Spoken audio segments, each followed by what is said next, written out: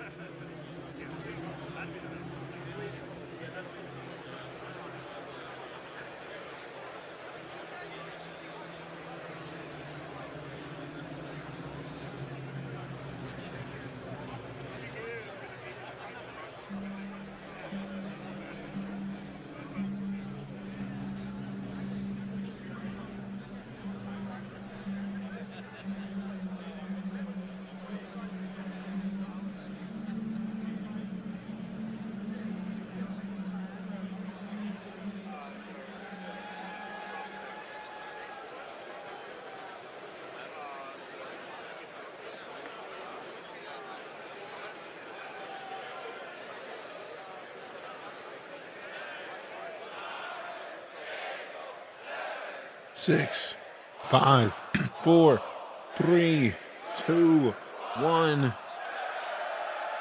No time wasted today. We're going straight to Squadron 42. Let go. Let go. Command have confirmed that we don't just go around operations shutting down This is an SSN news flash, delivering the news you need. A statement issued by the UEE Naval High Command Office has revealed that a Vandal incursion into the has been stopped. Newsflash. More coverage.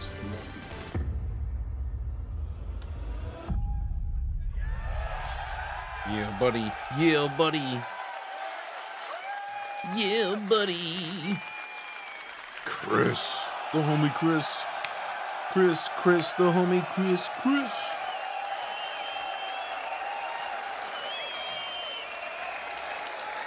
Hey, I hope you like what you've seen so far in day one. Yup. Also, remember that Warhammer 40K helmet we were talking about? Yeah. This is the slice at 115% size to see if I can put it on. Anyway, so I hope To know whether or not I you need to like what you've print seen the so full far in helmet. day one of CitizenCon 2954. I think the future of Star Citizen is incredibly bright. We have a few more things to show and tell you about tomorrow.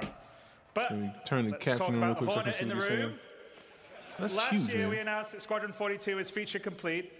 So what has the team been doing since? All right, pause that. Given the scale and ambition of Squadron, our Since teams that's have been still focused not- on polishing and The level that I need. What up, Burger? How you doing? You gonna watch the day 2 stuff? Base building 1.0. Not sure how you are on time. We're going to watch it, not today necessarily, Azrael. We are going to be hopping through the Squadron 42 gameplay. I started and suggested that we would watch the Squadron 42 gameplay and then straight into some Death Stranding. But from what I look at today, it seems like the Squadron 42 gameplay, or like day 2, is only like 4.5 hours long.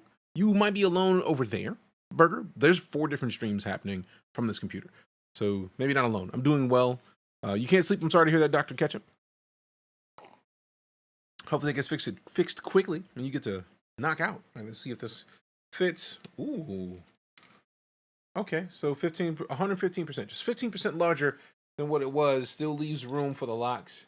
I mean, it's not perfect because this is not perfect, but it does fit. I probably could lower it down some, but like I don't want to be wasting the amount of filament that it's going to take to print this a bunch more times to properly gauge. Day 2 was much shorter. Yeah, I was expecting day 2 to be like 9 hours as well. And like day 2 was only like 4 hours, it looked like. So if it's only 4 hours, then we'll probably just knock out the last of it today. But also I'm hoping that they get the servers back up to some kind of decent so that we can play Star Citizen this week, because I'm trying to play with the locks in game because they're there now. Kind of excited about that.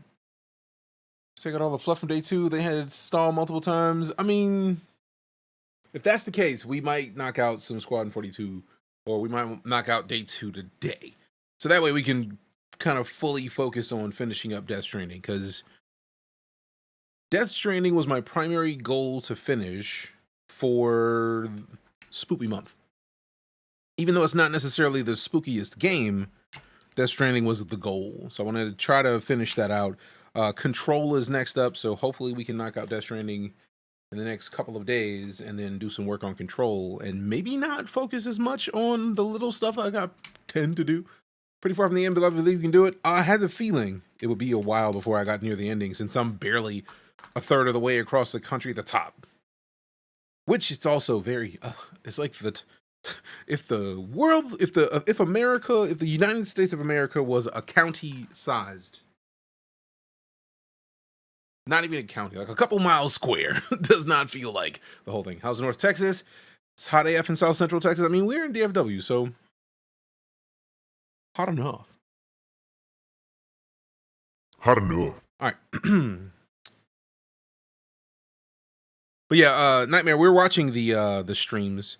So I know a lot of people are suggesting, like, hey, if you're going to watch Squadron 42 because it crashes, watch the second upload that they made. But it's like, we don't like to sugarcoat in here. Like, I'm a positive person, and I prefer not to look at the negative of things, but like, Star Citizen is in process. It is literally a thing that we regularly talk about as not being done. And I feel like it would be a disservice to people who are curious about the game to kind of gloss over the live issues. Also, I love the idea that they show us the live issues. We don't get that a lot from most companies. So for me, that continues their like openness in their dev process. It's hot, but it's not as hot as a month ago for sure. True facts. I mean, to be fair, I've only been outside to walk the dogs today, and the rest of the time, I'm in here. Like, I'm not trying to go outside if I don't have to because hot. You know what I mean? I feel like somebody, you know what I mean? Somebody knows what I'm talking about in this. But yeah, let's get back into this. I'm so stoked though, because like now we see that I learned a couple different things slicing this slice for the helmet. Two things primarily. One, the first helmet, we use their pre-sliced smaller piece helmet. I've got 3D gloop gluing it together, but it's also falling apart. My first Helldivers helmet is falling to pieces, even with the tape on it. I didn't have a base, so it kind of like sat on the sides and I just kind of pulled the tape and the glue apart. So with this slice, it was too big to be on the bed of the printer. So I sliced it twice. I sliced it across the middle here, and then I sliced it in the back here. If I can print the whole helmet in 3 parts, that to me is way better than like 1, 2, 3, 4, 5, 6, 7, 8, 9, 10, 11, 12, 13, 12 to 15 parts for the first helmet that we printed, and about the same for the second. So if I can like print this in 3 pieces, if I can print the rest of the helmet in 3 pieces, I'm gonna be much happier with the result in the end. But I digress. Let's get back to hearing Chris talk about Squadron 42. The game meets the high standards that I have, the team has, and you guys have. This level of quality does take time, and we're committed to delivering an experience worthy of the journey. So I'm not sure if we've officially talked about gameplay time, but the story on a regular playthrough is anywhere to 30 to 40 hours in length, which is... That alone makes sense why it's going to be 2 years before they drop it. Shepard, what up? How you doing, fam? Doing well. How about yourself? Fam, if you're on the TikToks and you see Shepard34, go and toss fam a chin. Go and toss fam some follow support. Oh, snaps, we got the heart knees. Appreciate you. Appreciate you. Bro, what do you use for your notifications? Is it Tickfinity? Because you have some serious like notifications that I'm kind of a fan of. I'm gonna try to Be like you wanna grow up. appreciate the likes, Sauce God. Sometimes you got to get a little saucy. A little saucy. Did you win yet? We always win. The stream is better? Appreciate you. All right, cool. Actually, I did have a thing that I was prepped and forgot to actually put in there. So let's do that now. About the likes. Let's see if it works. Let's see if it works. All right, let's resume this so I can do this while Not inconsequential. we're talking.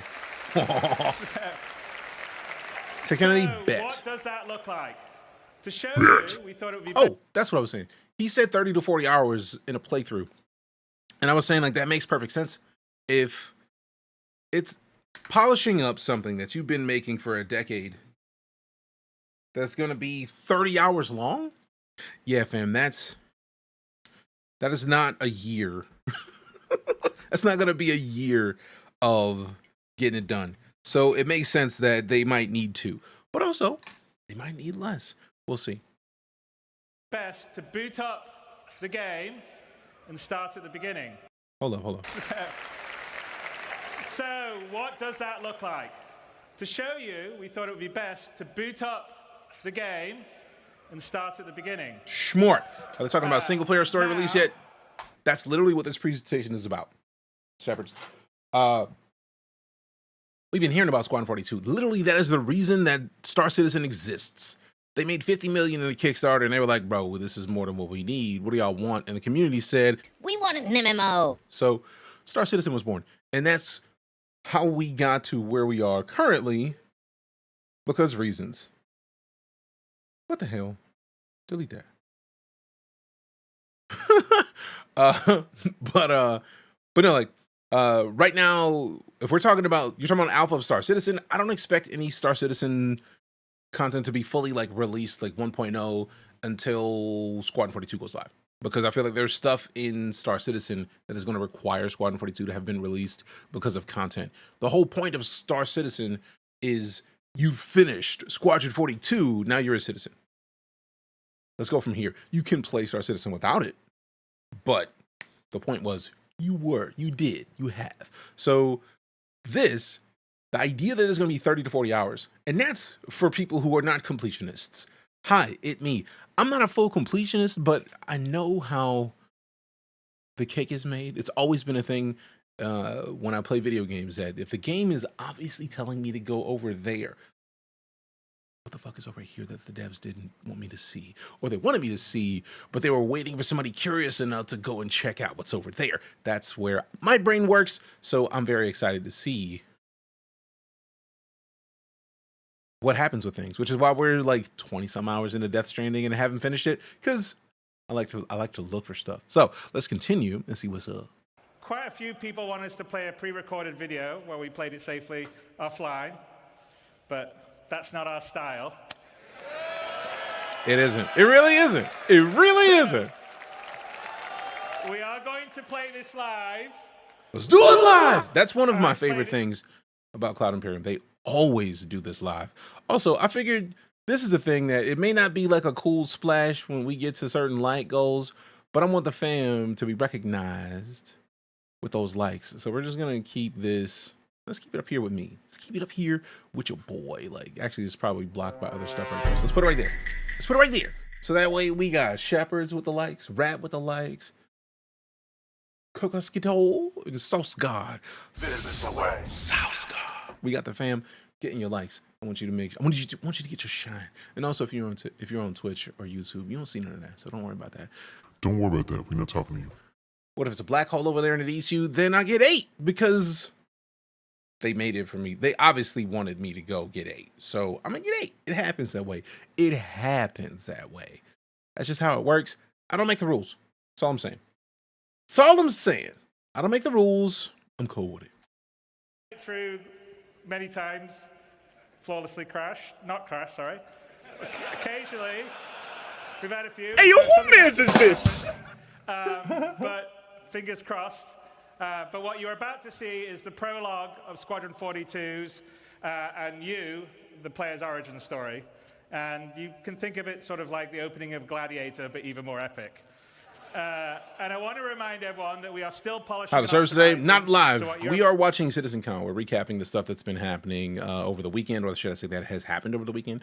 We got Cocoskito with the follow. Appreciate you. About to see in here is still work in progress and will continue to be improved. But I hope you agree it is shaping up to be something special.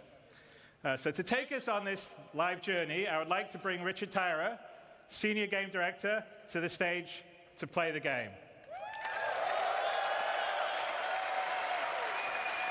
Okay. All right, Rich. It's in your hands. Absolutely. Absolutely. Hello, CitizenCon. Yeah. My name's Rich Tyra. Hi, Rich. I'm the Senior Game Director for Squadron 42 in Star Citizen. Just added the top like our source to my live this morning too. I mean, it's right there. You gotta do it. You gotta do it. Play. So, who wants to start? Should we go? Me. Let me play. Okay. Please and thanks. So as Chris says, this is going to be playing it as. And Oh, that's coolish. Oh, that is the coolest main menu. The fact that you get to look at the Galactopedia and get the details of like what's going on in the verse before you touch it is great. Keep it and watch recaps, but you keep popping up on my FYP, so I might as well stick around. Appreciate you. Is it Javan or Havan? I'm going to say it right. The fact that you have characters, load your saves, new games, continue your previous save, level select, which is nice, and the options. I like that this is a menu that is like, no, you could do a thing. The question is, do you walk around? Javon, appreciate you. Thank you for the clarification. What is about? Squadron 42. It's a single-player game that is being made alongside Star Citizen. Very excited. We'll go from there. Very excited. Appreciate the follow. And this, Javon, what thanks you're seeing much. here is the combat pilot training application form. That's what I get for not looking. Natural playthrough. With, hopefully we don't run into any issues. But we'll go from there. Okay, so it's not a walking thing. It's just, I do like the fact that the menu moves around. And It's better than just like, it's going to sit here and look simple. that we're going to submit for your application. But once we get into the game, I'll kind of be quiet and just let the game speak for itself. Who are you though, for real though? Hey, we know that guy. Superman. It's actually a separate game, Michael. Squadron 42 is its own thing. It's a single player game that is separate. Like, imagine World of Warcraft. World of Warcraft is a thing, but World of Warcraft came after Warcraft 1 through what? 3? Imagine that. The story of Warcraft 1 through 3, but the MMO came later. That's how they're playing this. You can play Squadron 42 if you don't like MMOs. Or if you do like MMOs, you play Squadron 42 to get benefits for having gone into... Like, you finish Squadron 42, so now you get to go into Star Citizen. 3 hours before you're done, hey. I play Navy.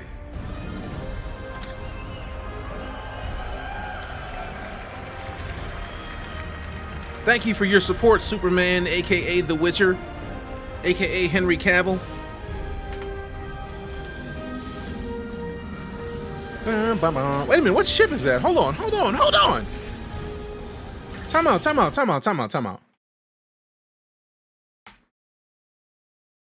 Is that a Lightning? It looks like the Lightning. That makes me think it's a Lightning. But it might be a different variant, because I don't think the wings fly in like that. It's gorgeous. I have a Lightning, and I don't feel like the rear of it looks like that. I want it. F8 Alpha. Okay, cool. It's a different variant. All right, cool. I was concerned for a second. I was like, I don't recognize that. Game recognized game, Granddad, and it's looking real unfamiliar. Oh. Psychological profile test? Are you serious? That's cool. Oh, that's what's up. They make you train through all this? Bro. So should we go rookie? So standalone and helps with the main game. That. Legatus. Tron. Of course the audience is asking for Legatus. Yeah, let's do it. Oh, he went Angel. Wait, did he go? Yeah, he went let's do Legatus. it. All right, cool. You hear the look at us! Go look at us! Modified F8, I want mine to look like it. Big same. It's plan to keep Squadron 42 separate from Star Citizen, or do you think at some point... Oh no, Squadron 42 leads into Star Citizen. By beating Squadron 42, you have benefits in Star Citizen. For example, I feel like there's a ship that you get for beating Squadron 42 that you get to bring into your Star Citizen experience.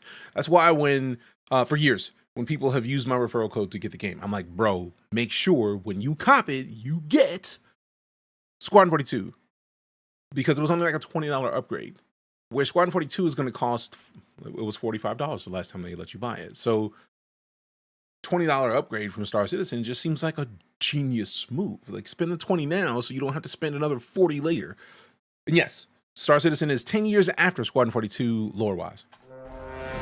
Appreciate the follow, Poussoir. Also, We know what Poussoir is.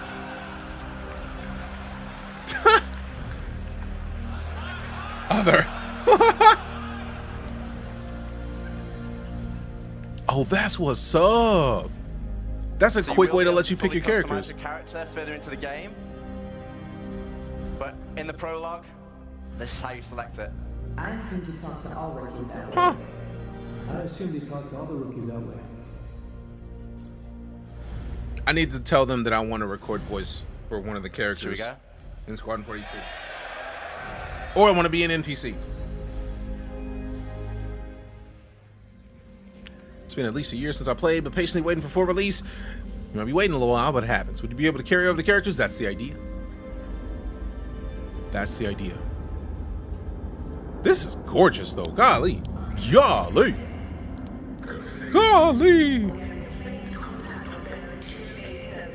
Bearing 287. You get your head scanned like Meyer. Meyer got his head scanned? Bro, I'm jealous. Absolutely jealous. I've not seen any of this, Black Wolf.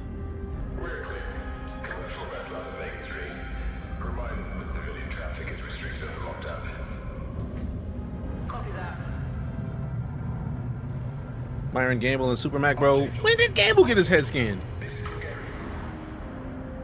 Also, hope Gamble's well. No, it'll be a while. Remember watching Star Citizen content in college? 31 now. Fair enough. I backed the game in 2015 originally, so yeah, it's also been a while. So it's amazing, yeah. And the fact that they're running this live, which means that this is already functional from them. Oh yeah, I know that. I know Gamble has kids. When I was at Gamescom with him, not long after that, we ended up talking about it. He showed up online like last year, I think. Damn, that's pretty. Cannot wait. Right.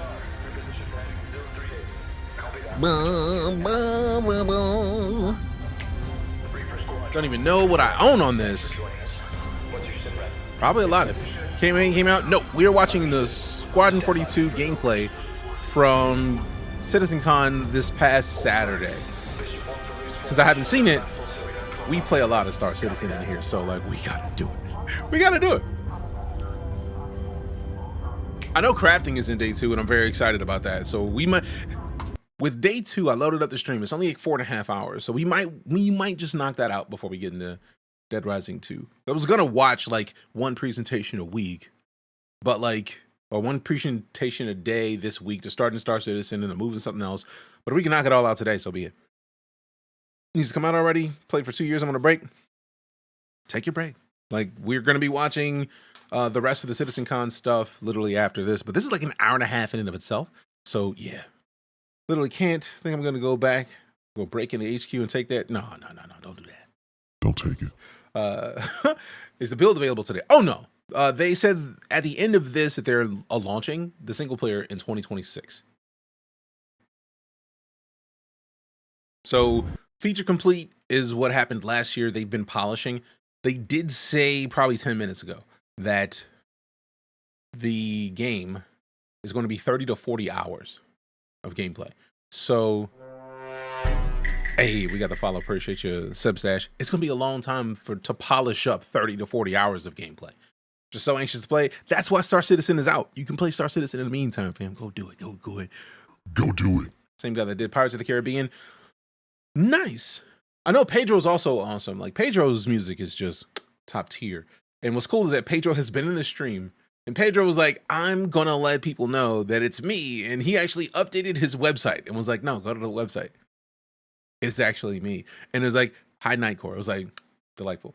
Maze and Weevil Eggs need to come back inside Starlifters again. I missed that Money and Piracy. I mean, Piracy is dubs. It's actually close. Don't know if I'm ready even after all this time. Thank you for understanding that, Javon, because there's 2 different camps about the release date. Really 3. The first camp is, that's pretty close. The second camp is, that's not too far, but it's a long time. And the third camp is, it's been 2 years away since 2014. So you can understand the people's frustration that it's not out, because in 2014, they were like 2 years away, and we are way more than 2 years away. So I can understand the frustration from people, but at the same time, game development takes time, and they literally showcased half the morning was showcasing tools that they've developed for this engine to make things better. And for years, I've been talking about it. They chose the stanchion system so that they can make all the biomes for all of the systems. It is the most diverse system in the game. So they wanted to make all of the biomes now. DJC 291, 3 months of it. Appreciate the sub support. This is the way. So they have frozen tundras, they have deserts, they have rocky, barren asteroids, they have they showed off jungles in this. So what happens when you go to a system that is nothing but red rock? That's pyro. So the next red rock system, they already have what they need to make it. It's gonna be easier to make those planets. So it's so much stuff. Quit work game, you mean? I mean, I would love to quit work and game all the time. Technically, my work is gaming all the time, so that for me that doesn't necessarily fit. But yeah. Now what's nice is all the people over here are helping to get more people in here. I just need to adjust this a little bit because it's a little too tall. I don't want to cut people's names off. Also, I want to focus on the top 5. Top 5. All right, let me see if we can go to this, delete. Ah! Unpause. Back. Need to put this game on console. I need to stop playing and build my PC. I want to play this. Build your PC right now, Hannibal. Do it. Do it. I know I just wrote you. I love that last year they showcased that this part showed, they swiped between different people to show how much the graphics have changed in the game. It's gorgeous. Also, the idea that you could have picked, they had like 6 pictures up there, or actually like 3 across, 3 down, or 2 or 3 down. So at least 8 to 9 people that they had pre-made, which is nice. Never played, but been playing though. Built my PC, just built the PC. Congrats. But a couple of hours ago, proximity Argo. sensors on the jump got twigged and went It's a down. mining ship. I'm guessing it's in Argo Mole. Word is it might be that clan that we've been battling with.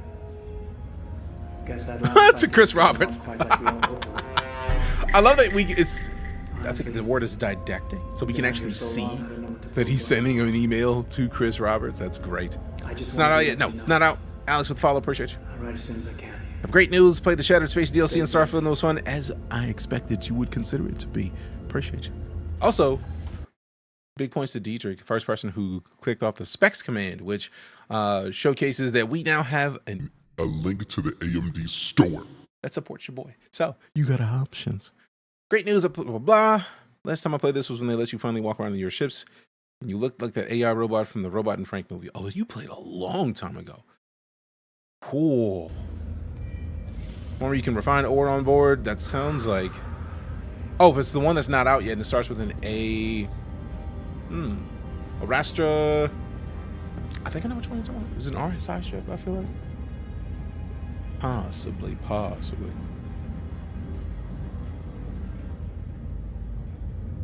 Never gets old, does it? Sir, Eddies. I used to do the same thing when I was first coming up. Post up to the flight deck whenever I could to watch the launches.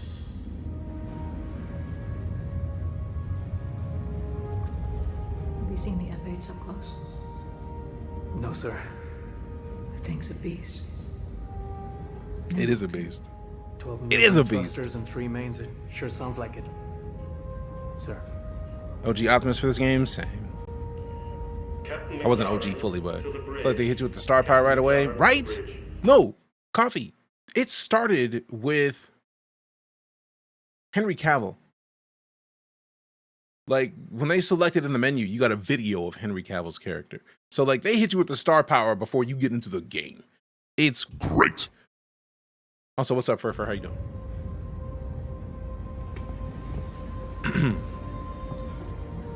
I saw you apply to the Flight Academy again. Always. Yes, sir. Keep your head up. That the CV is awesome. Took me a couple times before I got in. Rick with the resub. Thank you, sir. You're simply the best. Better than all the rest. This is the way. Appreciate that resub, Rick. Hope you're doing well, man. Oh, crap. I forgot about the stupid football thing. Not stupid, but like, my brain is like, you're stupid. So I was speaking aloud. I'm stupid for forgetting. I'm sorry. Is it too late to do it? And before we move on, It's called the Ratchet. Looked yes, it up. this is Bought a it live now. Waiting for demo, its release. and no, Then it I'll won't come. crash. Well, we hope so. Oh, I know the ship you're talking about. It's just been a while.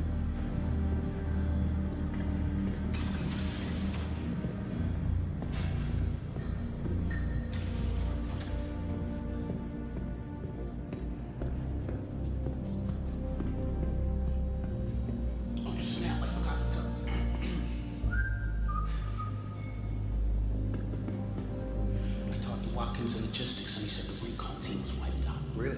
Then why are we sitting here? Vandal aren't stupid. If they know we know, they would have hit us by now. Hey, they can take as much time as they want.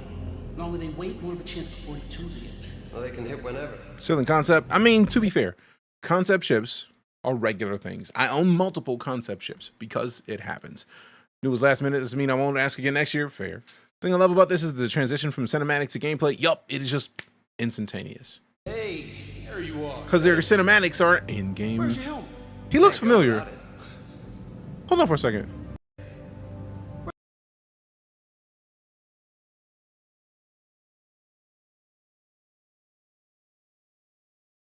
He looks like, is it Damson Idris?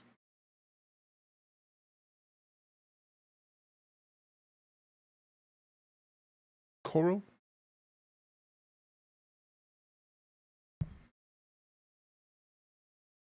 Featuring Star Citizen official channel. You have the gameplay video with more quality and best sound. Oh, no. I want specifically to watch the stream. Can be lame, maybe, but like, he looks familiar to me is all I'm saying. So for anybody watching, I am watching literally the 4K live stream from what they streamed to CitizenCon.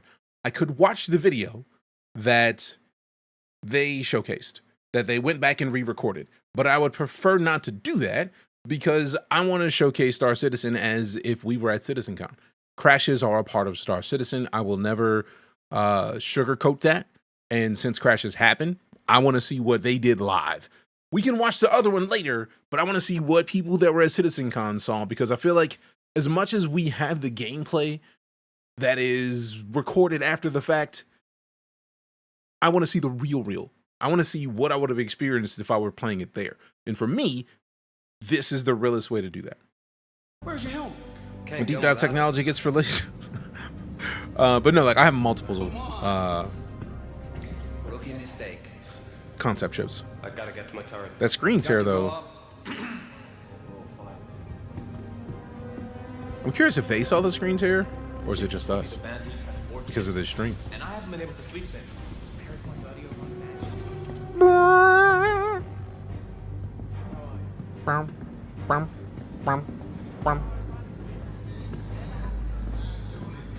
we aren't getting any reinforcements. Right, we've been getting tuned up for weeks. There were tech setup issues. I mean, tech issues happen. I'm not even mad at that. High command's been freaking out about having to make cuts, so everybody. We experience tech issues every time we play Star Citizen, so I want to experience it here. It has screen tear in the demonstration. Cool. Taking hits. Yeah, no T poses. Nobody standing on side the furniture. For their main gun. Almost like the suits on Earth 1 an attack. Yeah, you should oblige with them. And a couple of bombers slip over. Okay. The actor's not in the IMDb for the game. You heard about this show? Are they seriously doing another show about All right, cool. Have a good one, Michael. Thanks for stopping in. Appreciate you. Also, Stash up here with the 2K likes, almost 3K. Appreciate you. Golly. Golly! Doing work. Take him to Lake Perrin. He's old enough. And teach him. When is Squadron coming out? 2026. Bought a concept shipping this weekend, but it's supposed to be flyable next month. Which one? We want to know. We want to know. Watched day 2 last night and just wow for what they want to do. I won't give spoilers. Oh, we were watching day 2 after this. When I saw that day 2 was only 4 hours, I was leaning to possibly doing it today, but like people were saying that they had to delay some stuff, so we'll be sliding into that after this. This is gonna be a long stream day anyway. Hey, Lala not home. So we gonna be in here. That's right. Put your armor on. I like that there's a locker with armor in it that you can put it on immediately. Streamer. Huh? Hydrate. How dare you when I have very little water? Last of the liquid. There it is. Hydrated. Happy. Swallowed up. Have you ever been swallowed up? This is a posture check. Streamer. He looks familiar, man. That haircut, though. You sleep last night? Yeah. Homie is hydrated. Of course I'm happy. Appreciate you.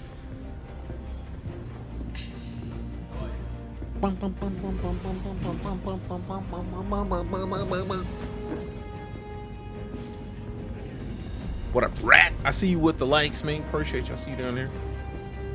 See you down there. Appreciate you. Appreciate you. Bad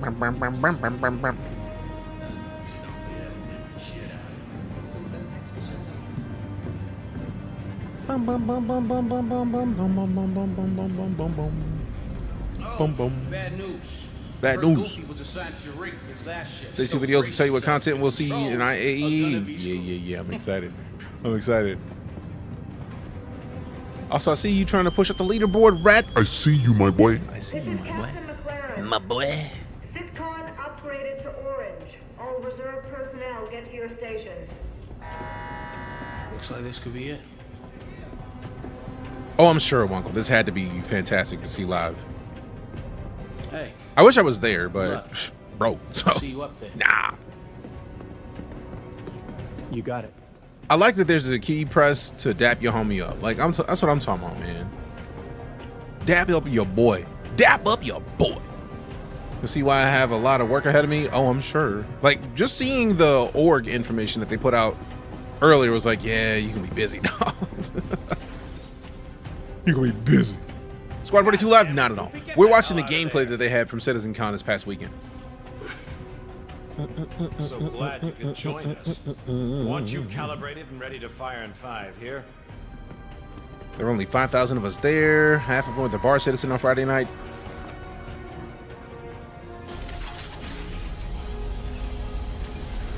You use a 3D printer to print filament for 3D printing. This is not a real question. Oh, Grim, you didn't see it. I reprinted the... Let me pause this real quick. Like, for those of you curious, I'm printing a Warhammer helmet for the Reaver, which is my favorite class thus far in Space Marine 2. This is the slice that Galactic Armory makes for you to test whether or not your helmets would fit. I sliced it, and actually this is the first time I've used the cut system to like actually cut the print before printing it. And I got to cut it twice so that we got to take this thing, which would not fit on my bed in one piece. And now we see that it would fit on my head with the locks down, which is what I needed before I can print it.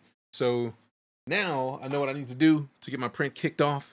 And it's going to be fancy. I'm very excited so that when we get back into Space Marine 2, hopefully we could be rocking the helmet when we do it. You know what I'm saying? Yeah, I'm saying. How realistic is Star Citizen minus the obvious that it's in the future? The point is to start it at a personal level. It's futuristic. There are going to be like cloning. There's cloning technology as part of the game. But I don't know if we're talking like Newtonian physics level realistic, but it's fairly realistic. They fixed the servers. I don't think the servers are fixed yet. We had the launcher open. Actually, I can close that. Don't need that up. And then if we go to the launcher, when I was at the main, it said degraded performances. So I get the feeling that the servers are still being demolished currently, because is what servers do when everybody and their moms wants to play, especially during CitizenCon weekend. For those of you who don't know, CitizenCon is like the convention for the game. So like it is when people who have not played Star Citizen in a long time are most likely to come back and touch it, because it's when the people who make the game are talking about the game. So, in my opinion, I expected this much. We got Angelus with a right. Thank you very much. What were you up to today? Appreciate you bringing community by. Fam, go show the fam follow. I'm not playing it, cheese. We are rewatching Squadron 42's gameplay from CitizenCon last Saturday. It's also a free week, not until I tried to play him, finally was able to log in, stuck in the bed, so I'll wait. Yeah, I'm not touching it today. Watch the whole thing, it's lit. Oh, well, we didn't watch it all, but we're watching it all on stream at some point, so that's why we're here right now. More because the update they put out right before CitizenCon. To be fair, I played that update in PTU. Swear I got to show off the fact that they put locks in, and the only reason I stopped playing is because I wanted to not put that much work into PTU when I knew it was going to be getting pushed live. So I feel like, first things first, they patch pretty often. Second, they just had CitizenCon, so they're probably not in the situation to have many people be patching because they were at the convention center. But I'm expecting them to patch it soon or restart their servers. But for all intents and purposes, issues like this around major events are common. Any game that has its own convention, when that convention happens, the servers for that game are going to get destroyed unless it's been there for a long time. And Star Citizen is still in development, so it'll be some time. Let's see. Got a bunch of your stuff in your hangar. First time I logged in since 2018. Hey. So hope this patch's rollout is solid. Don't want to repeat for 3.18. I feel like they don't want to have the servers mid for the Intergalactic Aerospace Expo. So I'm expecting that they're going to be patching this real soon. Real soon, if I may. Put up one of their ships for you to follow.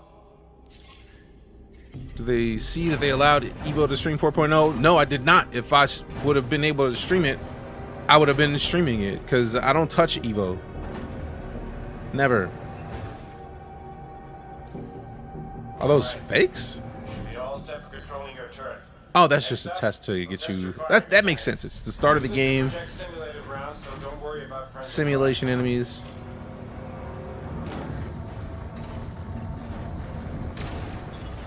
That's cool that that's a part of the game. This is one of my favorite parts to see in games because there's nothing better than when a game shows you how to play it. We don't have this in Star Citizen right now. This also adds the benefit of if you hop into Star Citizen, you've played Squadron 42, you already know what you're doing with the controls. They're doing a really good job of showing people how to use these controls. I wonder if they're going to use a variant of this tutorial to start you in Star Citizen. Ooh, that would make perfect sense. That would be fire. Absolutely fire. That is a big girl.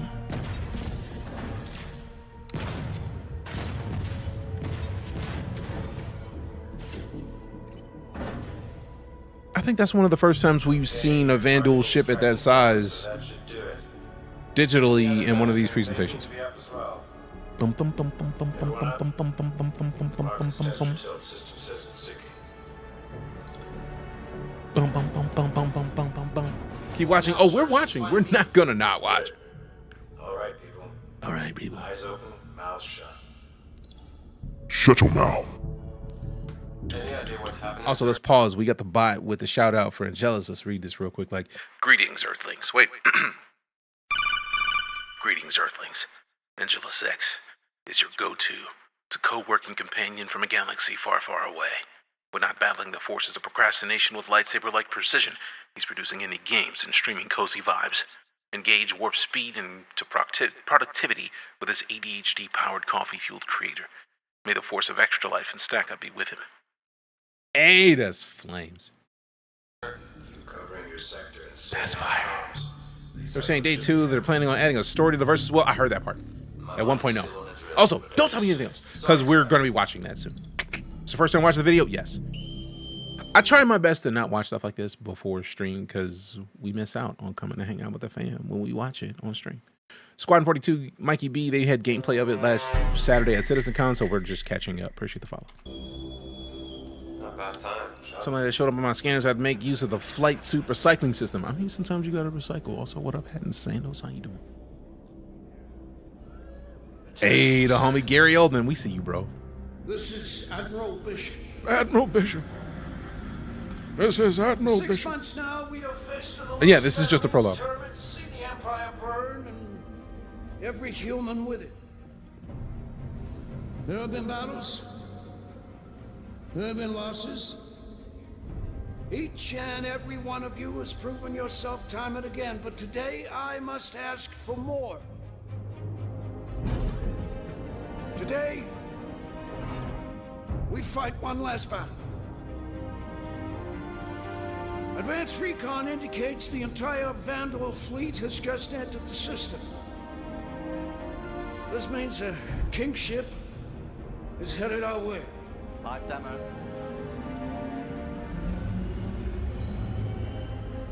Now some of you will not survive today. These shots are fire. But there will be no time for sorrow. No time for sorrow. We will have to grieve for them later. Because 2 billion souls in this system hang in the balance. Jeez. There should be no illusions. That looks about like what we were up against. Sergeant Gamble.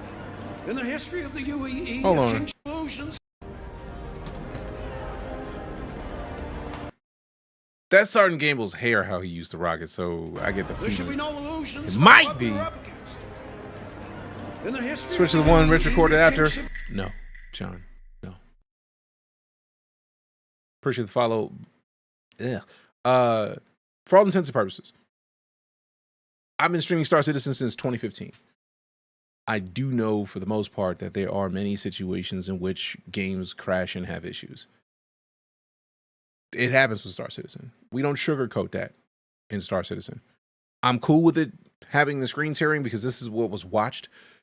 There are apparently crashes in this. I don't want to skip that because for me, that's the important part.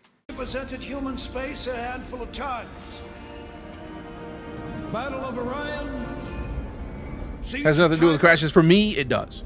The fall of Caliban. But we are the second. I don't want to sugarcoat what this is History with watching a will recorded remember version us from later. differently. Like, literally, he started off the presentation with like, look, I know people want us to play a recorded video. We don't want to do that. We want to do it live. That is how I showcase Star Citizen in any kind of gameplay coming out of SIG, because I would rather show it as it is than a fancy recorded version. How much does this game actually cost? I want to play, but I feel like you got to make $250 a year to play it. Nah, it's just $45. That's it. Mark Strong, yes. Gary Oldman, Gillian Anderson, Mark Hamill, Henry Cavill. There's a lot of high tier people in here. Still is Rich literally recorded a couple hours later. Oh, I know. We're going to watch that later. But we want to experience it as it was experienced at TwitchCon. Andy Serkis. Oh, yeah. John Rhys Davies. There's a lot. There's a lot of people. A lot of people. About it being kind. Because today, we will define ourselves. Aren't ships like hundreds of dollars? Ships are hundreds of dollars if you want to do like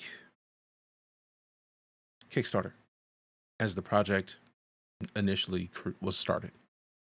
The only reason to pay more than $45 is if you want to see the project succeed more than the base value of the game. That's it.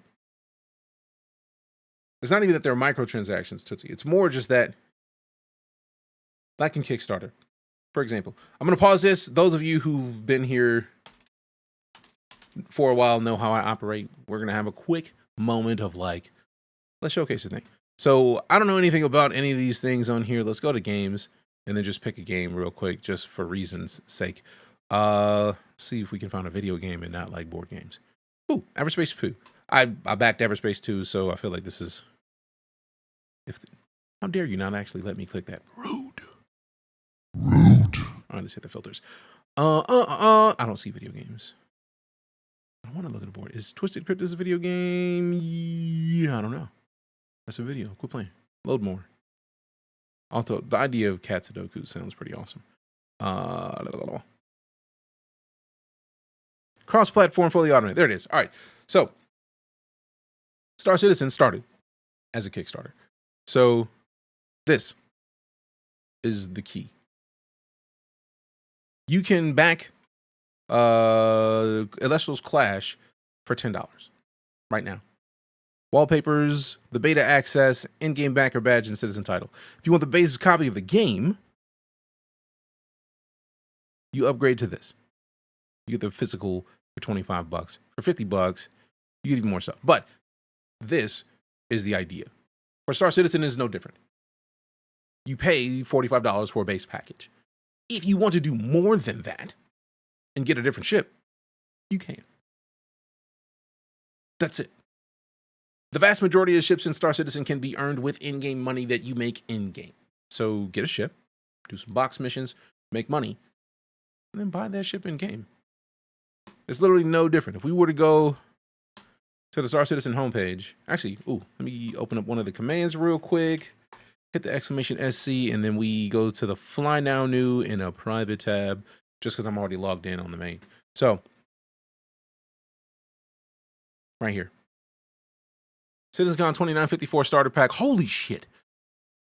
For $56, you get, oh my God, an Avenger Titan with Ironweave paint, $15K. You get a helmet, backpack, arm. Oh my God, you get a whole fit. 2 years of insurance and a fancy hangar. You could go with a different ship. Actually, the cutter is, ooh. For all intents and purposes, I would recommend the Titan. But if you didn't want to spend $56, the cutter would be the ship I would recommend. So $48. There's insurance cover if you lose your ship. They actually talk about this insurance tiers day 2, but if you pay for your ship, like it comes in your package, you're always going to have insurance. It's just that in-game insurance, to get your ship faster, you got to pay more in-game credits. You do missions to earn in-game credits, so you're gravy. That's a game active today. I'm not in the game. We're watching CitizenCon. Have been able to play or stay in the lobby for more than 4 minutes. They were having server issues, but again, we're literally watching stuff from CitizenCon. They just had a convention. I get the feeling we probably have had more people in Star Citizen this past weekend than we have had in years, or since last year. Thought you lost it indefinitely? No. If you pay for a ship, the insurance means that you don't pay for that insurance, I'm guessing. Because the way that they had it, what originally was, is like you don't fly what you can't rebuy, just like an Elite Dangerous. But if you paid for this ship and it's a part of your game package, you'll never lose your ship. It's just going to take longer to get it back. It's like you might have to wait like 10 minutes. And if you blow it up quick, you might have to wait like 20 minutes or something like that. So don't worry about losing your ship indefinitely. If you pay for it in your package, you're never going to lose that ship. For real, I'm highly recommending, if you haven't created an account, if you want to buy the game now, this easily is my suggestion. Hands down, no question. Agree, and CitizenCon dropped so much stuff to have hype. Squadron 42 looks so dope, and base building as well. Oh yeah. I always appreciate the dedication to people playing this game all these years. For me, it's a simple concept. I have been playing video games for a long time. Cloud Imperium is doing things that no one's ever done in video games. And I regularly say the sentence, and I will continue to repeat the sentence.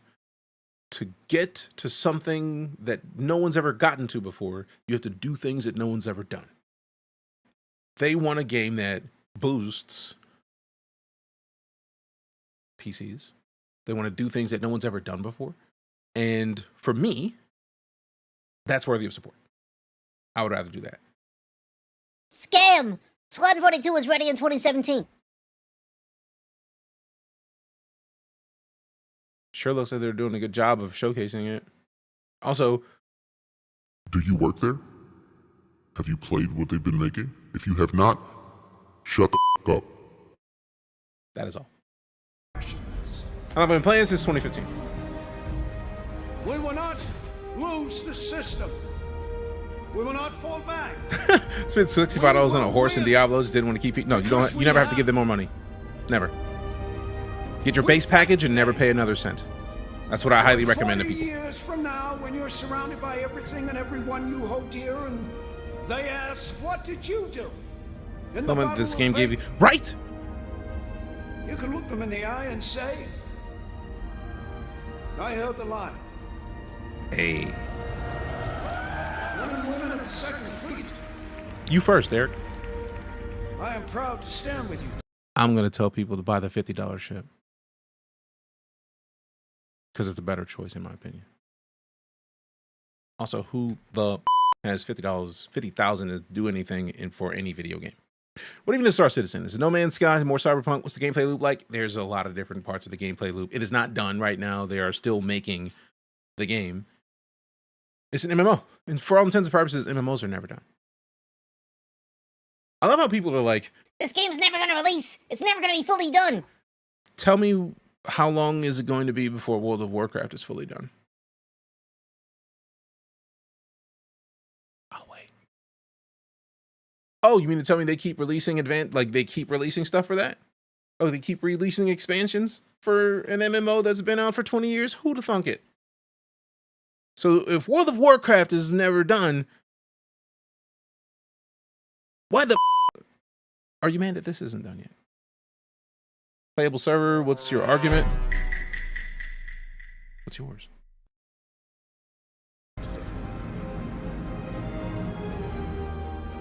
Good luck. This is a video, Tuck.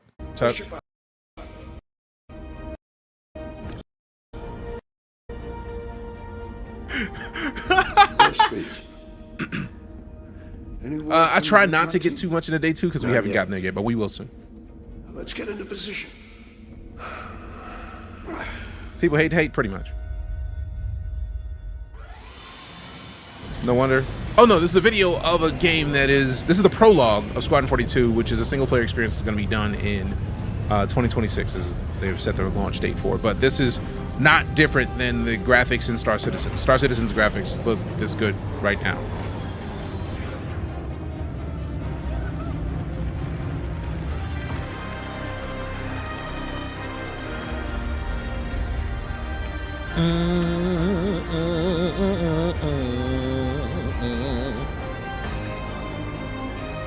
Oh, easily, Tootsie. Easily. Buttery smooth. Ship pipeline is a hot mess, though. They're backlogged on a year's worth of promises. We did hear some updates on this a while back. The people that were working on certain ships no longer at Cloud Imperium, and the new people have to kind of come in, learn the design language of the ships, learn the way that they have their ship pipeline functioning, and catch up. Somebody new learning new things is always going to be a problem because it's going to take time. I've worked in game dev. I know how it works. I worked in Madden as an interface designer, and I had to my side of things anytime you see a score pop up, like, or a stat pop up, that was my job to make that look good. They had a design language I had to stick with, but like every one of those, I had to make look good. Somebody else made them. I had to base off what I did off what they did. And that's just visuals. That's just a 2D screen. Somebody coming in to make a ship look right with 3D capabilities to like model in 3D. Even if they're not modeling it, if they're making it work, where do you place the engines? How do you connect that to the controls of the ship? There's a lot of different things that need to go into it. And the ship pipeline is just, there's a lot of different teams. So a lot of different ships are going to come at a lot of different times. And it's just a work in progress. I feel like the ones that we're getting for the most part are the ones that they needed for Squadron 42. And I don't think we're going to start seeing new ships that were not needed for Squadron 42 for probably another year. Star Lancer, no. I have plenty of ships. I don't need any new ones. And if I do want new ships at this point, I'll just melt something to grab a new one. Swindled Best Buy for an extra $500 off. Hey, do what you do, fam. The Star Citizen worth it, in my opinion. Yes. They got new people in. They need to not overburden them. Right. Like you got to build up to understanding what you're doing. Now that I'm working in VR, it's been a trip to translate what I know from traditional MMOs into this whole new weird space. You're so excited for everything. Big say. But yeah, as a heads up, if you've been here for a while, you already know Star Citizen is not done. Squadron 42 is not done, but this is the prologue that they already have done. It's in polish. They're making it look good. They're making it work.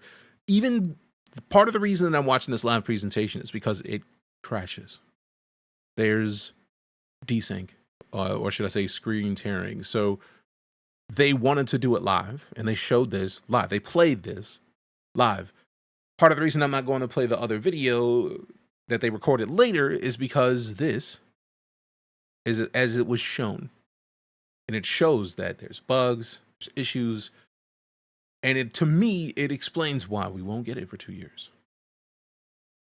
Also, BG, I saw you earlier. My bad. I was like mid-sentence. 30K every 5 minutes still. I mean, the hype from CitizenCon is not down yet. So I feel like we'll probably see some bugs for the next couple days until they patch, and then probably still after they patch. But it's cool. It also happens every time they have a major event, the servers get wrecked. And this is without a free fly. So once we get to a free fly, sheesh. Unless they have 4.0 in for the next free fly, we're going to have some issues. What do you even start if you're a new player for Star Citizen? Make a character. Pick a city. There's a tutorial that walks you through the basics. But I feel like at this point, even though they are going to have stuff in game to do it, I think we need to actually follow through on starting to make a video on how you get started in Star Citizen to make it easier for people who are new to the verse. And I think I'm going to have to start doing that real soon. So enough people ask that I need to provide. How many companies would have the balls to play a live demo on the stream of a game that's not out for 2 years? It's rare. It's always pre-recorded. So the people asking me to watch the pre-recorded footage that they recorded after they did this live, that is the reason why I like Star Citizen, because they had the nuts, they had the cojones, they had the balls to do this live. And for me, that's dubs. Had to step away, really hoping they'll follow through. It takes time. I understand completely. Hopefully it'll pick up on Squadron 42 drops. I feel like when Squadron 42 drops, we're going to get a just hammered with stuff. And I get the feeling we'll also get hammered with stuff in the lead up to it. But once Squadron 42 drops, it's going down. You know, Taddy Man. The Rick and Morty reference for real, Taddy Mason. I also have a Galaxy. I don't mind not seeing it. I would rather them take their time with it and get it done right. But also, we did just get the Zeus. At this point, if they did, a lot of people would be big mad. Big mad. Because there's a lot of ships that were started early on that were not done yet. But also, I feel like a lot of those ships probably they're waiting for the functionality of those ships to be added to Star Citizen. Because all the functionality of the game isn't there yet. Expert Thief, I don't know what you're talking about. I plead the fifth. All right.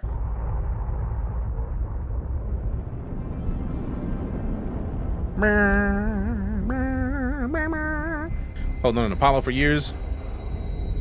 I feel like Apollo might have been in the videos that they showcased for the ships coming in the next 12 months. I need to double check that. Because they had a highlight on Twitter that was pretty impressive.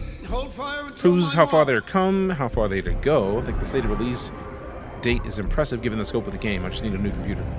understandable. I'm probably gonna need a new one by the time we get to it. Probably.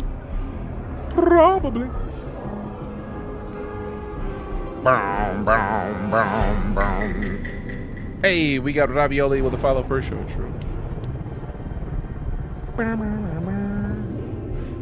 Also, if you are planning on playing Star Citizen, if you do not have a solid state drive, get one. It is required. At this point, if you're playing games on your PC, you should have a solid state drive. But if you don't, get one. You're going to see an immense upgrade to the games you're playing currently, and this game requires one. Or should I say Star Citizen? All right, we got a challenge in the leaderboard. We got Seb Stash up here with the 27 hundo. Shepard's is pulling up behind with the 25. We got Mark Not Marcus with like what, 1100 and some change. We got Jordan right behind that, and Ravioli with the follow. Getting beastly in 5th place. You trying to get up there? Step your game up. Tap that screen. Mark Strong, yeah. Oh, the list of stars in this game is long. Requires what? SSD or solid state drive.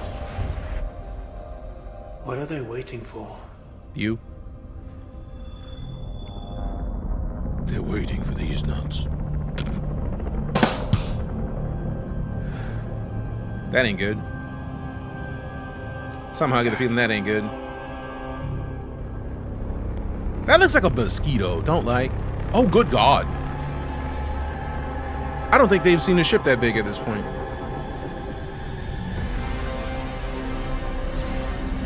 Bro.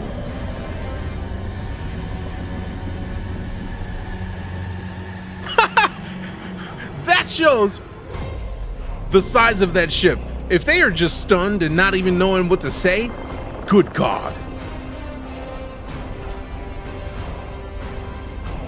We are the Vandul. We are here to eat your cookies.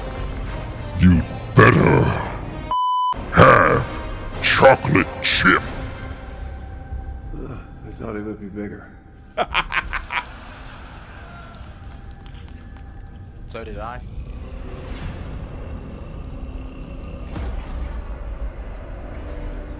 They look so beastly. Yeah, they do. Green, what up, fam?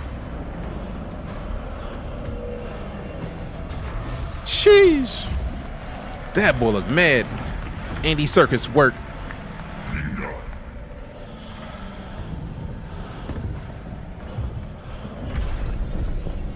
They got a Tesseract? You do voice actor work? Occasionally, yes. What is it? Squadron 42 is a single player experience that's going to be releasing in 2026. We're watching the recap of them playing it last Saturday at CitizenCon.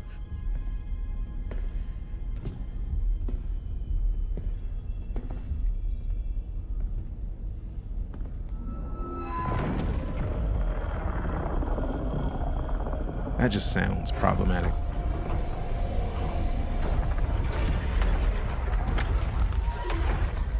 Are they just dumping them ships out in the, like, are they making them in there? Cause that's efficient, bro.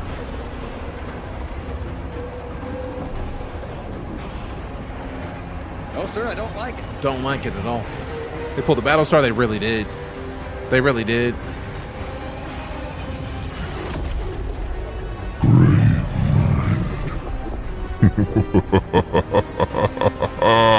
They've had aliens this entire time, yeah. They're not in Star Citizen. This is Squadron 42.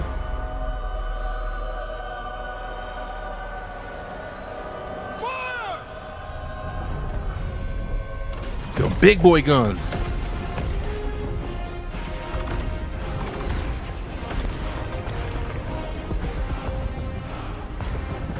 Are you gonna play Vandal once they put him in the game? I didn't think they were gonna put him playable. We'll see. I know I got a helmet that apparently makes me look like a Vandal. That hammerhead though, let's go. The big boy entries.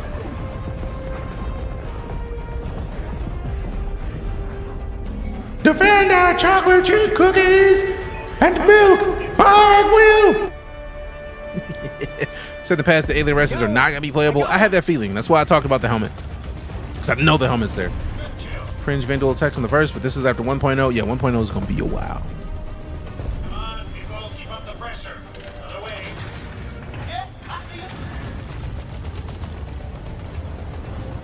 Why does that gun have a gun on it? Jokes? Cause jokes? They may take our lives, but not our cookies! Defend the oatmeal raisin! Not made of money to have fun in it. You can get into this game for $48 with a ship that costs more right now, Headhunter. So I don't know who lied to you. Right now you can get in for $56 with the ship that I recommend to most people. This is in my backup account that only has one ship. This is the ship in it.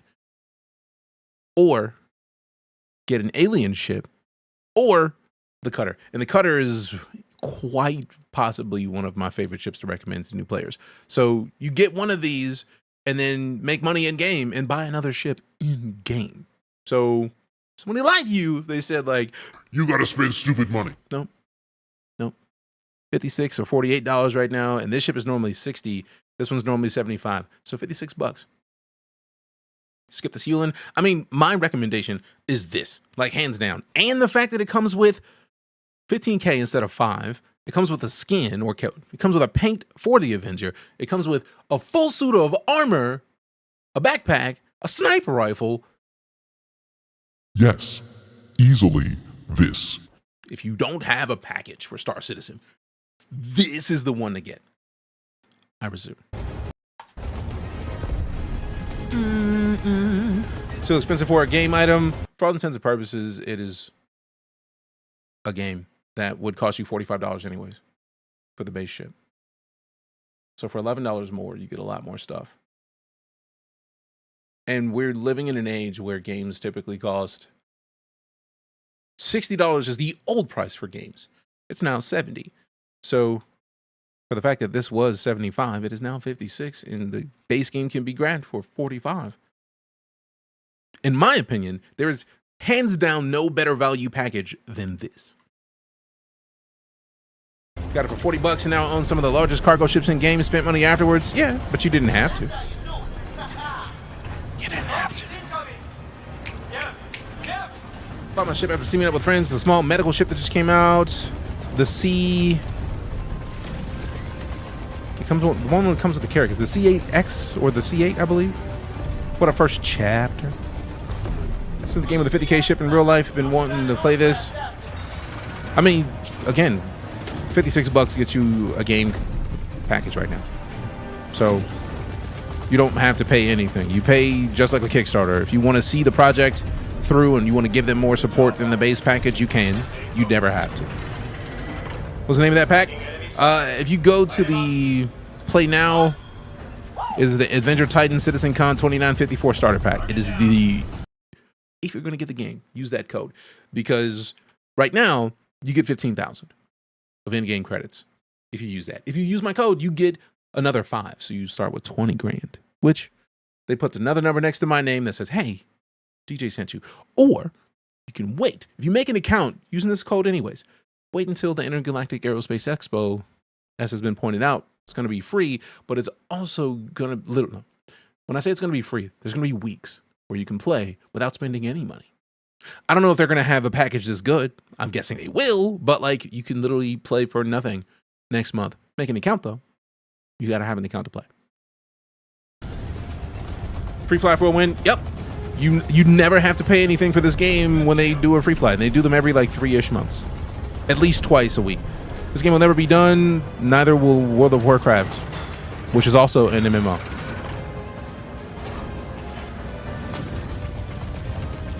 This is Squadron 42. This is going to be done. They're going to release this in 2026. If they're following through with what they said on CitizenCon from Saturday.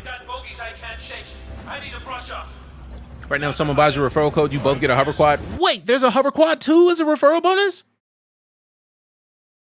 What? Oh no, we talked about that earlier, Cooper, because Squadron 42 has been 2 years out since 2014. No worries there. No worries there. I did not know that they were giving out hover quad referrals. That's what's up. We're not actually playing right now, Rickety Wreck. This is the video from last Saturday at CitizenCon. Protect our fighters. Until 20 UTC on Halloween? Hell yeah. Hell yeah. No, it's not about accuracy. I think they're just about explosions, because explosions are cool. See, this is why I didn't want to go watch the pre-recorded video. Oh no. It's an account lock quad. I'm okay with that personally. Oh no. So, people have been wondering, DJ, why are you not watching the one that was recorded later? Appreciate the follow, Jeremy. Thanks so much. Because of this, a lot of people are saying like somebody said earlier, This game was done in 2017. but nah though. They are still making it. This is the single player experience that we don't have yet. They're still making it. This is a game that has been in development for a while, and they're still making it. And I think they're going to restart. What is that? I think it's go for like 40-something seconds. Okay, so yeah, it just crashed. Gauntlet, I've got bogeys I can't shake. I need a Okay, cool. So they did. The save seems like it was in the middle of this battle, which is good. What do you think is the best chill thing to do in small ships? Package delivery missions. Go to a place, pick up a box, put it in your ship, fly to another place, put it down in another place. Super chill.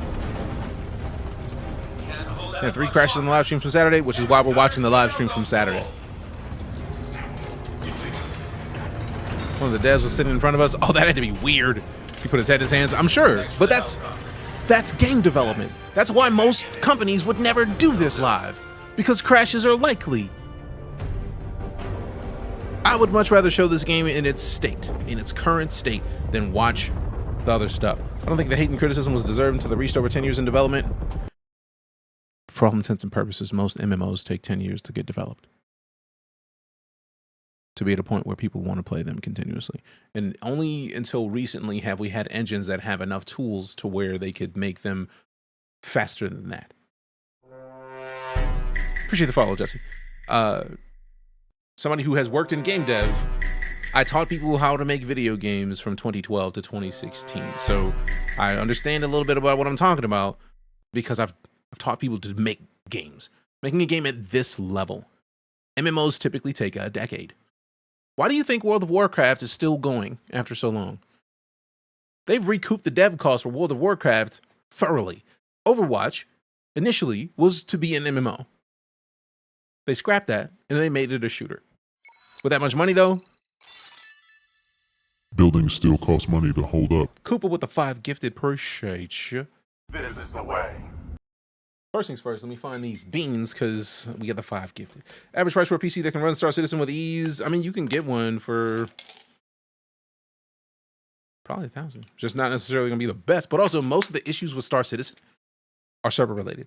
Now this particular bean, I can't even remember which one this is. What is it? It is Barf or Peach. Great. Peach. We win. We win! Patch, you couldn't be more wrong. You clearly don't know what it takes to make something brand new. Star Citizen's biggest money laundering scandal I've seen in a while. Okay. I've done this regularly, but we'll do it now. I'm not talking about anything specific, but last I remember hearing it, they were at 700 employees, but then they bought Turbulence. So let's say 1,000 people. Times a computer that's going to be good enough to build Star Citizen. So let's be conservative and go with 2,500.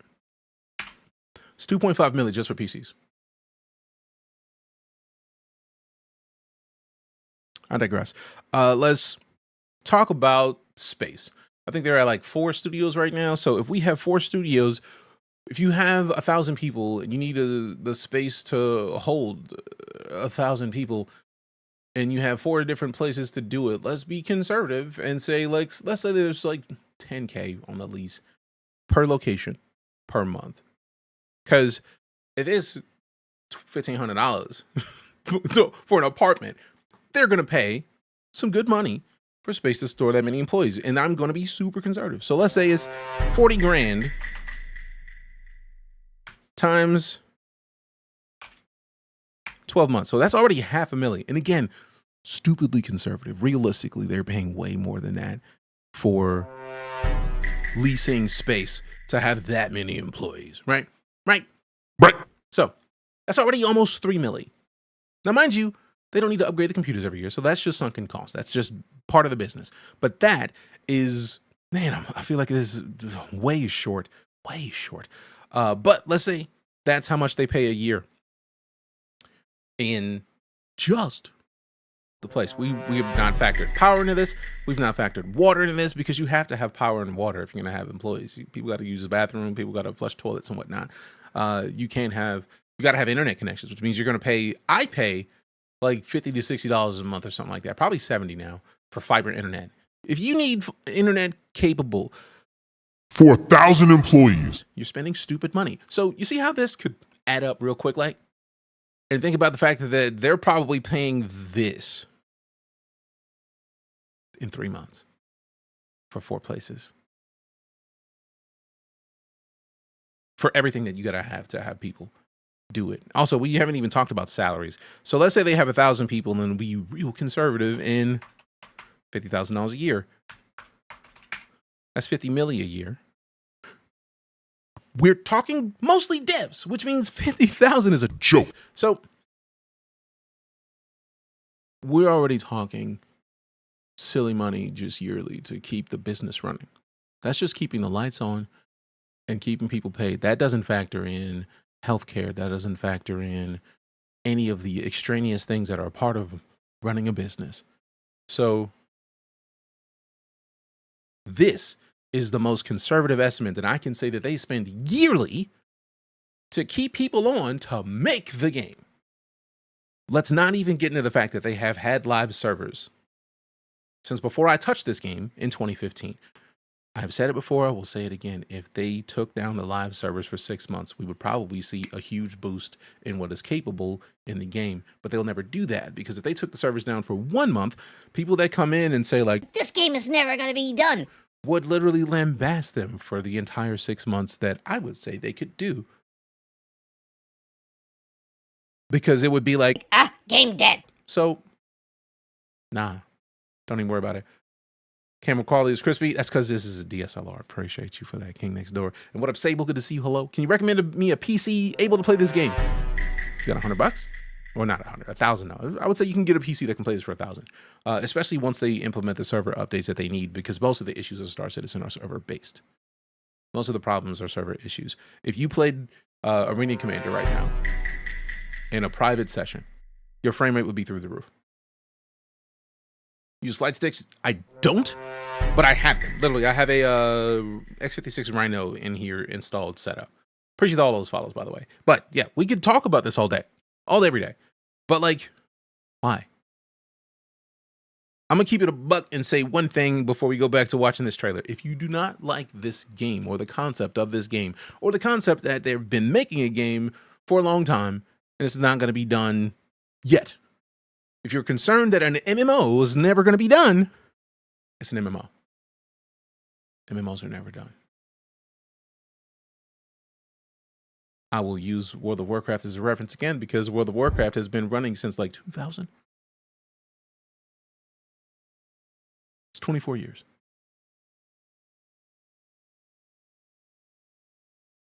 When was the last World of Warcraft expansion released? The latest World of Warcraft expansion was Dragonflight, which was released in November 2022. I'm pretty sure that was a lie, because I remember people talking about World of Warcraft expansions within the last year. But even if it's not, that's still 22 years after it released. Or 20-something. Or 20. Don't care. The War Within just came out, right? War Within World of Warcraft release date. August 26th, 2024. So right before my birthday, they released another expansion with World of Warcraft. But this game's never gonna be done. World of Warcraft is not. Warcraft launched in... Warcraft. World of Warcraft did not launch in 2024. First things first, 2004, okay, 20 years. So the game has been out for 20 years and just got an update less than 2 months ago. When did Star Citizen launch? It's not launched yet, but I could launch it right now. I could play it right now. The servers are mid, probably because, as we've said, CitizenCon was just this weekend. Their yearly presentation about the stuff that's upcoming into the game. So I'm going to say this before we get back to watching this video, because if we were sitting here debating and just having discussions about game development, we would be here all day, because we could, and I would, because I've been here. But it's as simple as, if it's not for you, that's fine. It may not be for you. That's completely cool. There's nothing wrong with that. It's just not your bag. It is my bag, though. How much does Star Citizen cost? 48 or 45 bucks to get a base package. Right now, you can get a package as low as 48 with a ship that costs more. There's a $60 ship package that is $48. Or this ridiculously valuable deal of a Titan package. You comes with a full suit of armor, 15K. If you use my referral code, you get 5K more. Iron weave paint, sniper rifle, 2 years of insurance, and a fancy hanger that, even if you don't want to see this game right now because it's not done yet, even if you want to just wait for it to finish, get it now and just let it sit. Just let it sit. Have you spent enough to access the secret shop? No. I don't care about the secret shop all that much, though. WoW launched the same year as Final Fantasy 11, I believe. I was team Final Fantasy 11. Nothing wrong with that. Okay, so for a game like Star Citizen with the level of detail, fidelity, interaction, and physics modeling realistically entire systems, 13 years is a drop in the bucket, especially as they push boundaries. No ever game dev has had the latitude and funding to pull something like this off, and none may ever will again. Because of the negativity that Star Citizen is getting, I don't foresee any developer to ever be doing this and talk about it publicly. That'll never happen, I think. I don't see it happening. Also appreciate those follows. When it'll be finished, when it's done. What platform is it on? PC. Yeah, the shop doesn't matter. I feel like I want to get to the million mile high club with referrals of people getting base game packages. That's all I would like for people. If you want to get into the game, literally, I have never seen a package more valuable than $56 for all that comes in this. So if you want to get into Star Citizen, that package. Or just make an account. Literally, you'll be able to play for free next month. They're saying the single player game will launch in 2026, Will Cav. You can play Star Citizen right now. Star Citizen is not done yet, but it is the MMO that the single player experience that we're watching right now leads into. 10 years after this campaign is finished, Star Citizen starts. This you get in 2026. You can play Star Citizen right now. I play Star Citizen solo most of the time, Jordan, so yes. Not optimized yet, Jay, but it is way more optimized than it was years ago. They added in FSR, they added in Vulkan, they added in DLSS for NVIDIA. So for Squadron 40 or for Star Citizen, you can run better, but typically optimization happens after all the game mechanics are added, and Star Citizen's game mechanics are not anywhere near being done. And yes, that is Gary Oldman. So the optimization won't happen until we get closer to 1.0. Bring that Moiler into your Star Engine sale eventually will be the birth of mecha games, mark my words. Oh, we've been talking about that for years, Red One. Single player won't be out for a couple of years? Yes. This is from that single player. This is from that experience that doesn't release till 2026. This is just the prologue. And yeah, you saw Gary, you saw Mark Strong, Gillian Anderson is on the bridge. That's Mark Strong right there. Mark Hamill's somewhere. May not be here for sure, but Mark Hamill's around. Henry Cavill is like the pilot training video you see when you start up.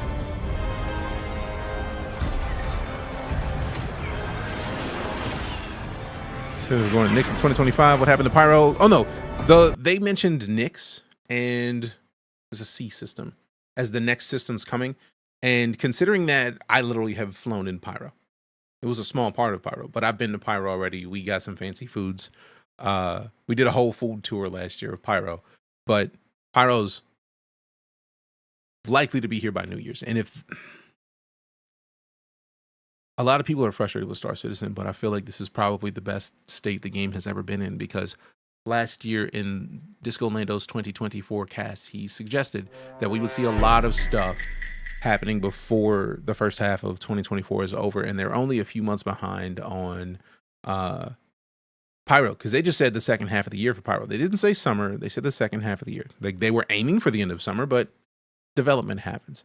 So if they push out Pyro by the end of this year, that means that everything in Disco Lindo's 2020 forecast, which was about 3 or 4 minutes of direct, this is what we're adding to the game, quickly, all of that will have been added in. And I don't think that there's been a time in the Star Citizen's development where they were able to do that.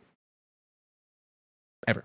So we are in a situation where they can start actually following through on the stuff that they talk about at these events. So when they say 2026 now, I believe it. I believe it. Pipeline Disco shared the pie chart of what initially was promised and what is in, and they're like 80% there. We're literally nearing the finish line. Yeah. And I get the feeling that might be from day 2, which we're going to get in after we get done watching this. If we can get done watching this, if people can stop saying, dead game, game dead, dead game. Do not regret a single penny I've spent on this game. Waiting is getting a bit old, but the progress they've made in just the last year is very promising. Agreed. You think we'll actually get 4.0 this year? Yeah, considering 4.0 was in Evo last week, and they allowed people to stream it, they're confident in 4.0. And they've made a lot of progress with the server meshing. The fact that they had a server meshing test with something like 2,000 people, it wasn't the smoothest, but they had it working. And I think they were most stable at 600 something people across like 4 or 5 servers, which says a lot, because when I started playing Star Citizen, it was only 20 people per server. There were no planets to land on. Not long after that, they boosted that to 25. And then not long after that, they boosted it to 50. Now, mind you, this is over the course of 9 years almost. So then when they got it to 50 is a stable number for servers. And that was only a few years ago. And then they push it to 100 now. So there's 100 players in Star Citizen servers currently. And it's been only like that for like 3 to 4 years, if that. And the idea of them going to 600, even that's the low end of what they're aiming for with server meshing, 600 is huge. Absolutely huge. Is this game actually going to come out? This is the prologue of Squadron 42. Star Citizen you can play right now. I'm going to shut up. We're just going to kind of power through this, because if we don't power through it, we'll be sitting here talking about it instead of looking at what they're already showing. 30 to 40 hours? Yeah. It makes sense that will take 2 years to polish. How big of a time sink is Star Citizen? I'll say it this way. I will click on the, where's my, is it down here? I think it's down here. Yeah, there it is. I have streamed since, in the last 3,649 days, I've streamed 1,429 hours of Star Citizen.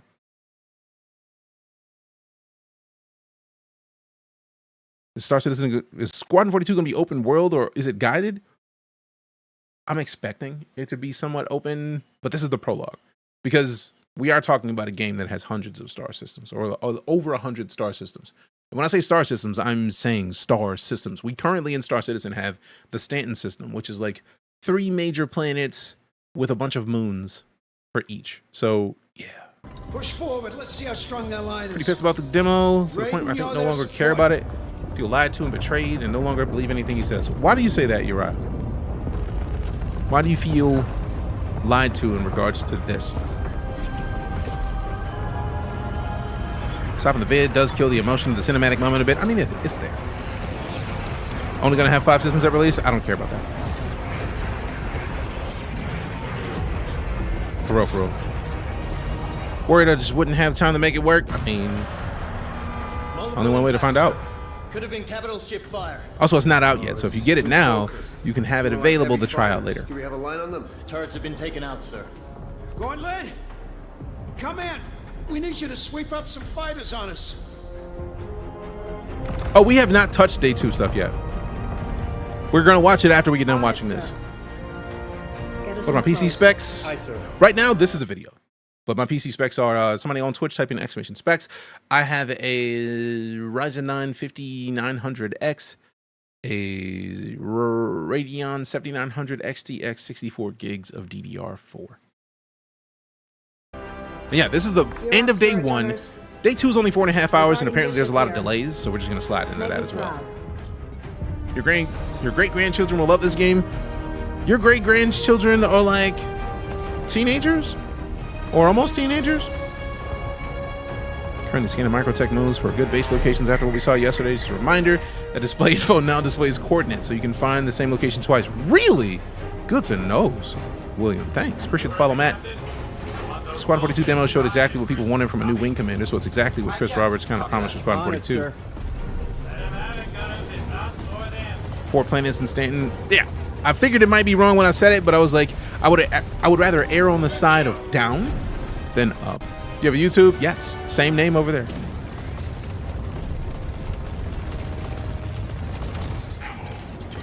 It'll be less than 4 hours if you skip the booths. Oh, we're definitely skipping all that.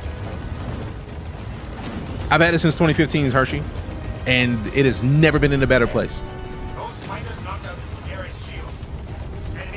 Casual system is now my new home. When it dropped, Nixer before. Fam, Sherman is going to be my home.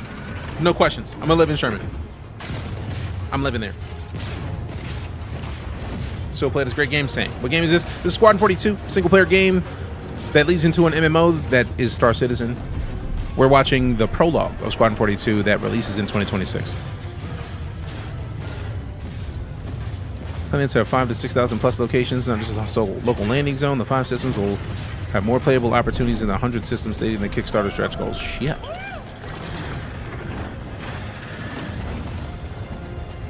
Also, I like how they just blew up an entire massive ship.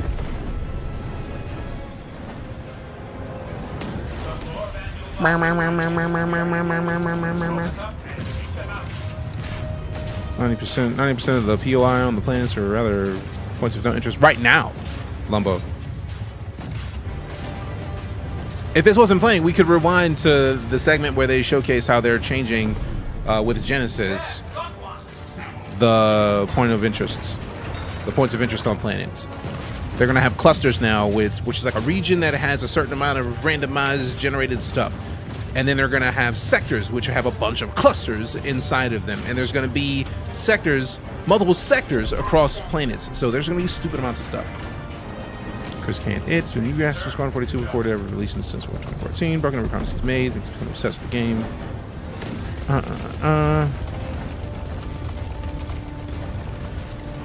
Sorry for text wall. Chris can't finish it. I feel like that might be why he has somebody else that came and kind of took the co-reins that they launched a while back. They announced that a little while back. So like with him, if it was just him, I feel like we'd be there. But notice that like a year ago, they announced somebody else is kind of in charge with Chris, which I get the feeling is why we've getting more targeted information. He did it anyway. I mean, this is not a problem though.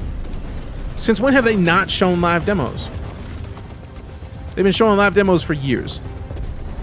Crashes happen. Crashes happen in games that are fully released, so Star Citizen community understands it. So I'm not mad at that personally.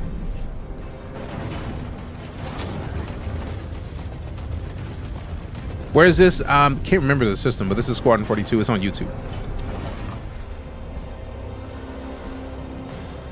I have not seen anything day 2 yet. We are getting there after we get done watching this, which is why I'm talking but ignoring a lot of the stuff that we've already talked about, because we'll never finish this and get to that if we keep talking about it. Vega, I don't even know what that is yet. Plus, now they learn live, hey, it needs tweaking to run on more than just the computers in their offices. Those crashes are a good thing. Yeah. See how broken the demo was? Lots of major issues on the PC, blame the 3 crashes on. We are watching it for the first time now, so no. Even Sony's top studio, Naughty Dog, had crashes on their live presentation of Uncharted 3 live on E3. Yeah.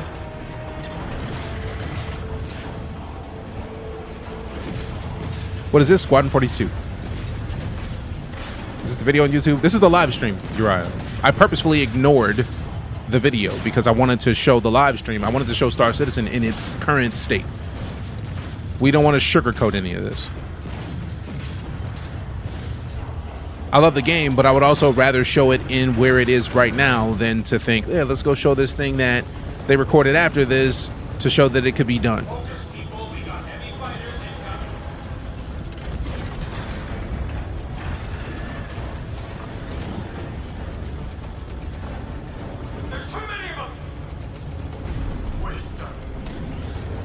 I would like to see these ships moving faster right now, but this is the prologue. This is, if you don't understand what a prologue is welcome to the game.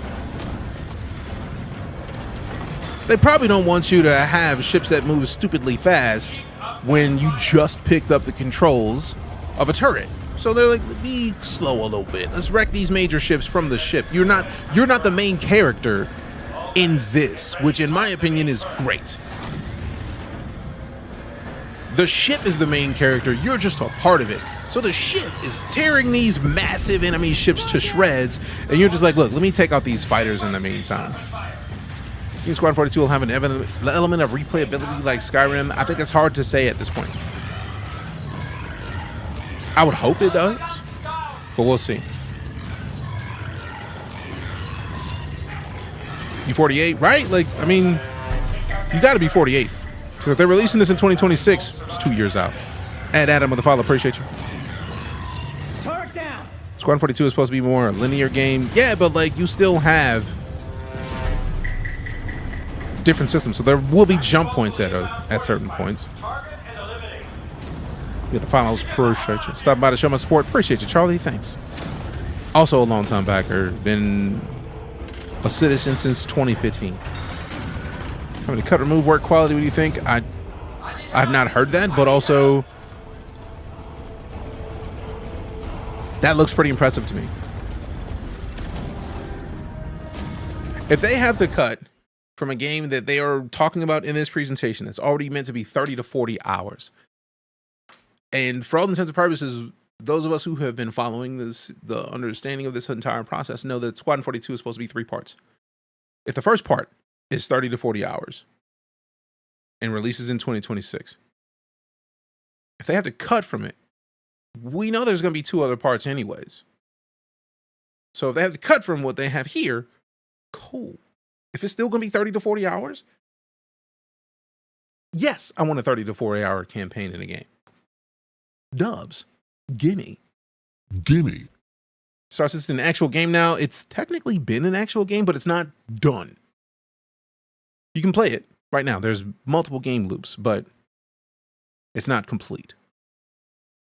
They're going to be talking about what they want to do to get to 1.0 later in the stream, because they talked about 1.0 in day 2 of CitizenCon. This is still the replay of the end of day 1. So we'll get to that soon.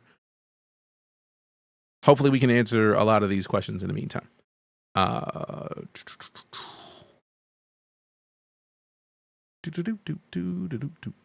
a life-size horn in the event doesn't show a company losing money. To be fair, that does show that they have a community that would showcase things that were made.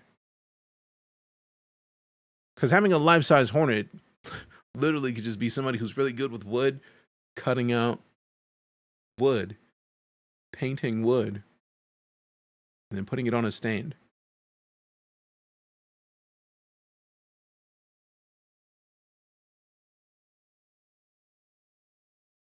I'm in here 3D printing helmets, and I'm planning to 3D print something like a suit of armor for this game so that I can take it to CitizenCon.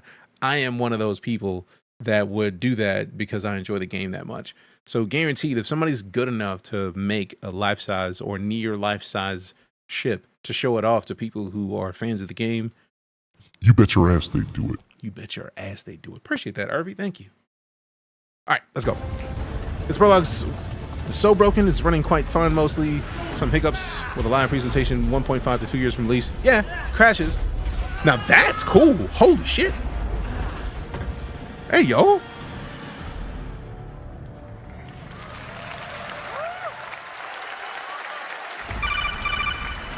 Otacon, I've fallen out of my turret. I need to get some assistance. We're on this massive ship. Help me out. Please give me a recap.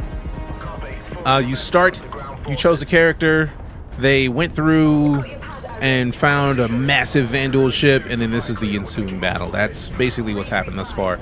We got Hell's Wolf. Welcome back with that 7 months of Prime subs. Can we get some Primes in chat on Twitch? Maybe from the company who made problems for the new Star Wars movies. Oh, props? What? Oh yeah, they did say that during the snippet that we saw. Yeah, that wasn't Cloud Imperium. Apparently, the turret damage uses Maelstrom. Sometimes devs would get yeeted into space when they exploded. That's awesome. This is gorgeous, man.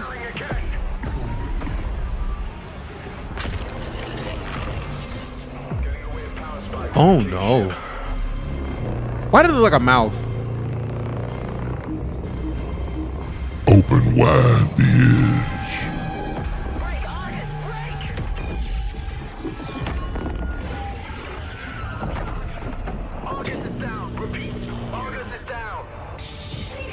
Yeah, that's Gary. That's Mark Strong. Flight ops. Scramble any available support ships to pick up survivors. This thing is chewing us up, sir. Breaking One of my friends went to college with Jacob in one of the leads. That's awesome. A line for a run on the King ship. Weapons. I'm gonna need you to cook up. I don't think they're ever going to make that ship available to backers. Why? So, all of our weapons even focused? Have to do something. Right, Mr. Krause? The Van Duel aren't gonna blow themselves up. Yes, sir. Wait. Shut up and do it. Drop our shields Oh, and extra Rag, they've had a campaign. They just have not talked a lot about it because they've been making it. Sir, adjust heading. 10 degrees port. This is just a prologue. For those of you watching, fam, this is just the beginning of the game. We can't even get through this because a lot of people are like, yeah, what is this? This is stupid. You can't, bet your PC can't run this. what is a video? My PC can't run. I mean, your phone can run this video at the same quality.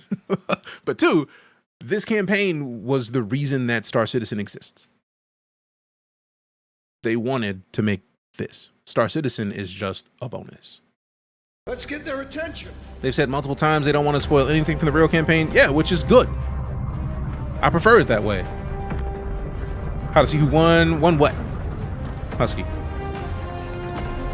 Which giveaway? If you're talking about the one from Linus Tech Tips, I feel like if you go back and find that video, that should have the link to it. Click that. Prologue isn't a video. This is real time. I am watching it as a video, Uriah. Somebody's talking about me running this. This is like we've been talking about that they've been playing this live, but I'm watching it as a video. So we're here. We're here.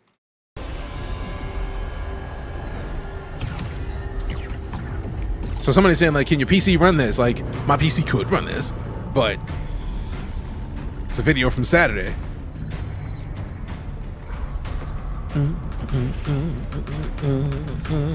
There's multiplayer with dedicated server before we got what we have. Yeah. Like all YouTube videos. Yeah, your phone could run it better. I love that translation.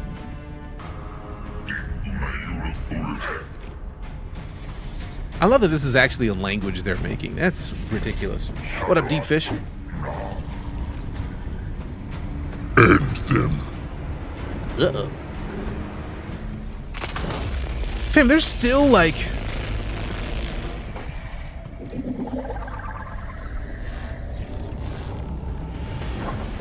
There's still almost an hour left? We've only gotten through a half hour and an hour? I'm gonna need people to stop coming in here saying like, yeah, what is this game is a scam. Shush, let's finish this. What up, Buttercup? Second shield generator is down. Think they'll let us play any other the alien races? Doubtful. Just ignore them. You know how hard that is, Django? You know I pay attention to what people are saying in my chats, because what's the point of having chat if you're not talking to chat? Hit them again. Waiting on you, Mr. Krause. Now, one of the things I'm curious to see is that I'm expecting to be the case is that this is running real time on your rig when it happens, and it's not just a video. I'm curious of that. I feel like it's got to just be running and they just move the cameras around. But also, because like the way that they've shown everything that they've done has just been in engine. Not a chance. You say not a chance, but like literally this is a game where you could start on a space station, walk from the dorms to an elevator, go down the elevator, go out the elevator, walk, what, half a mile to where the ships are located, call a ship, go down another elevator to your ship, get up out of the ship, fly off of the space station, randomly choose a planet or moon, select the location on that planet or moon, and literally fly there with no load screen. So saying not a chance. I'm gonna press X to doubt. I doubt that this is not a cutscene. I feel like this has got to be a cutscene in engine because of what they've already shown off is capable. They're gonna kill us. Says Serverful, this is the single player game. We're just watching the video from last Saturday. The servers are getting destroyed. Also, you can choose different server regions. There's an easy way to know. Not right now, because this is a video, and they were playing it live on one of their computers that none of us can play, so I don't know. It was already confirmed the cutscenes are engine, which is what I'm expecting. But like, the reason I say it is because we know that their PCs are beast. I want to see what this looks like on a PC that's not as beast as theirs so that I can confirm what I'm expecting. That's all. That's all. Well, let me choose regions. Oh, I know the servers are cooked. It's even in the launcher. If you try to open the launcher says degraded performances. We're working on resolving an issue, and at your own risk, find more information. Check out the status page. You can do that. Here, look, let me launch the game, because I feel like if it doesn't let you choose servers, you may not have seen where you choose servers. You know, when you've got a good 3D printed helmet, I'd love to buy one from you. I have a big head, so I feel like the issue of sending people 3D printed helmets is if your head is bigger than mine or smaller than mine, it's unfit to send to you, because then it could be immediately like, this dude sucks. He sent me a helmet too big for my head. I look silly. I don't want to do that. Left side it says best, but mine is grayed out. Restart. Oh, it might just be because the servers are cooked. We'll find out in a second, because I haven't opened it. I've just been playing Squadron 42's prologue. Love that voice mod. Same. I'm a big fan. Trying to get out a new Babbage. I just say give it some time. Like we're literally only going to see if they let us choose new servers. I'm not loading into the game. So let's see. Persistent verse.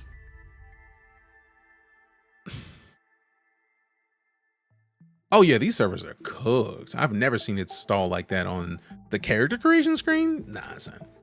But I do love this. Load it. Look at your boy. Look at your boy. Look at your boy.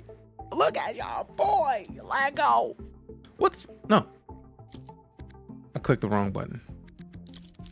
Load things. Review. Look at your boy. Also, wait. Go back. Bop. Hello. They call me DJ. I'm here to tell you about the game that we currently are touching with our controllers and mice and keyboards, etc., and words. All of the words, because why not use words when you can use words instead of things, etc. Skip the tutorial, select the system, stand in the location. We're kicking off this time from New Babbage. Server location. Let me move the screen over here so you can shoot them chime out. I don't know why it doesn't show you, but I click you. I can click best. That's what I'm seeing personally. So like typically in the US, I choose to use servers because they're offline when I'm not. So as for me, that's just how I do it. What software do you use for the voice mods? This is the Rodecaster Duo. It's not even software. It's all on the hardware. Go in Arena Commander and change it out, and PU will be fixed. Yeah, it's fine for me right now. But also, I hadn't played since they put the patch out because I played in PTU, and then I kept hearing people saying like, the servers are mid. So it's like, all right, cool. I just won't touch it yet. We'll be all right. We'll come back later. You know what I'm saying? I'm saying. Send it horizontally. All right, cool. So we can quit the game because I really wasn't planning on playing. We're still finishing this video. We're finishing this video. Alaska might as well be in Europe. I'm sorry to hear that. But apparently somebody said to, like Red One said, go on Arena Commander, change something, come back. Like start a local private match and then try. Ray Apollo! Oh, snaps! What up, Ray? How you doing, fam? My boy! What home planet should I choose? I don't want to go to New Babbage again. If not New Babbage, I say Orison. Those are my basic two. Was that a transition to a whole nother place? Hey, yo!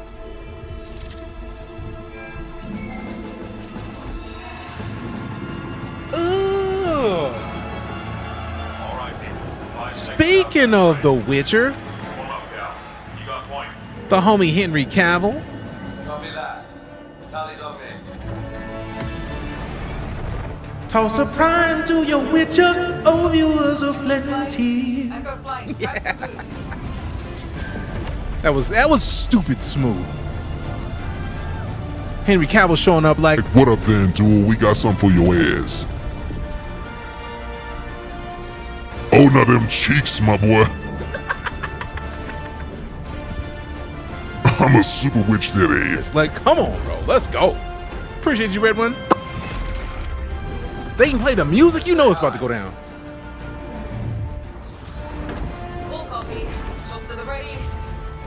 Oh hell yeah, she a beast. I already know it. She a problem. She put people to sleep. I'm sure of it. Uh-oh, they're reconnecting. Ready up, people. Enemy vectors inbound. Copy, Doc. This is on PS5, Sam. When can we do this? 2026, Ray. 2026. Gonna be the most impressive cast I've ever seen in a video game before. Right. You're in main. Then we run a double switchback. Double switchback. I'll play you a shot. Double switch these. Light him up. Light them up. Light them up. Do-na, do-na, do-na. Light them up. This download time is gonna take the rest of the day. Ah, there's the crash. Oh. This is why I like to showcase Star Citizen as it is. In Squadron 42. They did this live and it crashed twice, at least live. I prefer seeing when things crash like that because reasons. Wait, did they restart before all that? 335, break engagement and support. Game is around 105 to 110 gigs? Yes. Oh, is this before they ripped that shit up? This was the first shot again? It looks like the first shot again. This didn't roll back far. True. That actually says a lot about the quick save system, because that means at least the quick save wouldn't be at the end of the battle. Like that would suck. All right, so let's see what our homie Cavill coming in. Let's just fast forward that because we ain't gonna watch all that again. That's silly. That's silly. A turret moment though, the Idris turrets need better evac safety measures. Player gets thrown all the way down that tube, all the way. There were a number of crashes during the live stream. They re-uploaded the entire playthrough as a separate video. That's literally why I'm watching the live video, because I've been playing this game long enough and I understand how development works. They show live gameplay because they want people to see where it is currently. If anybody were to watch this and be mad that they're not releasing it until 2026, like you just saw two dev machines, the same dev machine they're playing it on live, crash at least twice, that's a perfect reason for you to understand, cool, it might need to be 2 years away.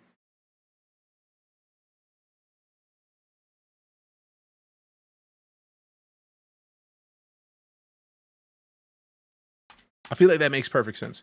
So for me, this is why I prefer to play it live. I would rather see what people saw there, because if I was there, I would not talk about the fact that it crashed a couple times during this. This is still awesome. The fact that it's running in engine, the fact that they have all of this made, the fact that if they decided to release the prologue, we could play this. That would be a thing that I would actually love to see at the next CitizenCon. Literally strip everything not required for this cutscene, this gameplay, let people play it. We might see a lot more negativity disappear if people got to see this on their own machines. But also, because the haters exist, people are going to be like, ah, it runs like cheeks on my computer. Prologue demo for backers, that would be genius if it was close to being released. Come on. Do it. Give it. Give it. Q18 played this as well, Roberts. For hours on this machine with no crashes. Right, but that's what happens when you do it live. The potential exists. And that's why I like the idea that they are open about their dev process. Yeah, they recorded a video for people to watch later after this, but they showed it live. For people who say like, this game is never happening. Like, no, they played it. They showed you playing it live. You got to see somebody absolutely playing it right now. That's dubs. That's dubs. I feel like Chris Roberts wanted to play a playable demo for CitizenCon, but missed the mark, possibly. Have my own issues with the game, but for me, it's just, I'll wait until it's in a better place to play it again, because it's awesome. I'm going to be playing it again soon, because the way my brain is set up. Also, I didn't go. I was too busy talking through most of the times that happened. I never heard him say go. So thank y'all for mentioning that he said it. I was like, I think I heard it. Let me rewind it just in case. 5 seconds out till the break. Or what did they say now? Let's it cook. I want for people to open this game and touch it. And literally, when they get to this and see it on their machine running, I want people to say, someone cooked here. Because from everything that I've experienced in this entire time, they have. Let them keep cooking. I don't think that's too much to ask, personally. This video, this demo, this concept is what people have been waiting for years. So people being so mad, it's like, it makes no sense. Let them cook. Let them cook. Copy that. Tally's on me. Like, we could actually skip a bunch, because we actually saw all this. But I don't know how far to skip ahead, so I'm just going to leave it be. Because there's not a lot of skipping we'd have to do. Also, I love that, like, that new visuals on that. Beautiful. Seriously, looks good. I have most of my VR rig now. Need the rest by the time this comes out. Let it be. It's not much. Exactly. Like, there's not a lot that needs to happen. I say. Let's say hi. Full copy. Shots at the ready.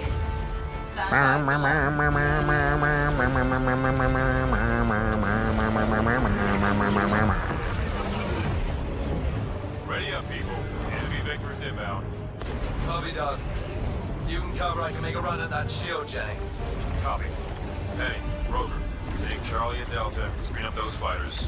Beetle, Bug, you're with me. They can run a double switchback. Copy that. Charlie's maintain vector. I'll clear your shot. Got it. All echoes, stay on the ball. Light them up. Light them up. Once they fix the bugs elevators for commodity trading. I feel like they said that they fixed that already, but with the servers being what they are right now, I'm gonna wait. Started playing Star Citizen in 2017. From 2017 and now, you can see the progress they've made and the fact the game is so much in a much better place now. I've been saying that all day, Hells, because it's true. Plenty of other games to play until then. It's not like we have a lack of games. We have silly amounts of them.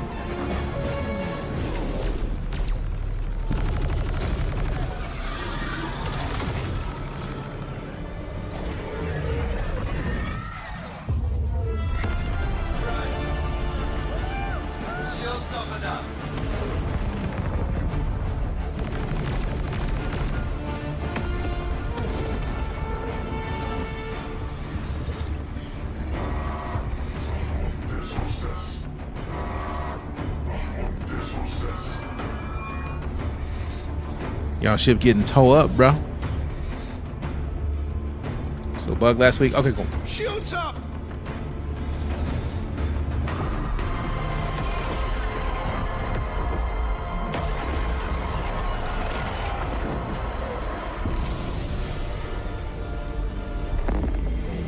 Damn.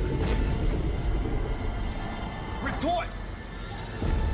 Shields are holding. Barely. That shot took out our main thrusters. They are not the locusts. The kingship shields are down. Yes. We don't. We're getting into that tomorrow. No, sir. They're showing the date. They show that in day 2, and we weren't gonna get to day 2 after we get done with this one. Hit him! Hit him!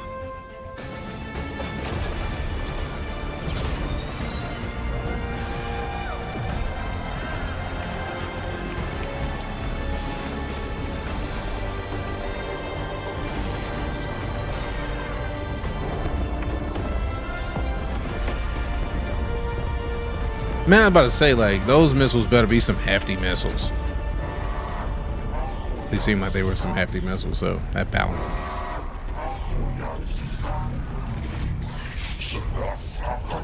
See what your bloodlust cost us.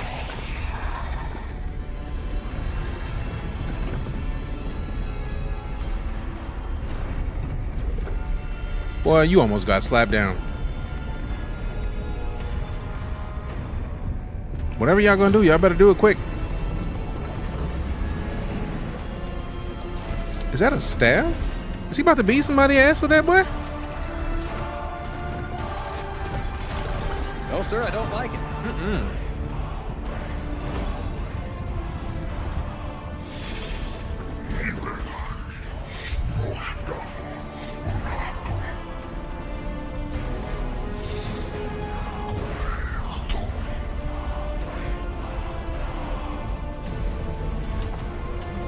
This does not look like it's gonna be a good thing. Sometimes you gotta tag yourself, fam. What are they saying? It's at the bottom of the screen under work in progress. They kind of put the captions on what they're saying. About to design the culture. Yep. Still got mad respect while being blunt. Yup. Captain always goes down with the ship. True facts. What is that? What Vandal ship is that? That thing is beefy. It's not a blade or a... Oh. Someone did not think that work in progress, dude. Nah. They could have moved it up like 100 pixels and been fine.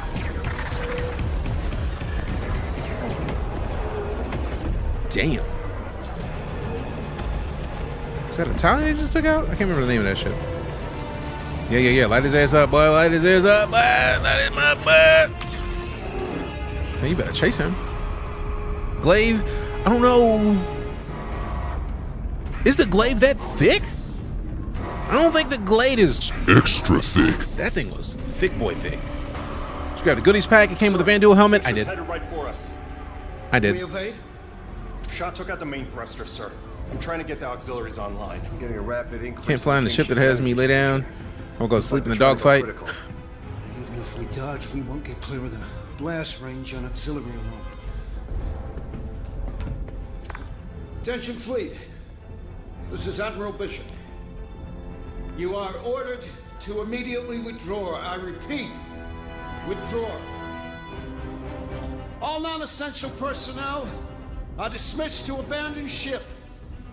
If you want to volunteer to stay, we can sure use your help. All right. Tell the gunners to concentrate. You mean he was able to get them before they self-destructed? Maybe we can take out this king ship before What? it hits us. Yes, sir. Logistics. I want every. If that's what happens next, stop telling me shit. We don't need it to breathe or shoot. I don't want it. that's what I expect, but I don't want to know. I want to see it.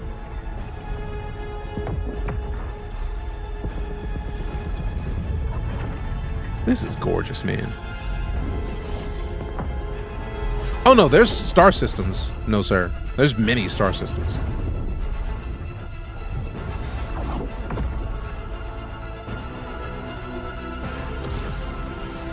Ooh.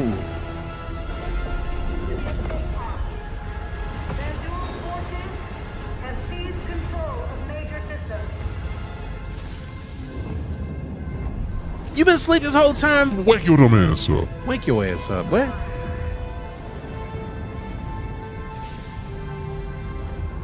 There's a boat here, come on! Vandal Heavy Fighters is a ship. Not a ship in game yet. I mean, that makes sense. That was a hell of a cutscene. If all of that was a cutscene. after we got knocked out. It's like I can understand people being mad if they think that this is going to be the full gameplay if you watch that much happening in between actual movement. But again, this is the prologue. This is like setting the story up so you can understand what the hell happened. That makes sense. Metal Gear levels of cutscene. Literally, like Metal Gear, we're gonna stop playing all of this CitizenCon recap to play Death Stranding. It's the same thing there. So we only have the 2 Vandal ships because the Vandal self-destruct. Oh, that's cool. Because I do know that there was a company that remade those ships.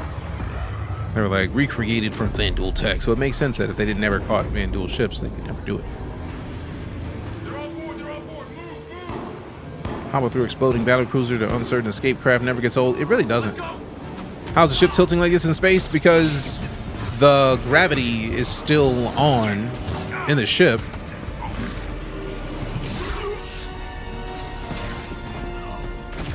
And if the gravity is still on, if the gravity's on when you're here, you're going down.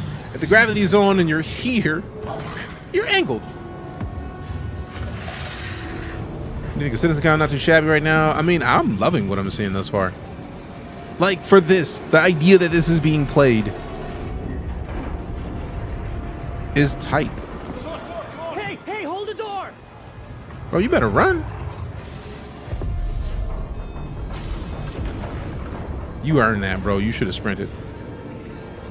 Although, probably a good thing that you didn't sprint.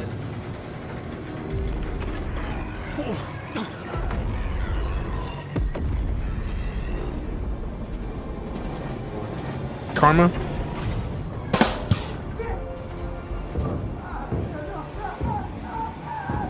That's the beginning to Event Horizon. Where we're going, we don't need eyes to see. This shows me everything that I've been talking about for so long, just with this bringing up of the Moby glass. Everything. Because I've been saying it for years. Once Squadron 42 is in a more done state, they're pushing over all of the people who are working on Squadron 42 into Star Citizen. Squadron 42 is in polish, which means that the people who are probably the most crucial for each one of the elements that has to be polished are the ones working on that. Everybody else is working on Star Citizen, which this is not too much different than the map we have in Star Citizen right now, and it's probably why we got the map in Star Citizen right now, because it's done for Squadron 42.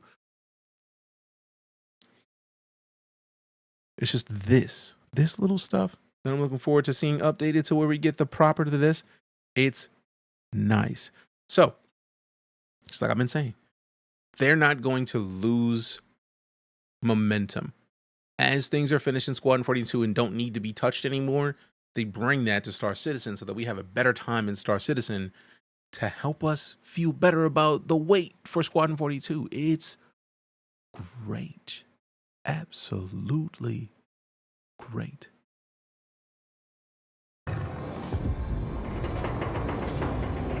That is what I'm looking forward to, though. Give me some waypoints. They might even be in the game right now. I just don't remember seeing them.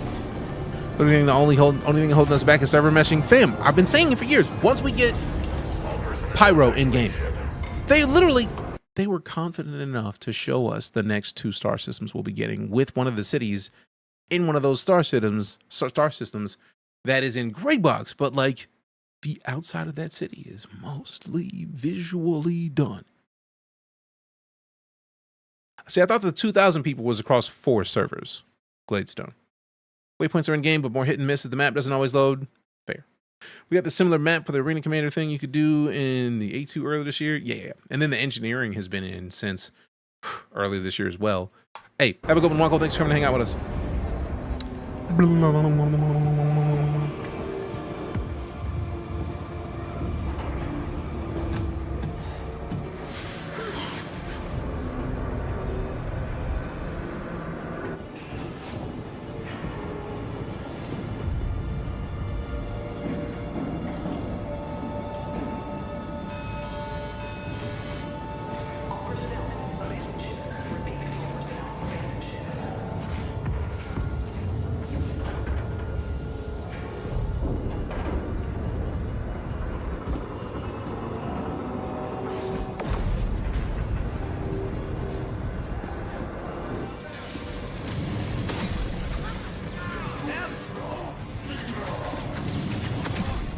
Maybe you're right. Just hearing things from friends is all. No, you good. There's like everything that I've seen about the servers is not 2,000 people on one server.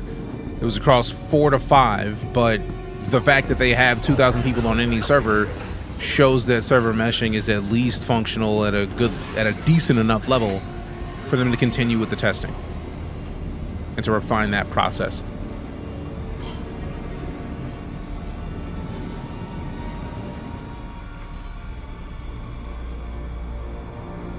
Yeah, this is a much better tutorial.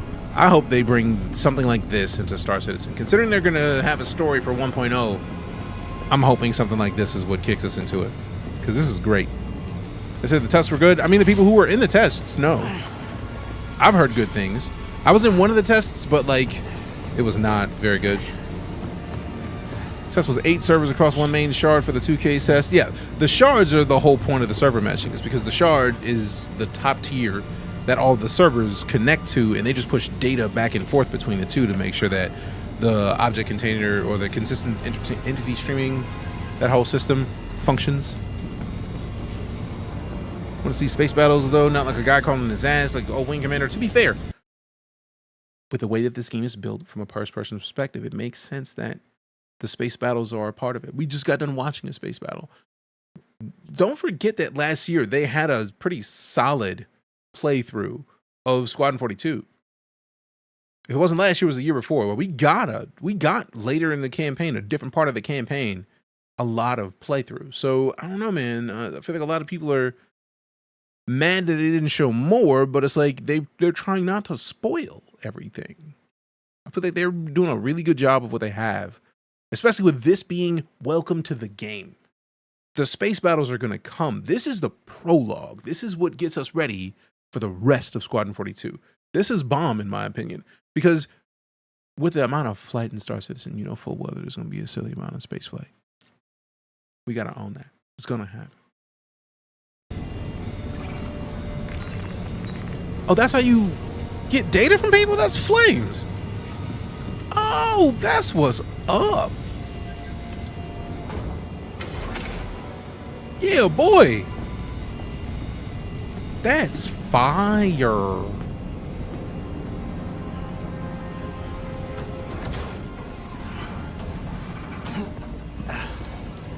Probably way to confirm ID for bounties too. Yup. A lot of folks refuse to see the light at the end of the tunnel because it will remake all the old low scam citizen and relevant and prove them wrong. Yeah. That is, what's the name of that term?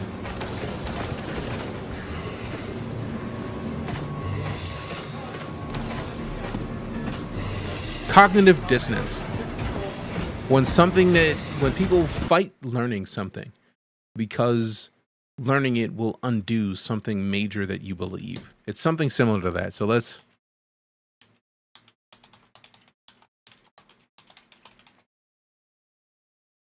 the psychological tension that occurs when one holds mutually exclusive beliefs or attitudes that often motivates people to modify their thoughts or behaviors in order to reduce the tension. Cognitive dissonance is described as the mental disturbance people feel when they realize their cognitions and actions are inconsistent or contradictory. This may ultimately result in some change in their cognitions or actions to cause greater alignment between them so as to reduce this dissonance. Basically, when you find out something that is counter to what you know, the fighting that your mind does, like, nah, I refuse. But you just got new knowledge and your brain has to compensate. Cognitive dissonance is that disconnect. Like, I don't believe it. I can't believe it. People who have been living in this game will never release world and just scam citizen, when they see something like this, it's like, they faked it. They showed live. It crashed live. And that's why I feel like we got to be easier on everything, right? We got to be easier to one another, because the idea that they did this live and you see the crashes, to me, that's enough. That's plenty. That's all the reason why it's important to continue this whole process of just like paying attention, watching, listening, learning. That's why learning is important and always will be. I don't know, man. I don't know, man.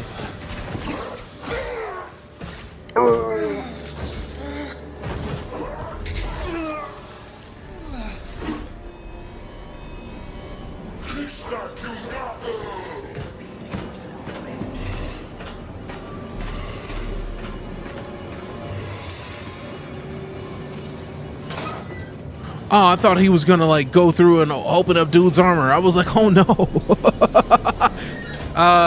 If you want to create an account row, !SC gives you that link. I experienced cognitive dissonance when I used to think of myself as a smart person, but the more I learned, the more I came to accept that I'm an idiot. No.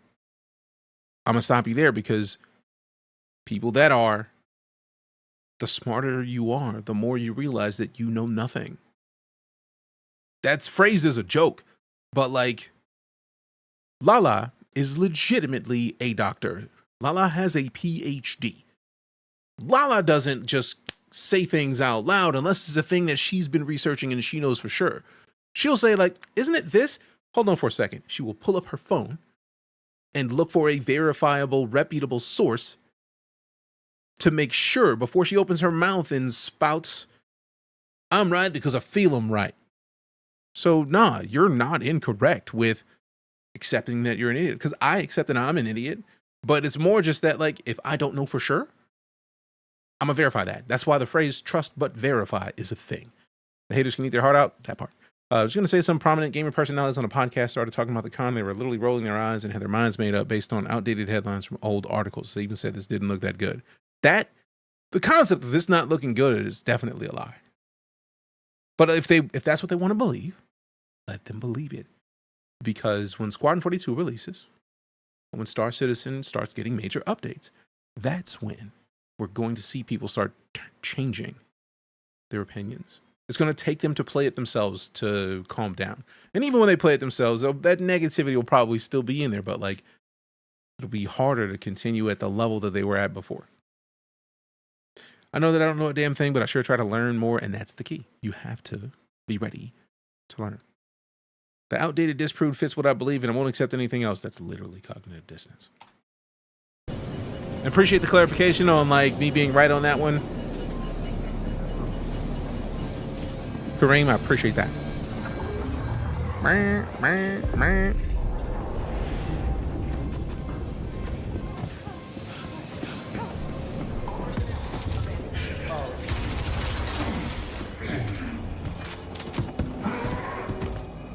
Wait a minute.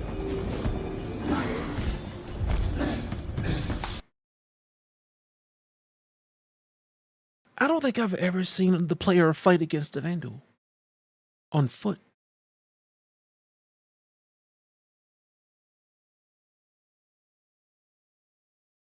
It's always been in ships. I don't care about quick time events. I don't care. Like, this is fire.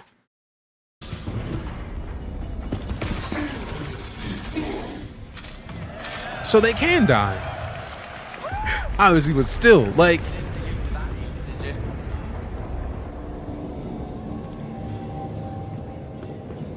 oh, there's always going to be we don't mention that person, Glade, because why? Can't use the gun and use foot. I mean,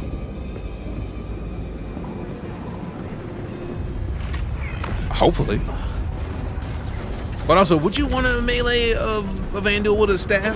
That's gonna suck. Room locking down. Repeat. Room locking down. If it bleeds, that part.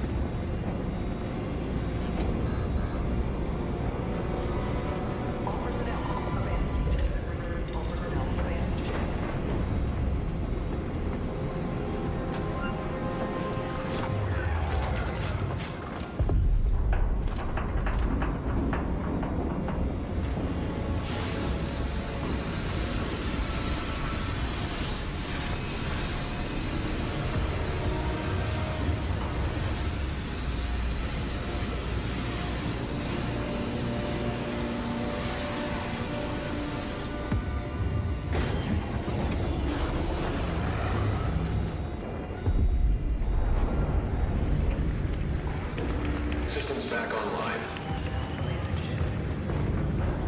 Back in the game.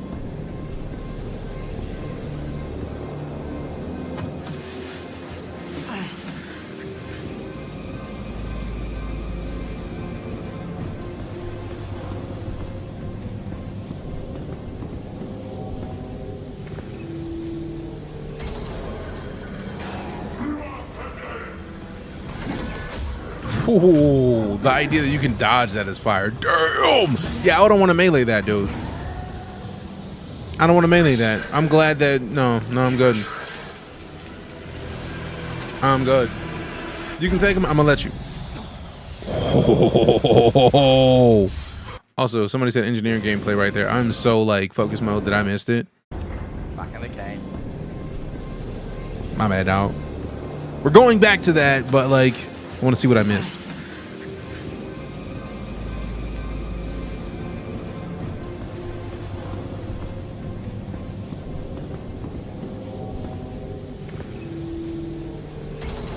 Put out the fire. Okay, cool. No, they showed the fire off last year. I missed that. I wasn't even thinking about that part. The fire extinguisher was a big thing last year. Involuntary spacewalk time. That part.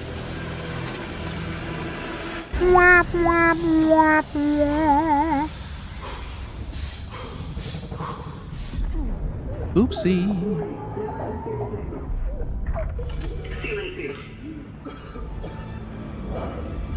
Damn. You gotta be glad you're not smashed, my boy.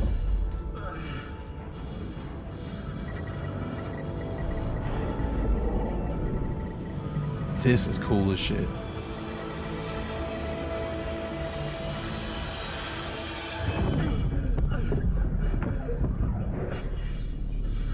Watch out for that thing you just sent flying, bro.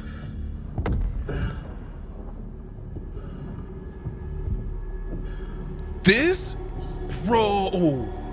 We out here space. Come on, bro.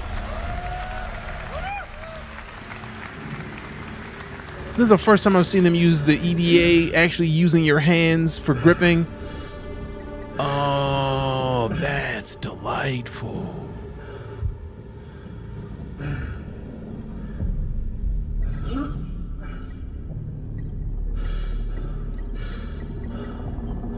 That's great.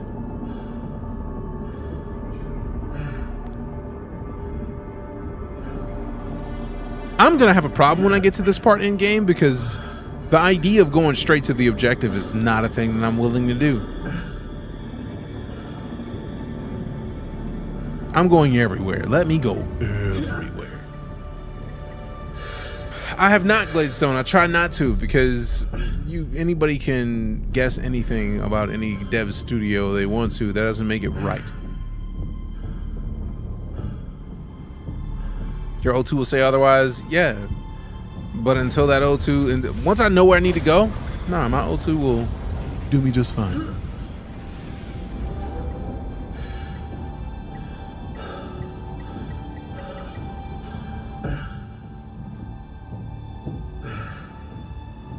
Because one thing I realized about Star Citizen is that there will always be people to say like, oh, this game is dying, it's dead, it's done. There always have been.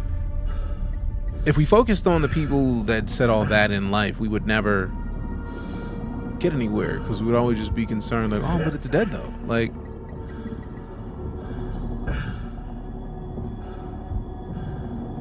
I'm fire from out of sight and occasionally accidentally clip you on the way. I'm expecting that it's gonna happen, that somebody's gonna get clipped.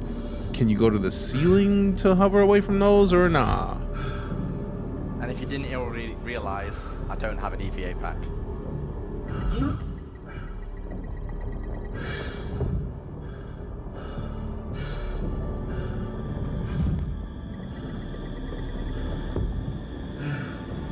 "60 days, if you know, you know." I don't know. If it's related to the stuff that happened in day 2, I'm out. Unless you're talking about the holiday live stream.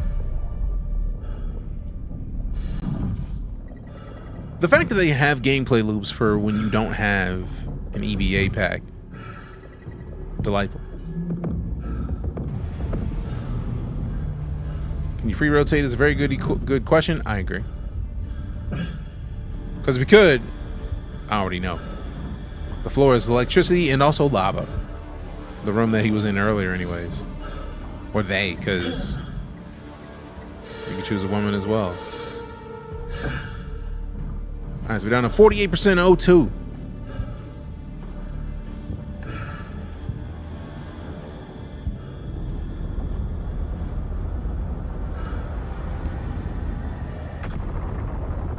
carnage, the scale of this moment is just bananas. It really is. For this to be the prologue is absolutely fantastic. I wouldn't hop on that hammerhead right now. Also, it flew by too fast to just yeet yourself at it unless you knew it was coming and you got there way in advance. But like, trust, that's the thing that we would try to do, because why would we not? Why would we not? Like, I'm gonna play this at least 5 times just to see where we can do stuff. Also, I didn't look to see if there was a way to like grab, but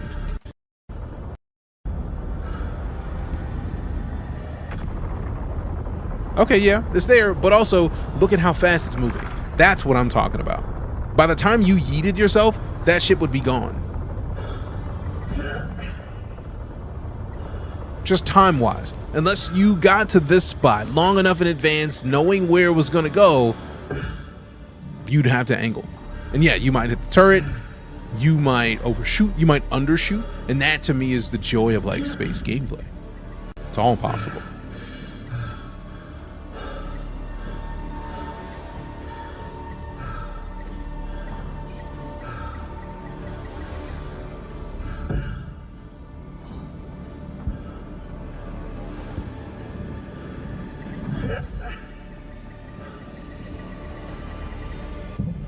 Hey, Carbon Tails, what up?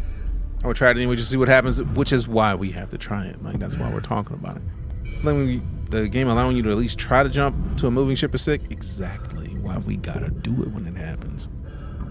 So you might want to watch for that. We might watch that later, but after this, we're gonna go to start watching day 2. We'll probably watch that later this week. Warning, oxygen low. Whoopsie.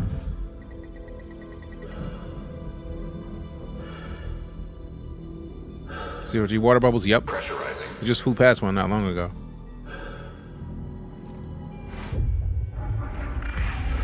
Pressurized.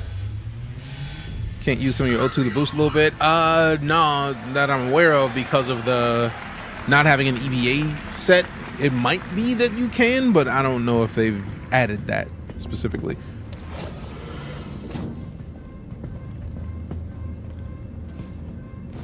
Oh no, we were not going to watch the whole thing. Bet.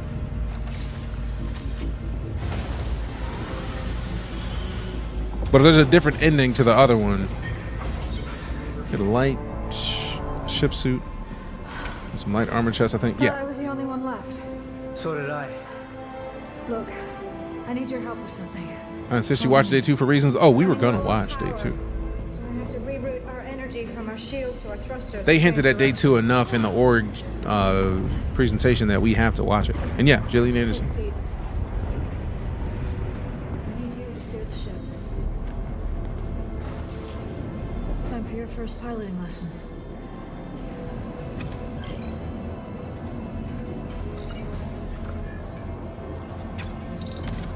We're setting a new course.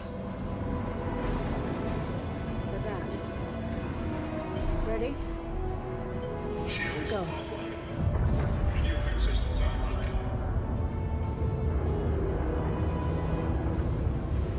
The idea that you're steering a Jav live,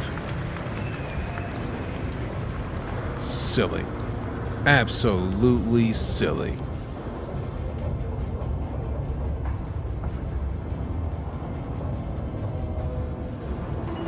Ram them! Oh yeah, obviously you see the front of it destroyed, but still. Do a barrel roll. Jokes. Oh shit.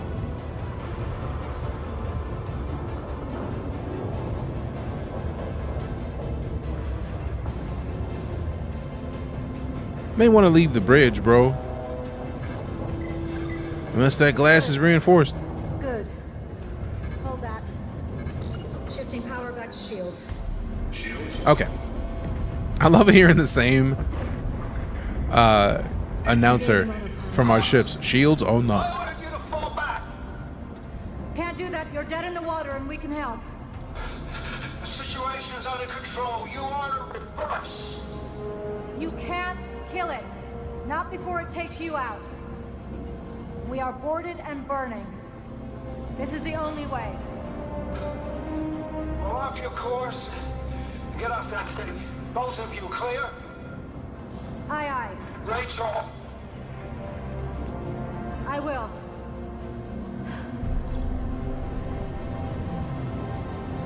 Damn it. Oh. There's more. Yeah, they know what's coming. That's beautiful. You better boost that right now. I don't think it's gonna happen in time. Yep. Nope. Oh, that's a boarding party. I thought that was a bomb.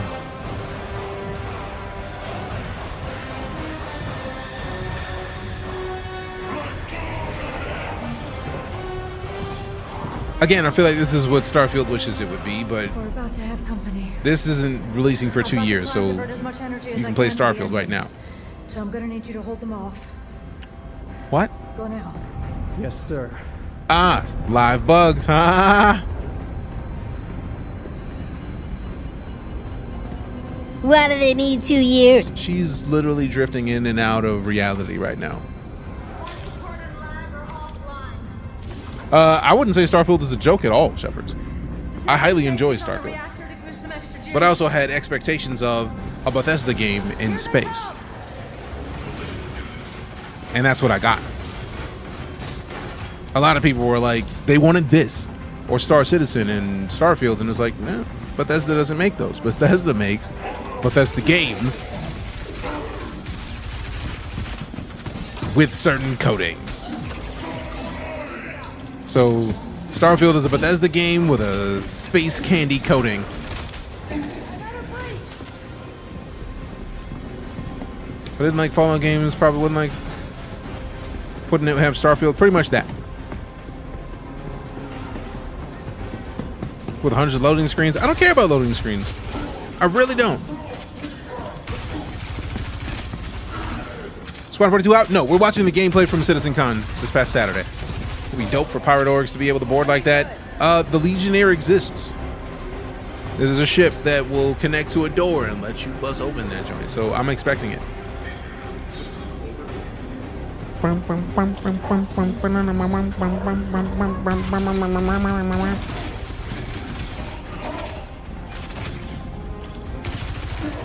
Oh, I like that you actually saw him lift it before he shot her in the dome.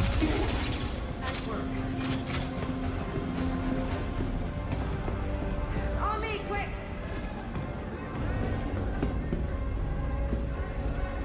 Don't worry, don't worry.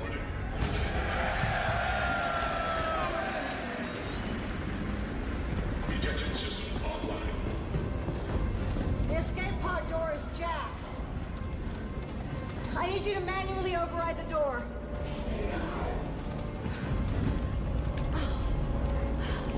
Give me your rifle. I'll cover you. Oh no. What's the status on the door? Bugs, live bugs. Jared, I think you can roll the next bit.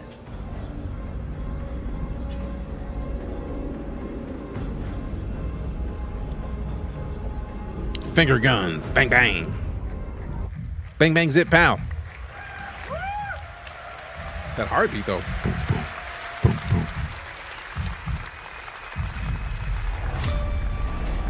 I do solemnly pledge, mind and body, I will defend the Empire with my life.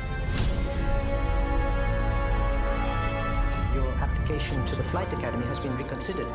Captain McLaren had submitted a letter of recommendation on your behalf before the battle. Okay, it's fine. It's fine.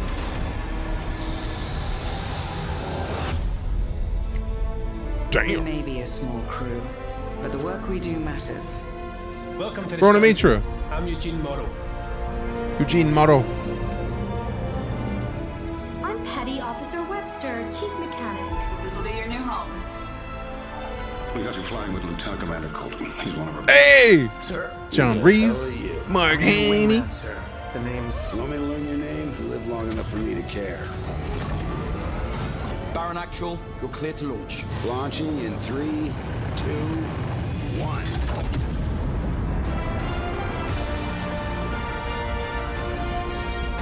We'll check the gameplay VOD for the missing section of escape pods. Oh no, we can. I imagine since we can skip most of it, we can just skip to that. That's gorgeous. Wait. That looks like a variation of the large storage showcase they did the other day. And also, what fucking ship is this? That is not a ship I recognize. It looks like it might be an Argo maybe, but like, how? What? No! That looks like it might be an Argo just by the shape of it, but like, what's this? We're watching the Squadron 42 gameplay footage from CitizenCon this past Saturday. That's flying this way. It doesn't look as much like an Argo anymore. Green with sign, blue, gray, blue, gray. What? I want to know what ship that is. What ship is that?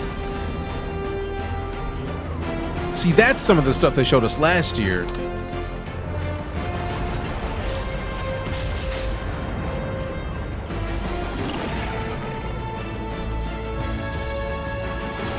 Damn. The Cartual, I see it.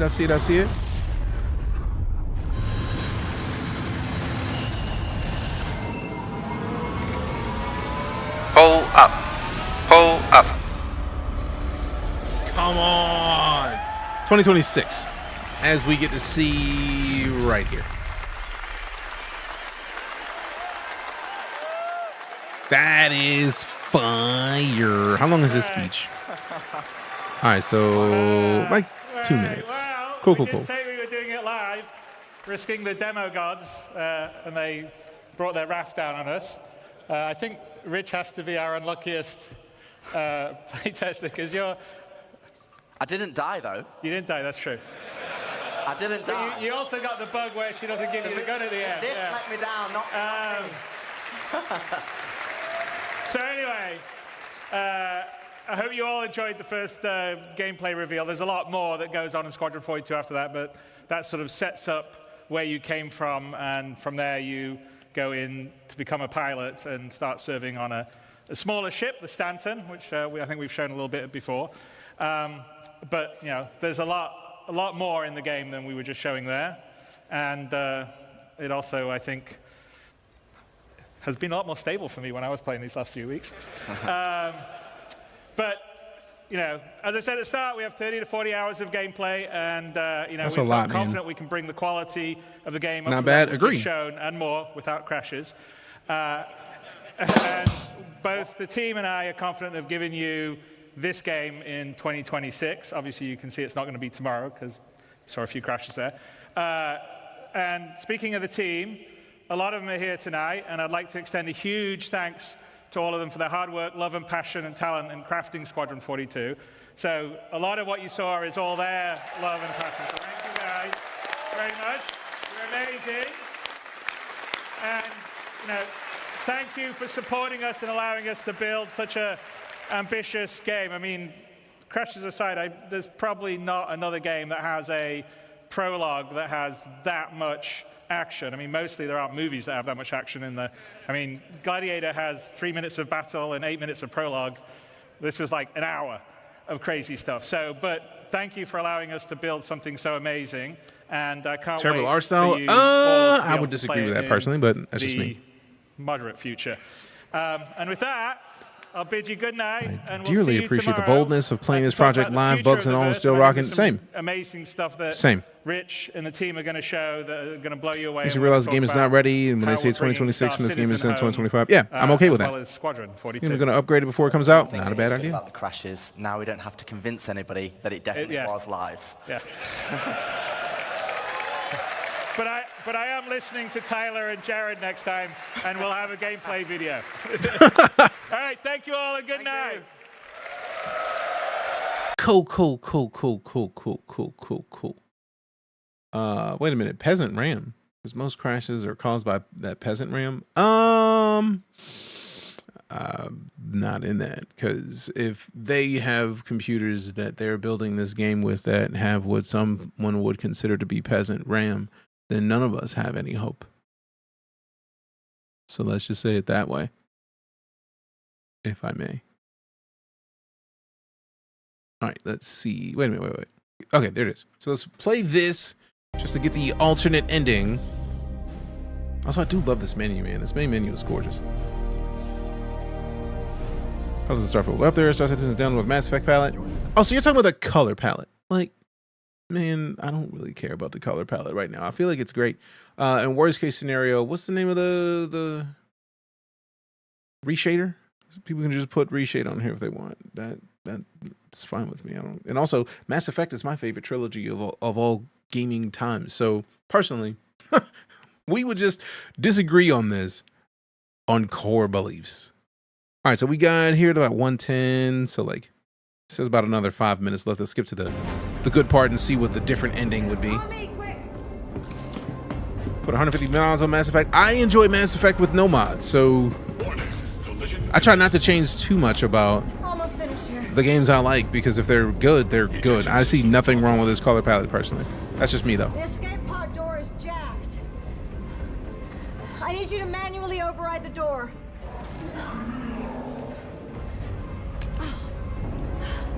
Give me a rifle. I'll cover you. I just need a minute to finish up here. Never played Mass Effect beyond maybe half the first one. Oh, then you are missing out. That trilogy was exemplary in my opinion. I know a lot of people were mad at the ending of 3. I didn't care. I thought it was great. Personally. We're good. Personally. You better save her life, bro. Oh no. Captain. No, sir, I don't like it. She got cut, but that don't mean she gone, bro. Get her out of there. Get her out of there, bro. Sir.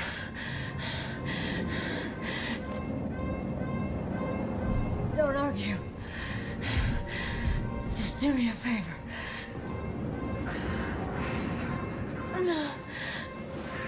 Give this to Bishop. Tell him it's all gonna be okay. Bro, I know you got a mad pen in your pocket. Do it. Tell him it was a good trip. Warning. Collision imminent. Get the hell out of here. Warning. Impact. Warning. Impact. Warning. Impact. Warning. Impact. Warning. Impact. That's right. Take her, bro. I'm not leaving you. That's right. We don't leave soldiers behind. No thanks.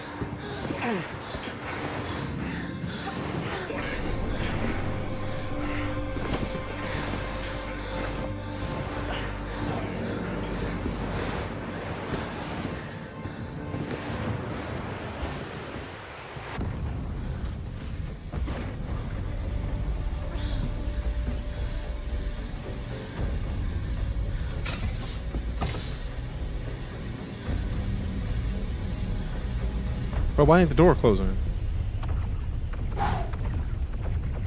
I had a concern. That's why there was the heartbeat at the end of the other ones. Appreciate it.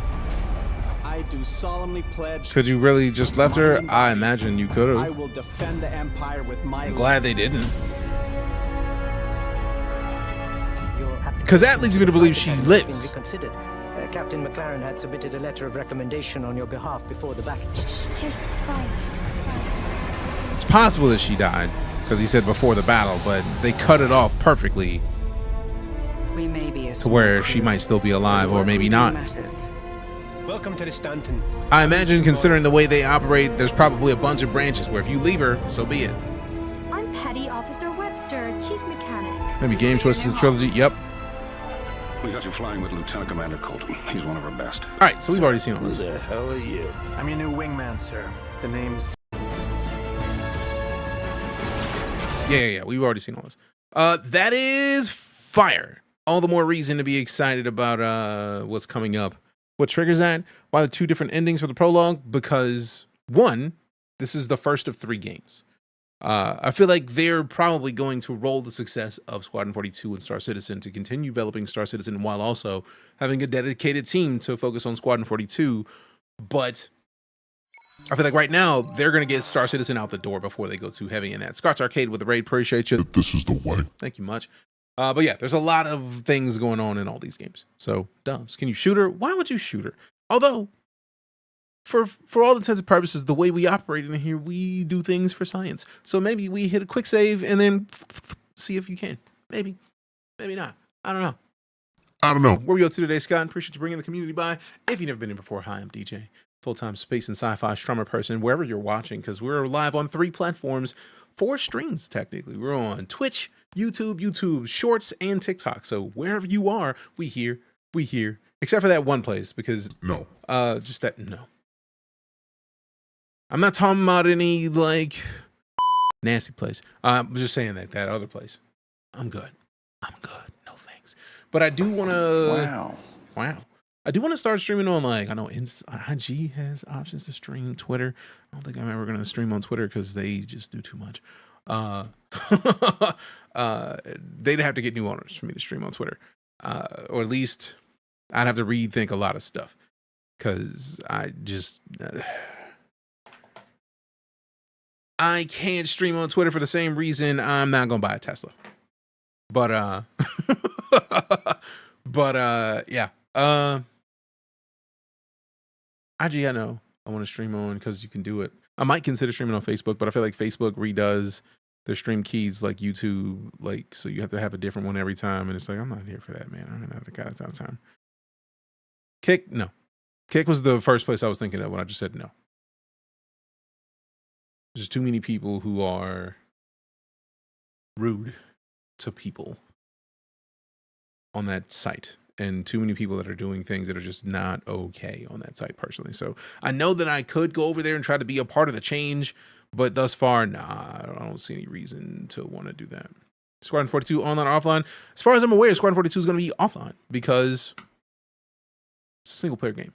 Star Citizen is the MMO. Kick has some not cool stuff going on. That part. If you are in the know as to the stuff that I'm thinking about, you understand. But no, won't touch Twitter and won't buy a Tesla because of reasons. And if you understand that sentence and you understand why, cool. If not, that's on you. But yeah, I'm not. There's Rumble 2. I've only heard about Rumble when the CEO said that he wasn't denying that one dude. And yes, I know who that dude is. I'm purposely not naming that one dude. So don't type out their name in the chat. The CEO was like, no, we never said that we wouldn't sign that one dude. Don't type out that one dude's name. Because fucking no. But yeah, no. I've never heard of Rumble until that. So I don't even know what Rumble is. But let's see the beginning of this before they start the show to see what Disco does. And then we'll skip to the first presentation. Also, I'm trying to see why he's sitting at a table.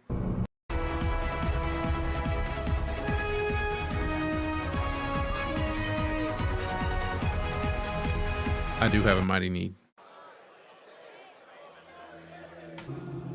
I like that it's a 5-second skip. Hello, everybody. Better version of YouTube. See, when I see people say, but more free speech, the first thing I imagine is that it's a place where people can shout the N-word from the rooftops and not know that they're going to be fine.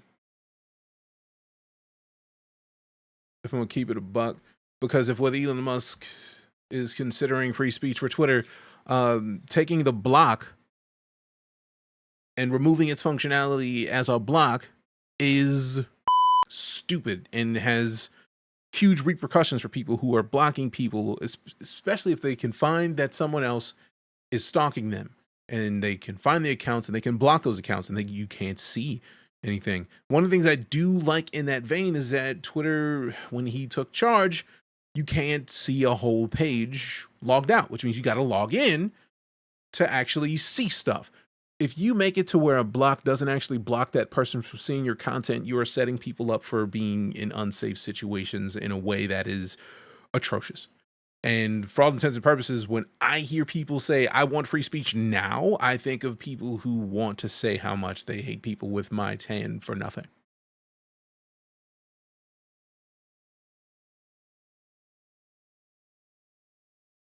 So I won't be doing that. If that's how you're going to phrase it, like as someone who served in the military, who put my life on the line, I may disagree with what you say, but I will defend your right to say it. Platforms don't have free speech in general, because free speech is saying something outside. Somebody to come in my house and spout what people call free speech. Free speech gives you the right to say it. It does not cover the consequences. Pre-show for day 2 of CitizenCon. I'm your host, Jared Huckabee, and we're back. Didn't you also go on? Oh, I have no Barbary, choice but to know what's all going on. I watch for that sort of thing. Central, otherwise known because I need to know whether or not a platform is a place that I can be my positive self and not be. Honestly, people ask what the better parts of my job is, and being able to just do some call and response with the crowd is probably it. He is not wrong. He loves that. CitizenCon. Free speech sure doesn't mean you're free of consequences. That part. That's really quite. Don't go evil. I have no. We are here in the. One thing you never need to worry about is me becoming someone who is evil. If you think that I don't see all of the people who are blowing up off of rage bait and anger off of things that is really no reason to be mad at, I see it. I just won't succumb to it. Like, I know that I could go on Twitter and say, hot take. Bullshit, bullshit, bullshit. And probably the stream will blow up because people will see it and they'd be like, yay, I agree with this shitty take. And we'll probably get a bunch of people to come in here and hang out. But the problem with that is, are those the kind of people that we want in this community? No. I get tired of seeing people say, this game is a scam, when they just don't know about the game. So when my experience with people who believe in free speech is I should be free to say whatever I want, wherever I want, regardless of how inflammatory it is, I won't be engaging in that. And I won't be at that kind of place. And I won't be spitting that kind of negativity out into the universe because there's so much to be positive about. So much to be happy about. There's so much good. Why would I focus on the negativity? I don't have the time for it. But what we're going to do is, holy crap, this whole first hour?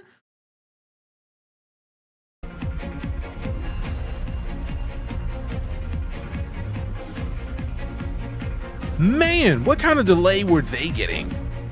To where that whole first hour was a delay. Good Lord. That had to hurt. I am sorry to say. But I want to see what he has to say. They could make it an opt-in, opt-out type of thing. What, the negativity? Yeah, no, I don't have time for that. I would prefer. It was a late opening the hall due to an issue. Oh, that sucks. Well, that makes sense that they would delay it. But I'm going to play this and walk away because wireless headphones now. I'm going to go grab a snack and refill my water, BRB, while this plays. Please welcome to the stage, master of the self-performed introduction, and Mama Huckabee's second favorite son, Jared Huckabee!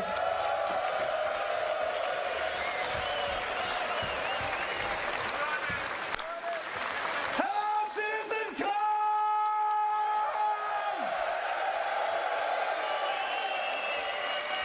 It's day 2! We liked it so much the first time, we're gonna do it again! Now, as the last guy during the pre-show said, day 1 was focused on the universe that we're creating. Day 2 is all about the destiny that you forge. Now, a little history lesson here. Back in 2015, the persistent universe was first launched. I think it was November or December and whatnot. Everybody remember Port Olisar? Everybody remember that one Big Benny's machine that somehow you could move it? And the Big Benny's challenge of spending hours and hours of just doing this?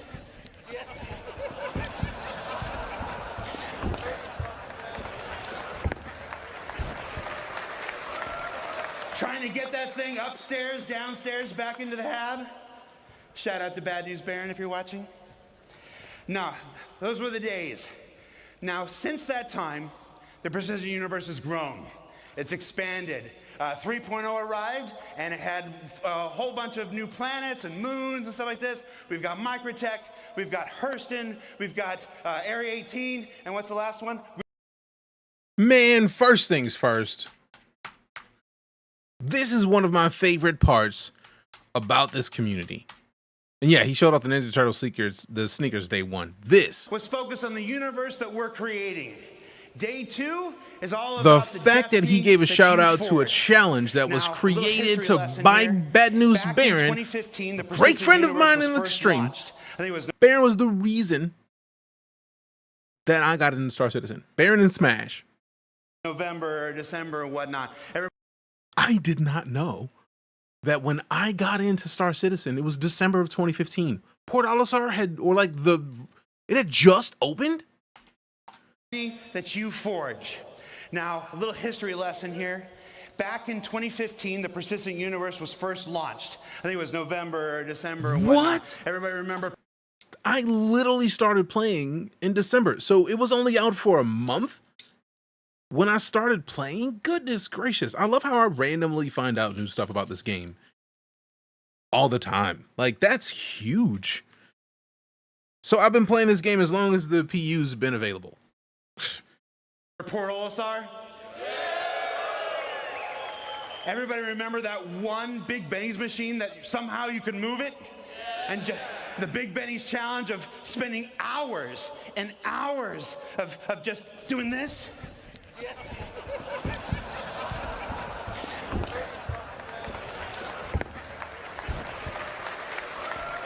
Trying to get that thing upstairs, downstairs, back into the hab. Shout out to Bad News Baron if you want.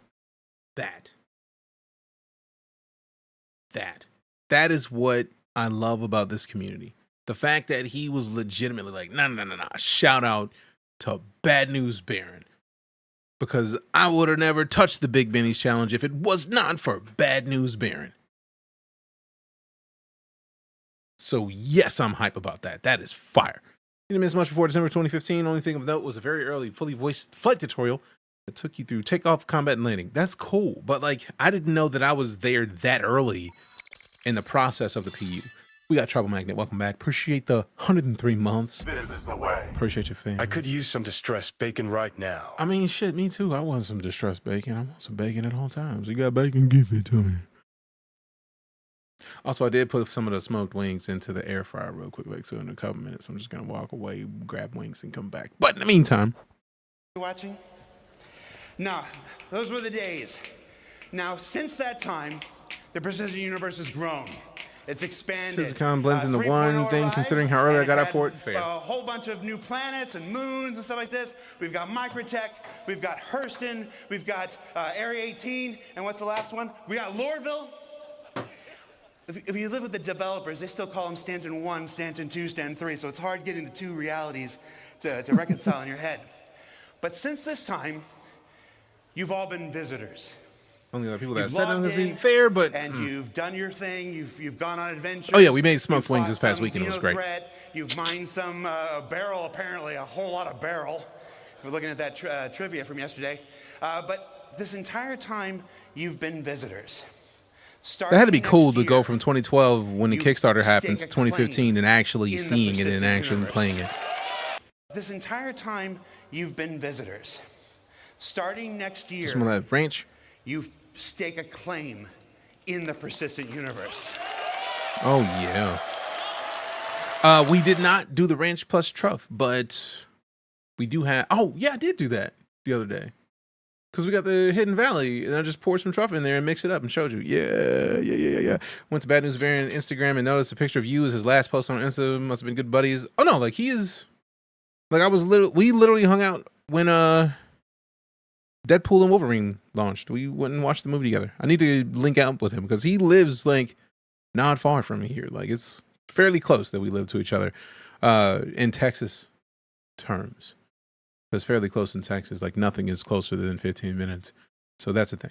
4-hour length for today, yes, but the Star Citizen Evolution, that's awesome. 2012 no hangar to a hangar with ships to actual space stations and flying, and then planets. The idea that when I got into it in Port Olisar was just like one of the few stations you could land on, and there was no planets you could land on for it to be what it is now. Fucking wild. Excuse my American. Starting next year, the persistent universe truly becomes yours. Yeah, buddy. And we have got a handful of gentlemen to tell you how they're going to do it, how you're going to do it, and how amazing it's all going to be. So please welcome to the stage design director for Star Citizen and Squadron 42, one of my dear friends, one of my DMs. Hey, when are we playing again? That's not a good look. All right, please welcome to the stage design director Rick Porter.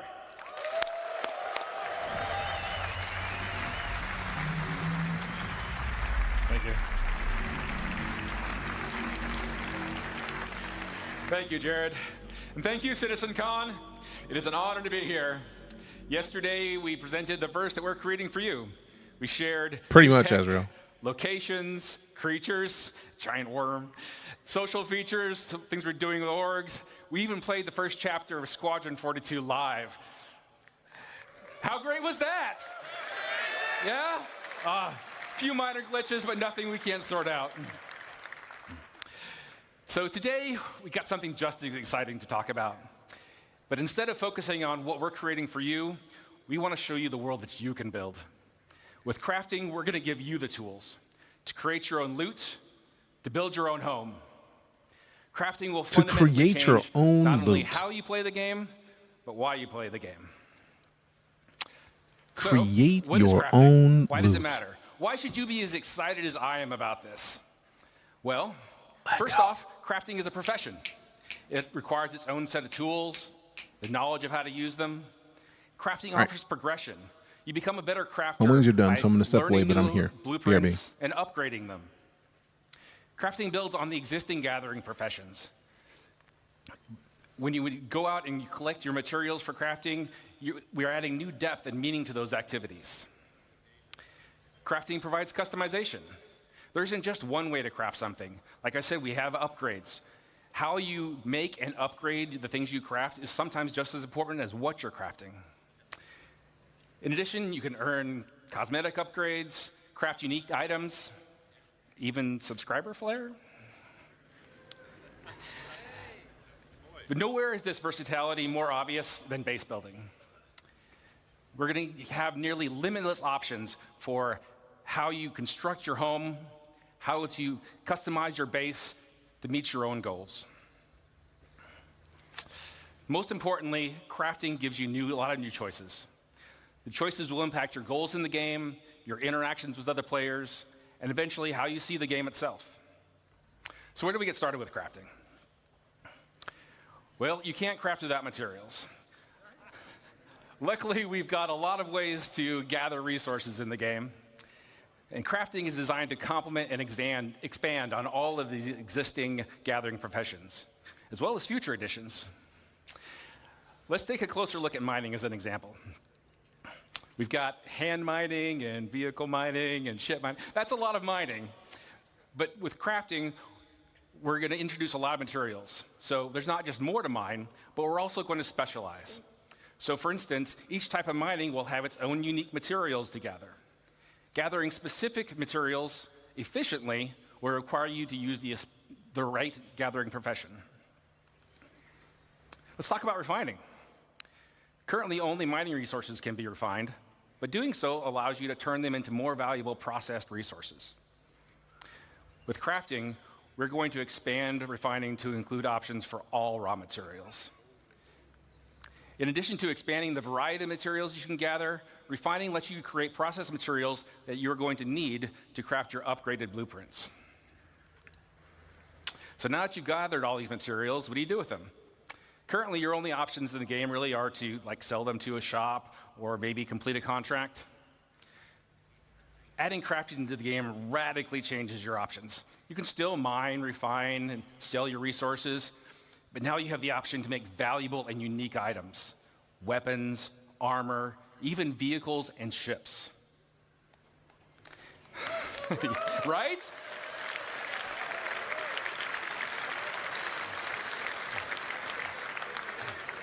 And by valuable, I mean that the crafted gear that you create has the potential to be better than anything you can buy in a shop.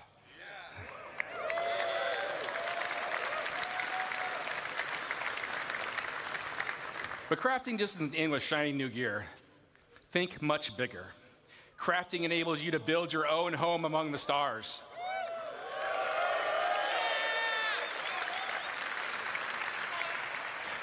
You choose to make a farm, a hunting lodge, an industrial complex, your own trading hub, a military outpost, even a sprawling town with your friends and org mates. Bro, it's basically like 3D printing in Star Citizen. I am here for it, here for it. Here for it. Let's go. Got a lot here, but it's all optional. You can choose to focus on gathering resources. Farming Simulator and selling the crafters that 2955. You can skip gathering and refining and just focus on being the best crafter you can be. Or you can leave all that gathering and crafting nonsense to other people and just focus on trade and make some money. But that brings me to my last point. Player choice matters. When a player makes a choice, they assign value. Players' choices about crafting and base building will drive player trade. The community's choices will determine the value of the materials and the crafted goods you can all make. The game will still have its own shops and economy alongside players, but now you'll have more options about where you invest and how you prosper. They had me sold now, on nice making overview of stuff what we're better working than on what you here. can buy in shops. And we have a lot more planned for the future. And the fact that it's Now everything. that you're familiar That's with fire. the big picture, I want to introduce some of my fellow developers to come up on stage. They've got exciting details to share with you about the specifics of our new crafting systems, important gameplay improvements, and most exciting, I think anyway, an update to base building. Yeah, buddy. Yeah, buddy. To start things off, please welcome Jacob Taylor to the stage. 7 neighboring bars. Golly.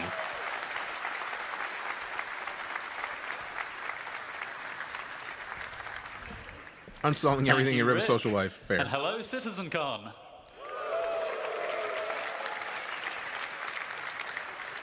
Hello. Hi, I'm Jacob, Senior Gameplay Programmer on crafting. Rick has showed us how crafting will link into a lot of existing and new gameplay, but I think it's time we get into some of the details. I'm going to tell you about the new game mechanics we're introducing, starting with blueprints. Oh, hell yeah. Let's go. Before you can craft anything, you'll need a blueprint. Blueprints provide the recipe to perform all kinds of crafting processes, including refining. You can acquire blueprints through various activities. Some you can buy, some you can find, and some can be unlocked or earned in other ways. Okay. You can also upgrade your blueprints through research. We'll go into more detail about what this means a bit later. Hey, night just in case. So, blueprints are the recipe, and Rick already told us the materials you gather and refine will be the ingredients. Yeah, yeah. But there's a bit more to it than that. I would hope so. We have a new concept for materials, material quality. Oh. Quality is a property we're adding to all resources you can gather. That's an abstract measurement of how Crafting a good couch. I mean, it is at being gotta make a whatever it double-decker is. couch so you can hang out with your You buddies. can think of this as the purity of a metal, or the ripeness of a fruit, or something along those lines. This quality will be carried forward from raw resources through the refining process to influence what that batch of materials is best used for in crafting. High quality is more desirable overall, but is more rare, and there are still important uses for low-quality materials. More on that later. All raw materials you find in the verse will have a quality rating that's generated based on some rules. This might be silly, but I'm very much looking forward to seeing that overlay over things that you find, like that Aphorite, quality 656. I'm looking forward to the game being that level of detail, where you get that, specifically that pop-up, because it's gorgeous. I want that. How's CitizenCon going? Going pretty well. We are recapping the joys of day 2. We were gonna be done with day 1 and then go straight into Death Stranding, but day 2 is only like 3 hours. And since Lala's not home, we're going a little longer. Today. So yeah, yay to that.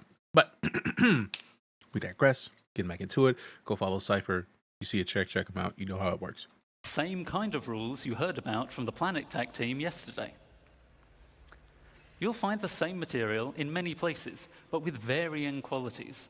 So you might want to explore to find the best. Some materials that are already rare will be even more valuable if you can find them with high quality. Okay. But what's quality for? Appreciate you, Cypher. Enjoy your meeting, hopefully. It's for item stats.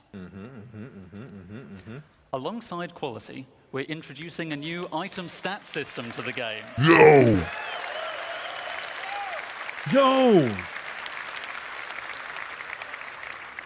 This will allow relevant properties of craftable items to be affected by the quality of materials used to craft them. Oh, bro. For resources, just a single quality rating is sufficient to provide variation. But craftable items have such diverse purposes that we need a more detailed system to provide both progression and customization. I can see now why somebody mentioned galaxies earlier. I feel like it was a Black Wolf, because the idea of being a weaponsmith, and because you spent your time making weapons, when people see your name on a web, they know. No, fam, cop that. Mans makes great weapons. Best options you can get. Get that man your money. Do it. Options. We aim to have meaningful item stats for all craftable items, but some examples would be the damage and fire rate of a gun, the wear resistance of a ship component, or even the satiation provided by eating a hot dog. The fact that there's bread, quasi beef, and mustard cubes over there is hilarious to me. Their UI team is doing work, though, for real. So, as I said, because for all intents and purposes, this is way better than the UI we have in the game right now.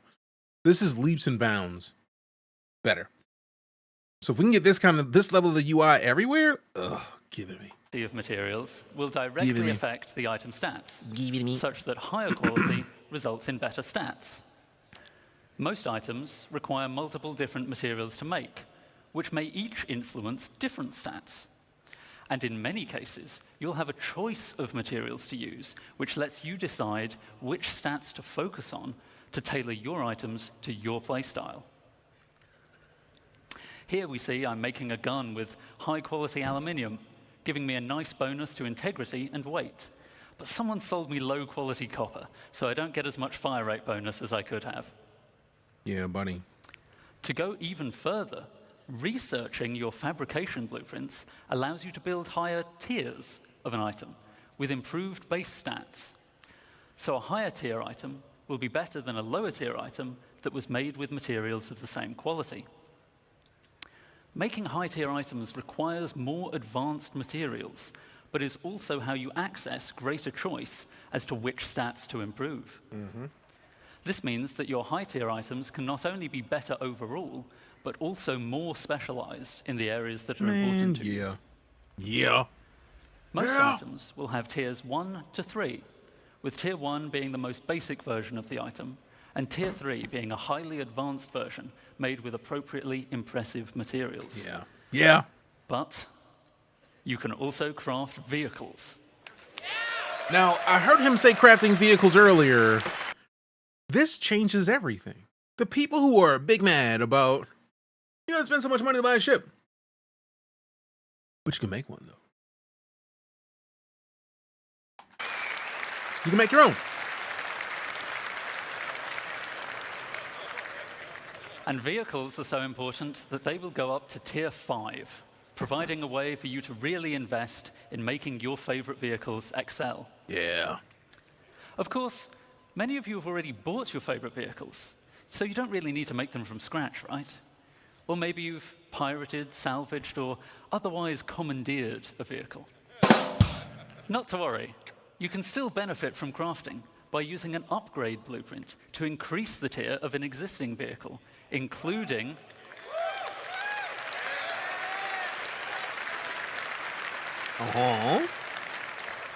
including the usual stat improvements and customization.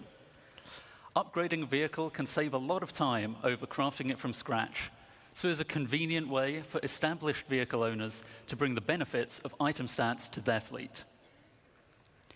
Let's take a look in-game at the difference it makes to have high-tier equipment made from high-quality materials. That leads me to believe that that's probably where the reputation system comes into play. Wolf Blitzer, if you get a high enough rep, since we already saw in the guide video that they're going to have tiers to guides, right? Like you have to do a certain amount of things in a certain type of thing. Like you have to do a certain amount of ship salvages to salvage or to level up your salvaging to be a guide for salvaging. Now, if you are on Crusader and you're doing a certain amount of things for their ships, what you're doing is like they probably are tracking that data as well. Like, all right, cool, he is wrecking a certain amount of people, which would be nice.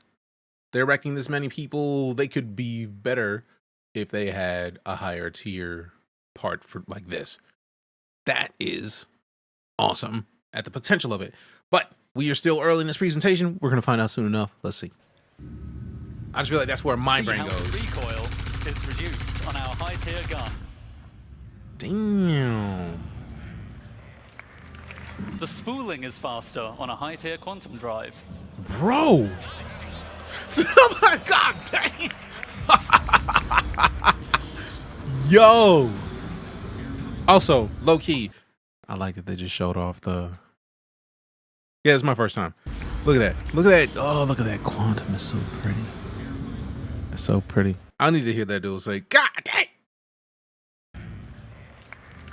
The spooling is faster on a high tier quantum drive.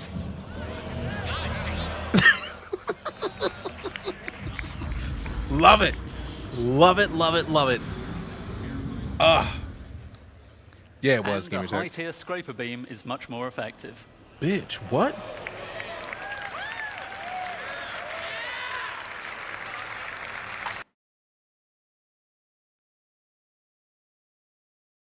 The fact that they have videos showcasing these in action lead me to believe that much like last year again, I've mentioned it so many times, Disco Lando's 2020 forecast. He went for like 5 minutes rattling off a bunch of stuff. And almost all of that is in the game now. Which leads me to believe that since they spent day one talking mostly about Genesis and how Genesis is going to change the state of the game, I get the feeling this is probably either going to be their day and date with Genesis or not too far after. Because, good Lord, that's already impressive, which means they already have the tier system in their current builds of Genesis. I need it. I need it. So, that's an overview of crafting's key game mechanics. So can all you crafter let me know what you need? I want some cool stuff. Oh, crafting process. We got you. Thank you, and have a good day. Then we may have to change our org. This entire time we've been a bounty hunting and security providing organization. We may have to switch that to be mining and production. If a lot of this is already in Squadron 42, it'll be fast to port it over. Exactly, but like, we don't know how much of it is. We know that it's there. But like, if y'all think that there's not going to be an Earth where I'm crafting a bunch of, you're wrong. Why not both? Because the guilds, they mentioned that the certain guilds, no, you don't even need to apologize, Shadows. Thanks for being here. Appreciate you for showing up and saying anything at all. But now, like, the guilds, since much like they pointed out where you have your orgs, you can only rep one org at a time. I get the feeling there that same system is going to apply to the guilds, which means you can probably only be in one guild and level it up at the same time. So like, we might have to befriend people in other guilds that are not crafters, because You give me a game, I'm gonna craft some shit. So this, come on. I would like to know the exactness of a shit tons of materials to build the Excel stuff. Oh, a shit ton. Let's not question this. This actually makes the point that I made last in Intergalactic Aerospace Expo, that Argo needs to have a mining ship and a salvage ship. Argo should literally be like Caterpillar of the verse. They should have different types of ship, which means that the raft needs to be the base for all of these, because I need it. You're capable of being in multiple orgs. Yes, you could get, I think they set up to 6, but the problem is being in the orgs, you can only rep for one org at a time. You choose an org and that's the one you level up with. You can still be in the others, but your rank resets when you leave, from the way that they said it yesterday in the briefing or Saturday's briefing. With the guilds, I'm guessing it's the same thing. So you can pick a guild and rock that guild. The question is, if you leave a guild, will it wipe your stats? Because if it wipes your stats, then I'm probably going to be leaning toward mining guild or salvaging guild or production, which is why I feel like mining and production are probably the same guild, because that just makes sense. Don't see why they haven't made more industrial ships with that manufacturer. It's silly to me right now. Absolutely silly. And yeah, the Pioneer is going to take a silly amount of resources. Absolutely silly. This makes my Pharaoh creator heart very happy. Same. Not very team-like. Who said rage quitting? Nobody. Just quitting. Just quitting. He said Hurston. Hi, I'm Thorsten, lead system designer of the Go to the guilds at the end. Oh, I had the feeling, because they said that they were talking about guilds today, or in the previous CGP system design team. Okay. Just painting a picture, can't leave for no reason. Fair. We now saw all elements of crafting looked at individually. Let's bring them in order how you, as the player, will experience the crafting profession. You will start with acquiring the correct blueprints as the first step in the crafting process. As Jacob already mentioned, blueprints can be acquired in multiple ways. Let me give you some examples here. You can purchase commonly available blueprints, earn them from reputation and mission rewards, or even find them in loot crates. All content in our game could reward you with a blueprint. Some blueprints will be challenging to find, so players working together may find them easier to acquire. While you may find a blueprint, I feel like if they were talking about that later, we're going to find it out, but that also makes me curious about not a physical item. The same thing for orgs. Because if you can only get rep for one org or one guild, it makes sense that you would only be able to get the benefits and rep for the one org that you're a member of that you main. But we haven't gotten that yet. We'll see. Orgs and organization? Yes. Exclamation SCORG in chat for the details on mine. I don't want to know now, because I want to know when we get there. Because I like the idea of finding this out at a reasonable pace. You don't collect them in a box or stack them on a bookshelf. Blueprints are digital. Once you claim one, it is permanently added to your personal library. Oh, damn. This library... That's what's up. This library is persistent to your character, and every blueprint you claim is yours forever. Let's go. They cannot be stolen or traded once claimed. But it does not just end with acquiring blueprints. Those tiers of quality that Jacob mentioned are unlocked through blueprint research. Research requires a research data bank which can upgrade your blueprints. Upgrading here means that you unlock a blueprint that allows you to create a better, higher tier version of the same item using more advanced materials. Note, you will still have access to the lower tier versions if you want to craft the cheaper version. Genius. In order to upgrade a blueprint, you may need to perform certain actions. In this example, we need to craft 100-volt pistols and have one with a higher fire rate.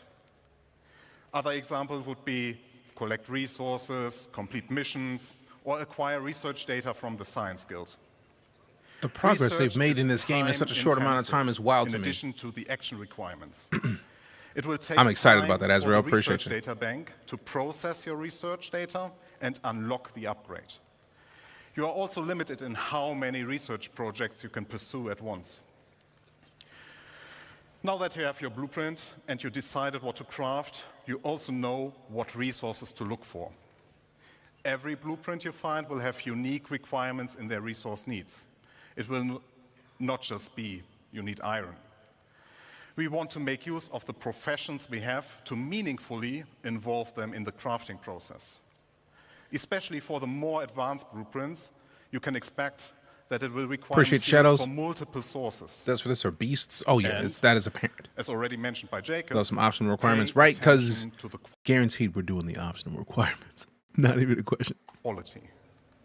If you want to have the perfect item, you also need the best quality.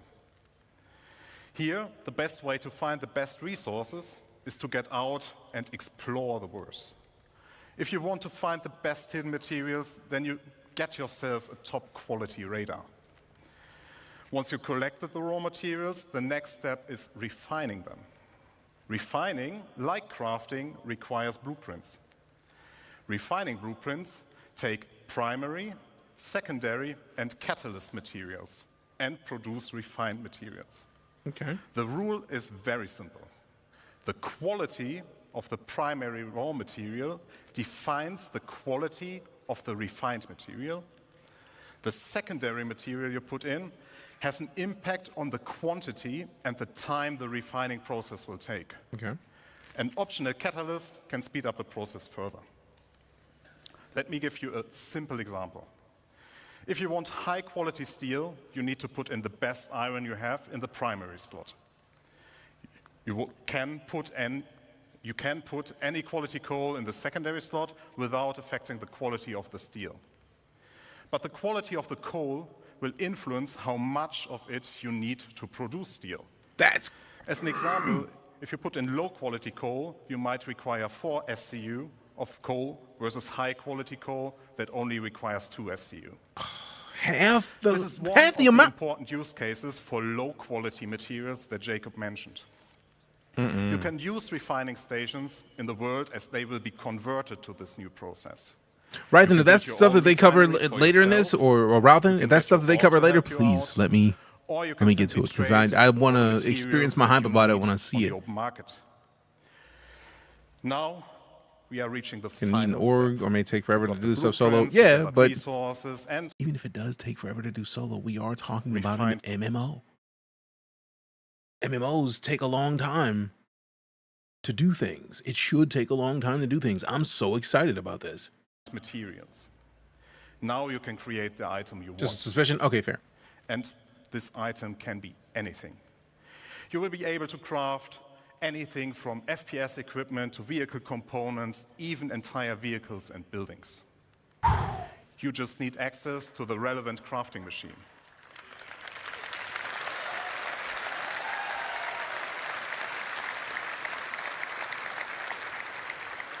Talking about crafting machines.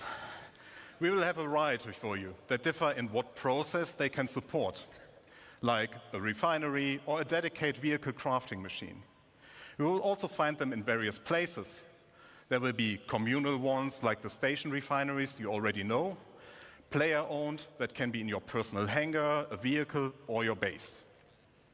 As all that we have talked about just now, these crafting machines also come in tiers. Here, the tiers will affect how well those machines do their job. You will not only... There are big-ass 3D printers in Star Citizen that let you make weapons for ships, fam. It is...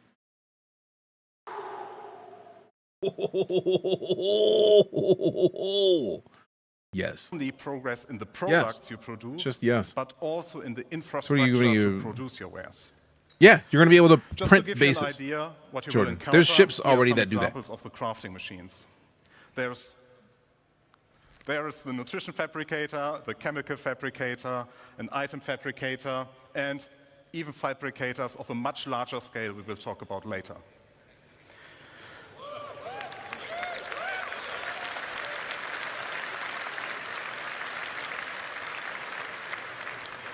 Talking about scale, I would like to talk about the future of crafting and the scale it will have in the game that you all know, and how it will change the game moving forward. As you all know, we have a lot of items in the game, and they all require their own unique blueprints. That means our aim is to have more than 1,000 blueprints that include the creation and the refining blueprints. And each of those can be researched to unlock tier upgrades up to tier 3 or tier 5.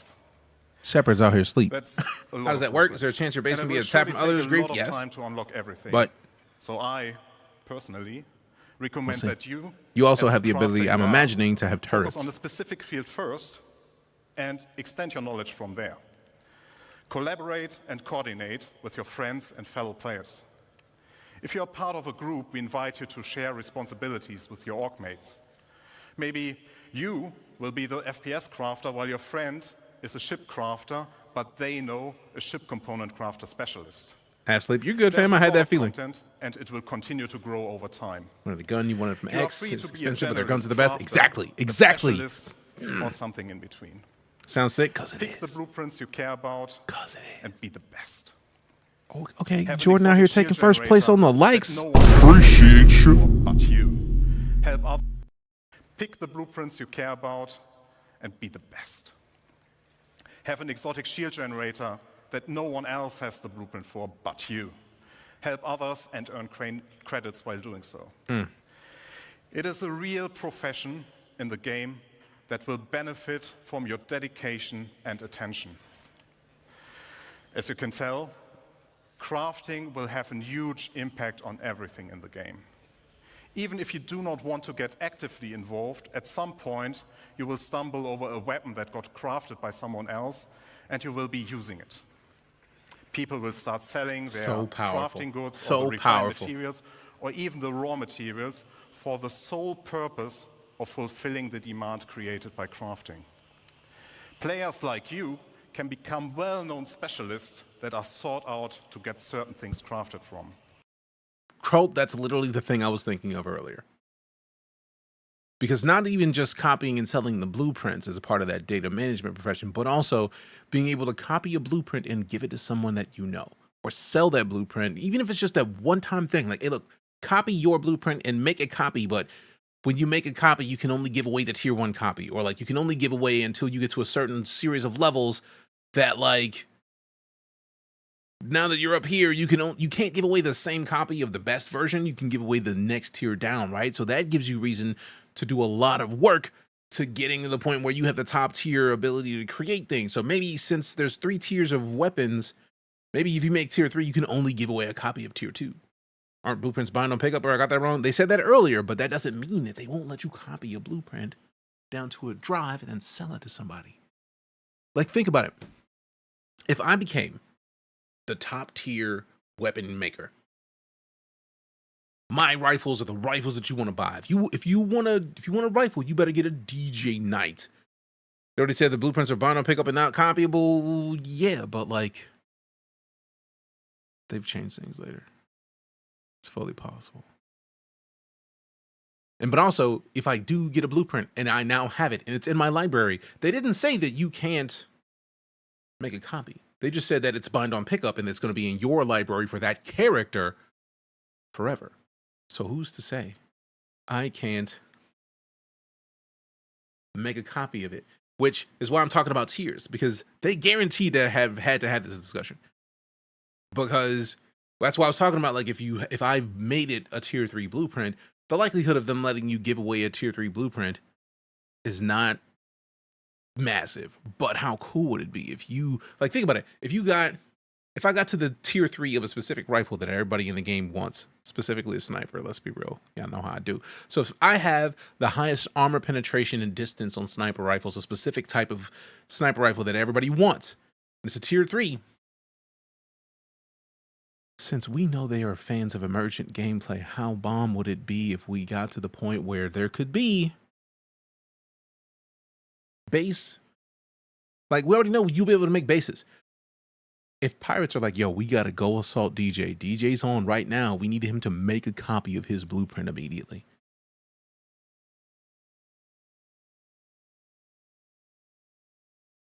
But by not letting you make a copy of your tier, that makes it to where you could only make a tier down. So if somebody wanted to make rifles like mine, they would still have to do the work to get better, but you could get a version of that blueprint. And then maybe they wanted to use different things or level up certain other options. They were copyable, then everyone would have the top one level very quickly. Exactly, but that's the point. That's why if you could make a copy and it's not the same tier, or even if it's the base tier, but like it still has, since you adjusted certain things, that's a lot. It's a lot of potential for emergent gameplay there. Even if you gave someone a blueprint, it doesn't mean that they can craft it. Who's to say they would have access to the machines and materials? Exactly. Since you have to find the specific materials to craft a ship, if I had the best Mercury Star Runner, if I had the best Star Runner blueprint, they're not gonna let me give you exactly that blueprint because you didn't do the work for it.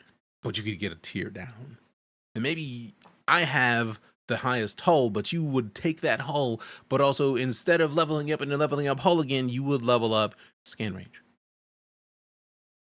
or engine speed, something else. So like, just the possibility of crafting in what they're describing has a whole lot of gameplay possibilities later on.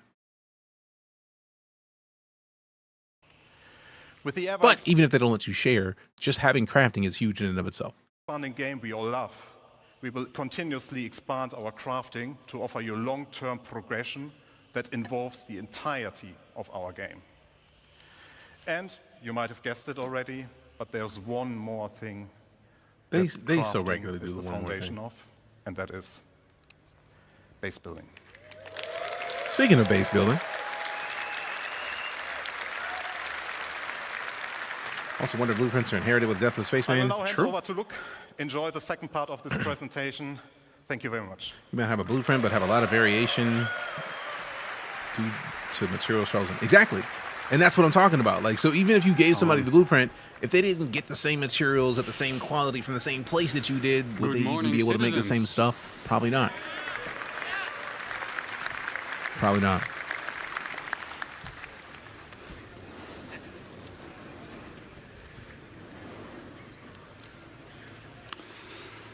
Who's excited to start talking about this next topic? Big same, big same.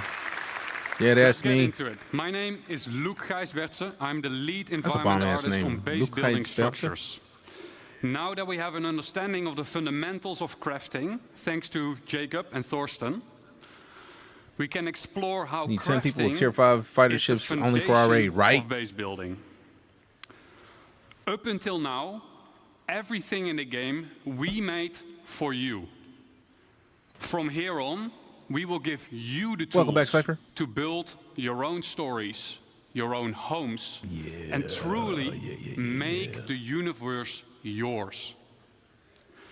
Join me on a journey on building our own habitable home on Pyro. What? Don't tell me Keep in they mind have this that gameplay following loop already footage built enough to is where they work can in show it off. progress, including its UI, design, and visuals. What? On Pyro. Keep in mind that the following footage is work in progress, Okay. including its UI, design, and visuals. I'm about to say, And we're super excited to share this with you.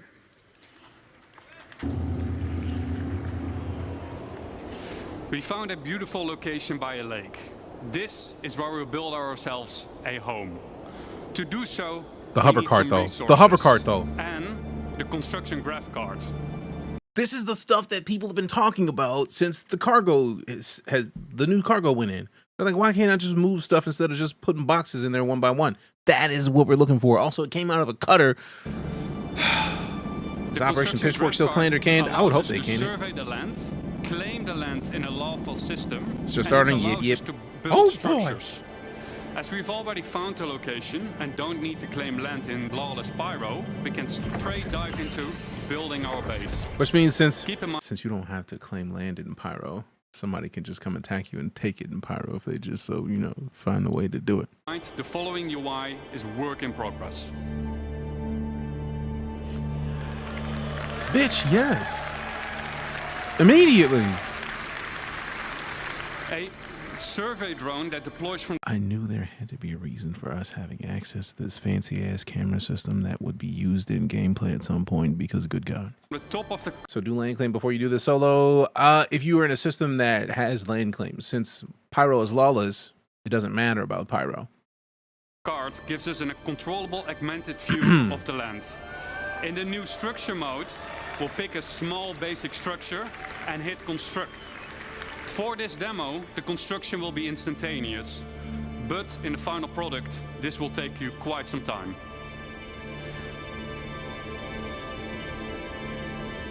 We've done it. We've built our first structure. Let's have a look on the inside. It's well on its way to being done. Yeah, like that means that they already have it functional, even if it's in the early stages. This is functional in, I'm guessing, Genesis. As we walk into the small basic structure, we see an empty interior. I just spent 3 days that is building up your dimly base in lit. Pyro, and you log in one day and it's completely destroyed. Up to Yup. us to define what we will use this space for. In Hold on, our hold on, case, hold on, hold on. It's up to us. Basic structure. We see an empty interior that is. Is that rock or like a mushroom? Dimly Because it lit. looks like It's up the to rocks us are flowing. To define what we will use this space for. In our case, No, we sir, will I want to don't make like it it. into Don't a like home. it. Official name, We this can is see called- that the lights are still this is off, Star Citizen. and that is a problem. It's just a different Because video no lights means showcasing no atmosphere, no future breathable atmosphere. things for it. So it's not ideal to live in. So how do we solve this issue? We can improve this by providing the building with power. Let's see if we can build something that helps us out. But before we dive into more building, let's take a quick moment to enjoy the freedom that the survey drone provides us with and admire the aesthetics of our first structure. And I wonder what Declan was up doing there. Keep in mind that base building is still work in progress, but what you're seeing right now has been recorded directly in the client and works seamlessly between first person and the building mode. Okay, enough. Back to base building. In the list of new structures, we see a small fuel generator. That is something that could solve our problem, I think. Power providing structures need to be hooked up to other buildings inside construction ER mode, but we'll explain this later. I like fuel seeing generator the scroll up and is down one for of height. several structures that provides power, each with their own benefit and drawbacks. Fuel power is quick and easy to build, but it requires a constant supply of fuel besides its regular maintenance. If a structure is not maintained, it will halt its activity. Players will need to maintain fuses to keep the building operational. The better crafted fuse, the longer it lasts. This is where the fuse goes on this building. Next up, we have a terminal that gives us access Something they never to the showed. I'm curious about is how of they our cut down the building. trees. And more importantly, we get to activate it here. You'll need a defendant and pyro true packs. You need to hire a starfarer to bring fuel, maybe. Or maybe you craft a fuel generator. That should do it. Let's see if we got power in the building now. So that's a power generator, but like maybe there's a fuel As you refinery. notice, That's the word. Some of the crates in the background have disappeared as their content has been consumed during the construction process of the buildings. So you have to have your stuff looks like physicalized Declan in is the now area hooking for up it to be power in the the range buil- of the usage. power Okay. To the building. I wonder what he was up to earlier, though.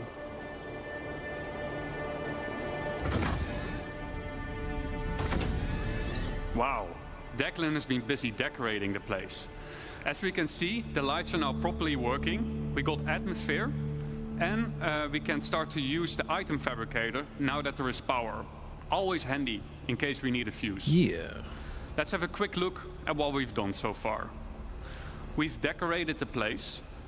I like the tanks on We the made window, it so our that's own pretty little smooth, and home. like the little figurines. We hooked it up with power. I would say That's exactly what I was talking about. we have a place that we can live in.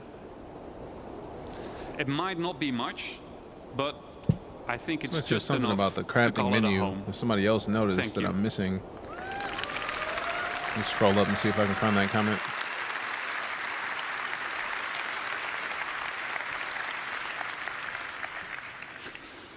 Now that we have a rough understanding of how base building works, let's dive into some of the specifics of what we just saw. The construction graph card is one of 4 devices used for base building. The craft cart is a mobile device that lets you construct a variety of small structures. Spelled crafting and wrong has for the been good guys? designed Ah, okay. specifically to fit into the smallest ships, like the Drake Cutter. The graph cart allows us to survey the land, to find a good location, to claim the land with credits when we're all in a lawful system, like Stanton, and, most importantly, it lets us build structures. To use the graph cart, we will first need to deploy it. Once deployed, we see 2 small construction zones inside the cart, and the interactive screen gets revealed to us. From here, we can deploy the survey drone from the extended top part of the cart. This survey drone gives us a bird's-eye view of the surrounding area using augmented reality mode, ER mode for short. Let's have a look at some UI concepts of how this augmented reality mode will look like. Here's a concept of construction ER. From here, we get a more detailed view of the land. Where can and can't I settle? For an example, inside a nature reserve, construction will be prohibited. I like how they pointed out, hey, areas this flat is enough to place my work structures in on. progress. It's just a Are there any idea of what we underground want to do. extraction deposits nearby? And if so, what are their quality and quantity? Let's say we found a good place to start building our base. Then next up, we need to find a good place for our first structure. On the left-hand side, we can see that we're now in structure creation mode. Underneath that, there is a list of structures that we can build. I like how you Once see the have tiers chosen already. a structure, you'll drag it onto the terrain, that will be shown then as a physicalized hologram. From here, you can move and rotate to find the perfect position for your structure. Now that we have chosen a position for our structure, we will need to supply it with crafting materials. Just like the crafting interface that we saw earlier, this is where you choose the materials, and the better For half a second, I literally thought this said OG Tallow and not QG. materials you choose will result in a better structure. It really is, Jordan. Once you're ready, we'll hit the craft button on the right bottom to send the construction drones printing to the buildings. The automated construction drones will take off from the construction graph cart and fly to nearby resources to fill their internal storage and then fly over to the construction site to print the building until their internal storage has been depleted. The construction drone then repeats the loop by filling its internal storage again by nearby resources. Printing buildings will take some time.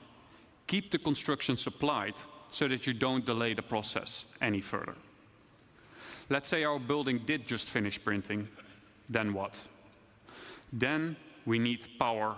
We need to power the building.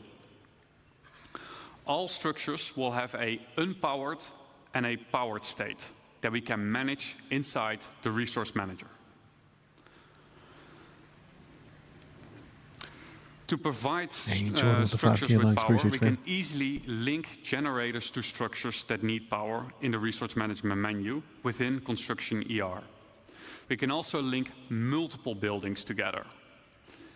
And we can assess the power consumption and shortage of, inside this resource management screen.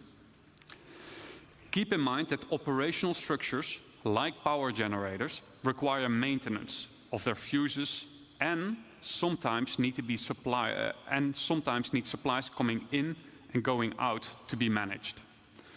Now that we have a structure and power, what can we do next? Then we can actually upgrade our structure.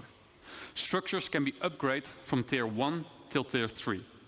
The better material you provide, the better the improvement will be. I like that Just you can like upgrade Jacob in and place. Thorsten explained That in makes the me crafting happy. presentation. And yeah, it does, Jordan. Tier upgrades can, for example, What, so we can improve get a the misprint structural halfway through? integrity of the building, or make its resource consumption more efficient. To really make your base feel like home, you will want to decorate your base with a wide variety of furniture pieces that can be bought, crafted, and found in the universe. It's up to you to define what you want this space to be. Do you want to decorate it as a hospital? Do you want to make it into a workshop? Do you want to make it into a luxurious bedroom? It's up to you. Furniture can easily be placed and moved using decorative ER mode as a hologram. This is so your furniture can easily fit through doors. This feature is accessible through nearby construction devices, allowing you to place down furniture pieces or even crafting machines that otherwise wouldn't fit through the door. And you get to place them directly from your local inventory. The less trusted among you, or anyone settling in Pyro for that matter, may want to mag-lock their furniture into place so that only you and your friends get to rearrange your decorations. That's what's up. And best of all, decorative ER is not exclusive to base building and can also be used for personal hangars and ships. Yup. So to find a nice couch, I'm keeping it. Big sign. Big old sign. To recap, what are the essentials for any base? 1, come prepared, bring the right resources and a construction device with you. Can be a market for those base designers. 2, True. use the resource manager, power generators to make your base habitable and functional. And maintain your base with resources and by replacing out worn fuses. And 3, personalize your base, personal hangar and ship with decorative ER. And there we have it, our home in Pyro. Now that we have an understanding of the basics of base building, we'll explore how you can go and make more than just a home. But before I hand you over to Declan, the designer behind base building, I'd like to say a quick thank you for those who made this presentation possible. So a quick thank you to Eddie, Brandon, Jack, Dan, Mark, Shao, Stefan C, Dom, Stefan T, Carl, Joel, and Rob for your efforts and dedication. Shout outs to the bosses that made it work. yeah. This looks fire. This looks fire. I want it right now. Right now. Like, right now. All right. Thank you, Luke. Good morning, everyone. Good morning. Morning. Morning. My name is Deck. I am the system designer behind crafting and base building, and we've just seen a nice little base, right? That's good for cabin in the woods. Maybe you want to place it down next to big redwoods, go and explore, or a place to stash some loot you perhaps shouldn't have. But, do you want to see a big base? Yeah. Good, because we're going to industrialize. So we're going to set ourselves a goal before we do a video. And they said next year is where they're starting with a lot of this, Jordan, so it may not come this level It's been a bit of a spoiler this year or by the end of 2025, but I get the feeling the base of this functionality is going to come this next year. A specialized, not yet revealed base building vehicle, and he's built as this. It is the construction hub. This has 4 automated drones compared to the Gravcarts 2.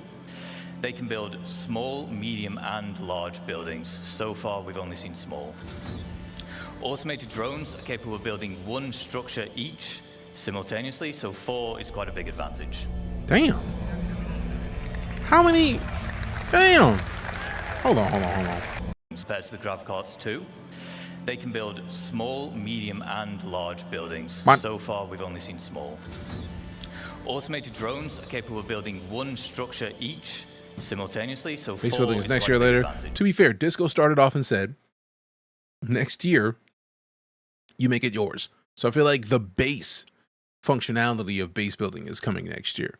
The refined versions of this are going to likely be later, but the basis of some sort of base functionality, I feel like that leads me to believe that Genesis is going to drop next year. So whatever that means for the game, which I imagine fantastic things, I feel like Genesis couldn't function without server meshing. Which means why server meshing is so important. Then have the Pioneer not within 12 months, and the Pioneer isn't coming with tier 1 base building. So tier 1 is a top tier, which means that like I don't know what to expect. I just know that the basis of creation and crafting, even if it's just minor base building, the basis of that is going to be there within the next year from what they're planning.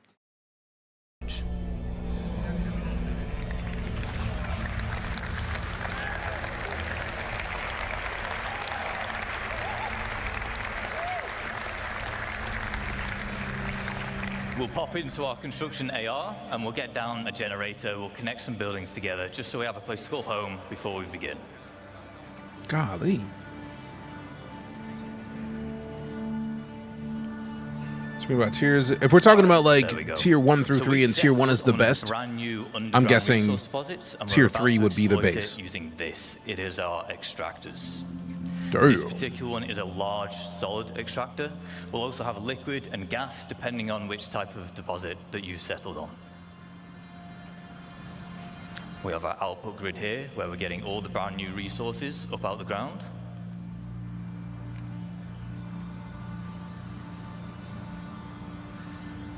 And it is important to note that once these things are set up, it's not a case of just free resources forever. On key structures like this, there are fuses which will occasionally need replaced, as well as environmental wear which can be fixed using crafting materials. Of the buildings to be linked together to build a complex, big same. Goes from 0 to 3, I believe where bigger is better. Okay, cool. If that's the case, then tier 0 is probably going to happen within the next year. I don't expect to get to the top tier functionality out of the gate.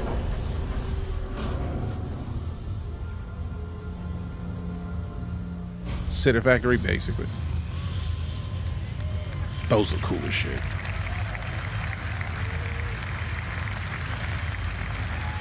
Those are cool as shit. All right, now we want to turn those raw resources into the more valuable refined materials we saw the process talked about earlier with Thorsten. Of course, we want this. It is our refinery. Once again, there are multiple types here. This one is the large solid matter refinery. We have liquid and gas again, as well as biological, depending on the type of materials that you're using and want to produce. Refinery has input and output grids. For input, as you might expect, it's for the resources which you're going to consume, and then the output is for the resulting refined goods. This is determined where you'd select which blueprint you want to use, and therefore which type of refining method you want.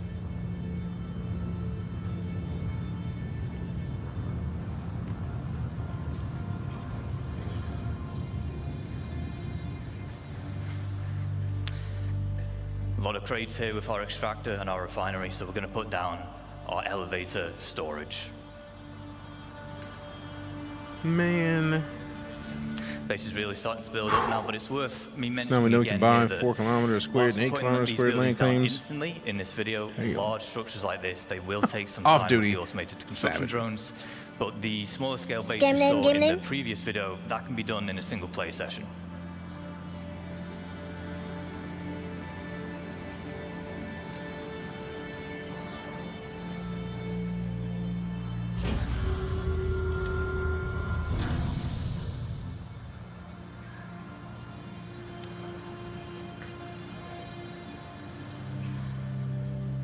We'll just keep on putting down more extractors because we want as much as that valuable resource out the ground as quick as possible. And with base building, we're introducing the concept of a freight elevator network. What this will allow you to do is it will allow you to link multiple freight elevators together, and in turn they will share the same storage. So as we're doing here, we'll deposit an item on freight elevator A. Okay. And then we're retrieving it on freight elevator B. There is a distance limit, but you can daisy chain the elevators together to extend that. And it has to all be contained within the same base. So there's resources they're mining for rare. If so, how are people claiming spots for said resource? They have land claims. Like, they have had land claims available for a while where you could, now, as we expand, we might want to invite more people as a pre-order option of like, they're like, if you want to be able to do that, it's not your gameplay, don't worry about it. And they can even build their own. Or you can get it in game, but like you can gather a specific area of space and claim it as your own. How you can form your org storage using those. So I feel like people early on are going to find resources with the scanning tools, claim land where those resources are frequented, and then set these bases up on those areas. Now we always want a safe place to store our ships, so the trusty hangar will do.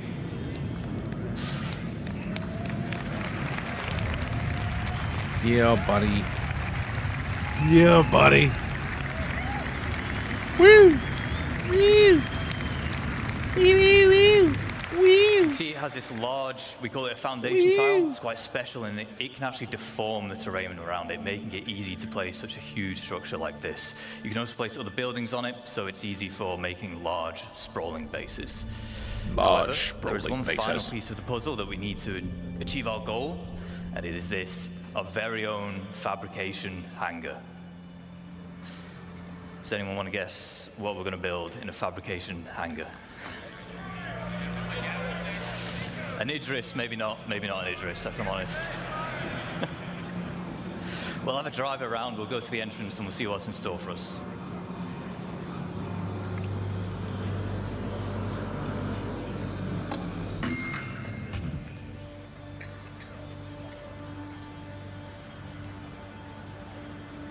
Thousands of players doing this. Yeah. I feel like that's part of the reason why server meshing is important. Could have been a Zeus this part. Could have. Could have.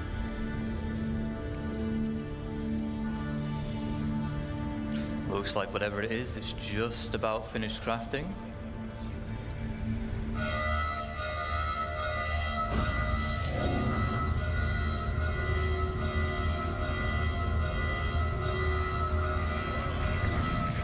Of course, we were going to build ourselves a ship. That's cool. Just randomly spend all these resources. Now, you see the amount of resources they need to gather to make a ship, though. They have a whole base set up here to make one C1. Oh, that's a lot. It's going to be a lot. From industrializing. It's going to be a lot. And we've made use of them by turning into the more valuable refined materials. We've introduced freight elevator networks, which are great for logistics and hauling. And then we've created our fabrication hangar, which allows us to craft big valuable items such as ships. Now, ships are valuable because you can fly them, you can play content with them, but because they are a crafted item, they can also be sold to other players. The idea that you can sell ships to people. So, with base building, you're going to be able to set up your own shops, and there's two main ways you can do this. The first is using a dedicated trading terminal. You know I'm grinding. You know I'm grinding. And in turn, any items within can be listed for sale at a price you deem reasonable. This includes resources, refined materials, and so on. Using the terminal, visiting players can browse what's on offer, purchase, and then collect from that same freight elevator. The second method is to set up a physical shop in the world. By using the decorator AR we saw earlier with Luke, you can maglock items and then list them for sale. Once again, browsing players, they can see the price of the maglocked item, purchase it, which then removes the maglock. That's beast! You don't even have the power of that. I want to sell this weapon. I'm going to lock it in place and set a price on it. Somebody pays that price, and it immediately unlocks, and they can take it with them. Let's go. Let's go. Gently used starships come today, right? It's so simple yet genius. Yup. Yup. Of course, the nice thing with physical shops is you can genuinely make it feel like a store. You can put items on shelving. You can even go as far as to make your own ship showroom. You can advertise your wares on a MobiGla pass for UEC. However, it is important to note that the point of purchase will always occur at the base itself. Bro, hold on. The power of, since we already know that they mentioned earlier that you can place furniture in your ships. Imagine placing one of those in your ship after you were an armor. I'm an armor salesperson, right? I'm selling weapons and armor. And I have in the back of my Avenger Titan, which, if you are curious, is as low as $56 right now with a suit of armor. And I'm probably going to have to go back to my main. As long as this is not exclusively Warbond, I'm going to go to my primary account. And if I have enough in store credit, I'm going to melt my current Titan and get this. Because I probably have enough to melt my Titan and get this. I need to see if this is Warbond exclusively. Galaxy with the cargo modules could just be a mobile mall. Yeah. Yeah. But yeah, like what, flying around with your vending machines, flying around with your shop in your ship. How do you buy ships with IRL monies if you already have access to the game? I don't even know. I mean, obviously you just get to the website, but like, eventually loaded up with snack machines for those who need the snacks. Right. So go to a hot planet in Pyro, and in the back of the ship have nothing but vending machines with water, and each water be like $1,000.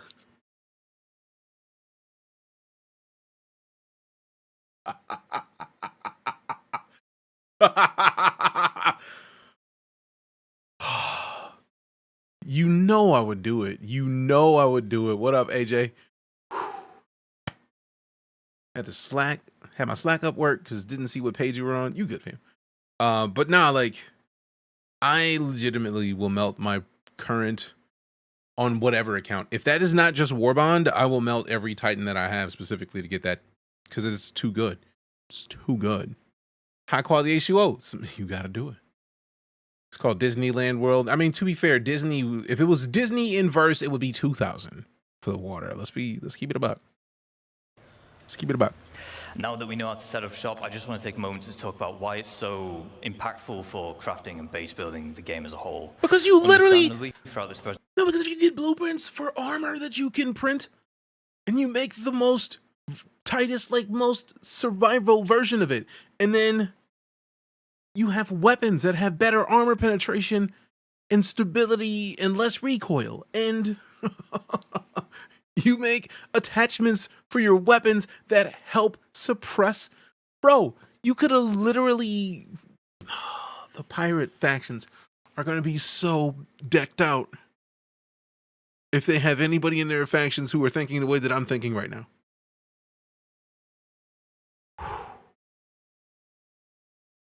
Sell me on Star Citizen in under a minute. I'm not going to sell you on Star Citizen. Star Citizen sells you on Star Citizen.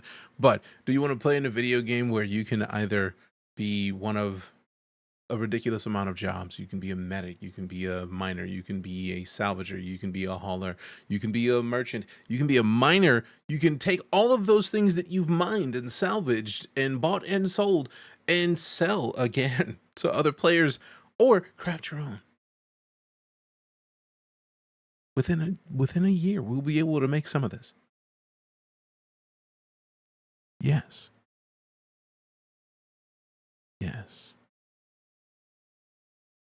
Saw me 37 seconds. Fam, it sells itself. I don't need to do anything. I don't need to hear him talk to know that if this is an armor sales terminal where you can have your armor, he already said that it can be mag locked, which means we can see how much armor is sold in shops, right? We can customize it and make the better versions of it. And we've made a better version of it, sell it for more than you can buy in the stores because they already said that the crafting will lead you to be able to make better stuff that you can buy. So imagine having the best version of this armor in the game and charging 50 G's for it. And people knowing it will be worth the 50 G's. Whereas the rest of them for the full fit might be like 30 or 20. But when you sell it because the DeejayKnight name is on it, that's literally, yes, it's going back to Star Wars Galaxy's levels of MMO. And this, you can't ask for more. This is exactly the thing that I signed up for when I backed Star Citizen in the first place. And it's just getting better. Come on. Yes. Presentation, we've been telling you why you want to craft all these things or why you want to build this big base. But maybe you don't have the time to build a big base and maintain it. Maybe you want to spend your time doing the missions, you want to do your beacons, that's how you want to make your credits instead. Shops mean that you can benefit from the players who do want to spend the time making those bases or crafting those specialist items, and then you can purchase them from them, which is very important because crafted items using high quality materials so it's will peanuts be to crafting? most powerful in the game. On the flip side, if you do specialize, maybe you end up cornering the markets for a particular item or resource, and your shop will then turn into a hotspot of activity, making you loads of credits. Some of you will become infamous because of it. But bear in mind, a successful shop also depends on location. Do you want your customers on edge in Pyro, which tends to have the higher quality materials? Or do you want to spend time hauling them all the way over to safer systems where your customers can be more at peace? We've talked about selling items that sell the look of your base. We have foundation. Which brings it back to why it will be important to remain a bounty hunting and security providing organization. If we have a base in Pyro that's getting us all the resources we need to make the best armor we can make and the best weapons we can make, we got to bring those back to Stanton.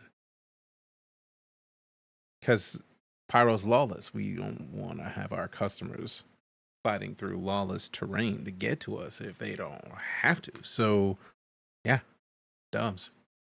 Tiles which can help to having nothing to spend money on outside of ships, gear, and consumables. Yeah, like how many of us have millions and not really doing a lot? Got millions, not really doing a whole lot with it because you don't need to buy new ships. You got a lot of ships. So like, this is everything. Which help you divide up the foundation tile. You can place them freely. Lawless planet, they can't ask for refunds. True. We mark up areas like I want to use this place for cargo. I want this for housing, vehicles. Stop the spoilers, Rob. Stop it. You'll be able to earn paints in game and apply them to buildings. How about knowing who's buying the items so you can have a secret pirate clan over in Pyro to hunt those people? True. True. Oh yeah, lots of UECs changing hands. Like lots of it. As well as add your own custom tech. So if you're part of an org, the blue buildings that have your name are definitely yours. We have some forms of base building which are either still in the design phase. Yeah. White box, but we want to share some details. This is our complaints department, pretty much that. Farming, it comes in two general types. We have our low-tech farming and then high-tech. Low-tech consists of you acquiring the seeds, planting them in the appropriate environment. If you remember back to yesterday, the Brave New Worlds, we had soil types and such now. That'll play a part. As well as supplying them with nutrients and then just harvesting them when they're grown. High-tech, it's a bit more involved because you've got to make the hydroponic buildings we see here, but in return, you'll be able to grow exclusive strains of plants. Ranching will allow you to keep herds of animals. You'll have to provide them with feed, water, and shelter, but in return, they will provide you with produce. Not every animal can be ranched. I don't really see a sandworm ranch anytime soon, but the quasi-grazer will, of course, will. Is farming part of 1.0? I'm not sure. We haven't gotten to the 1.0 part of the presentation yet. Because this is all just crafting stuff. The VOD will still be here, Wolf. Archetypes. We have landing pads, garages, roads, fencing. The idea that they're still talking about base building right now, and this is... I wish they would have showed us a picture of what this was before this was here. I want to see this before the base got built.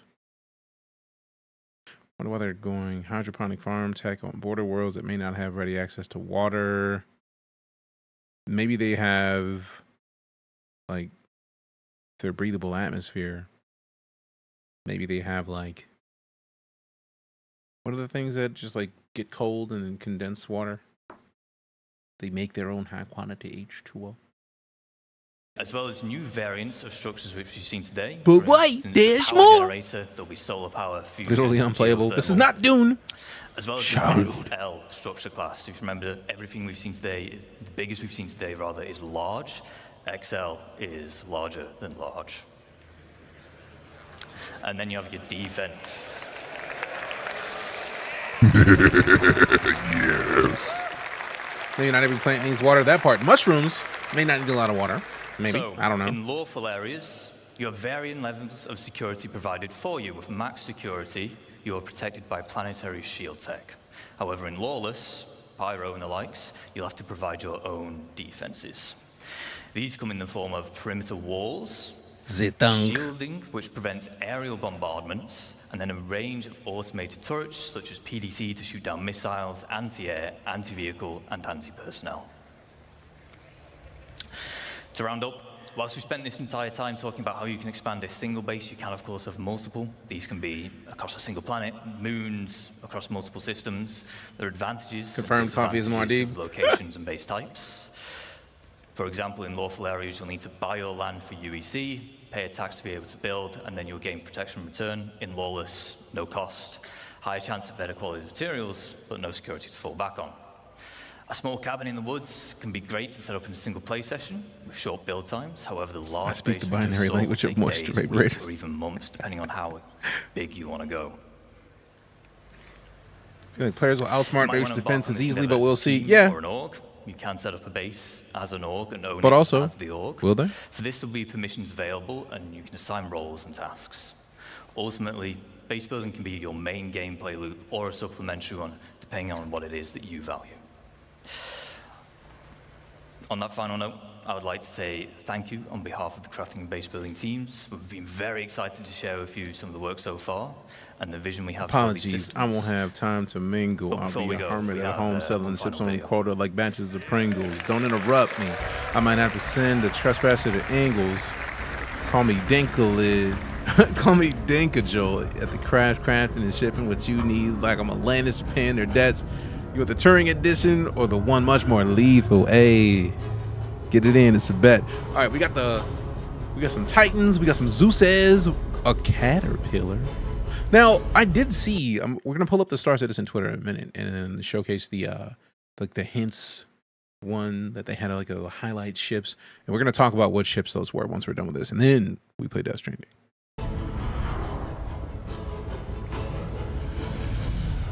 The Nomad, that's what that was. I see a C1, I see a Hornet, Scorpios. I see a Scorpios. I too want a forest moon. I want to have a base on the edge of a swamp, like right between a swamp and a forest. Yo, that crashed ship in the grass though, or in the water. That is a base though. Now, see, one thing that I have been thinking this entire time that I didn't actually say, right? And yeah, the Star Wars references were great, but like, how powerful is it that they're showing us how we can make locations? Bad money, that's how they're making a lot of locations that they need to make manually as well. Bet. I bet.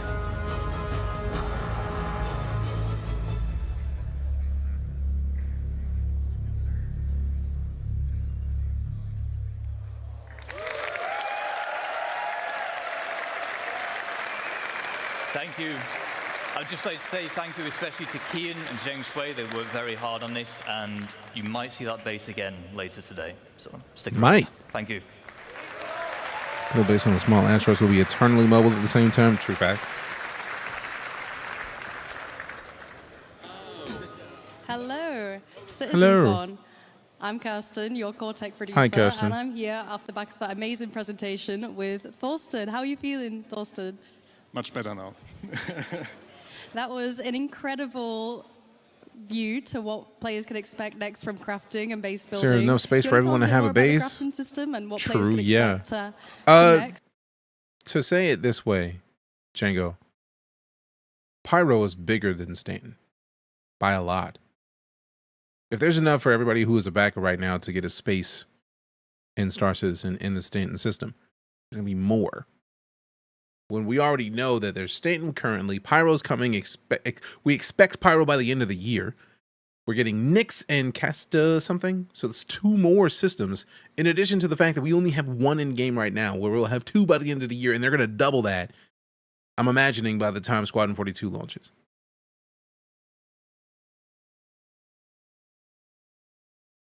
And we're talking about moons as well. It's not just the planets. The planets are big. The moons are also big. Says the state has no measurements. Interesting.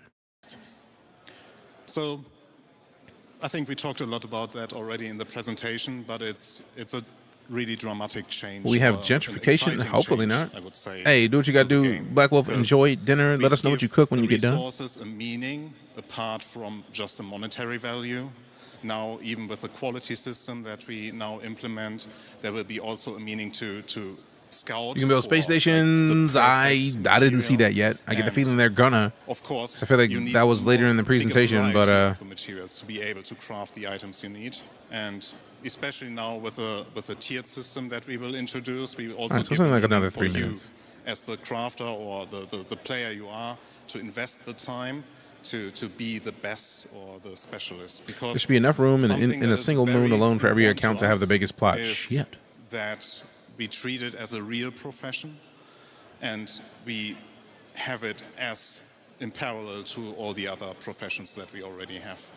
So it's not just about making the universe more dense, it's also about making it more interactive and making everything in it more valuable.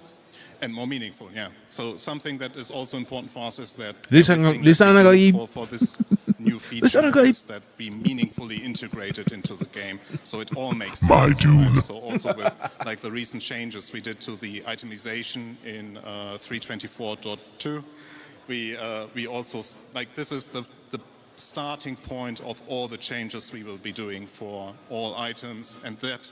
The reason why we did those changes were just because of crafting. I think almost double digits in land fair. What impact will the crafting system have on orgs? Well, getting that Hornet cockpit. Yeah, I don't think it was a thing you consider. We want to see personally orgs building an empire of that's why like people are like, they made a big ship. It's like, bro, you could do that with wood. Like if you are a good enough designer. To like go to their base and buy you could be a woodworker and make that in wood, and it'd be items that they inherit, low-key that cheap. they Like, have the best, for example, FPS weapon for. And I'm guessing that'll tie in quite well to the biomes we saw yesterday as part of the core engine. I'm so excited for the biomes. Right? Yeah, the biomes will also heavily affect what we do for crafting, because it also will give us a good opportunity to spread around resources in more interesting places, like the giant forests you saw, right? For example, if you have a prospector as a miner, it might not be efficient, or you might not even be able at all to go down into the trees to mine amazing that factual is below it. So you need to grab your ROC or your FPS mining gear to actually grab the resources that you can only find in those particular areas. So yeah, we will benefit a lot from this. Super excited. Well, on that note, how has this CitizenCon compared to? We're good on previous this. years? We You can were skip at to LA last year. disco. Guys. I prefer no spoilers because I want to find out as it happens. Crafting and base building. Fundamentally change all life in the persistent universe. Just a little bit, right? There's more of that coming later today, by the way. Before I get to my deep honor to introduce two of my favorite people, I do want to call out these lovely little note cards here. You've seen many of our presenters and our hosts carrying them here. I have not been carrying mine. Disco's one of the best humans. I fully agree. Disco's a great dude. Jared is an absolutely fantastic human. This one says, thank Kat and Mandy, but also Tyler and Leah. What? Can we get a round of applause for Tyler Oh, and man. Leah, please? I thought that was for real. I was like, hold on. Now, Tyler, you probably know, is our director of community. Outsources work to Hello Games. Internally as a product owner, he is the product owner for CitizenCon. So everything that you see here at this event this year is touched in one way, shape, or form by Tyler Wicken. So please give a round of applause for Tyler Wicken. Bro, let's give some love to Xylo. And because Tyler Wicken can't do anything by himself, Leah is the one who does most of the hard work. So Leah, who will never be on camera and who hates to be embarrassed, please give a round of applause for Leah, please. Definitely. Tight work, Leah. Tight work, Leah. This one just says, learn to stretch. Ooh, savage. This one says, don't let the intrusive thoughts out. That's a valid choice. I almost lost it with that rabbit weasel thing yesterday. This one says, hi, Dad. Hi, Dad. And Dad Lando. This one says, don't run crossed out. Don't roll on the stage, dummy. All right. So that's enough for me. Guys, our next presentation is our annual ships presentation, this year titled Captains of Industry, being presented to you by two people who almost certainly need no Back to our introduction. regards. I'm gonna Oh, do just it stuff that anyway. he's done this con. Ben Like he was Curtis running was day born one in and like, Manchester. No. I think he said he tore his Beautiful calf. art director Ben Curtis. And He rolled on stage talking about the Big Benny's challenge. Just a lot of cool stuff. Oh, I was saying something really embarrassing. All right. John Crew, you're saved. Come on out, John Crew. He pulled a Hemi. Rolling on stage, disco on bingo card. True, but this disco though. You're lucky they didn't wait. You're lucky they didn't wait. It's disco. Cheers, Mom. Hi, everybody. He's going to Good to see you do all weird again. disco stuff because this is how he operates. It's the Big thanks. Benny Challenge. Love you too. Early on in Star Citizen's existence, as far as the PU is concerned, people being able to play and fly around, there was a Big Benny's machine that you could move from its location. It took a lot of work because there was no like multi-tool to move it. You had to like barrel roll next to it, and you had to move, and you could move it into a ship, fly away with it, and then put it in weird places. And Bad News Baron is the creator that came up with it and said, hey, look, let's have a challenge to see what we can do with Big Benny's, do weird stuff. So the whole community was like, let's get it in and get silly with Big Benny's machines. So this is, I feel like I went to a CitizenCon. Oh no, I'm thinking Gamescom. During Gamescom, I feel like it was when I was overseas in Cologne. There was people cosplaying as Big Benny's machines. I have pictures from it. It was Big Benny's noodles were a big deal for a long time, to the point where when in game, if anything references noodles, like for example when Pyro opened up and everybody heard "Who wants some noodles?" I always gonna connect that to Big Benny because the noodles are a big deal. Cards are for info about what they're gonna present, but Jared just had random cards. Oh yeah, as a host, you have cards and you read off those cards. He also has like teleprompters, but like I've hosted a bunch, so I've been to events where I had to have those cards, but like he just wrote stuff on them because he's silly. Did I accidentally mute? Don't know me, and you weren't listening to Gyro there. Excited to be here. In case you don't know me, you show weren't met some listening to guys Gyro from the there, big which I do medic quite a lot. orgs, and they My offered name's him John Crew, I'm the a vehicle look to the director. convention hall so he didn't have to walk. That's cool as I'm fuck. the vehicle art director. Yes, definitely reps for Todd Pappy and Sean Tracy, because for real, those dudes are beasts. Also, if we mentioned Sean Tracy, can we get some DJK Sean's in chat, please, and thanks? Oh, so if you've got technical difficulties, You have to do a dance, John. there we go. There we go. We're good. Right. Speaking of the Pioneer, Today, we're going to be talking about the vehicles to build your universe. And for those also of add you time, so that watched the keep previous an eye out. presentation, which is awesome about base building and crafting, you should be familiar with the construction grav cart. I love how they used it and then got to announce Seeing it how later. this works, you might be wondering, well, if I've got this, why do I need some vehicles to do things? I know there's going to be some of you that will be perfectly prepared to go push this thing hundreds of kilometers out of the garages at New Babbage, but realistically, you're going to need a ship to put it in. It can't carry supplies by itself, so you're going to need to put supplies in the ship, move them, and it has small drones. And that's the key aspect there. It has 2 small drones on board, and drones will have sizes. Okay, so yeah, basically everything you're going to be building in Star Citizen has its size class. A lot of you are familiar with how we class our ships and a lot of other things in our game. So it ranges from Well, how our small construction company to all help the way build up your to dreams, that large part. and extra large. And our Trust. That is going to happen. It's going to happen. Somebody is going to get the resources. Somebody's going to be known as the best constructors in the verse. There is somebody out there who's like, I'm going to make this my gig, and they're doing it. And yeah, like, it doesn't surprise me. Somebody's going to be that big of a deal. Somebody is going to be that big a deal. Why the hell is the bot giving what? drones kind of fall into those classes. What is as he well. talking about, sir? But, Who? what does it really mean, the difference between what's a small drone, Oh, what's sir, a I don't large like it. drone, what's a larger than large and extra large, and so on. Shows up with And full auger crew, basically, basically? a medium drone, for example, can build any structure Fair enough, up Jero. to a medium size. So it can build smalls, mediums, and it will be able to build small structures faster than what a small drone would. So the size makes difference depending on how big you want to go. But the drones also scale in they scale in numbers. In the one drone can only make one structure at a time. So the grav cart's got 2 drones on it, so I'll be able to create 2 small structures. But a medium, or if you've got a vehicle that No, this is no longer Squadron 42. This is just the rest of CitizenCon Day 2. Sizes. And that's kind of really The the game key company to that sells kind of like the homestead upgrade kits, path craft through cart the kind of materials for drone a certain size. base that build you So that we you had a look build. at the, Yeah. the small. So what's next? What do you want to build? A medium.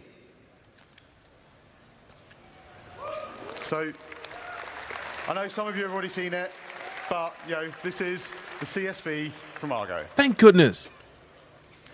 So launching today is the very first ground vehicle from Argo, the Construction Support Vehicle, CSV.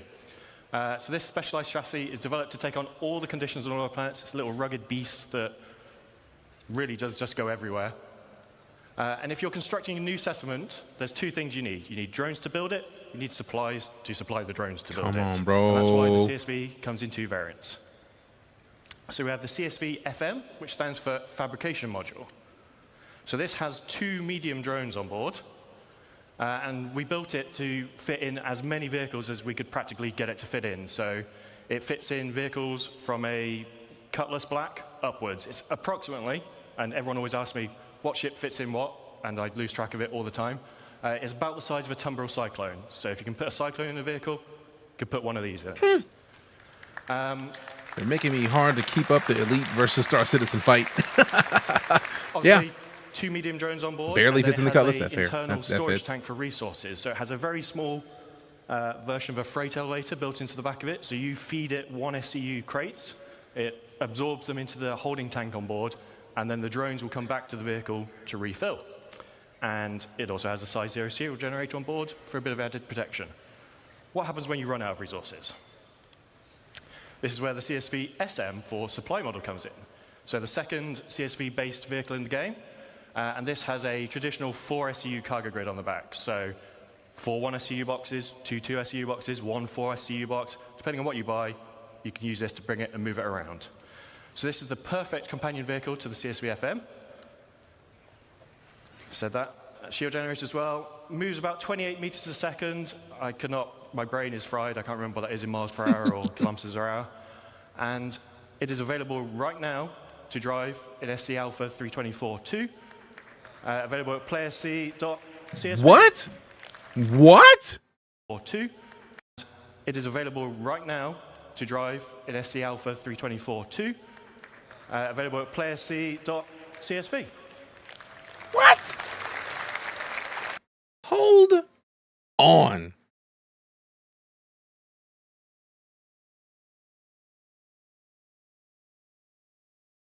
Damn.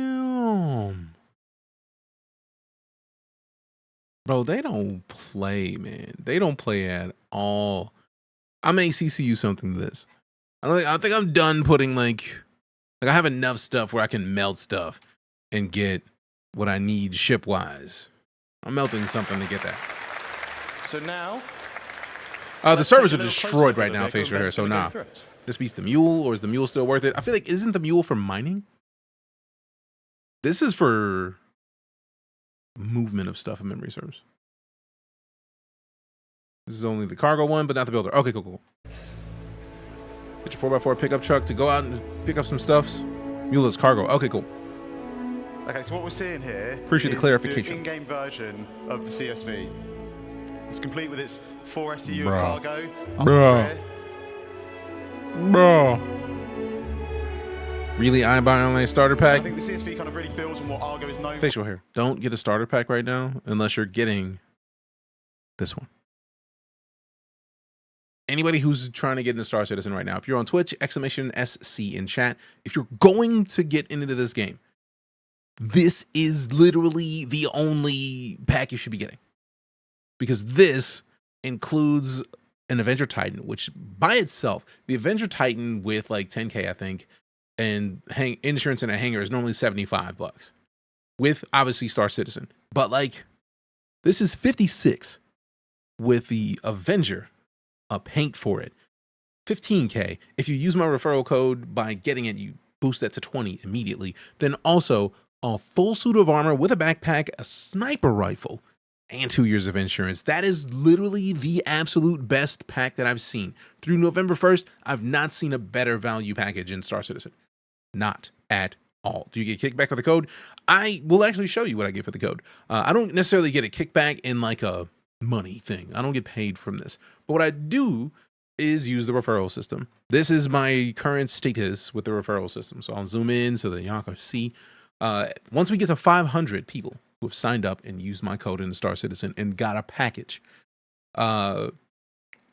we get an Anvil Terrapin and a Hurricane in-game to showcase to the world. You get 5,000 in-game credits. I get the notification that is there. Also, apparently there is also a hover quad that you get for getting a package. If I go to my hangar,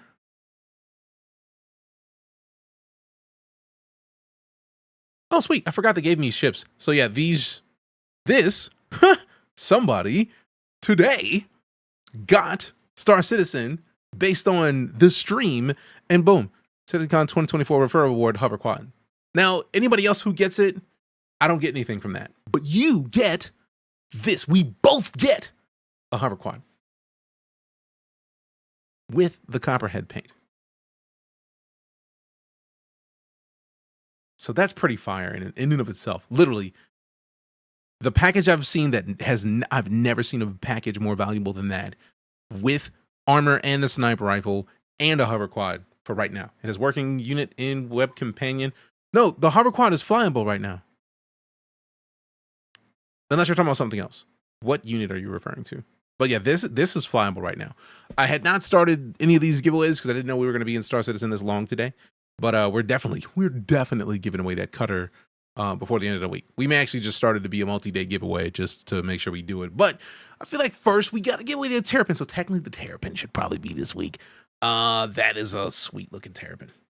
The game is pretty interlinked. Oh yeah. Oh yeah. And yeah, somebody said, DJ, why are the servers degraded?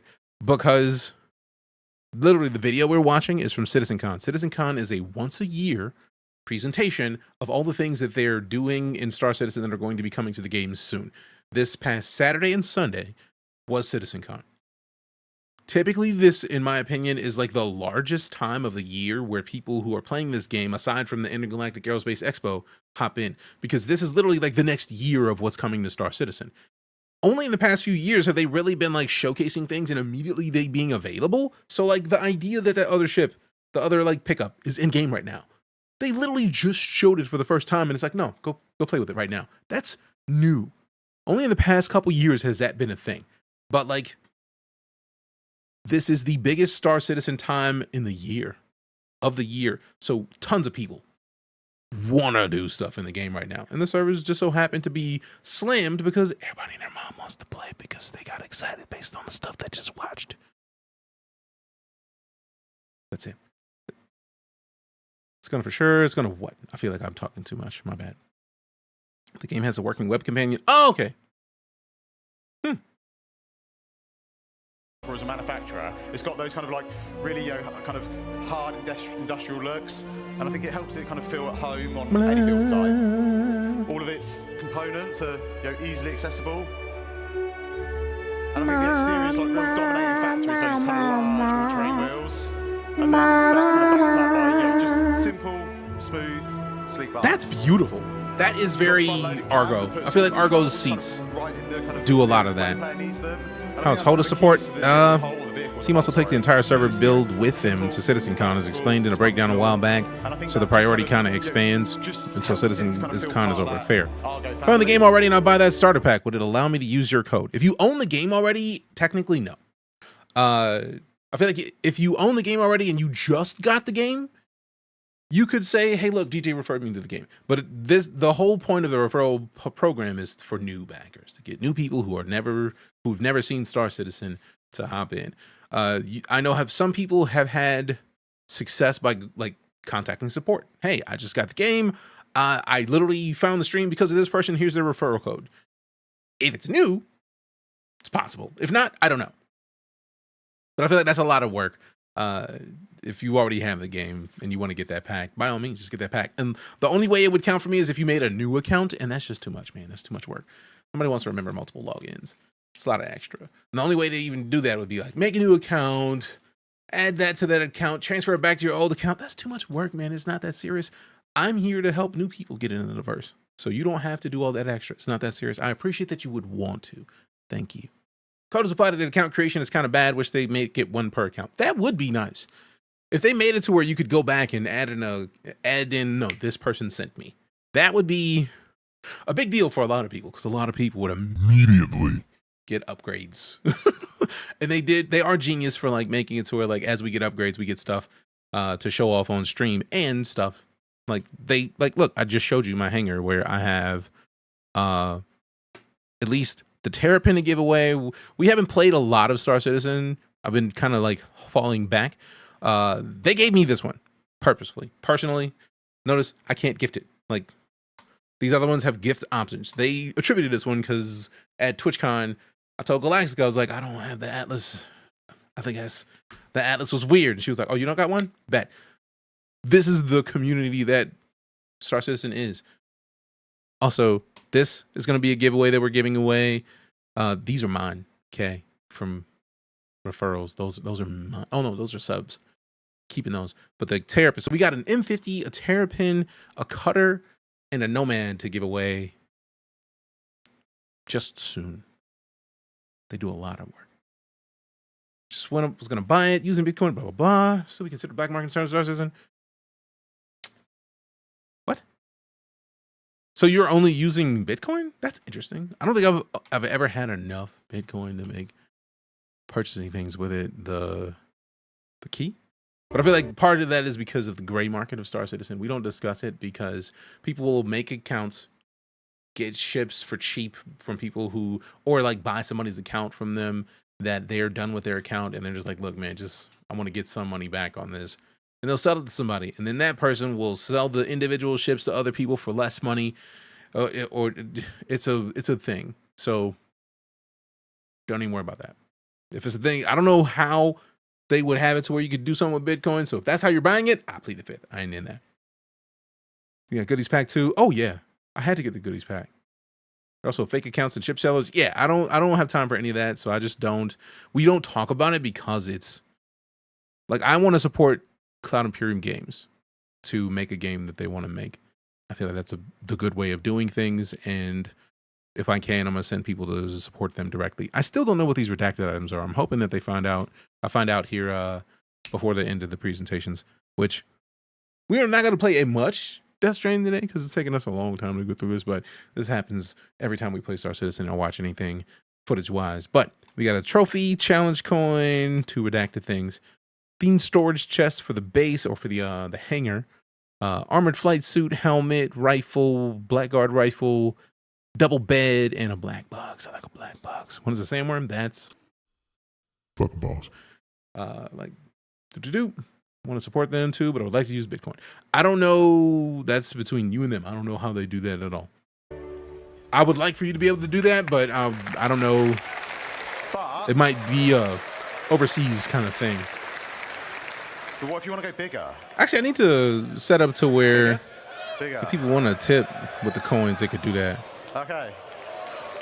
Because I've had it, I just haven't used it. So, I'll let you see if I hear back. Cool. Appreciate you. The Starlancer family. So, if you upgrade the starter pack in the future, yeah, will you keep all the armor and stuff? Vehicles. Upgrade the starter pack how?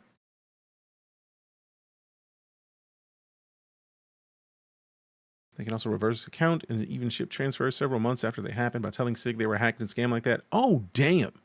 That sucks. Ship upgrades. Oh, like with cross chassis upgrades? No. Anybody who's never heard of the cross chassis upgrade, I will show you what it is and explain it really quickly because if you've not followed Star Citizen, that doesn't make any sense. If we go to the pledge store in a new tab, let's say, for example, like the hover quad. The hover quad has lifetime insurance because it's a hover quad. And it's a thing that has been attributed to my account as a referral bonus. So let's say, now on the bright side, I have multiple hover quads, but let's just say I want to look up at a hover quad. A hover quad is $40. So let's say the CSV, if they have it in here, which I don't think they will, but they do. So if I wanted to make that hover quad, the new CSV, I could do so for $15. Now, if I have my in-game store, if I have store credit that is $15, I don't have to spend any money because I have $15 in store credit. So then I can just upgrade that individual piece to the CSV and be fine. Now, here's where it gets interesting. If we look at, for example, the Nomad, when I give this away and somebody gets the CitizenCon Nomad as a giveaway, it comes with Star Citizen, lifetime insurance, and a Nomad. Notice that this also contains these things. I could do that same thing with the ship upgrade.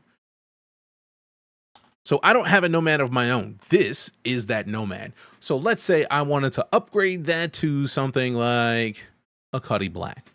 If I had $30 in store credit, or if I decided to give them $30, or if you don't have the game and you win the Nomad and you wanted to upgrade it to something like the Cuddy Black, you could do so for $30 and have only spent $30 on a Cuddy Black.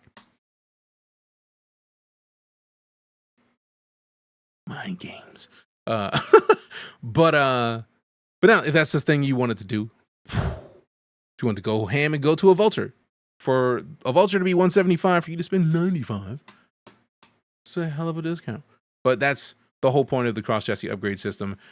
Because of that, you wouldn't lose the lifetime insurance or the Star Citizen digital download. Or if I go back to my my primary game package, like if we go to game packages, the only packages I have, this is the last game package that is mine. Like I have the Saber Raven that I got from Intel when I got my PC. I have the AMD Never Settle Edition because Pirate Fort gave it to us. Technically, we can have AMD versus Intel races in the game and it'd be bomb. These 4 are gifts that we're going to be giving away in the community. But in my UEE Exploration Pack, let's say I didn't like the Scorpius anymore and I wanted to upgrade to something else. I could CCU the Scorpius to something else, and it doesn't change the fact that I get Squadron 42, Star Citizen, 20,000 AUEC, lifetime insurance, and a Carrick name reservation. Heard LTI wasn't important, so I never bothered with it. That's fair. But like, they actually go into that later today as well, in one of the presentations to close out CitizenCon. You can absolutely buy and eventually make ships in game with in-game money. Yeah, you never have to do anything. The most thing you ever need to do. The only reason I'm talking about this is because cross-chassis upgrades came up. You never need to do any of this. You can do all of this with this. Will it take longer? Yeah, because that's just how it works. But once the game goes live, I get the feeling the ship sales will go away.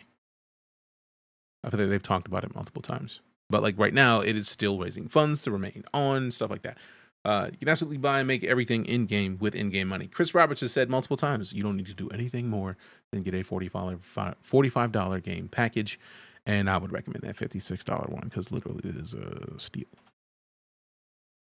Here for you, Gigawatts. That's literally what I do here. And these are covering I'm a firm believer in being able to give information where possible. About the first 3, which are the build, which kind of makes sense. These things are huge. I don't think I want one, but they're huge. Structural construction needs. We have the TAC. Hey, we got Ralph and gifted that sub courtesy of Gigawatts. More, appreciate the support, fam. Thank you very much. Defensive or offensive excursions in our universe. And then we have the Max, which is a dedicated hauler, but it can still pack a bit of a punch. So we're going to take a bit of a closer look at all of them today. We're going to start off with the build. That thing is huge. So this is the stance of build Good from the God. outside.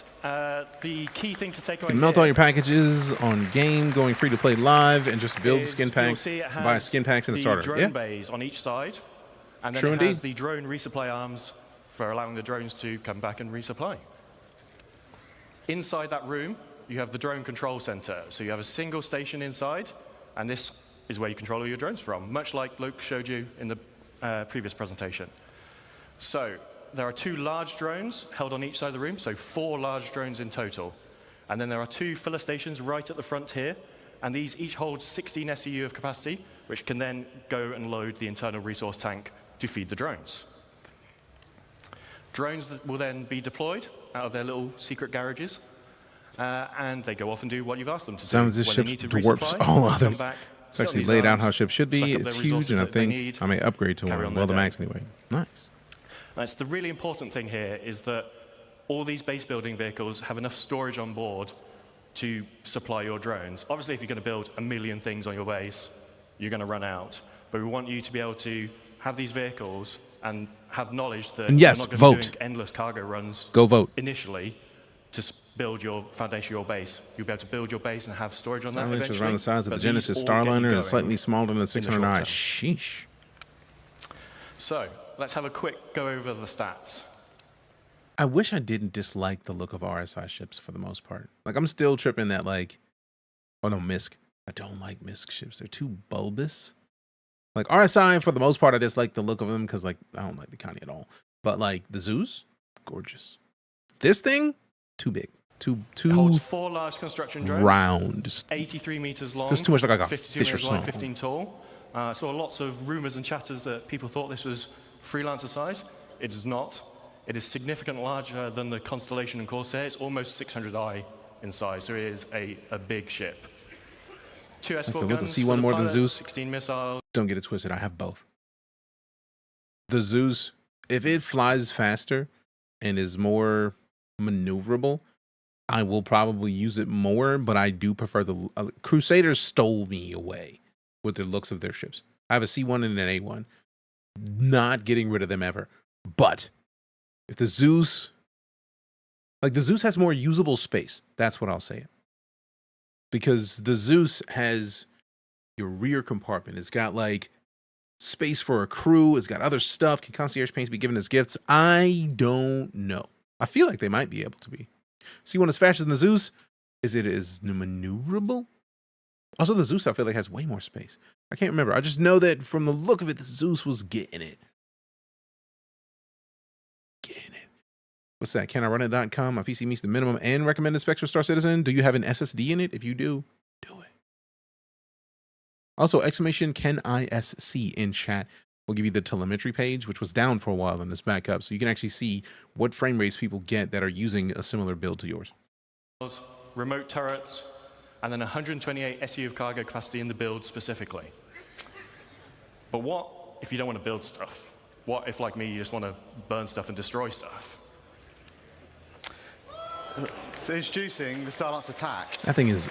So, like I say, this is designed to be. This is the kind of ship that shows up at the end of an action movie. So I think the first thing you're going to They're notice just wrecking everything. Is the kind of the dual man size 5 turrets. Now these give much better kind of broadside coverage from any of the other variants.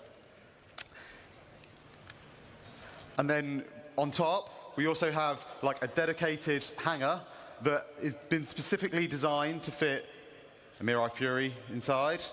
And I'm sure we will see plenty of other ships try to be fitted inside. Guaranteed. Yeah, we'll see. And I think John's going to run you through the interior now. So yeah, let's have a look over the tack from outside to in. So this is the tack in its default paint, so sort of military drab gray. Then internally, obviously Ben talked about the size 5 turrets.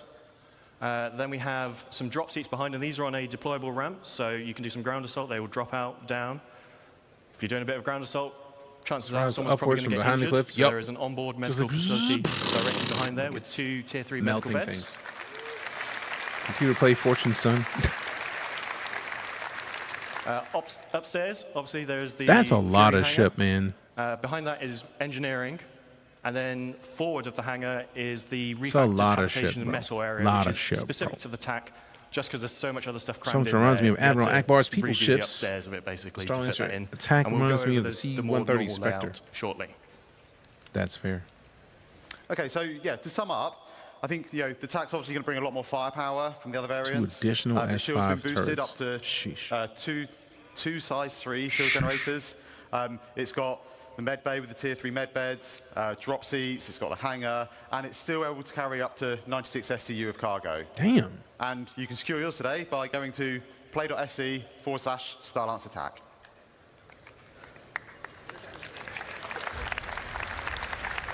What up, Nebs? You like that Fat Lancer? I really don't like many Star Lancers at all, for real, if I'm gonna keep it a bug. They just are too bulbous for me. Like, it's weird, man. It's weird for me. I don't know why. Just like they're so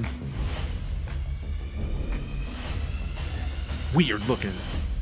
Also, let's get the band back together. I see what they did there. That ain't smooth. Oh, yup. Why does that feel like Firefly to me?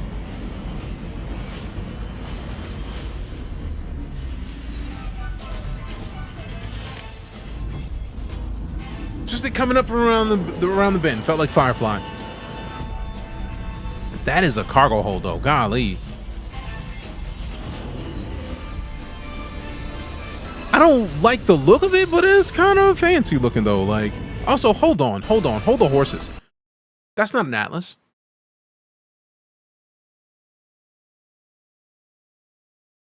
Unless Atlas got paints on them, and I don't remember seeing Atlas paints. Also, that's not as bulky as an Atlas, I think. So, like, when are theirs coming out? They do? Like 4 paints? Bitch. I'm gonna have to buy some of those with store credit. Mostly because broke. I ain't got no money. But I will melt some to get some paints. Large Mist, Mirai, Hercules ships look like expanded whale necks. Right, they do. It's not. I'm not gonna call them Garbo because I know that look goes for some people. But like for me though, don't like. Don't like.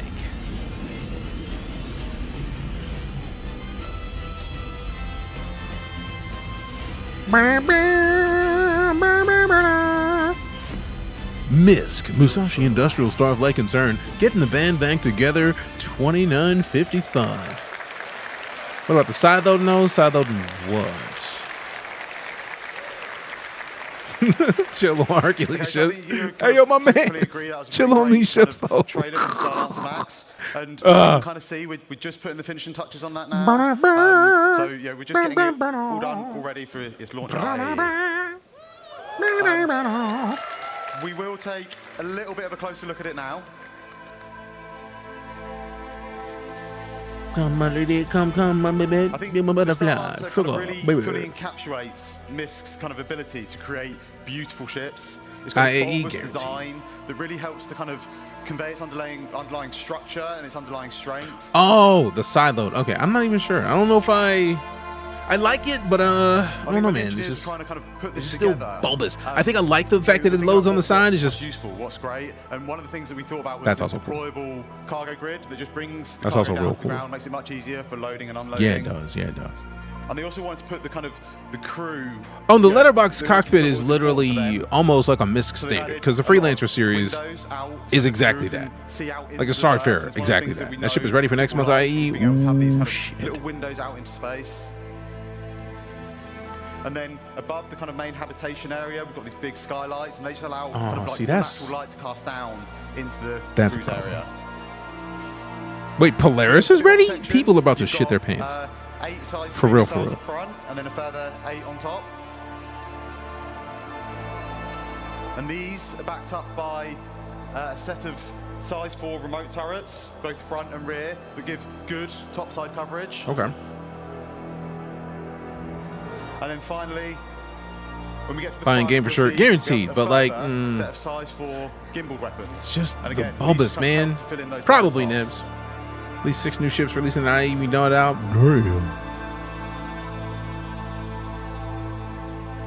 I think as a whole, I think the engineers or Misk have done an exceptional job in creating a vehicle that kind of fully encapsulates the functionality needed, while still ensuring that the crew's kind of well-being and this is not $45 coffee. It's all in the package that kind of really dominates the sky, and I think it really shows off Misk's ability to deliver kind of quite beautiful ships.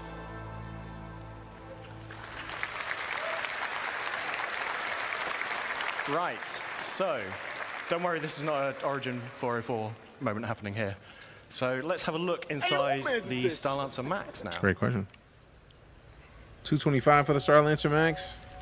So, love it or hate it, we love it. The Misk traditional letterbox view. You knocking tea out of people's hands? At the front of the ship, you have the pilot, co-pilot seat with 2 support stations at the rear. These are the ones that control the remote turrets by default. Then behind that, we have the escape pod room. 4 escape pods, 4 crew. Time out, fam. I do want to take a second to acknowledge because they have the ship underneath it. And you can see just by the way that they're moving past it that they kind of put the interior above the ship. I love the way that they do these flybys of ship interiors. It's really cool. And then behind that, we have the traversal. It's sort of a traversal room. It has a lift, goes between the 2 floors of this ship and goes to the exterior of the ship. And then a ladder for emergency backup. Behind that is the mess hall area. So nice shared communal space for you to relax with your crew. Okay. And then we move into the 4 individual crew rooms, each with double beds, so very luxurious for a spaceship. En suites for all. At the rear of this section, we have a further 2 lifts. These are just internal to go between the 2 decks of the ship.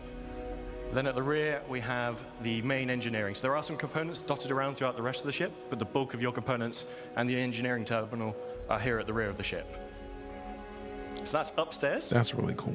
Let's go downstairs These a are little bit. traversal straight, no turns, twists, and weird traveling side right. We have the main vehicle entrance and cargo entrance for the rear section. Let's just switch floors. Oh, so I thought this was above. They literally just. Oh my god, that's cool. Up to a Ursa rover in size in here. In my mind, I'm literally breaking down how they did that because that could just be 2 things. One, they had 3 different shots. Yeah. And each shot is a slice away from the ship. So the top shot is the ship itself. They put the camera all the way back, all the way forward. The second shot, which might technically be 1 shot just adjusted, they recorded the same shot of going down with a top viewable by slicing down the top of it. And then when they recorded coming to the back, they recorded that, and then they cut away that middle slice to the bottom slice, and then it just went back again. And then it's just like, yeah, the feather. It's like a feathering, like, gradient on the edges of these. Then on The way my max, brain we is set up, have I'm trying to Sean figure out how they Trevor, did that, and that's what it looks the like. It's sort of one It's way more basic than you think. down, but it retains a walkway throughout the center of the ship. I mean, if they So have the ability to do this in regardless of engine whether your cargo is up, down, and just being skip loaded, all of the you still have layers. traversal front to back of the ship. The reason that I'm thinking that they used, I'm just thinking of the way Then they we did have this the in downstairs video. of the traversal room, which also features So the this is airlock perfectly onto the ship. spaced. And then lastly, we have the armory at the front of the Three ship. slices, So if outer you're frame coming is hollow on for board, each slice. leaving Right. via EVA, leaving via that front entrance. I just to had the a lot of ground, words You can stop off trying here, to explain suit it. up, get your weapons, do the reverse coming back. And that is the Star Lancer Max. Yeah, ship cutaways are fantastic, man. Like, for real, for real. I think it's huge, though. I don't want it, but it's cool looking. I would probably want the build So, more we'll than any of the rest of recap it. the stats. Because the build did 224 look SC of like cargo, for real, for real. Also appreciate the light. 128 on that ventral We'll drop take off the platform, leaderboard. 96 in the We'll rear take off the cargo leaderboard. area. It has 6 extra looks so cool, VTOL it really thrusters does. It really for all that does. extra mass that it's hauling. And it is available to pre-order now and will be flyable this IE at play.c. Okay, so this one play.se is Science play Max. flyable at And IA, if but the other you, 2 are not. Obviously, the build, pre-order they don't now, need the build to be before ready. IE, you will get this exclusive sapphire paint, which is in the CitizenCon colors and looks super cool in my opinion. Yeah. Also, Ward, why do you ask about the concierge skins? We have talked Curious. small drones, medium drones, large drones. What about bigger things? Yeah, they're pioneer, though. They're pioneer, though. They're pioneer, though. Who can guess what that is? So, Yeah, buddy. Yeah, buddy.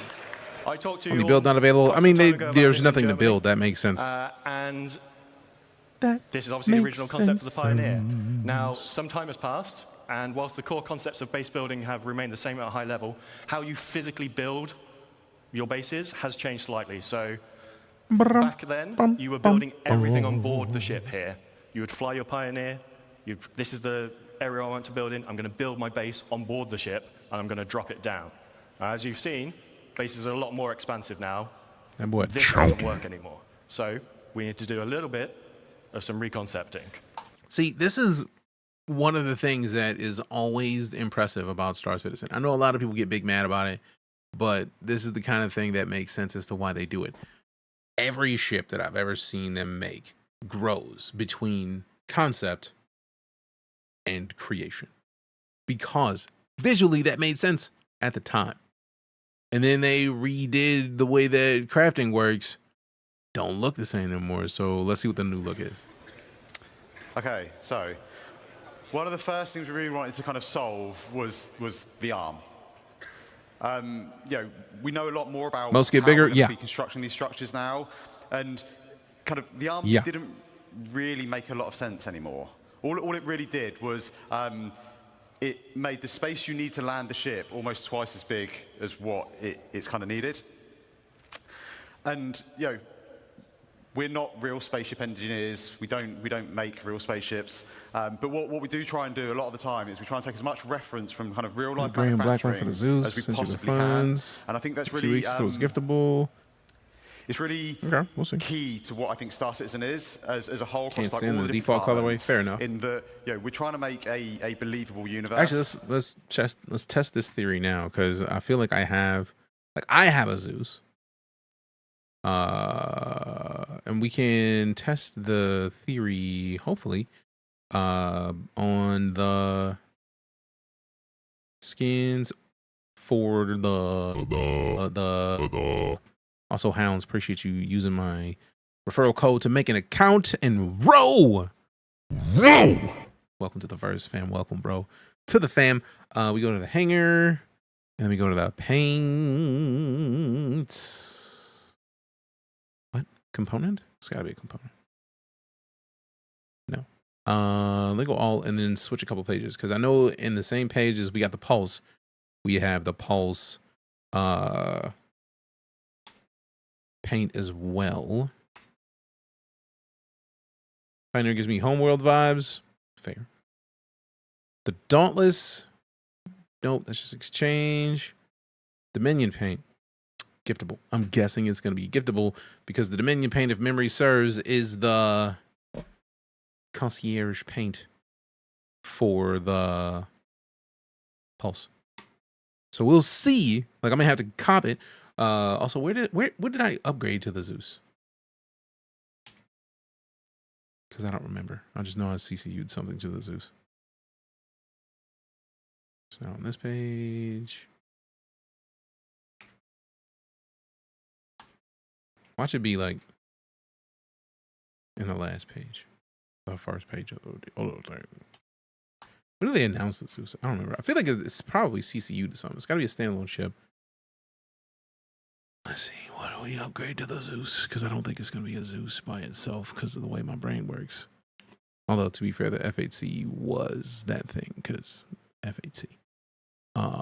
We got the Merlin. It's a Ranger. We got that hover quad. We got that hover quad. We got 2 hover quads. Okay. What version of the game should I get? I would recommend, if you are getting into the game right now and you want to get the game instead of waiting for the Intergalactic Aerospace Expo and Flame for free, I would recommend this one. This particular kit. !SC in the chat will give you the link for it. This is the best value I've ever seen for an Avenger Titan. Hands down, no questions. That is where I would send you right now. $56 for a ship, a paint, 15K AUEC, a full suit of armor, a sniper rifle. Yes, that hands down, no questions. That price, I've never seen it. So I would highly recommend this. Avenger Titan CitizenCon 2954 starter pack. If you don't have an account, !SC in chat, make an account, use my code, and that 15K turns to 20K because referral points. So the Argo MPUVs of Fury, the hoverquads in A1, the Dragonfly Black Cutter Rambler, Legionnaire, because Legionnaire, fam. I had to get the Legionnaire. That's not. Knock on your door and take your stuff out of your ship. Had to do it. We got the Star Runner in here with the Argo MPUV. We got. I don't see the Zeus. I don't see the Zeus yet. Still don't see it. 9 here. What? Where's my Zeus, man? Because it's a newer thing. Oh, did I get a CCU to the Zeus? That might explain a lot. Nope. Ironclad Assault, Glaive of the Galaxy. Where's my Zeus, man? Oh! I think I know where it is. There it is. Zeus Mark II Clipper. I was like, where is my Zeus? We were not going to find this anytime soon because this is my Star Citizen package of all packages. This is the Exploration pack from 2018. Had 5 ships. Carrack was in there. I'm keeping the Carrack because the Carrack. There's going to have to be something fancy for me to get rid of the Carrack to take the place of my Carrack. Dragonfly Black, Cyclone, Industrial Hangar for VFG. We got the Scorpius. I'm probably going to CC the Scorpius to something else. The only way, like, I would melt this and rebuy it if I didn't have to like redo the Zeus Clipper CCU, because I feel like I had CCU'd something else to whatever that was, and then I had to do it again to get to the Zeus. It's just a lot. It's a lot of steps. But yeah. Now I'm curious because I want to see what's up with these skins. So store. Let's look for the paint.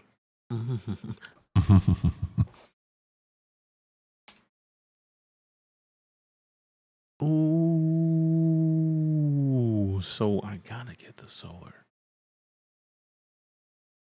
Look at that. The purple haze too, bitch. I want it. But nah, this right here, orange and black, y'all already know what it is. Y'all know. Orange and black are the night core colors. That's not a choice. And there's one that's black with orange highlights. Guess I got to get that. That solar paint was an instant buy. I mean, it's going to have to be. But now I got to figure out where's the concierge store? Like, I don't even know where it is, man. Like, I'm going to look for that later because I don't feel like hunting for it. And if you think about the arm, all right, I'm gonna go refill my water. It's a cool BRB. idea. See you in a minute. I think really, from a manufacturing point of view, all it really does is it adds a lot of complication and a lot of manufacturing costs onto what is already a very advanced, very large, very costly ship to make. So that was kind of like one of the kind of real first things we wanted to do. The second thing we wanted to look at was kind of have a little bit of a shift around of kind of like the egress points on the ship. The cargo position has moved, so we needed to kind of update that. We wanted to make sure that the landing pad made sense and had space to kind of come into the ship. And then we also needed a way of getting things out of the ship that we will be crafting. On top of that, we had a few other goals. Like I say, it needs to support all the updated kind of building mechanics. It needs to support all our current metrics, and I don't mean just character metrics, I mean all metrics, because we're going to be creating a lot of things inside this ship. We wanted it to kind of become a true self-sustained mobile base. We wanted it to kind of, be kind of like the cornerstone of your crafting and construction ventures. And to do that, we needed to add a few extra kind of onboard facilities. So, a med bay, like I say, the crafting area, the ability to refine or extract and refine materials. So let's have a quick look over the updated interior of the Pioneer. So at the back of the ship, we have the classic bridge, looks out over the expanse of the ship. And then top and bottom of that in this image, we have the escape pod rooms. And then leading off those is the access to the manned turrets that remain. Then going downstairs, we have the cargo area at the top. Doesn't look like a lot. That's 1,000 SEU of cargo now in that space.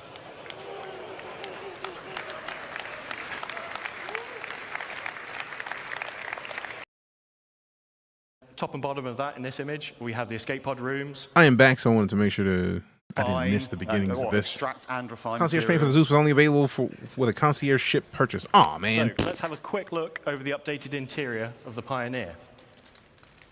So at the back of the ship, we have the classic bridge, looks out over the expanse of the ship.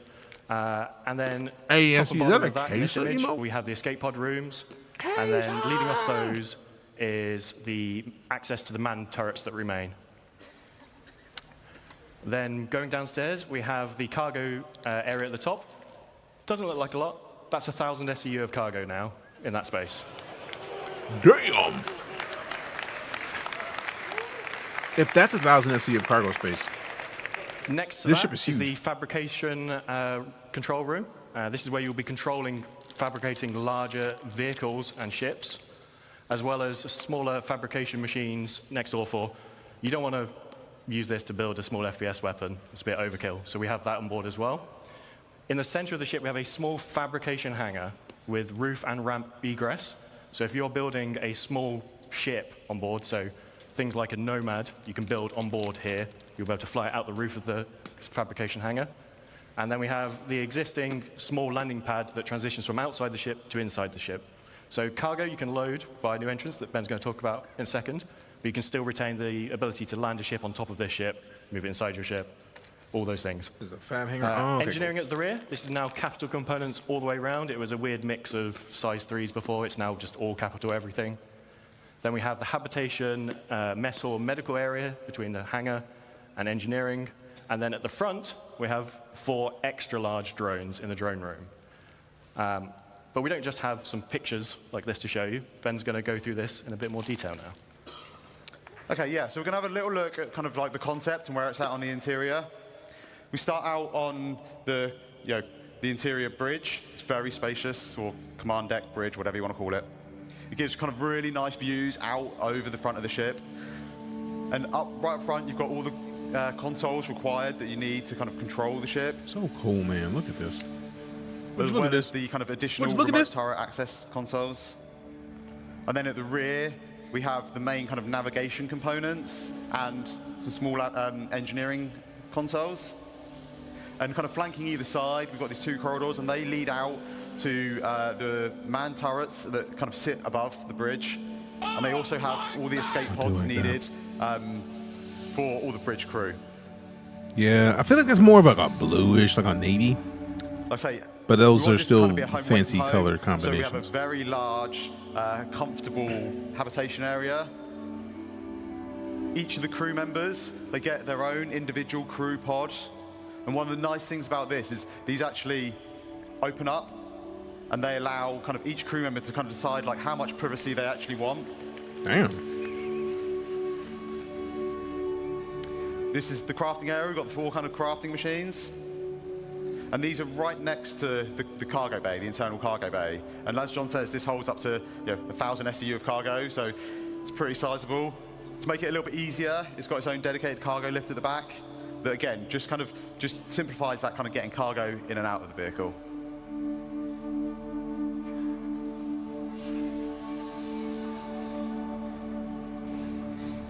Looks way more futuristic than any other ships. Down at the front, we have the drone room. Now, these will be 4 extra large drones, so they'll be able to craft our largest structures in game.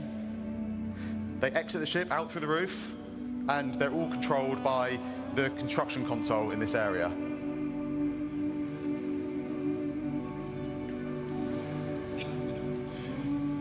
And then finally, we're just going to take a quick look at the crafting area on the ship. So you can see here we've got these blast shields down that kind of protect the crew in this area from what's going on inside.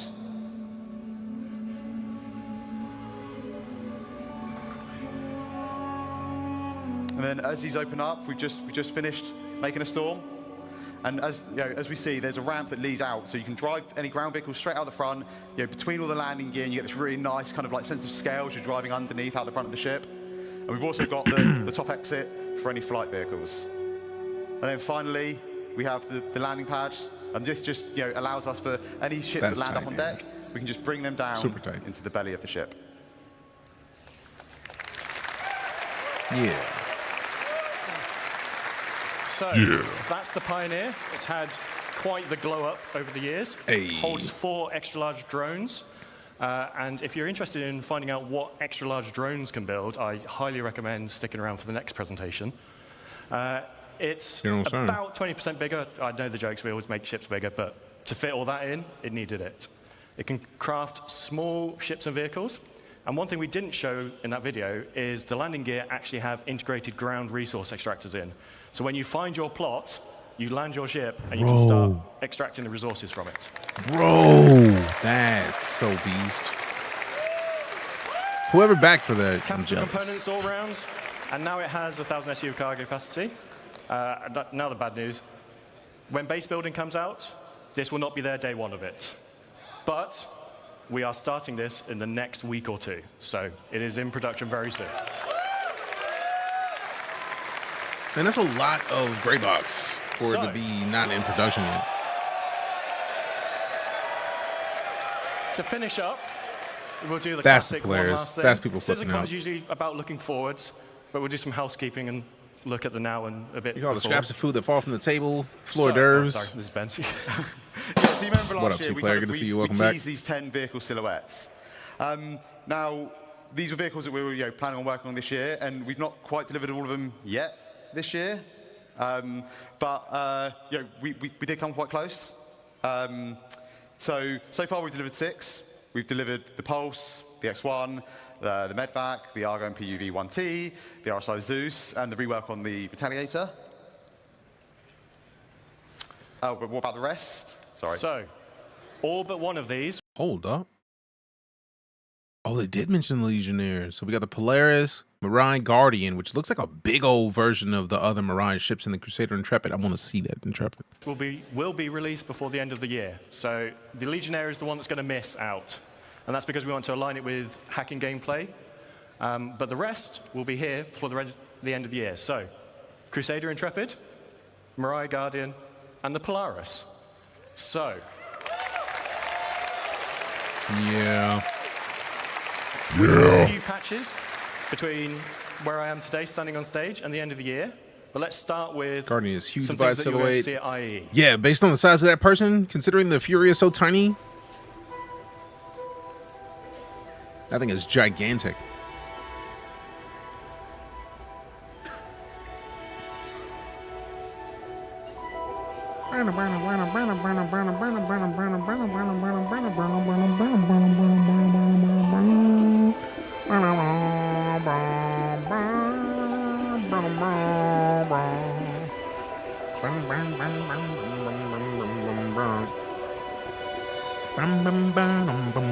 Oh, that's Crusader.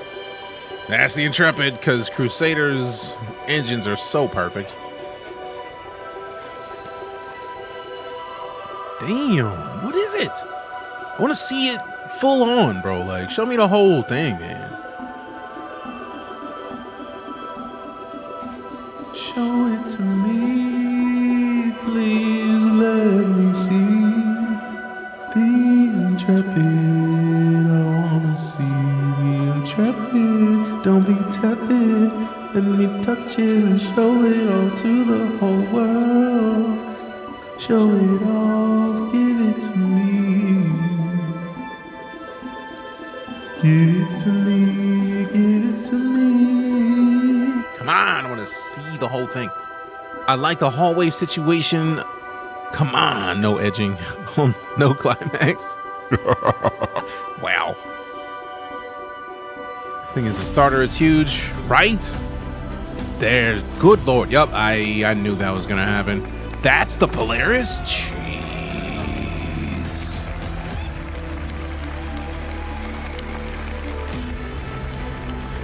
Jeez.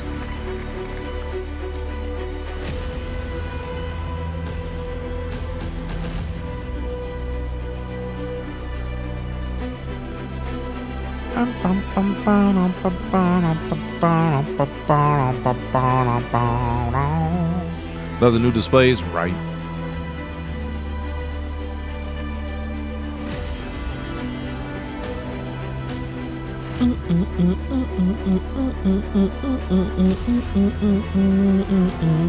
Wait, there's a medical terrapin? Bro, what? That's the GT Star Trek bridge? It is. It's quite fancy.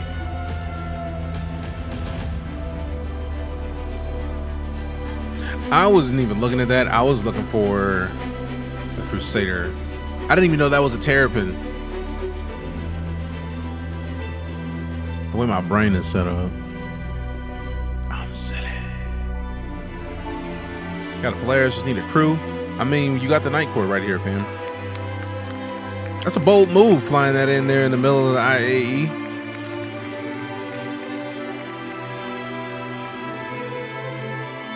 You're on the show floor. Showing hole.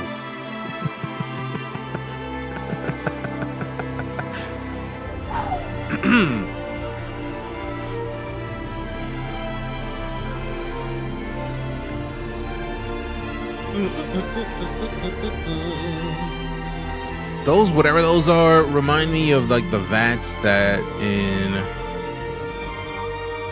the precogs in that Tom Cruise movie. I know what it is, just can't think of the name right now.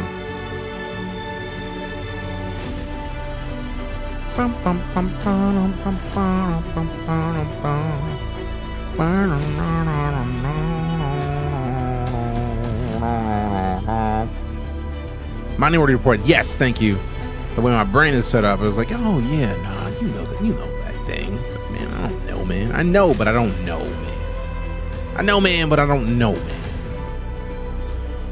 Damn, that is a hell of a pledge. Ceravel, nicely done, fam.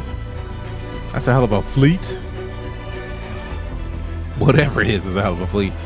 No one uses those anymore. I mean, I like to use it though. I was literally still trying to figure it out, like, what the hell is in that damn game? It didn't work. It didn't work. Just need an org. I mean, you know we got one right here, right? You know we got one. Exclamation SC org. Fam, get it. You want to join the night club, man? You ain't got to. You don't have to at all. Just, well, like, you could though. Like, if you need a home in the verse, we out here. That's a huge ship, man. I think it's gigantic.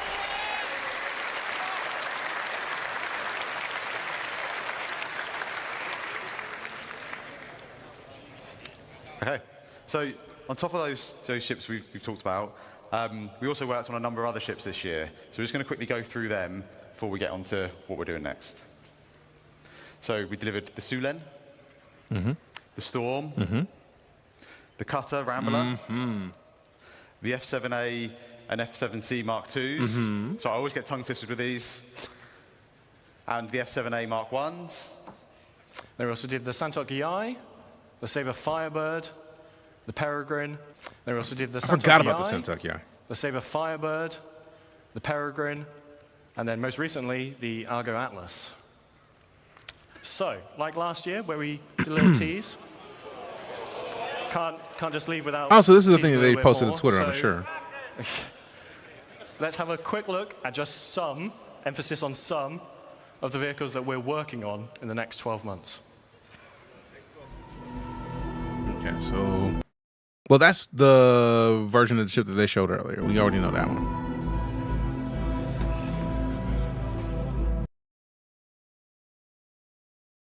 I don't know what that is. It looks like it might be from Tombrel, but also Argo, because like that's a different headlight design. Grey Cat Builder. Oh.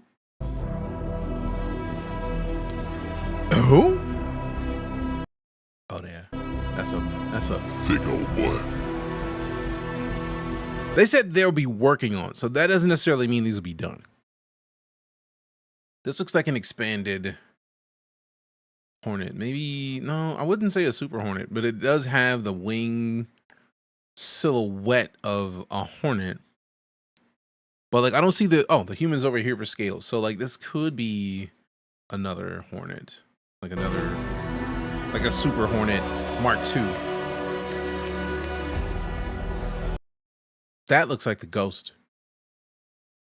That looks like a Hornet with like the Ghost thing at the top. Tracker Hornet. Yeah, that. That's exactly what I was thinking about. That looks, I feel like it's an Argo something. It's not a ground vehicle because that don't look like wheels. I thought it said working on. Also, that does track to be the medical terrapin because of the little pike over here. That is the Mirai Guardian. That's the beefy Mirai. The idea that a person is that little, I have a Fury. That thing is fast. So like this might be a thing. Yeah, Jeremy, Lela is out for the next couple days, so we haven't longest trims because of it. I kind of want that because that thing is beefy looking. If the Mirai Fury is as much of a problem as it is to be tiny, that thing is huge. That looks like another version of the, what's the name of it?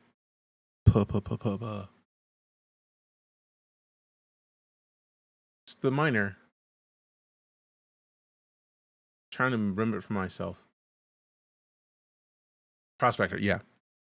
I was like, it's not a Pioneer. It's the P name. That looks like, I didn't know they would be making another version of the Prospector. That seems like it might be nice. Maybe a salvage one. That would be smart. real smart. I still need them to make Argo, what is it? They need to make Argo salvaging vehicles. So I would hope this is the salvaging prospector. Has a real lift, so we think Savage. That makes sense. That looks like it's on track to be something like the Zeus, but smaller? Because only that line of ships are the only ones that I can think of that are this flat. That's real flat. Crusader Intrepid, I think. Maybe. Ironclad, with the size of this person, I don't think that's the Ironclad at all. That's the Intrepid. That's small for Crusader. Like, super flat. If this wasn't in the way, I could get an idea, because I feel like that does make sense based on this. If this is the corner of it, if the cockpit is further out like Crusader does with a lot of their stuff, I need to see more of it, man. Yeah, there's no way that's an Ironclad.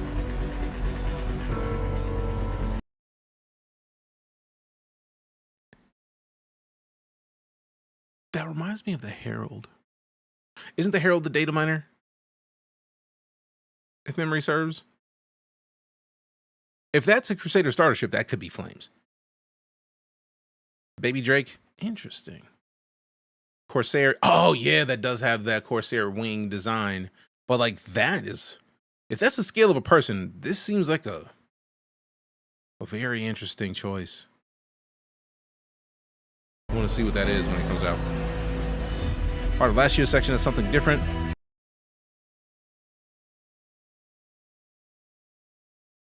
This almost feels like a Valk, or this gives me Crusader, but also I don't think it's Crusader. Herald is the E-War data miner ship. Apollo Meditech, that's fair. That's the TAC, I guess, and then that's the Polaris. Oh yeah, people who have a Polaris know the Polaris. That I would think the Ironclad, because that looks like the Ironclad. If that's the person, yeah, that's the Ironclad. Perseus, not Polaris? That's the Ironclad, because that's a person.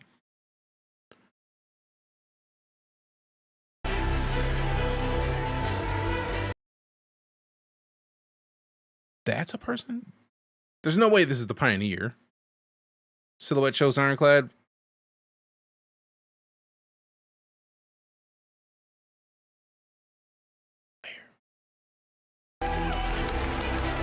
Where's my ability to see? Because I don't see it. I don't know what that is, because that is way bigger than the other one. Engines in the back are a giveaway for this. Pioneer's got that bridge hanging off the left. If the Pioneer is, oh, they did say within the next year, so this would track to be the Pioneer, and they are doing crafting next year. In my mind, this is like, they did say they were starting the Pioneer next month or next week or something like that, so that makes sense. Yeah, this tracks. I was just like, huh?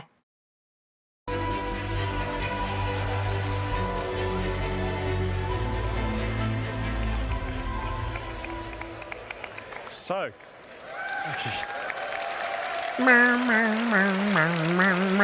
just want to say a big thank you to all of you, and a big thank you to all the vehicle team in all the studios around the globe. They give us all this really cool stuff that we can get to stand on stage and talk to you guys about. Some of them are probably hiding at the back, but I just want to say a big thank you to you all, especially for all the hard work on these recent ships. Yeah.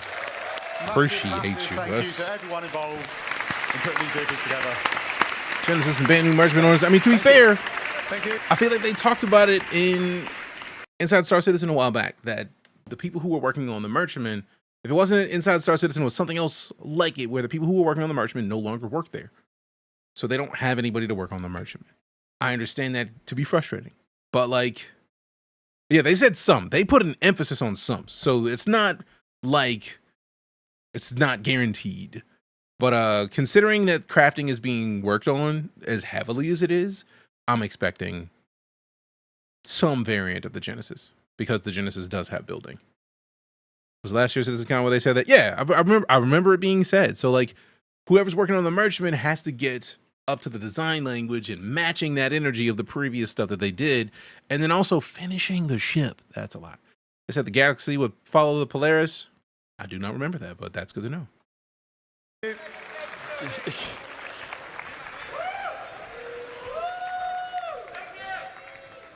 That was awesome, you guys. Twas. I swear some of those silhouettes Next. look a little familiar. Let's give it one more Well, time. I would the like team. to listen to that. We need the road to 1.0 right now, right now, right now, right now. It's time. Could this be an hour and a half And more before stuff? we get this started, we're doing a lot of thanks here. I want to do some personal thanks to myself. Okay? So first, I want to thank all the developers who took probably their coming for a time long time. to Yeah. build their presentations and showcase 2030. for you I don't the know. amazing I think that's a work little that they've been doing over the last far year out. for Star Citizen and Squadron 42. So please, a round of applause for the developers. Always. Always. Does it say Galaxies and Perseus? In front of 4,000 people. I guess they in decided front to of reverse tens that. I don't know of thousands of which people order at they home, said, but and the hundreds of thousands. if Polaris who comes will first, clip that's fine with this me. And replay it and cut it into other content videos for years and years to come. So thank you so much. I want to do a couple individual call-outs though, because it's important to me, and I'm on stage right now, and you're a captive audience. I want to call out Nick Pierce. Nick Pierce from the Characters and Creatures presentation. Perseus is 10 probably days faster. ago, we lost our main presenter. He didn't die or anything. He just couldn't make the trip. Nick stepped in with only 10 days to prepare that amazing armor specialization presentation that you saw. So Nick, you're a champion. Thank you so much stepping in at the last minute. Like to encounter in the squadron, not fly it. Yeah. And Ian. Benoit and Ian. I feel like that's always, we've regularly been saying that in here. It is regularly a thing.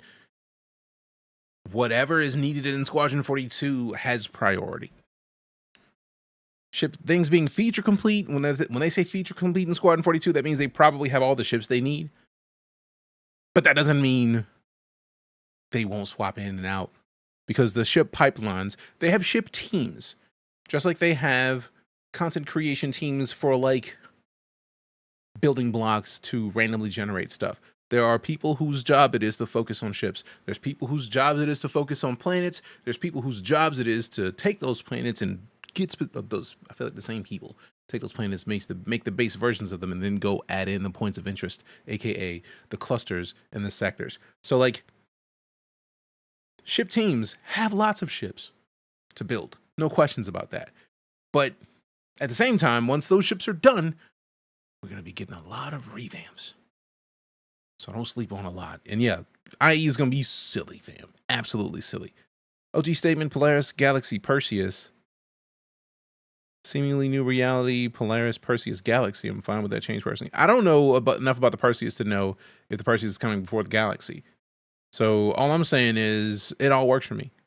Because my Galaxy, I have a glaive to Galaxy, which my glaive I have is a referral bonus. Man, I've been mid with the glaive for ages. But the idea of converting that glaive to a Galaxy with a $60 CCU that I have that was gotten store credit that could just sit there or get melted works for me. I'm not likely to use the Gladius. Well, not Gladius, the glaive. That doesn't mean, like, since we have a longer time to wait for the Galaxy, that gives me more time to maybe see if I want to keep the glaive. And yeah, we have the 600i to Ironclad. And therein lies my biggest question. I feel like they've mentioned that they're reworking the 600i right now. And if they are, I don't want to touch it. I want the Ironclad, but I don't want to touch it. Because if they're reworking the 600i, I want to see what it looks like before I decide to switch to the Ironclad.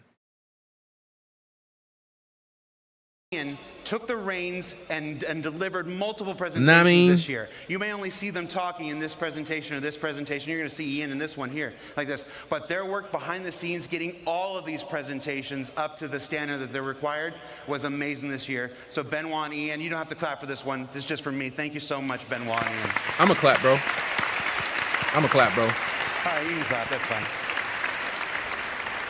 I was gifted a 600i, so we went on ISC hiatus. I'm torn on this, whether I want to get rid of it. We went on hiatus a little earlier than normal because we took the ISC gameplay What is my freelance get some love? Good question. And we dedicated them to the work of CitizenCon for the last almost 6 weeks. Every year at CitizenCon, the devs spend their time creating their footage for you, their showcases for you, and many of them still did.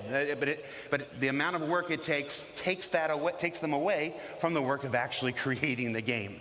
So our ISC gameplay capture team really stepped up this year for the first time in CitizenCon history and helped folks create the videos. Those amazing looks at Nyx, those amazing looks at Castra, the amazing looks at the sandworm and stuff. So I want to call out Will, Dave, Toby, Alex, and our newest member, Thomas. Hi, Thomas.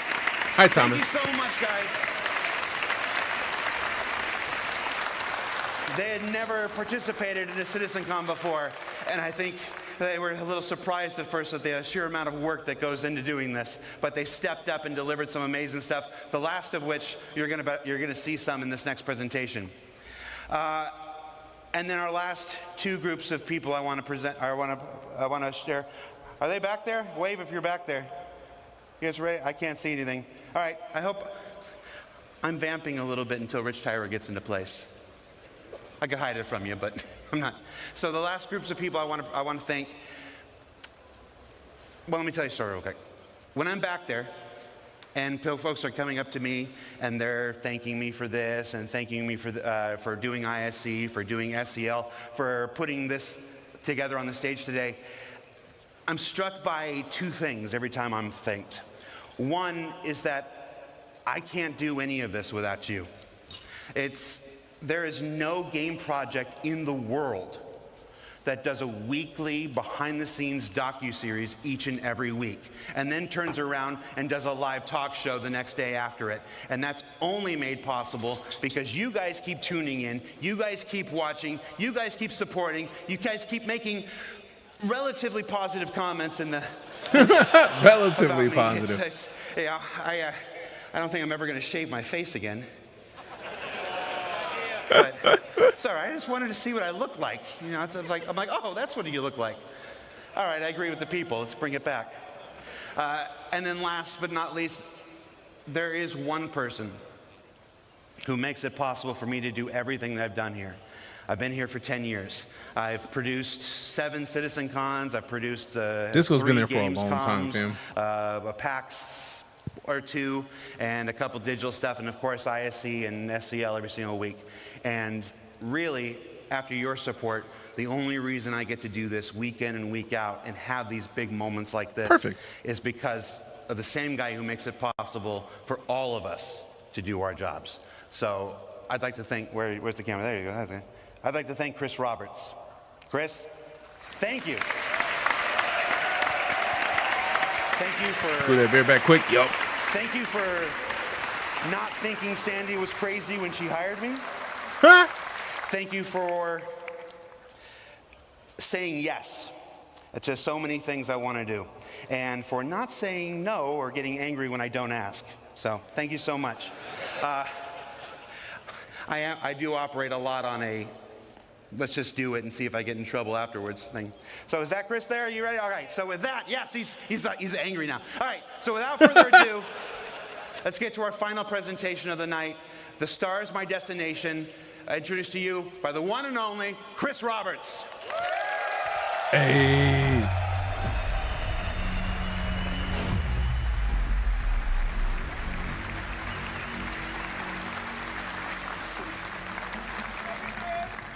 Hey.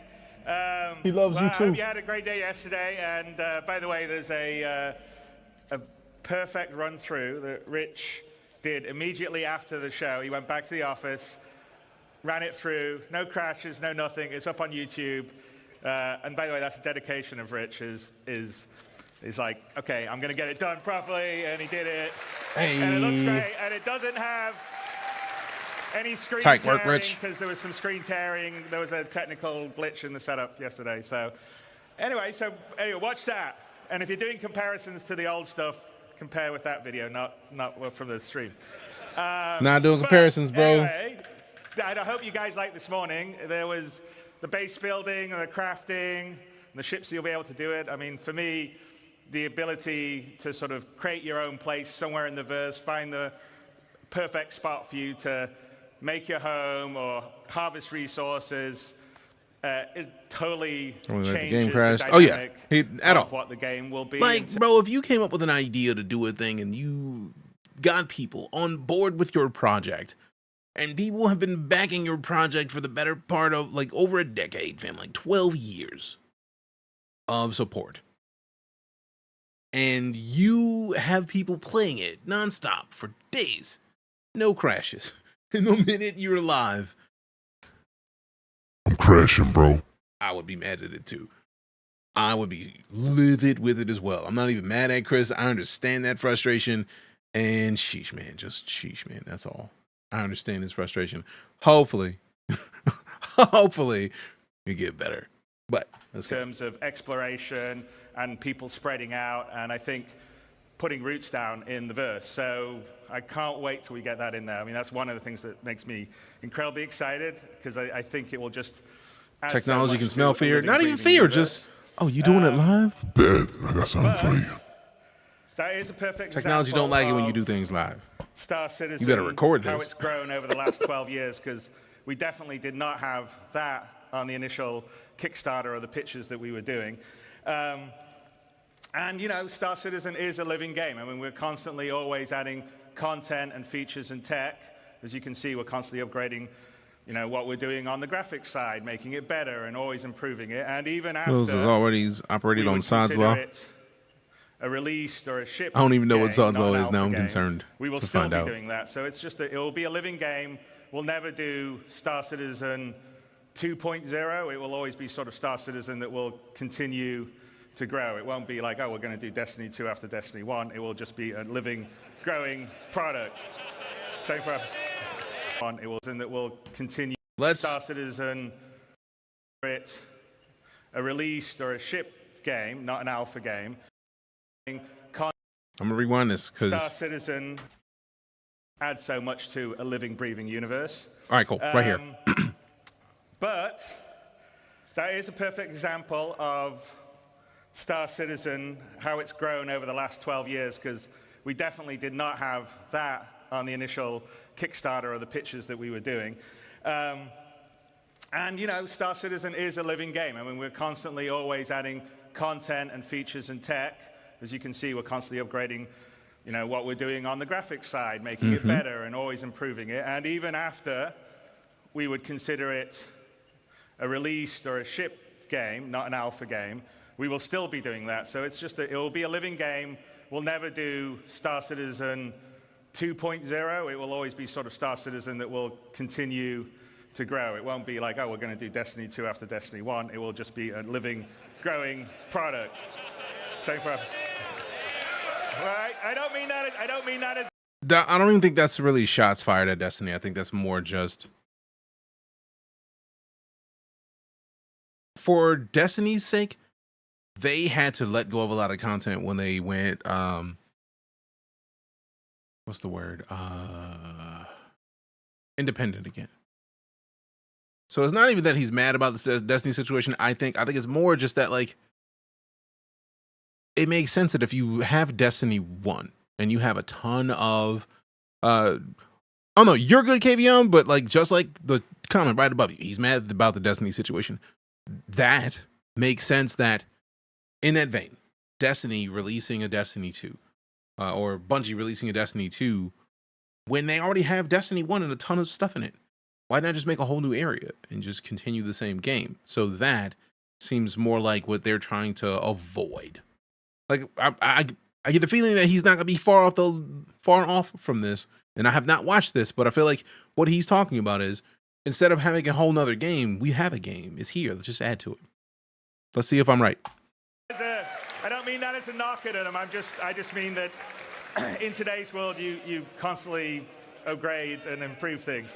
But the big question really is, at what point I have heard of Underspace. would we at CIG, what point would the rest of the team consider Star Citizen I'm surprised I ready don't have for that yet. everybody? Not just you guys out here who are beautiful, 'Cause it looks great. wonderful, early adopters, willing to put up with bugs, jankiness, you know, not a great new player experience. We know all those things are things that we want to fix and improve. and we want a game that everyone can just get into at the beginning, understand it, have fun, pulls you into it, and then has a huge amount of Finish the depth. presentations, So the Black Wolf, question is, and it what looks like is we're at the that? closer And that of is what we CitizenCon. call Star Citizen 1.0. It's something that we've been talking and looking and designing and thinking a lot about over the past X number of years. And now we thought, you know what we should do, because I think half our sort of initial stuff is from a long time ago that you've seen, and then occasionally we'll talk about things we're doing in, inside Star Citizens or SE Lives. But we're like, okay, let's tell everyone the marker. This is what it is, Star Citizen 1.0. When we hit this, this is what we consider we're ready to go wide. Everybody in the world can get in, play it, whether you're hardcore or casual, have fun, play in the verse, interact, have a great time. And so that is what we're going to tell you today, is what we consider Star Citizen 1.0. That doesn't mean, as I said, that we'll stop at that point. We'll continue to grow and build and add things. So fishing is not on Star Citizen 1.0's list, but I'm pretty sure... I'm excited for fishing, though. I know, but I'm pretty sure it will be not that long after 1.0. But that is the example. We're going to tell you what the marker is. And, to do that, Rich Tyra, who's our senior game director, is going to come out with a few of our other directors, and we'll lead you through what 1.0 will be. So without further ado, Rich Tyra. Confirmed fishing after 1.0. Fair. Hey, Rich. Don't crash. Yeah. I mean, you could say it's a big mirage, but like mirages are things that you can see in the distance, but you can't and I'm the senior game get director to. for Star Citizen. I've been playing this game for 9 years, and it's just nonstop, getting better and better and better. So you can think that. Keep thinking that, and then when it gets better, notice how when it happens, and it's good enough for you to feel comfortable with it, you're just going to get welcomed into the community. Like, oh man, what took you so long? Welcome. Let's play. Citizen and Squadron 42. Now, I've been at Cloud Imperium for many years, and I've read many, many Spectrum and Reddit posts. And one consistent question I always see is, what type of game is Star Citizen? And you're a dev? Many. We haven't had this conversation in a little bit. Let's see.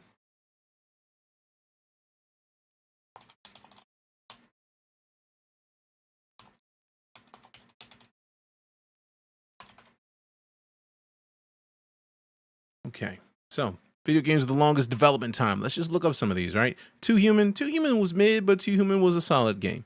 Duke Nukem Forever, I feel like people forgot about Duke Nukem Forever. Prey was great. Team Fortress 2 is fantastic. Diablo 3 was also fantastic. LA Noire was glorious. Spore was fun for what it was, if you didn't expect it to be the next coming, which it wasn't. Resident Evil 4 was great. Alan Wake was great. Final Fantasy 15 was great after the remake. Mother 3, I don't remember Mother 3. Psychonauts 2, great. Clubhead, great. Doom, great. Metroid Dread, great. So you're talking about a game that is literally in a majority of games that are on this list are great. So who cares how long it took to make? Really? Mother 3 is the Earthbound sequel, right? I'm not sure at all. Beyond Good and Evil 2, the game in perpetual development. I thought they released Beyond. Oh, wait, no. That one, let that one be what it is. I don't remember that one. But yeah, in the company of greatness, Star Citizen is. So I don't see the problem, personally. I don't think we even got to that yet, Cerebel. We're probably going to get to that during this. It's a PvE game. Also, none of those other games were as complex as Star Citizen. Not even close. Not at all. Non-combat. Red Dead Redemption 2 took 12 years. It's all three. You could fit the entire landmass of Red Dead Redemption 2 in a crater in Star Citizen. So it's not about time taken. It's about joy. It's about how much you enjoy a game. And that's all that matters. If you want to add too much more than that, don't bother. Because that's really the only thing that matters at all. Are you enjoying it? Do you have fun in it? Yeah? Then I wish you the best. Watch the stream now. I'll see you all this glorious Star Citizen content. Good. Welcome to the fold. I remember the tragic disappointment that was Duke Nukem Forever. I remember getting yelled at for having doubts about it before its release. That's fair.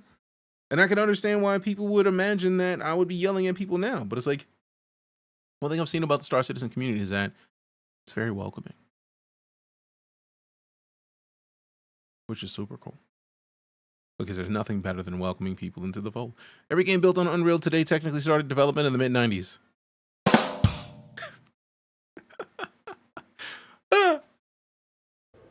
3 types of players, 1 universe. So I do feel like if they would have written their own engine, they probably would have had way more progress by now. But starting with an engine and having to rewrite all the tools takes time. GTA 6, they want to take their time too? Yeah. GTA 6, just think about that. GTA 6, how long has Grand Theft Auto 6 been in development? The next GTA title has been in development since 2012, but production didn't begin properly until 2015. But even then the team was focusing more on Red Dead Redemption 2. So, This answer is from Jinx.tv. so let's go with that. They started in 2012. What year did this game start in? 2012.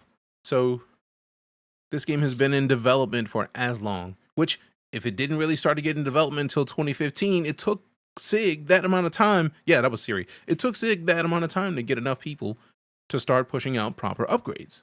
Because I backed Star Citizen in 2015, and 2015 is what I found out from this presentation when the stanchion system launched. November or December of 2015, when I started to play Star Citizen.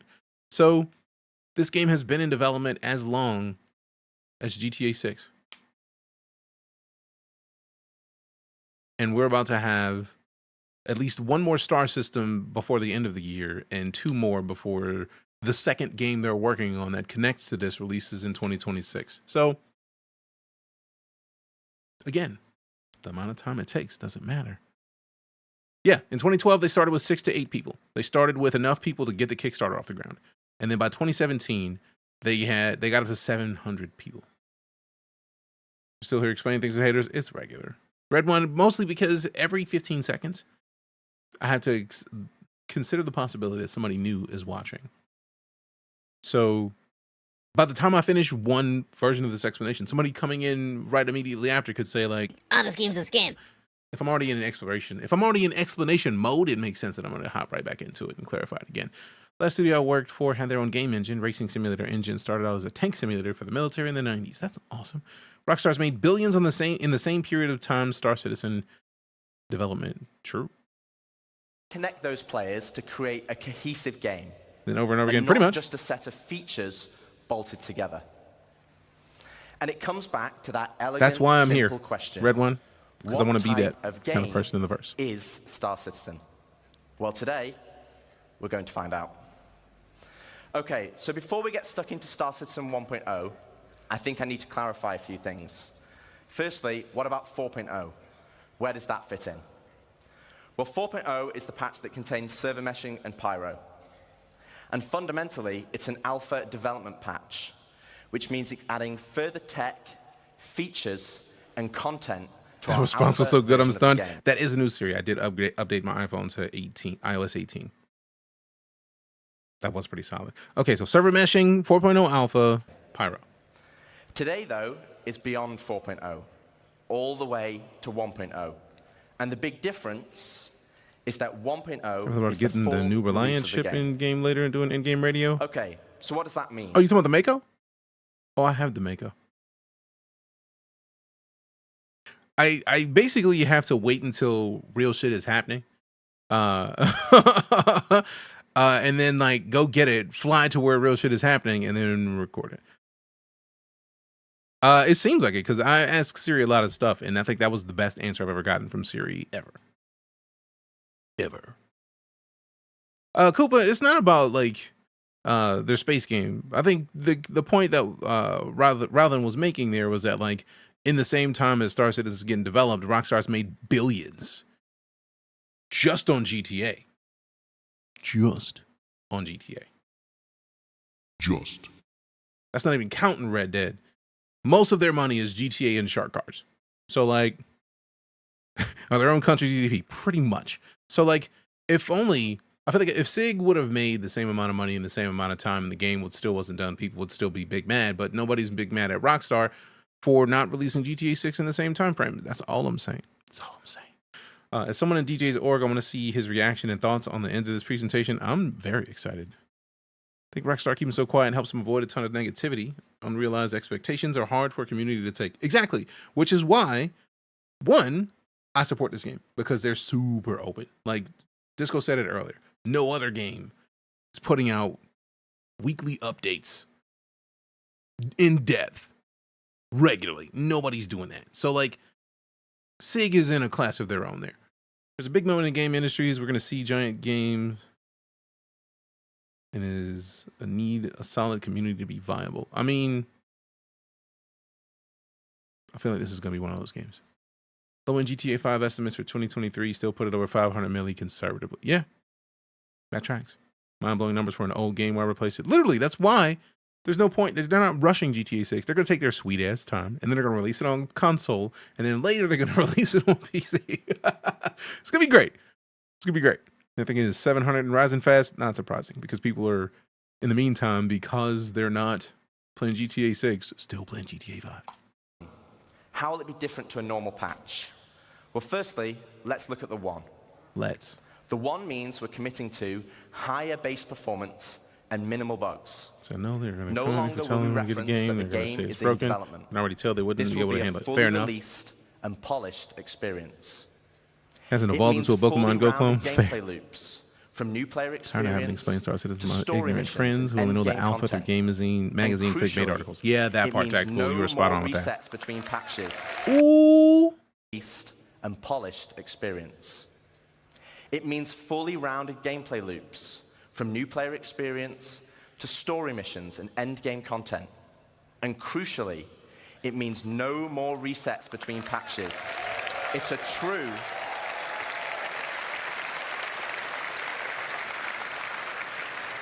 Easy and I cheat. Agree. It's a true, persistent universe. So if that's the one, what about the .0? Well, it's just as important. It means we're still committed to continued development, with new content and features being planned post 1.0. But those features will no longer be tier 0. We'll be committing to a higher benchmark of quality for each patch, and most importantly, it's a moment in time. If there is a content, feature, or star system that we've mentioned in the past that is not in 1.0, it just means it will come later. 1.0 is more than just a number change. It's the beginning of a new phase of development of the game. Okay, so we know what the 1 is and the .0. Hey, we got Lavangi fan. Welcome back. 103 months of sub support. Also, and for held the this, line. we need to go all the way back to the beginning. That's right. Here we are. That's right. The Kickstarter. As a backer myself, it brings back memories. And it also reminds me we had a lot of stretch goals. And one of those goals was 100 star systems. I'm sorry to hear that, Tim. I see what you're saying about feeling like you lied to a community. It makes sense, but it just sucks that some of those decisions are that. And there is a but. The star systems of old are not the star systems of today. They were based on the privateer and freelancer model. They were unexplorable planets with an isolated and small landing zone and had automated landings. And we all know how that went. To give you an idea, Stanton had 4 points of interest, and the entire 100 systems only had 90 POIs. What? Compare that to Stanton today, and we have 1,626 points of interest. And that is going to be dwarfed once we start using the Starchitect tool you saw yesterday. Shit. The idea that they have over 10 times the point of interest that they originally wanted in the game at all. Sheesh. Big old sheesh.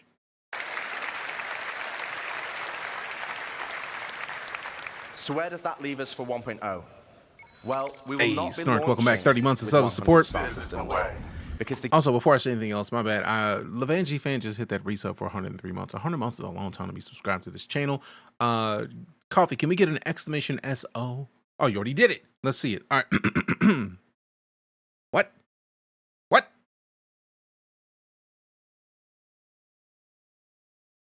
This thing just powered my PC down. How dare you? We're in the middle of something. My stupid keyboard has a power button that I accidentally pressed, and it literally was just like, oh, you want me out? I'm out of here. Bro, I'm in the middle of a conversation. How dare you? How dare you? Why is there a power button on your keyboard? I don't know. I didn't make it. You know, you can disable that in Windows power settings. For the keyboard, I don't know. I need to remap it in Windows right now. On the bright side, it was just a hibernate button. It just put it to sleep. Hey, who man is this? Well, I was big mad. I was a big old boy mad. Let me hit the control panel real quick. Let me turn whatever the hell this is off because I don't appreciate it at all. So right next to the delete system 32 button. Yeah, I see what you did there. What up? What up? All right. Let me do one thing real quick. Thank goodness it didn't force everything to power down. I was going to be so mad. Let me close this. And then unmute this.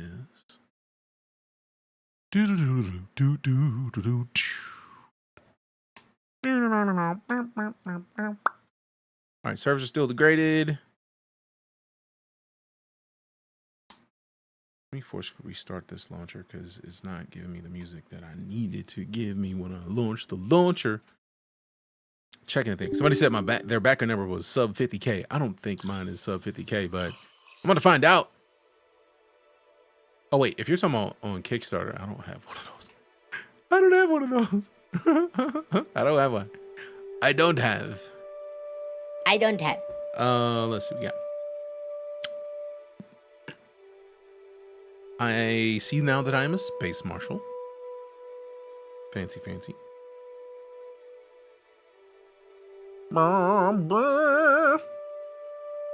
did not know it was a space marshal. I feel like that has to count like rebuys because I don't have that kind of money. They give a date for Star Citizen, not yet. Still bad, but I'm still playing. All right, so this is what I was gonna do since we got the command to come from the bot for the Vanjie fan. Greetings, fellow spacefarers. The Vanjie fan is your go-to Twitch ambassador for all things sci-fi gaming. I mean, I don't appreciate that because literally I also am an ambassador who is also featured in sci-fi gaming. Why the would you do this to me, bud? I thought we had a friendly relationship. I digress. They're currently orbiting in the Star Citizen universe trying to amass that precious UEC. From Las Vegas, this variety caster is on a mission to build a community that's out of this world. Engage warp speed and may the force be with you on the G Nation. There it is. There it is. Subscription count storage concierge. That explains a lot. Because I've been subscribed for years. Like, literally years. Because I've been subscribed. Because I still want to see the game get made. And I like supporting the fact that it's right there with, like, I can't afford to spend hundreds of dollars. But I do like supporting ISC. Ooh, the Atlas Paint 4-pack is only... See, I don't have no money. I don't need to see none of this. None of this. I'm in the concierge shop just to see what's in there. The Atlas Paint 4-pack is stupid cool. I want it. Sub back in 2012, had to stop. 2015 came back with subs last year. Nice. Squirrel. But yeah, it's got to. I feel like it also has to count melts and rebuys because there's a lot of stuff that I have melted and rebought because anybody balling. When I started playing Star Citizen, I was working a full-time job and also streaming full-time hours. So I was giving away copies of the game that I was buying with money. So that explains why my fleet is not as nice. And I'm so thankful that SIG actually started to give content creators stuff to get to their communities. So we got some ships that we got to give away. But yeah. And I'm trying to see if they even have it to where I can see where I don't have a backer number. I'm trying to see if there's a number. I don't think I'm gonna see that. I don't think it's a thing. Can't afford chips, but I was almost tempted to spend 1,100 on those Verpal sticks this morning. Fam, saying how much money is a space marshal? High admirals after 1K? I don't even fucking know, man. Actually, I think it's 5. I think it's 5K, which is why it's got to be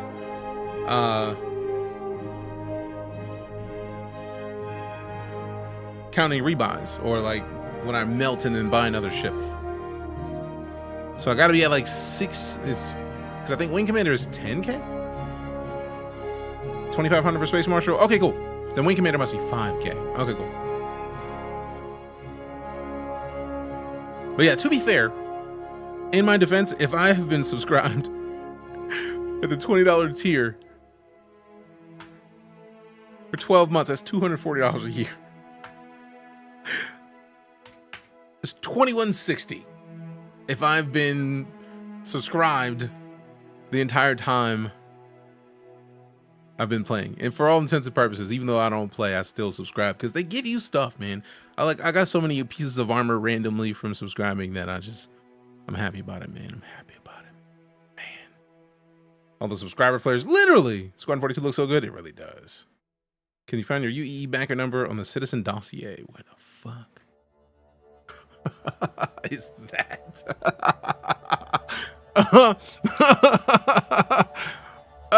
What? I need the yearly. It's nice. Yeah, nice. Under your account, I'm on my settings account overview.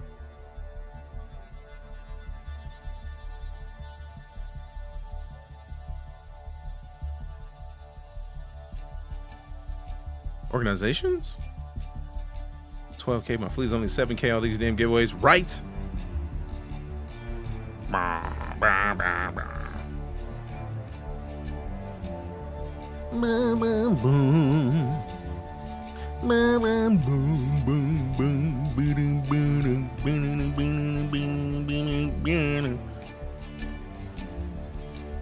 Just under overview, it's at the top.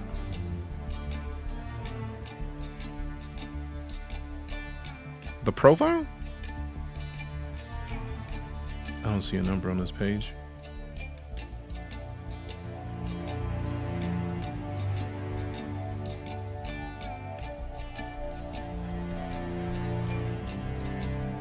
Yeah, where even is that? I don't see that anywhere in here.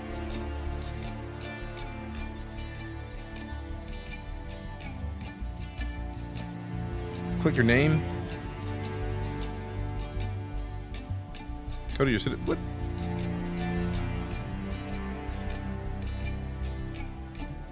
Okay, that page. Okay, that's a different page. When somebody says under overview, that's not. There it is. 481,213. There it is.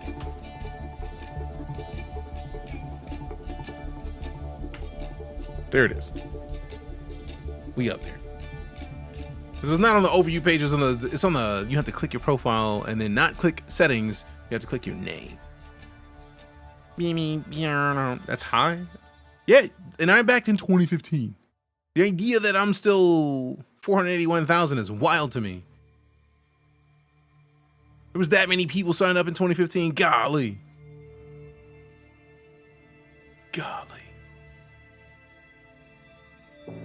There are millions of people that are citizens now. True, but still. Do you know who Chris Roberts was? Fam, it took me.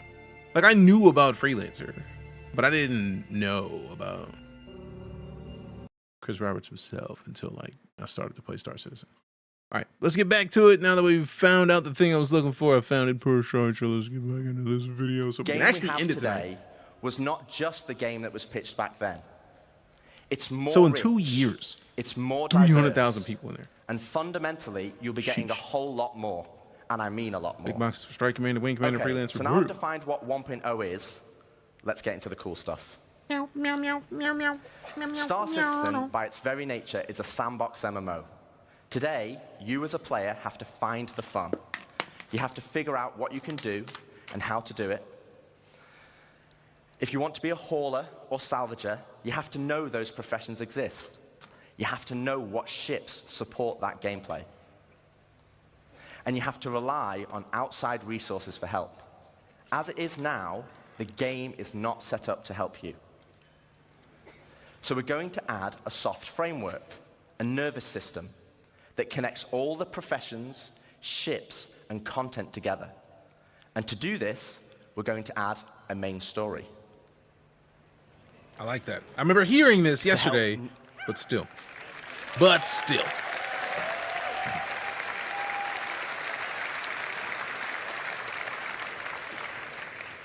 to help new and existing players to help discover all the exciting features and content we have, to take them on a journey of discovery of what the game has to offer. This story will become the spine of the universe and help onboard players with understanding how to play the game and understand what's available to them. This story will also introduce each of our guilds and what professions we have to offer. I was wondering how they were going to Like bring in the United guilds. Resource Workers, our core industrial guild, which Thank you supports for the two details of on the our main guilds. professions, mining, When you were talking, my core bad. industrial guild, Sorry, which supports two of our main professions, mining and salvaging. Okay. They also support many other features and professions, Damn. like repair technician, crafter, and builder. Guilds are hugely important in Star Citizen, and as you know by now, guilds are comprised of many factions. As you work for each of these factions, you will gain guild reputation. You can then use this reputation as a currency to purchase guild-affiliated rewards, As they commit to like anything? Yeah. ships, blueprints, and items. When you add in the fact that when they commit to stuff, they typically do it fantastically. Once it's done, the iterations may not be the best, but when they get in there, they get in there. And each guild will have a unique inventory of what they offer. Alongside economic growth, guild reputation will become a core progression of the game. And to talk more about guilds and our main story, I'd like to introduce David Haddock onto the stage. Bring it out, David. Bring it out. Bring it out.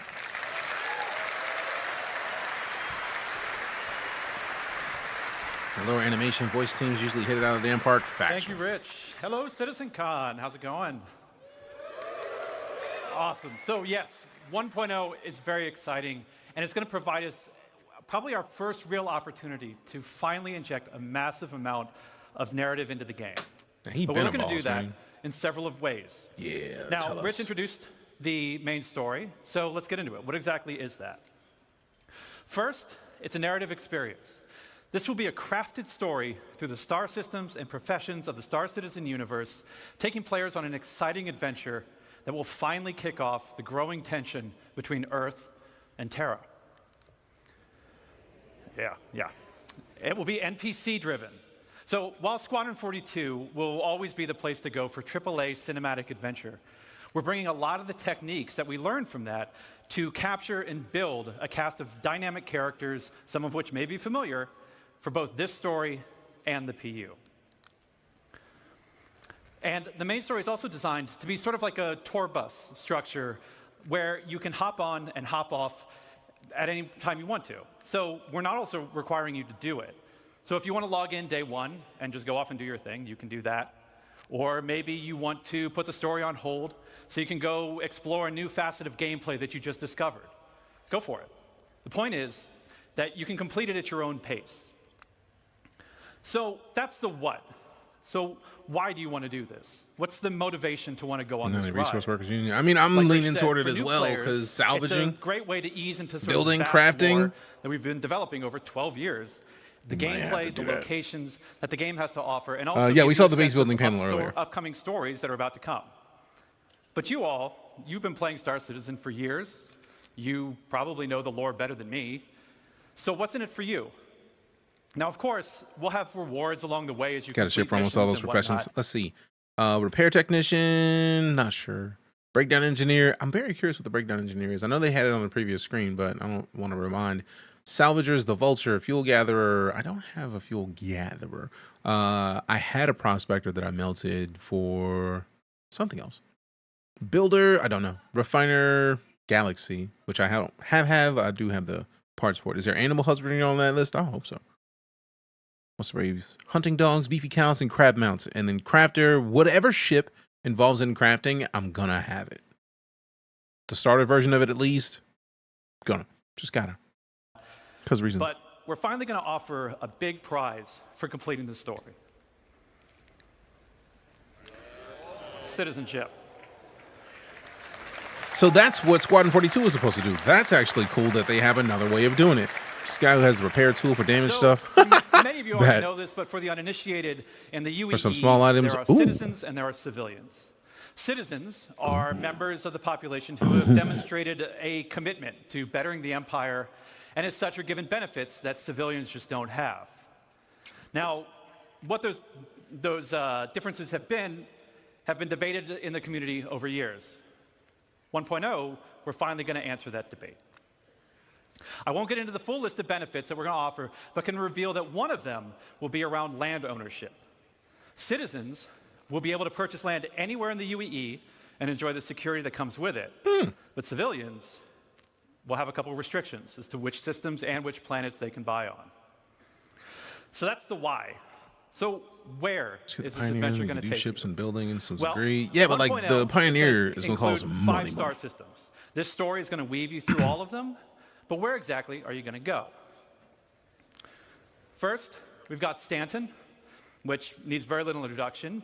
I'm sure you're all very intimately familiar with these 4 corporate-run worlds. 800. But since I do lore, I figure I could take... If I melted my Carrack and a couple of other ships, I could get it. But I feel like I don't know if they're going to have another exploration pack like the one that I have. So I'm torn. Just get the end game ship and do all the things. That part. Take the next hour and just walk through each one of these. But I'm kidding. But also, if the Carrack has what I need on it. Pyro, Land of the Lawless. A volatile star at the center of the system is the perfect metaphor for the constant struggle between the gangs and survivors trying to hack out an existence here.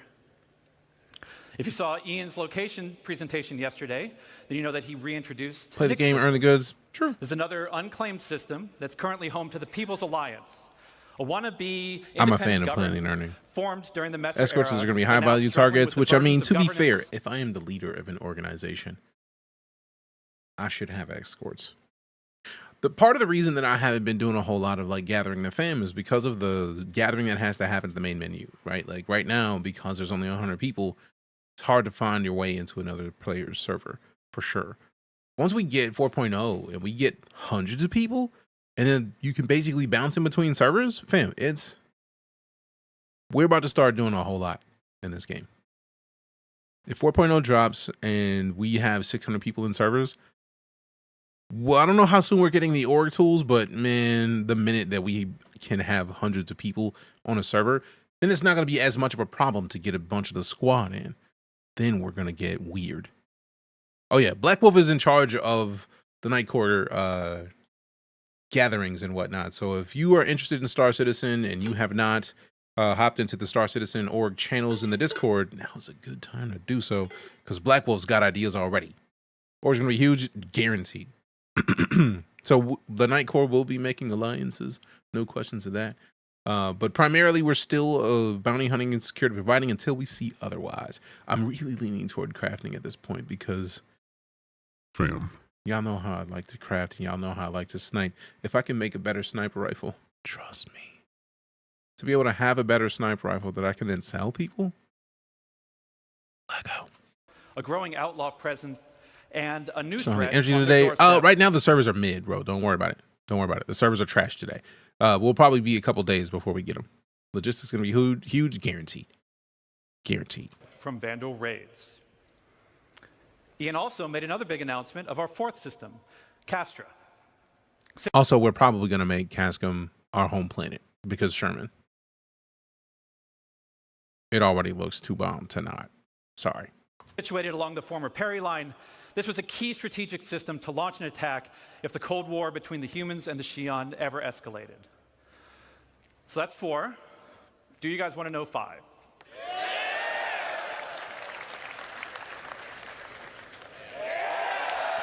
That's what people were talking about, Terra. Oh. Yeah. Oh. Oh. You may have to skip Casca, We're finally fam. doing it. Considered by many to be the new jewel of the Empire, Terra has been a shining star against the more imperialistic Earth 2, tendencies of basically. Earth, even in the darkest days of the Messer regime. Now, many believe that Terra should be the new center of the UEE. I don't know how you all feel about that. Yeah, a lot of division. But that's our starting 5. Each They got the systems like an NBA lineup with the starting 5. I love it. System, and each planet will be featuring the massive level of outposts, POIs, stations, biomes, and exploration options that we've been perfecting with Stanton and Pyro, and you've been seeing in some of the other presentations this weekend. Caster for me, Terrell be hot and heavy. we're adding We one crowd more quickly. level. True, but I'm We're also literally gonna be still adding leaning location toward stories. Now these will Caster, be short, 'cause Sherman is NPC-driven fire, too fire. missions sprinkled across our landing zones and cities that will exist outside of the main story, but will help provide an additional bit of lore and character to the location that they take place in. So, that's our main story. Okay, so breakdown. Let's look at these jobs for a second. So salvager, structural salvage, hull scraping, and component salvage. So that's this is basically the vulture. Because component salvage is like taking the webs off of a web. So webs off of a ship that you're already scraping anyways. So like component salvage and the crafting, being able to make weapons means that we're probably going to see some super upgrades with the crafting with the Vulture. Also, the Vulture is legitimately the first example of crafting gameplay in Star Citizen. So yes, Salvager, we're going to do that. Mining, I'm probably not going to do. Unless we get a raft that is a single player ship that will allow you to, like specifically the Argo ship. It's a single player ship that will allow you to basically do mining alone. Cool. Because the Prospector, I feel like, is dated. I want to see somebody with a more modern ship design. I want to see a Crusader miner or an Origin miner. But Argo, I feel like, would get the job done because Argo is, to me, like the Caterpillar of the verse. So mining, ground extraction, same thing. Is there a ship that can just bore down in the ground, or like a ground vehicle that can just bore down and mine that way? I don't know. Rasher's like 46 crew. Nice. Want to cave mine, dangerous as possible? Fair enough. Little surprised there isn't a Drake miner. Legitimately, I've been surprised at that this entire time. Drake makes ships at the lowest cost for the everyman, and the fact that there's not a Drake miner or salvager, I feel like it's just pipeline issues. But I feel like there's going to be other ships similar in vein to the Vulture in similar sizes from other manufacturers, and I look forward to wanting to melt my Vulture for one of them. The mining spiders, I'm not worried about those as much, although we know that we might get those as players. It'd be nice if we were able to get them in the universe and not have to worry about backing for them. Crafters, equipment and components and vehicles. This is like our Pioneer, Galaxy, massive ship type situations. That actually makes me curious if the 600i could be something that they adjust craft-wise to do that. We got the builder, buildings and space stations. If you didn't know that they were building space stations, I like how they gave this away on this slide. Fuel gatherers, that's the starfarers of the world. Hydrogen and quantum fuels. Breakdown engineer, towing and refueling. That is very much raft. That is very much Argo. That is tow your vehicle type situations. Repair technicians is repair infrastructure, hull repair, and power network repair. Now, I feel like power network repair seems like engineering, which is one of the things that they already have been putting in the game as it is. Hull repair very much seems like a reverse Vulture situation, which means you can do that with your multi-tool. So I get the feeling that's going to be a thing that they probably make modules for the Vulture to do. And repairing infrastructure also feels like a thing that you could do on foot with multi-tools, or not necessarily the multi-tool for moving things around, but like the SMIG, the SMG tractor beam web. And then refining minerals, refining happens everywhere. They're really stretching some of those categories to fill up space. I mean, not really. It makes sense. Also, I see what you did there.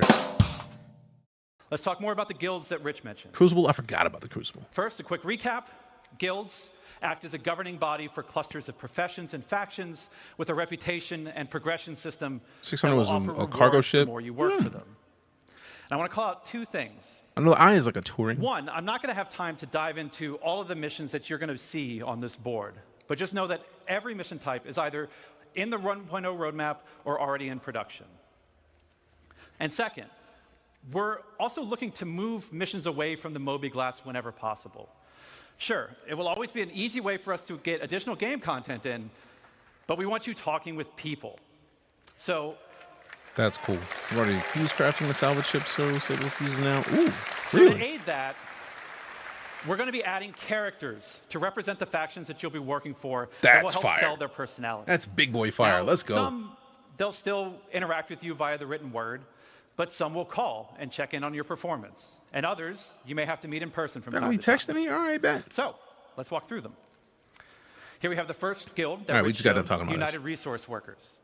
Whether you're eager to earn credits, mining valuable resources from remote corners of the universe, sifting through detritus to try and salvage some valuable components, or even just acting as a technician, you'll find plenty to do with employers like Shubin Interstellar, United Wayfarers Club, and more.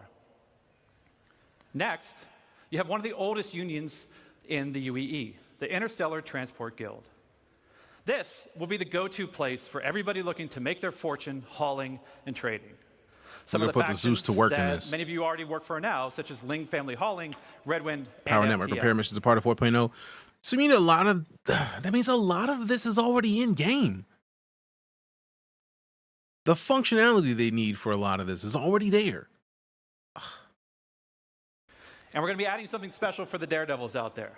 And yes, The Imperial tactical, I agree Sports fully. Federation.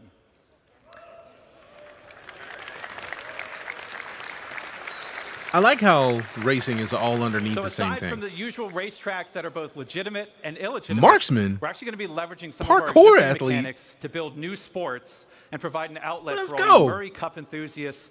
Hey, thanks for coming to hang out in the van. Appreciate and you for showing up, fam. You know the competitors rules. to You see see a check, check them out. You see the shiny check, you gotta check them out. Do what you do. Best out there.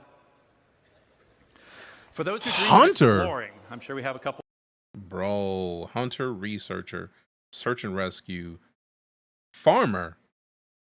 I get the feeling animal husbandry is under animals. And then crafter. Food though. How are you cooking? I imagine it's like the crafting menus that they already have for the resources that they showed off before. They did show you can make hot dogs, so that makes sense that if you have like a field of tomatoes, you should be able to make ketchup. If you got a field of cows, and you're working with a farmer, you should be able to craft hot dogs. Or if you got a field of wheat and tomatoes and cows, you got hot dogs right there, fam. Easy going. Come for me for tracker dogs? I mean, I would definitely rock a tracker dog. What's funny is it's only the science guild sections that have spelling mistakes. Oh, that's funny. Your Endeavor. Hey, you got an Endeavor? Damn, jealous. Scanning. So this is the Terrapin situation. This is definitely Endeavor territory. I want to see if they're going to have ships that are exclusively for different types of crafting. Not like the Pioneers and the Vultures where you can make stuff off the stuff you scrape, but I'm looking to see like smaller ships where you can put stuff into the, like something like the Galaxy, how the Galaxy has different modules. That's what I'm talking about. Not a senpai. Welcome back. So with 6 the months. repair route, we might see it. Oh, this mission's of us coming to repair stranded ships, possibly for quests. Yup. Futurum and DJKGV. Yup. This is the way. Galaxy needs a hydroponic mod. Big same. How about a Big Benny's cutter variant? I would love that, actually. Like, all jokes aside, give me that immediately. Give me that.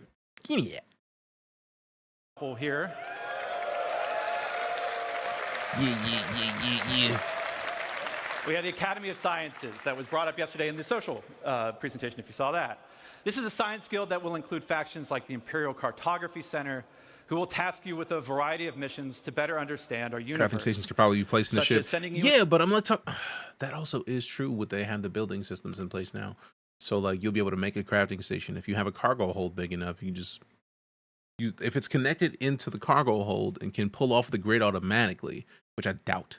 It'll still make you move stuff, but yeah, there's potential there. Have you seen the crafting panel? It's about 2 SCU of space. You can put down a small. Oh, we saw that earlier. I forgot about it. It's like I feel like I like the larger looking one, but I'm very curious about it. Into a nebula to do deep scans. I want to see it in action. Or finally seeing what's at the bottom of that planetary canyon. Hey, we're gonna have a new Doc faction, Robin with that Prime Subarino. who will Appreciate offer that sub. missions Can we get associated some with the various primes fauna in that chat, we're please and starting thanks? to get into the game. From population control missions to harvesting specific resources for research. Population control on some animals. Let's go. Now, I don't know if we have some people who'd like to do combat, but our combat guilds were doing something a little different. So y'all already know that we're leaning toward the mercenary guild out of principle. Now, previous to Bounty hunting and security providing fall under mercenary work. So this, these are all of our profession guilds. that's all I'm saying. That's all I'm but saying. for our combat guilds, they operate a little differently. See, these two are diametrically Appreciate them opposed to primes. each other. So once you pledge allegiance to one, Diametrically opposed. the I other love marks it. you as an enemy. On the lawful side, we have the Mercenary Guild. They represent Different shiny factions like variants of Eckhart animals. Security, the Bounty Hunters Guild, Damn. and even some military contractors. So whether Investigate, you're pulling, capture, you're and kill putting together a VIPs, team of let's go. specialists to go assault a ground base, hunting down an elusive That's criminal, a lot of mission types, or fam. Good putting together a God. recon run to drum up some intel, Mercenary Guild's got you covered. What's funny is that a lot of this already exists in the game. Like, so if we're going back to the United Resource Workers, repairing infrastructures, hull repair, power network repair. Power network repair is already in. Hull repair is slightly, like, it's in a slight adjustment. Repair infrastructure is probably going to be a part of the power network repair. Towing and refueling. Towing is there, the Starfarer is in, but the gameplay isn't really there. But if we notice on some of the new ships, I feel like the Zeus has a little arm that you can refuel it in space. No, I know this is them defining 1.0, but that means that they're not far off from 1.0. Refined materials, we got those. Structural salvage in there. That's literally, all of this is literally the Vulture. Crafting, once the crafting module comes in and we get something like the Pioneer, or even, like, since we know the Galaxy is a ways out, something that has crafting and vehicle sized things, that's going to be nearby. The mining, all there, except for ground extraction. I feel like they might have something for ground extraction, but I don't remember it. Although I do know they mentioned that the Pioneer does have the ground extraction in its landing gear. Towing and refuel, towing is there. Building and space stations. Space stations, I feel like it's coming later in this presentation. Then we switch over to the Academy of Science. We have the Academy of Sciences. That was Yeah, brought give up me back. yesterday in the It circle, showed the presentation. icon for the screen This when is I a science clicked field it. that There we go. So capturing animals, they have to add the missions for that. Animal parts, we already saw that. They already have it functional because they basically took that worm into pieces. They took the pearls from the worm, they took the teeth from the worm. Hunting animals is already in game. Retrieve and research, that is the thing that I'm very intrigued by. I feel like there's going to need to be a research module. That's going to be a thing. Issues in the task is the connecting issues, UIs, the art, the interface systems, it's networking. Oh, no. A lot of this ties into 4.0. And 4.0 being functional and working and being smooth. So I'm with you. And this is all what they intend to be for 1.0 to be. All I'm pointing out is on each one of these screens, how much of it is already in here. Retrieve and research, you can take the horns off the dogs. I didn't know that was already in. So that, collecting animal parts, already in. Capturing animals is just the next step in that. Retrieve and research, I feel like they're probably going to have a module for that. But rescue persons and firefighting should be too far off. We saw the gameplay for that last year, and we saw a brief snippet of it in Squadron 42 gameplay. Rescue persons basically go to a place, take somebody out with you, and have them follow you. So do they have the following functionality? I don't know yet. And the bird throat stones, that's tight. Scan area, scans are in. Location mapping is not too far off, I'm imagining, because of scans. I'm very curious of how this is going to connect with the map system, because that's what all this has to be. Deploy items, not sure. Scan items or objects, that should be in, I imagine, but I'm just thinking of the same scan. Find and collect, that's go get shit. Animals, they have in-game. And corporations, I'm not sure about. That's something you need to add. The animals are in-game, but like actually doing things with animals like husbandry and stuff like that's not there yet. Chemical creation, you can use the chemicals with the med kits, but like nothing like this, or food. So that's going to come with the crafting, I'm imagining. And then all of this stuff is already there. All of this is like the base of any of these. Like, it's there. Originally, I was planning on doing a little bit of everything with all this stuff, making me think I should specialize in a few or certain areas. And that's the joy of it. Maybe you have a character that's focusing on one thing, like crafting, and you have another character focused on specifically mercenary stuff. It's tight. It's tight, tight, tight, tight, tight. All right, so now we got the council. Let me go back to make sure we pop up here when it's there. On the flip. And arson. The idea that there's a mission to send you to set stuff aflame. That is fantastic.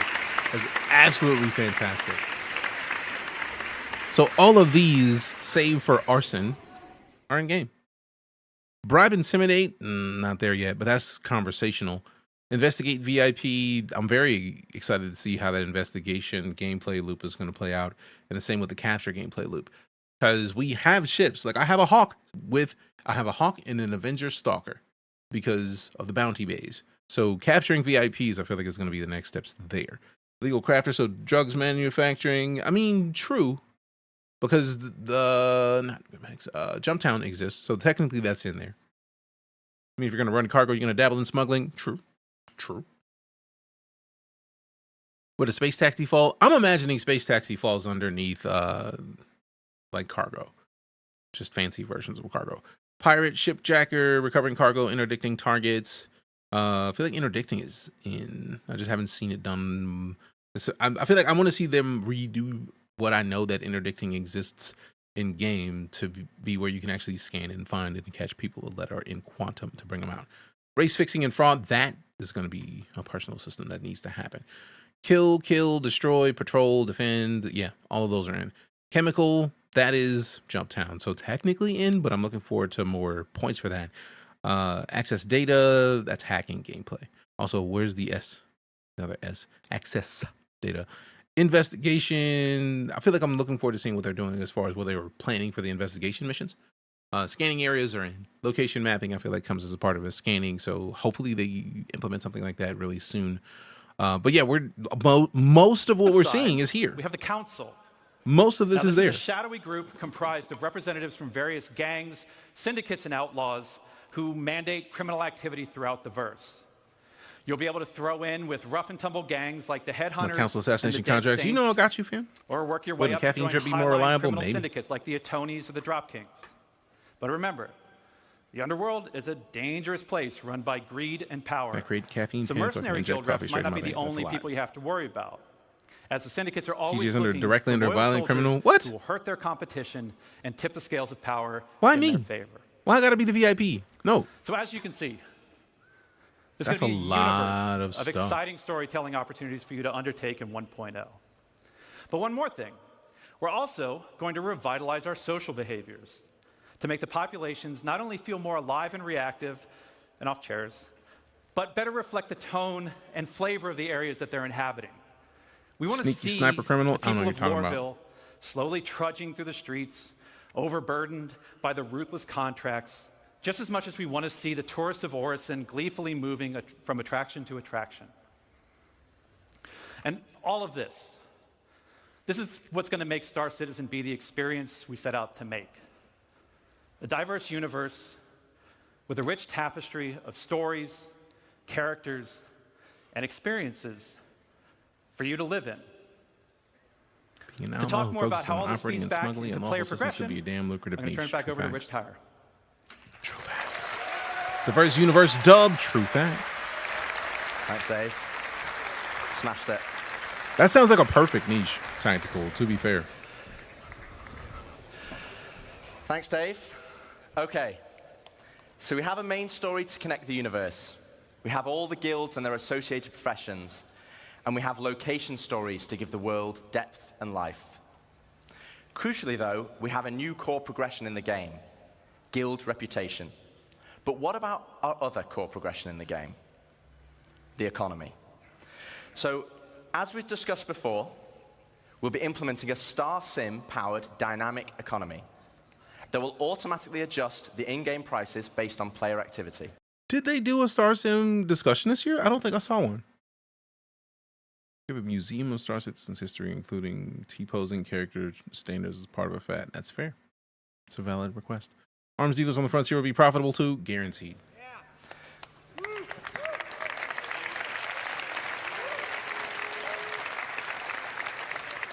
But for credits to actually matter, though, we need to have an economy where credits flow out as well as in.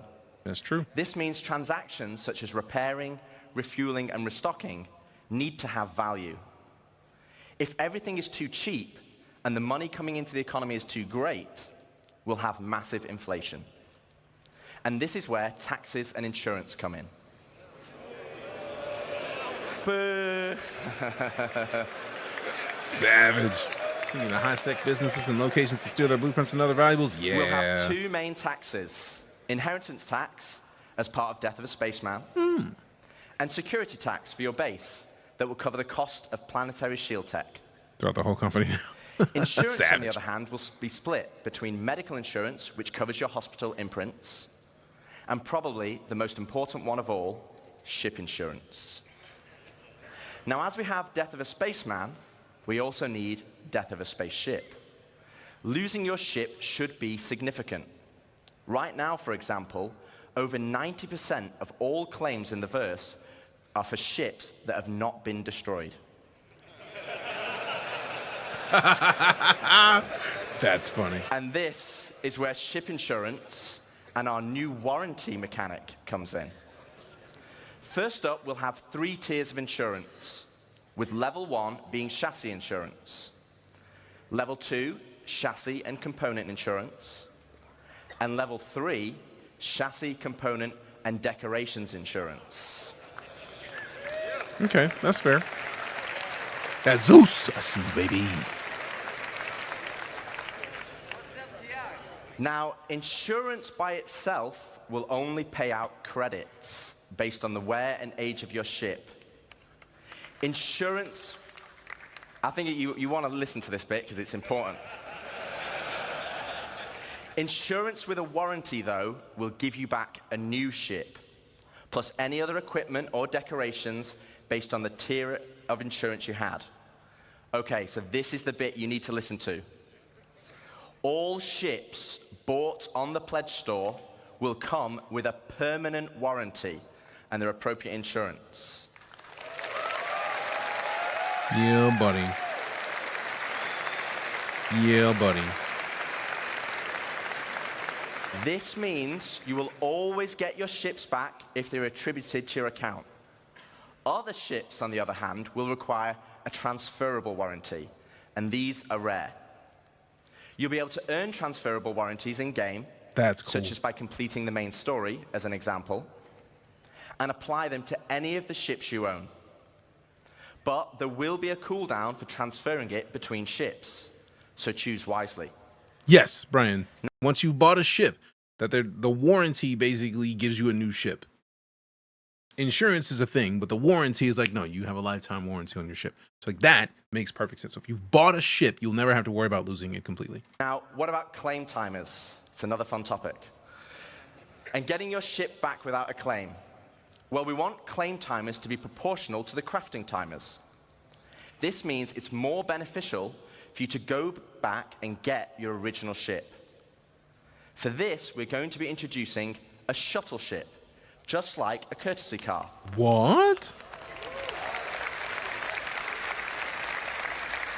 That's fire.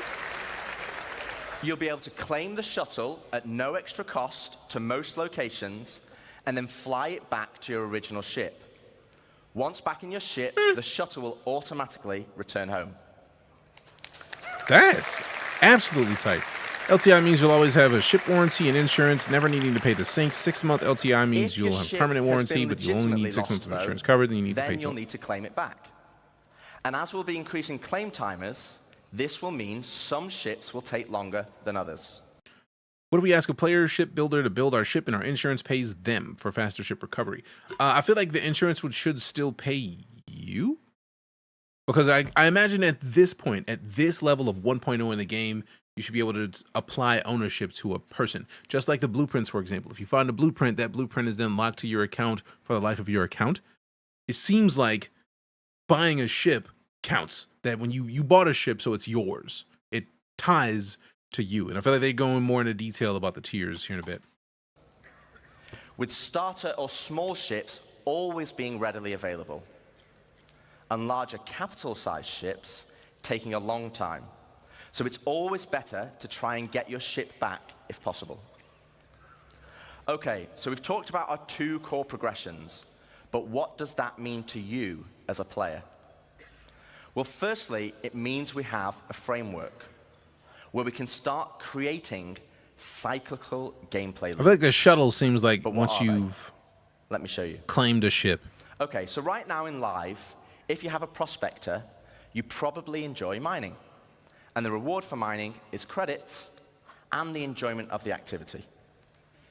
But in 1.0, you might be mining for a whole different reason. And this is where cyclical gameplay loops come in. Firstly, let's add all the manufacturers and ships in. I'll just give you a moment to take that in, because there's a lot. This can't be all the ships, but that's a lot of ships. Greycat, Rock, STV, PTV, Tumbrel, Ranger, Cyclone, Nova, Storm. Where's the Ranger at? I'm looking forward to that thing so bad. RSI, Galaxy, Mantis, Scorpius, Apollo, Polaris, Ursa, Aurora, Zeus, Lynx, Perseus, Constellation. Yeah, they're not counting the variants. I was like, there's no way. So it is the base models. Caterpillar, Vulture, Cutter, Ironclad, Dragonfly, Kraken, Mule, Corsair, Buccaneer, Herald, Cutlass. Origin is 400i, 100 series, 350, 600i, 300 series, X1, 890 jump, 85X, and M50. Good Lord, that's a lot. We'll be here all day. I asked them to take the variants out because it didn't fit on the slide. Yeah, they couldn't have fit. And let's zoom all the way into the prospector, a stalwart of the mining community. How do you think about the Genesis? But let's say I possibly really because it's not in there a yet. Military Mark II Hornet. Let's go on a simplified journey of how I could get one. Firstly, I know I won't be able to buy it, as it's a military ship, so I'm going to need to craft it. That means I will need the fabrication hangar blueprint. Luckily, I can earn it by doing mining missions to gain rep with the United Resource Workers, and I already have the perfect ship, my trusty prospector. So hold on, let's go back for a minute, because if we're talking about the ships that aren't there, let's see what of these ships are not in the game right now. I know the Ranger's not in the game. I think the Storm, Cyclone, I feel like the Nova's the tank. That's in there. Galaxy's not in. Mantis, I think the Mantis is in. Scorpius, Apollo, I don't know if the Apollo's in. So Kraken is there under Drake. Yeah, Kraken's right here. Who's the Genesis under Starliner?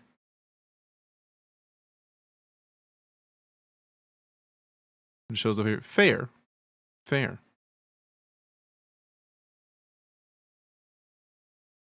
Idris, Jav, Tally, Vulcan, Mirai. Crusader for Geniuses? What? A1. Yeah, the C1's not in here. So if we're talking about ships that are missing, the C1's not in here either, and the C1 is Beast. So the A1 is probably the base model of that line. So yeah, there's a lot of stuff in here that isn't in game, but also there's a bunch of ships that are in here that don't fit. Well, like that aren't in game. Like the Banu Merchantman, not in game. But like there's ships that are in game that are not in here. C1 Spirit. If Crusader's here, A1 Spirit, Ares, Hercules, Mercury. Unless there's another Crusader branch. Which leads me to believe the A1 Spirit is probably the base model of that line, and they just took out the missiles to make the other one. But because there's a lot. Let's go back to where we were. So I'm going to need to craft it. Perfect ship, my trusty prospector. Hold on, too far. Luckily, I can earn it by doing mining missions to gain rep with the United Resource Workers, and I already have the perfect ship, my trusty prospector. With blueprint in hand and some excess credits, I can now purchase a small plot of land on Stanton and build my fabrication hangar. Step 1, complete. Now I need to grab the Mark II Hornet blueprint. For this, I need mercenary rep, and more importantly, a combat ship. With that in mind, I will do a few more mining contracts to earn enough credits to purchase a Mustang from the dealership. Now I can start doing combat pilot missions for the Mercenary Guild, so I can unlock the Mark II Hornet blueprint. Okay, step 2 of our simplified loop is complete. I have the Mark II blueprint, but I need the resources to craft it. So I come full circle back to my prospector, but this time I'm mining for resources instead. As you can see, this closes the loop. No longer am I mining just because I like it, and there's nothing wrong with that. But now I am mining for a purpose and for multiple reasons.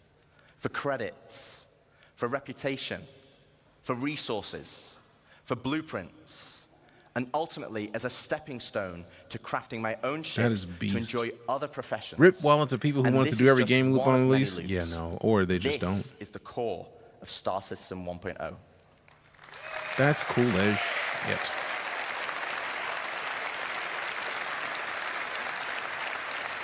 Yeah, buddy.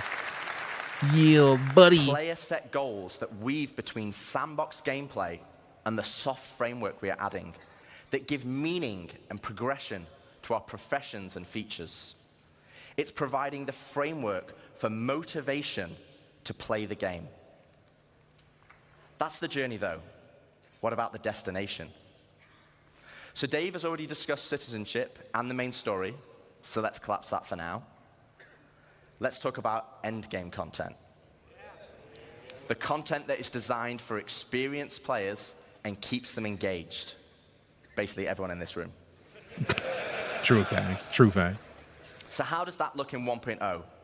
Firstly, we'll have open world content, including missions, group missions, and server-wide events, like we have today, but tailored to endgame players.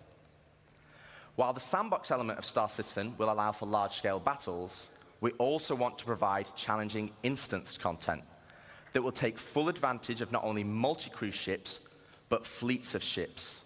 And you kind of know how we do that, right? You saw that yesterday. And as you progress through the guilds, you'll be able to accept high-level contracts from government agencies who will offer prototype and military blueprints as rewards. These missions will require the full coordination of multiple players and an assorted fleet of capital, support, and fighter ships. You will finally be able to become the admiral of the fleet, directing your armada from your hologlobe, which, yes, is a feature included in 1.0. Finally! I need that globe, man. I need that globe, man.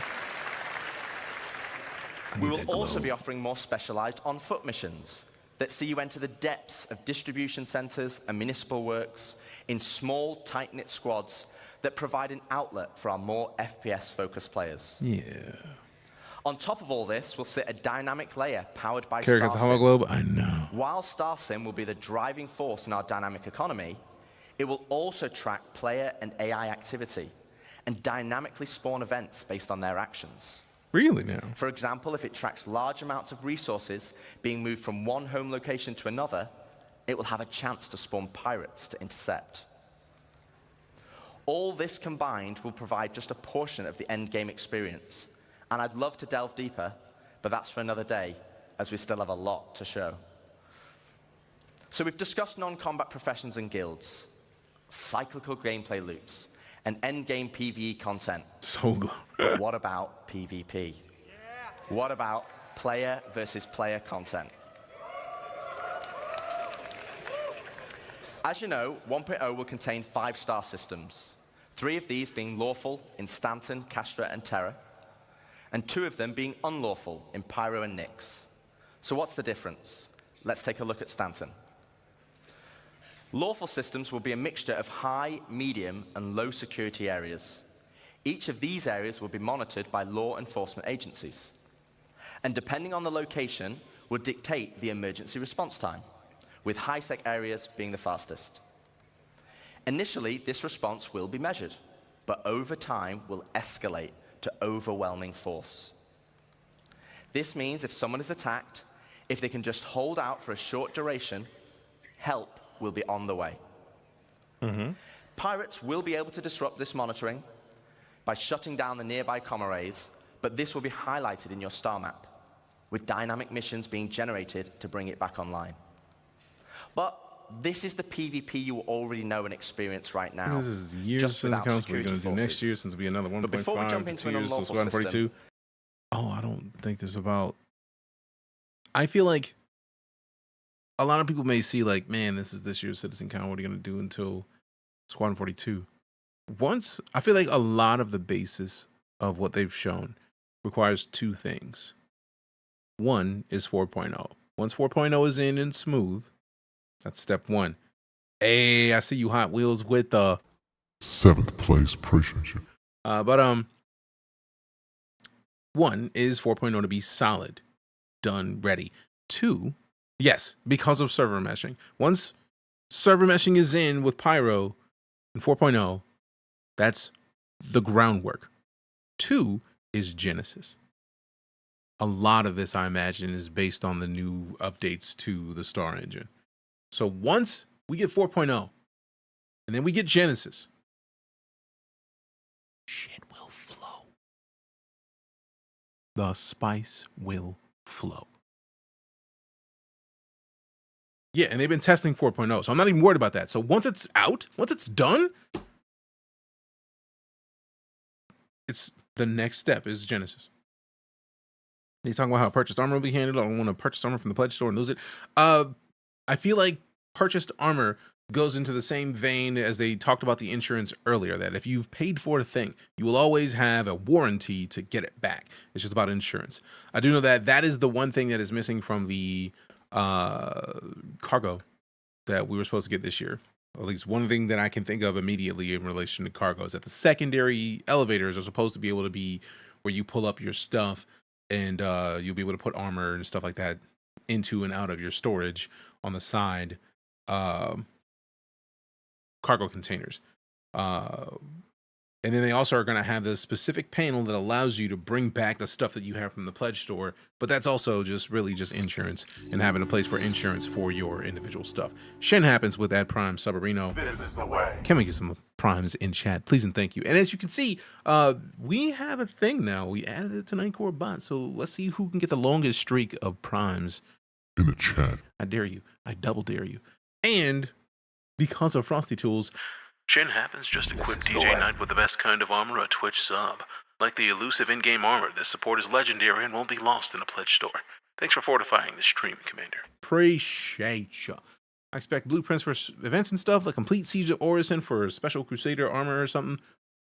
Angelus, that is exactly what's going to happen. Trust. Because, hey, we got the follow from Kate. Appreciate you. If you remember, there's been multiple missions. Like around the time I feel like they brought up the FHC, there was what was the Xenothreat? The Xenothreat armor that you had to work for. Guaranteed that moving forward, once we get to 1.0, you'll get the armor and likely a blueprint too. Pick something specialized. I mean, you're not wrong, but still, can we keep that prime train going? Is the question. If you pirate a ship. Oh no. Okay. So first up, let's discuss ownership. All ships and high-value items that you own will automatically be assigned to you. There it is. This means if someone steals your ship, you can mark it as stolen, either via an insurance claim or in your Mobi. This will then trigger a dead man switch on the stolen ship, meaning it will cease to function after a period of time. What? But what options does this leave as a pirate? Well, you can still salvage it. You can tow it back to your fabrication hangar to dismantle it for resources. Or if you have a high enough rep with the council, our criminal guild, you can get the dead man switch disabled and pay for a new title deed to become its new owner. That is beast. So that means that the ships now, like we were literally talking about this yesterday. When ships get stolen, they don't just get respawned. They just mark it as stolen. The dead man switch goes off, and if you got a raft, you tow that joint. Oh, let's go. I don't have a javelin. Also, if you're in a lawful system, you'll need to find a transient jump tunnel. How dare you? As all major locations and POIs will have custom security that will scan you on arrival. Okay, so with that out of the way, let's look at the unlawful system in Pyro. See, now that makes me curious, because if you've got the ability to get a new title deed for a ship that you've stolen, will you be able to generate one from a lawful system or nah? It might be the SRV. I'm thinking of the wrong name. I'm just thinking of that specific ship build. So you're probably right. It's the SRV. I'm just silly. Have a good one, Ralph, and thanks for coming to hang out with us. Appreciate you. And no insurance, maybe some council side insurance. It's super expensive payments. Yeah, but it was a free ship. Except for the fact that you had to pay for the deed. But to even get to be able to pay for the deed, you have to level up high enough with the criminal guild. So like it's a loop, which is great. You transfer a warranty to a stolen ship? I don't know. Transferable warranties. I thought they said something about transferable, but also I can't remember, so I'm not gonna lie. Unlawful systems have no laws at all, and with that comes opportunity. Pyro, as an example, has an abundance of high-quality resources and is a hotbed of criminal activity, the literal definition of high risk, high reward. With crafting now requiring resources, you're going to want to create bases to mine and extract them. This is where base raiding will become a new form of PvP, and it's founded on a combined arms ethos.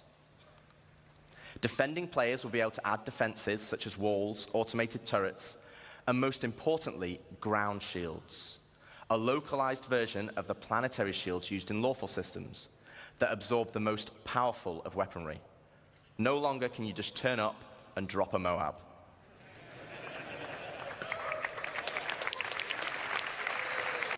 A localized version of the planetary shields used in lawful systems that absorb the most powerful of weaponry. No longer can you just turn up and drop a Moab. That's interesting. Although, to be fair, I do like showing up and dropping Moabs, because why not, though? One huge difference, though, compared to planetary shields, is that these shields can be disabled. You will have to strategically assess each base and punch your way through its defenses on foot to eventually bring down the shield generator. Once the shield is down, then you have options. You want to raise it to the ground, you can bomb it from the air. Hey, Millsy Star with a raid. Appreciate you, fam. If you want to extract all the resources, though, you'll need to infiltrate the base using explosive charges and hacking while fighting off the defenders. Now, both piracy and base raiding is founded on sandbox gameplay. And again, that's the essence of Star Citizen. But we want to add more.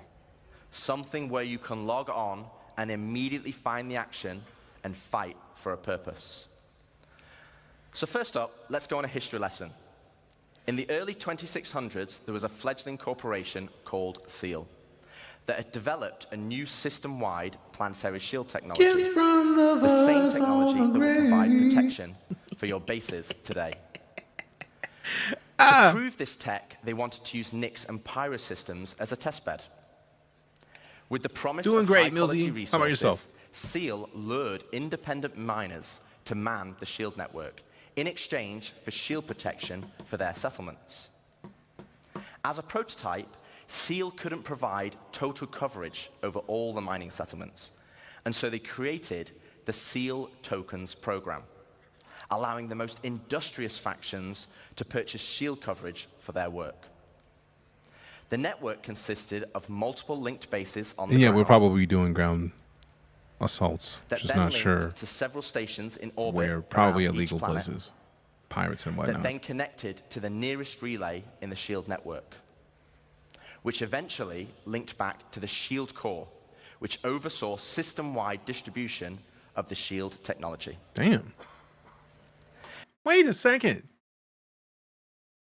That's some in-depth gameplay loop. You gotta take down the shield base to take down the shield station. Factions could then earn SEAL tokens for working on any part of the network.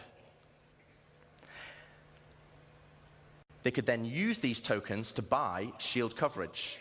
But with the competition amongst factions being so intense, SEAL was only able to offer shielding to the hardest workers.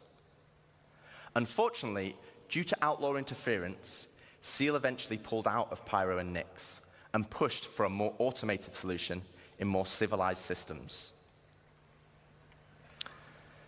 So fast forward to present day, without SEAL's backing, they had to pull out and leave it as it is. And welcome to Station Warfare.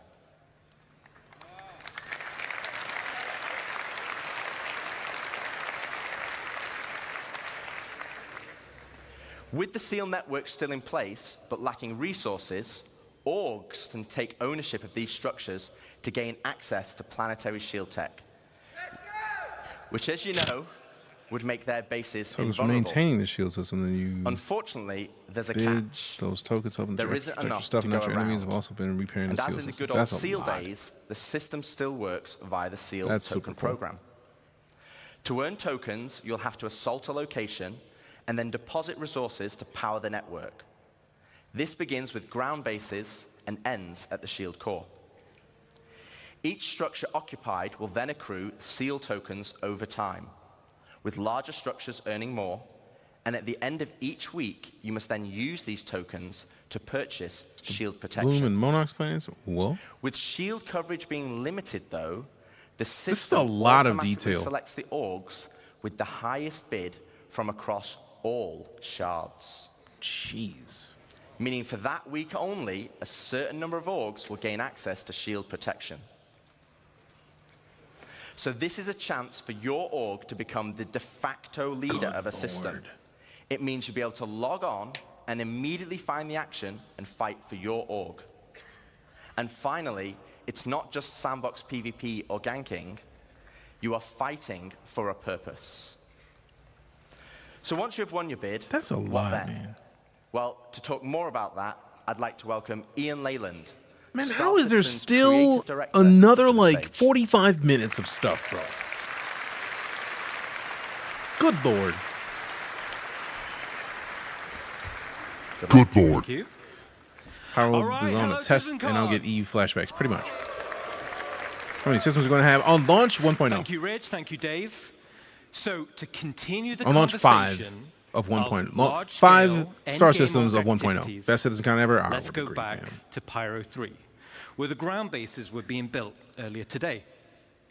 This morning, we saw the small habitat being built by I feel like Luke. it's like they're talking at such a high level for 1.0 that it is really difficult to say how many systems this is going to take, because the question that I'm having immediately is if this is it based on, like, there's 3 different shield bases on the planet, which means that they're going to be at least in 3 different sectors on that planet, which there's going to be a lot of points of interest inside that cluster that connects, like, each different sector has multiple clusters of actual stuff happening. So you got to figure out which base is the one to go to.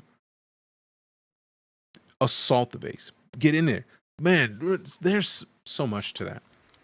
There's so much And to then that. we Like, saw it's- Deck start to expand. this is the thing that people have been curious about. Like, what is it going to take to keep large groups of people together to play this game? Why would you keep playing? This is literally it. Just do everything. Assault the base while getting third partied by other orgs. Right, like, and that's when it's going to be important to have your org paint on your ships. Well, at least your org logo, so you know this is who we're here with. So much stuff. And the base into a commercial enterprise. These are huge footprints, and I wasn't expecting. Yeah, no. But eventually, we saw Gigantic. a massive example of an org base. But with everything Rich was talking about, with all We got system-wide Nautica NC with the we want to Prime give sub. you guys Fam, you know what it is. Put some primes in chat. Welcome to the Nightcrawler League. Thank you very much for your support. but also the thing we need to protect. And to do that, let's look up into the sky and see what it is.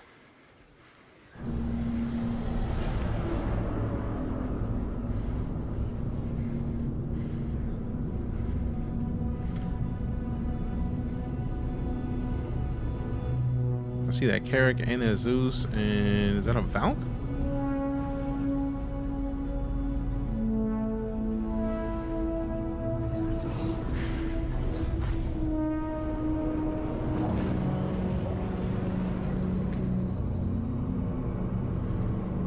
I love that quantum jump. It's so pretty, man.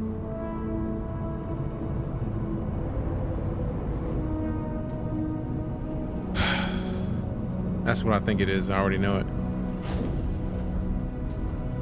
It's a hull over there. We got a Polaris over there. We got a Carrick over there. We got a C2 up there.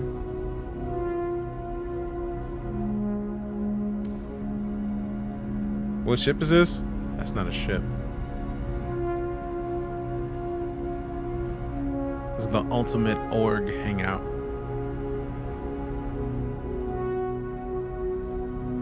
Think about the amount of resources you're gonna have to gather to make your own space station.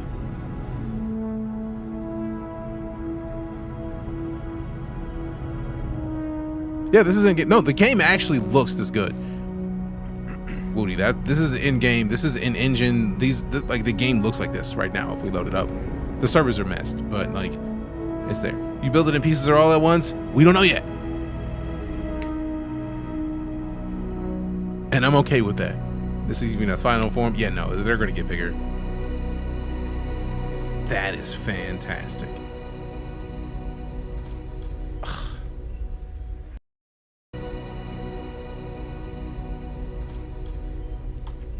Damn it!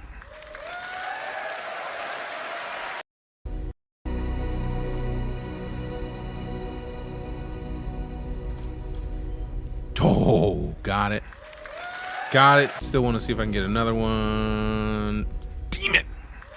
It's right there. It's right there. Hashtag floating seconds. Yeah, you're not wrong. You're not wrong. I need it. I need it. When can we romance like they do in the Expanse? Phrasing. Let me introduce you to player space stations. Finally, you can build your home amongst the stars. This will be the starting point for your base of operations for system-wide org activities. But why is this an end goal? Well, first of all, to construct your own space station, it's going to require vast quantities of resources and materials. And Fam, between us and Smash in the van, easy. We're going to have that easy. Well, it all starts with the supply bay. And the supply bay can only be constructed by the Pioneer. So they really mean in-game. Like they for real with the in-game.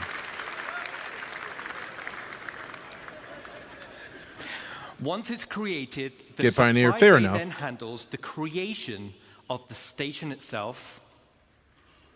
Now, we're in gray box development phase, so the artwork's not final. Bro. But let's go on a journey and start building our space base. What? What? You can tell they've been really thinking about developing this. Yeah, they've had years to do it, and it is.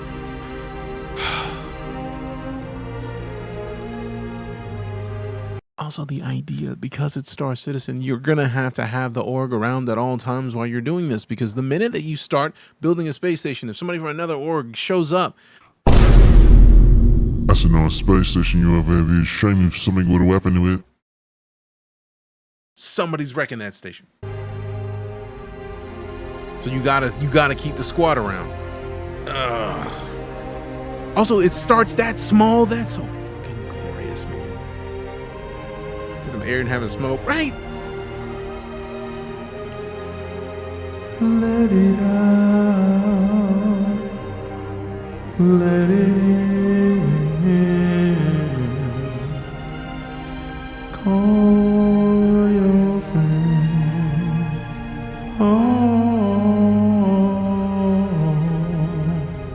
Unless it's in a high security zone, yeah. Will you even be able to make it in a high security zone? 10 years and 700 million, anything, right? They haven't done anything. Bro, no game is gonna have this. I'm still blown away by that wall of awesomeness. Cause that's how they're gonna pull it in to continue building everything. Oh my god. Good God, man. It's first person Eve online. If they pull it off, it'll probably last as long too. Easily. You might be able to put them in a high sec system. True.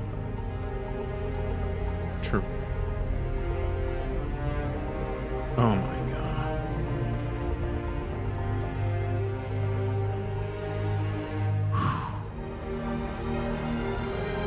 That music too. Also, I love how you see the planet rotating while it looks like the space station is just kind of like building itself. Well, they're putting resources in, but like, where's the next phase of building? Come on. Oh my god. Oh my god. I need it. I need that immediately. Awesome. Awesome. So as you saw, the cargo grid of the supply bay consumes resources, and the required resources will be substantial and will need to be topped up over time. So this means orgs will be encouraged to have efficient logistic networks to feed the supply bay. And as Rich outlined with professions, it's ideal if your org is well-rounded in terms of roles. Even the starter player can contribute. The supply bay It's the only image of has any drones I've automated seen. construction drones, Yeah, which are same. used to create the station.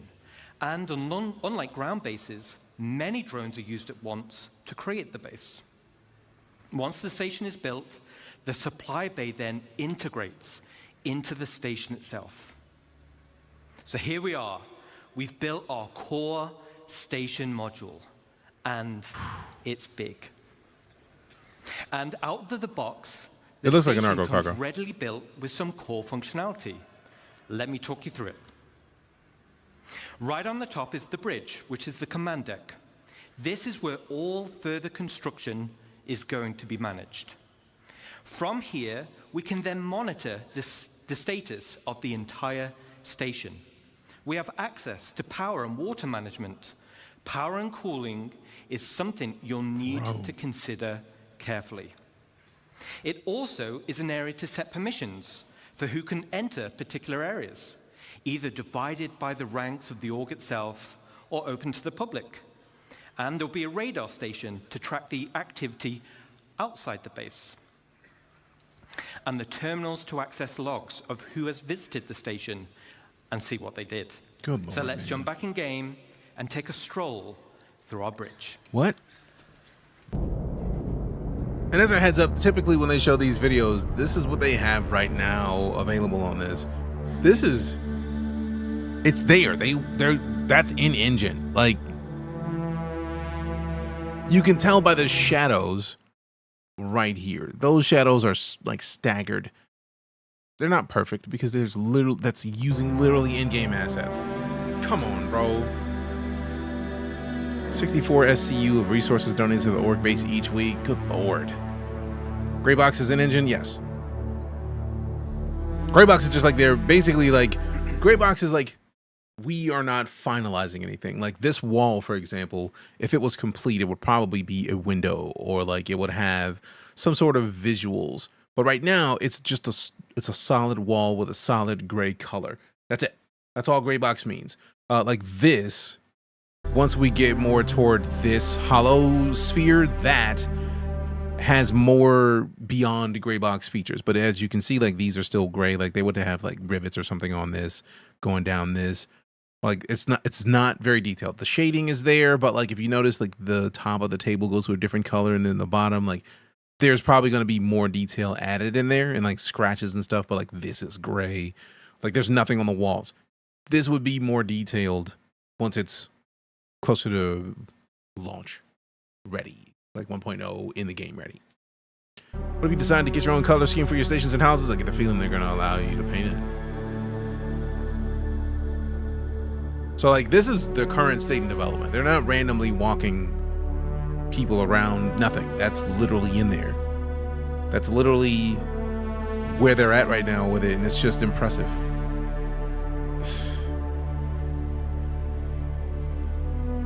I also want to dangle my feet over the balcony, for real, for real. I need primitive shapes in game that let me custom logos and art. I mean, I get the feeling they won't get that. This is stupid good. I want to go pee, but I also don't want to leave this. It's too good.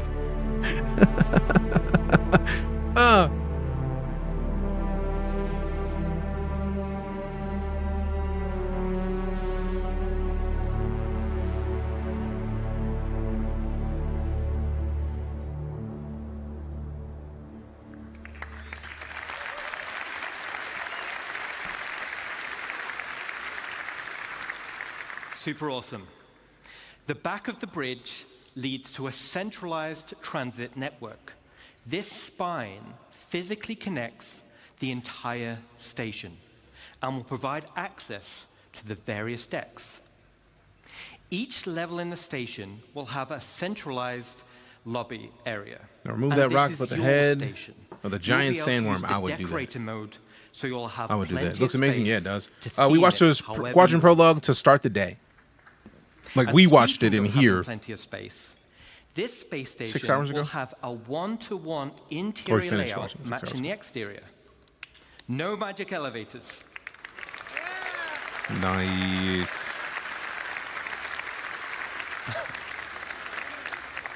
So you can circumnavigate around the entire perimeter, and it's wonderful. Okay, let's jump back in.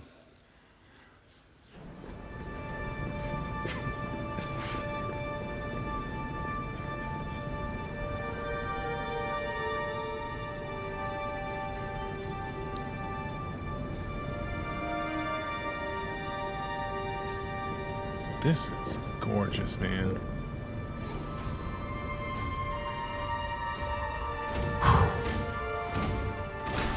Make it so people do art in game. Oh, I'm so excited for that because with the amount of stuff that they're showcasing, I get the feeling that at certain points we'll probably be able to make blueprints. If you can do art type stuff, because I would love to make a blueprint of some artwork and be able to sell prints of it in game. How flames would that be? But y'all would enjoy the 1.0 and in-game stuff. Oh, we will. We will. This is stupid good. Elevators on planets are so janky because of how much geometry the game has to render. Yeah, that's fair.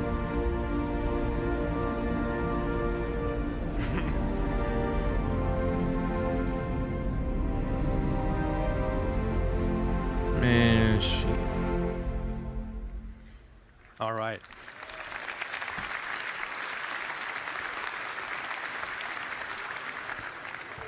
As you can see, right at the bottom of the central transit system leads to the lower areas. This is where you'll gain access to the engineering deck. So like bigger ships, this is where all the hands-on engineering and maintenance gameplay happens. This will serve as the beating heart of your station. Then we have the hangar deck. Did you just run over somebody? And as the Probably. name implies, this is where you'll gain access to your hangar network. The base station comes with a large hangar already built, along with 2 docking collars, and also empty slots for another 2 medium hangars when needed. There will be a vast network of internal road systems, meaning you can quickly drive from one hangar to the other. No elevators needed. Okay, let's check back in. Let's go. That's just an accent thing, Slider. It's just an accent thing.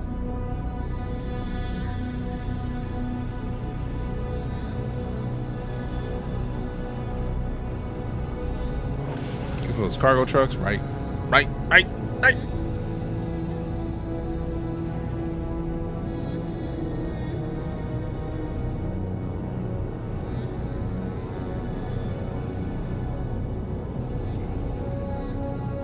Starlancer, yep.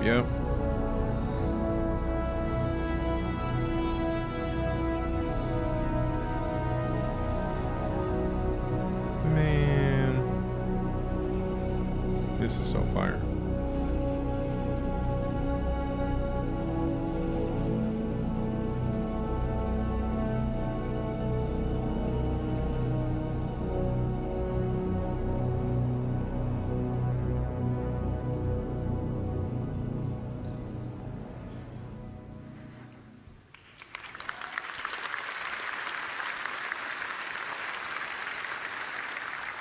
All right, so your station hangar will offer some enhanced logistics.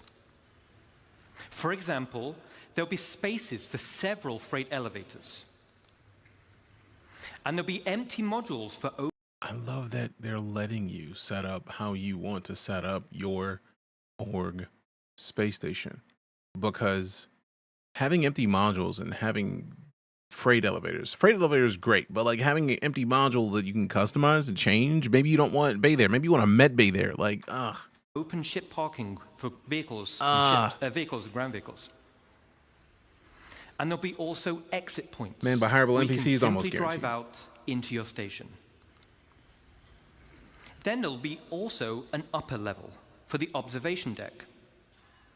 From the observation deck, you'll have a control room. And from here, you'll have master control over the freight elevators and the vehicle elevators. This means that even before someone has landed, their new cargo can be up into the hangar and ready to be loaded up. Now, everything we've spoken about so far is what comes with your station. What? Let's talk about what you can do to expand it. Bro. As I mentioned before, the station comes with a predetermined interior network of corridors and roads. And in this network, you'll find an array of bulkhead connectors. Bulkhead connectors will come in tiers 1 to 3, They can't show like a which ship, no. drives the size of room you're able to build. In the interior build mode, this is where you start to expand the interior of your station. The rooms will require resource and time to construct, and once built, you can rename each room, which will be reflected in the station's minimap. The interior of your station will have ample areas for you to expand. You can build generic empty rooms, and you can fill with items to your heart's content. You can also build specialist rooms, where the theme and functionality is already set for you, such as mess To be halls fair, or Black infirmaries, Wolf, you are or the generator org rooms. And of course, runner. Like, you are there the are person shops. handling all of So similar to the small plans for shops we pilots built and around whatnot, the so ground you're base. going to have a This is on dedicated a much bigger scale. But operations room, as we put it. When we put the pit smoker in, immediately. What kind of question is Let's that? talk about the exterior. What kind of question is that?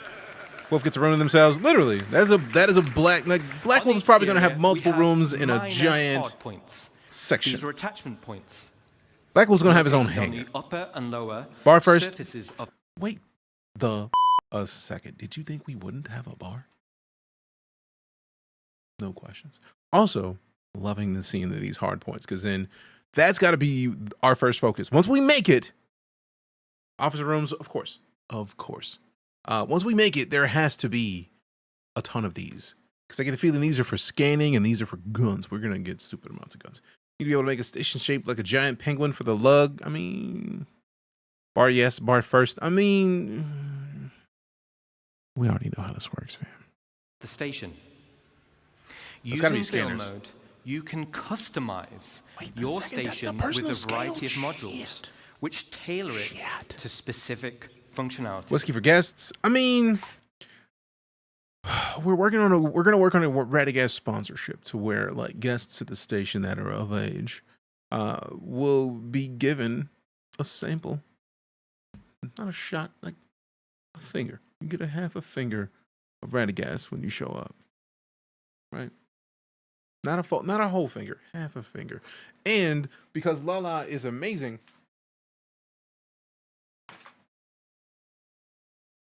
I don't know if I actually showed y'all the kit. Lala got me a drink smoking kit to where you put this on top of like whiskey or Kraken, which I've done it for. And then let's see, we have applewood, we have cherry wood, we have pecan and oak, and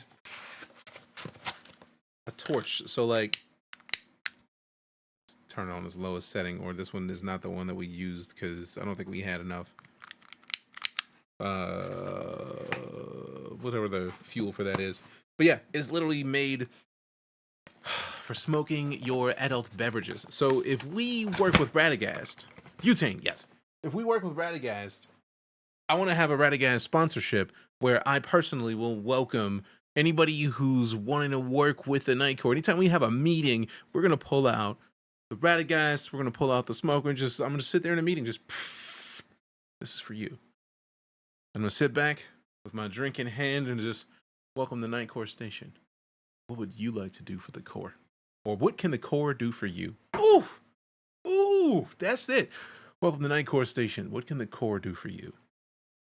We're going to built-in farm so you can grow Wagyu quality beef. Oh, trust. We will have all of the most exemplary smoked creatures aboard our ship. And also, for the vegans, we're going to have our most exemplary smoked vegetables, our vegetables and whatnot. You know what I have never had? That now that I'm just thinking about it, it would seem like a great idea. Some smoked shrimp and grits.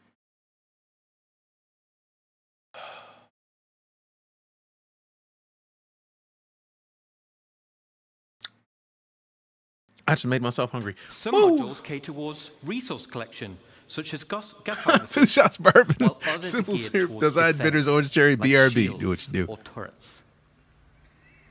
This And yes, we will have smoked worm meat day and date. This being built because y'all don't think there's an Earth where we have a space station and we haven't wrecked many worms, do you? goes back to bridge operations of power management. A situation may arise where power priority is needed.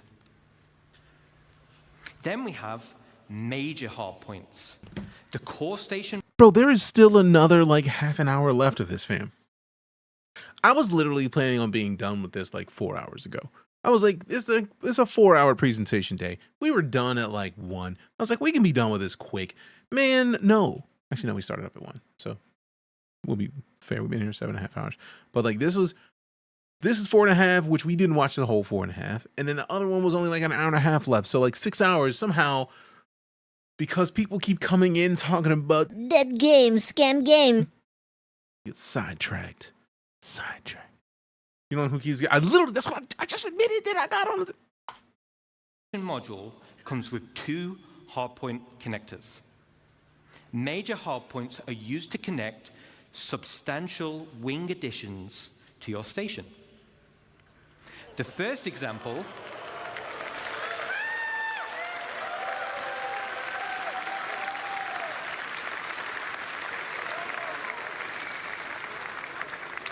Awesome, thank you. Awesome. The first example is the cargo wing. The cargo wing will dramatically increase your inventory capacity. So this is ideal for orgs who are specializing in holding. Then we have the refinery wing.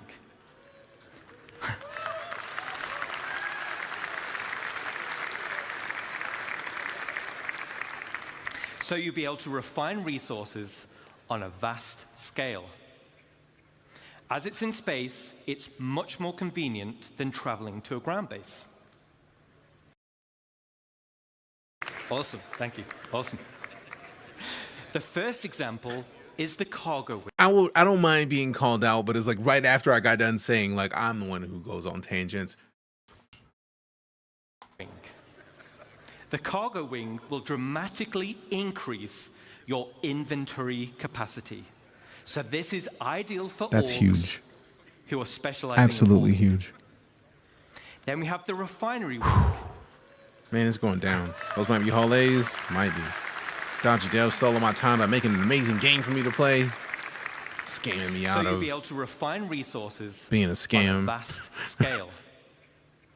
As it's in space, it's much more convenient than traveling to a ground base. Fam, look at how big this is. This should tell you how long it's going to take to make these. Those are Starfarers. Imagine how long it's going to take to use a ship to print a Starfarer.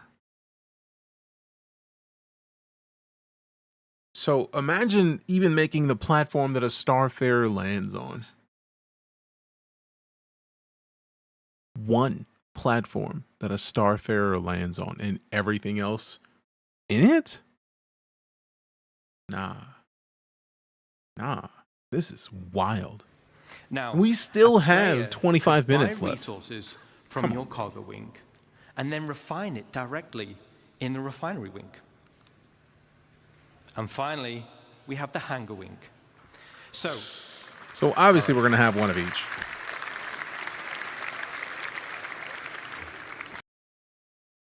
And finally, more convenient, Refinery wing. Okay, go. the hangar wing. So, basically set up right now to be a minor salvage or cargo hauler. I'm drooling all over all of this, as you should be. You have to refine the mats to build it elsewhere, to truck them to the station to build it. Hangars you'll want. There'll be a variety of hangar sizes as well as docking collars to help organize your fleet's deployment. Now, no, this is years out, fam. Not even a question of that. It is years out. But goodness. This is the kind of thing that you put above your org base on ground. And you do all the hard work of refining and getting resources on ground, and then you fly it up to space. Good God. All major hardpoint wings are connected via struts. And like the rest of the station, the struts are also internally traversable. Okay, so let's recap on the exterior expansion wings. Minor hardpoints give us options. You know that just stockpiles massive amounts of resources or other orgs and just pay them to build stations for the other orgs. Those orgs are going to get stupid paid. Absolutely stupid. Pioneer has extract and refining on board, so saves a step. Ooh. I may have to melt my Carrack and do that. I may have to. Major hardpoints gives us options on how you can specialize your base. Let's jump back in game and see how our base is getting on.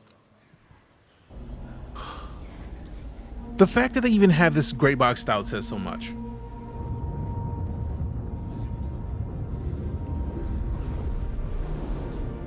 People keep wondering, what are they doing behind the scenes? This shit.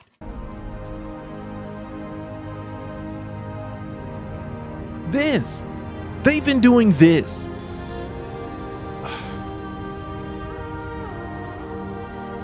There's a hull, there's a Star Max or whatever, there's a C2.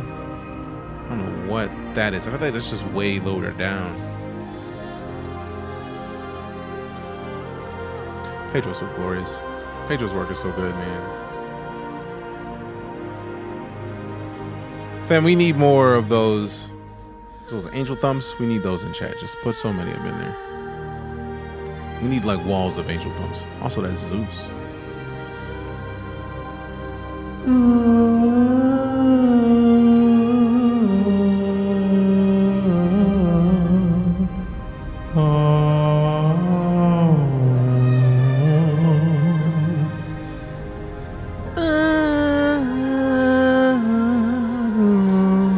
This is so fucking gorgeous, man. Y'all that know how I operate that new, like, DJ's gonna love this. You are not wrong. All right.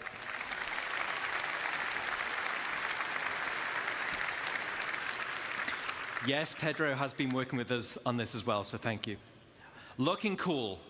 Customization is just as important as expansion. Similar to ground bases, you'll be able to earn.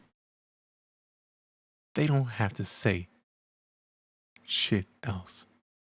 I don't care what anybody says. I feel like they did this purposefully to showcase to me that these would look great with Night Core colors, because of course we would rock Night Core colors, because bitch. Earn tints for your station, and you'll be able to apply decals for your org logos.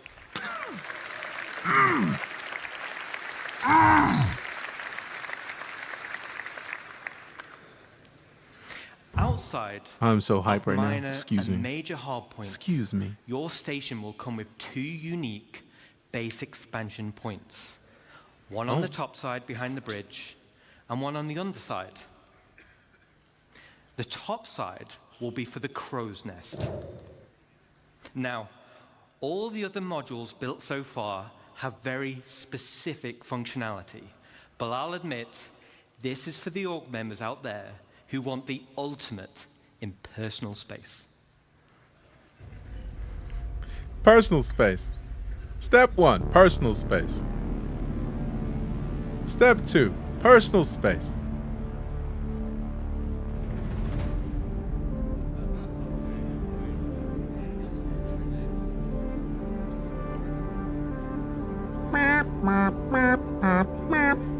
This is your room? Oh, yeah. But maybe not, because if somebody wants to come and attack the base, obviously they go for the crow's nest. They knock out the space underneath the crow's nest. All they have to do is hit the middle of it. If they can take that down, the whole crow's nest breaks off. Also, think about how...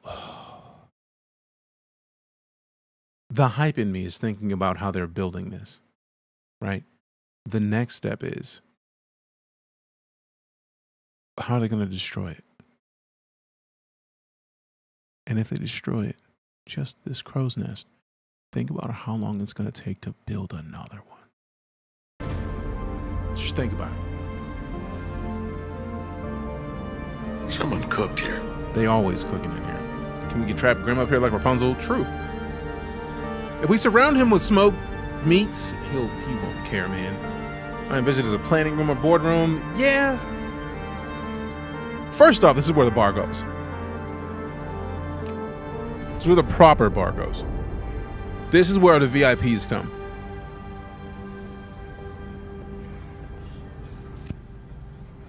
This is where we have the meeting of like, what can the core do for you? With the custom smoked drinks, that's what the crow's nest is for. So I'm going to be flying around the verse, and I want personal invitations to see what you've done in those rooms, okay? Phrasing? Super cool. I can't wait to see what you do with it. Now let's talk about the underside.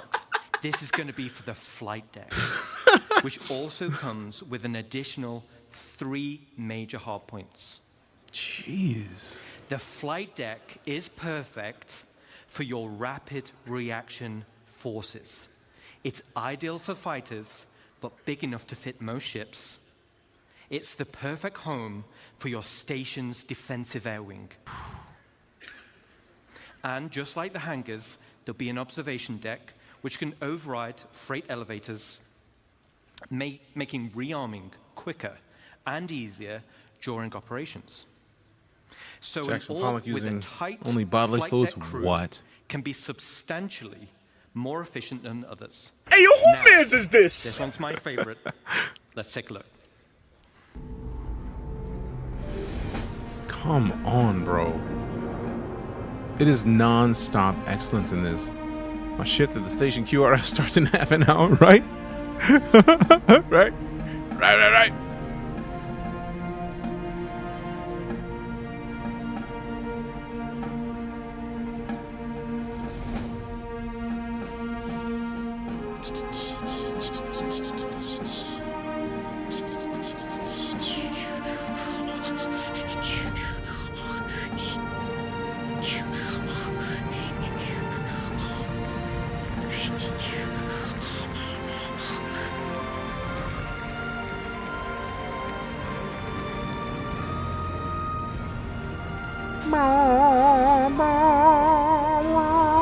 That's a whole lot of ships, man. Absolutely stupid amount of ships.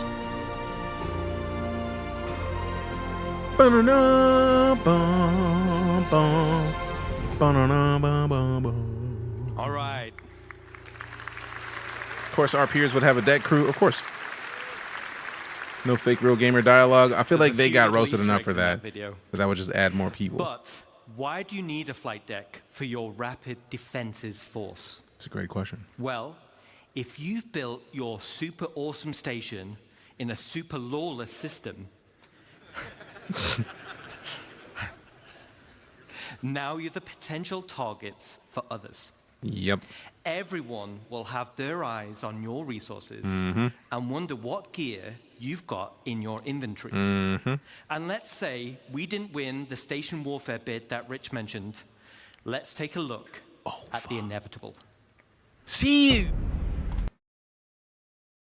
I literally said earlier, building it up is one thing. What would happen if we take it down? I love the way my brain works because they knew exactly. Obviously, it's not just me. They knew how it was going to happen. Ooh.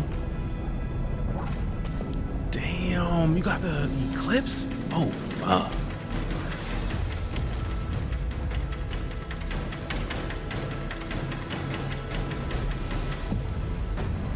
Oh, that's good. Oh no, a Mustang. That Mustang has got to be a beast-ass Mustang, man.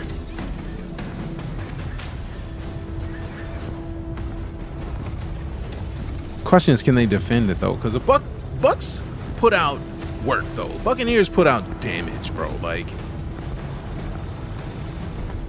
it does not surprise me that a Buck could take out a 400 in that situation. Because golly, yeah, their rapid reaction force is a little missing. Now, a Legionnaire would have been perfect right here, but they're not ready to show off the hacking systems yet, so they're not gonna do that. The drop troops, yerp.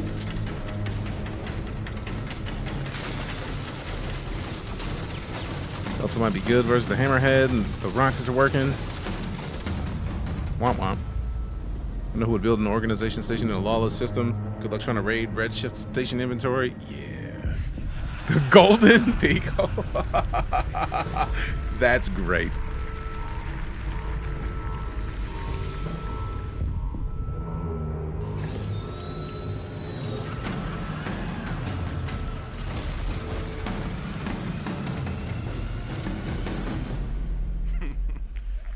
I love how they actually got to defend themselves with that, though, because sheesh.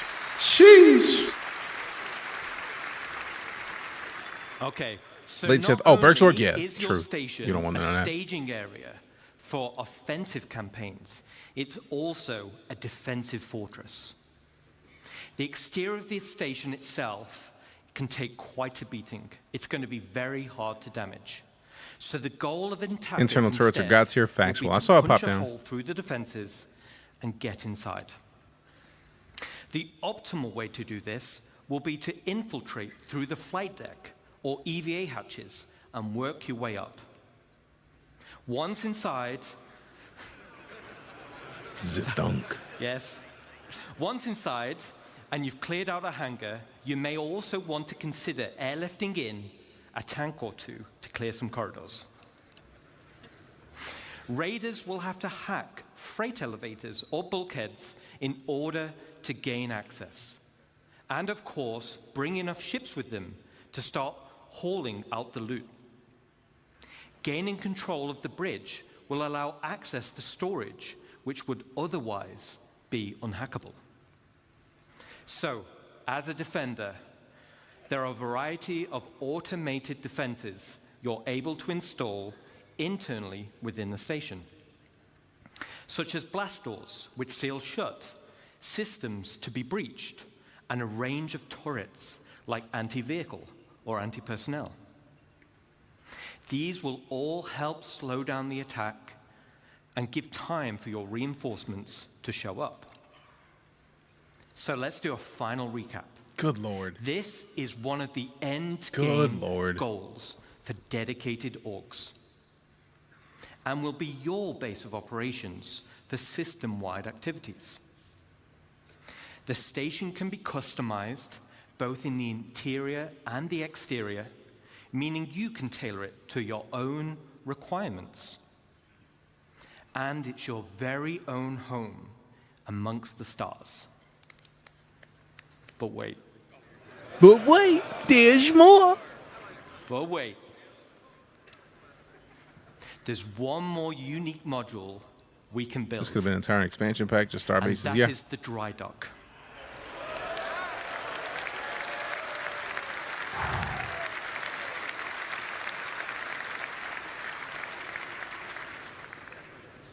This unique slot will be at the back of the station.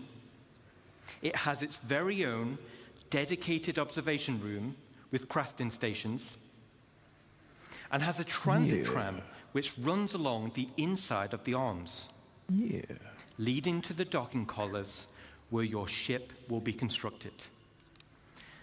So, the only question still remains: what sizes of ship can we build? Let's take a look.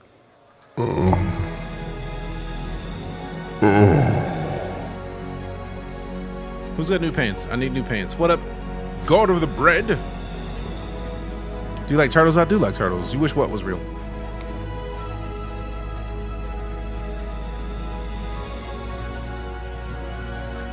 No, I'll just watch the image. I will not shed my pants. I'm gonna poop my pants. Open up. Let me see. Watch it be an Idris or a Jab. Just for funsies. I love how here the dead take talk. I want to see the reaction. Jesus.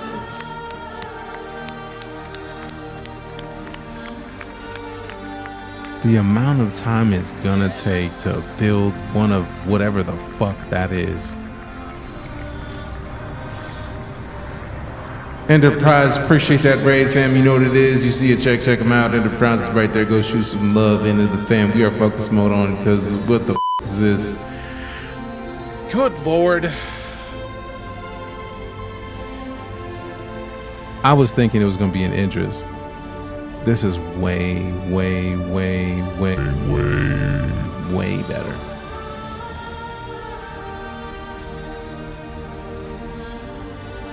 Me, man. Me. The station in and of itself is the Bengal. That's just nothing. Just like, let's just add another Bengal to the universe. Just make one. Let's just make one. What the? What? They can connect like. Why does it have to be a hexagon? Y'all know I like hexagons. Sig, how dare you? Stream clip successful.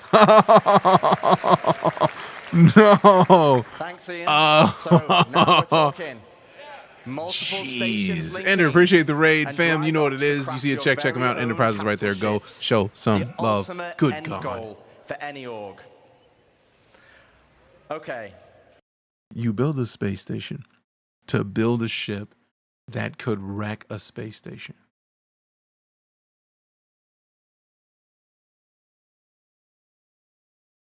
I'm going to say it here. Somebody is going to be a part of an org. They're going to be a high up member of an org. And they are going to take, once that org builds a Bengal, they're going to use that Bengal to blow up at least one space station. And it's going to be such massive news. You see where I'm going with this, Angelos? Just like in Eve, when the one person was low-key a part of another place, they went in, they ran the bank accounts empty on that. Oh my, like literally just like Eve, somebody is going to help entirely build a Bengal. And then with that Bengal, they're going to blow up the space station that just finished the Bengal and say something to the like of, "For the other orc, bitch." And they're going to take that Bengal because they're going to be the person to push the button to make it. They're going to be that high up. They're going to make a Bengal and it's going to belong to a whole nother org because that person works for another org. You know it's going to happen. And when it does, that is going to be the moment that people who have been sleeping on Star Citizen will be coming to the game in droves because it's going to happen. It's going to happen. It is going to happen. Mark my words right now. Take a clip of this if you like. I don't care. It's going to happen. And that will be the day they have the most new members of the verse ever. Stream clip successful. It will be the most new people in a day. You can do that in this game. Let's go. Yes, because every time that espionage happened in Eve, there was articles about it in stupid amounts of gaming papers, and more people hopped into Eve immediately because it's gonna happen. Derek, they just showed that you can.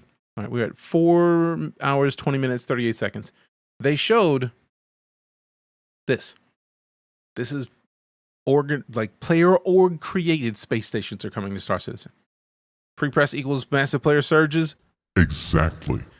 So that, and then they showed that you can make the largest ship that I know of in Star Citizen. I don't think ships come bigger than Bengals. There is no way for players to get Bengals. So the idea of an organization, which they already showed that you're going to need a massive amount of materials to bring in, to create the space station to start off with. Good Lord. It is going to be stupid. Capital class ship, the biggest flyable ship that we can fly.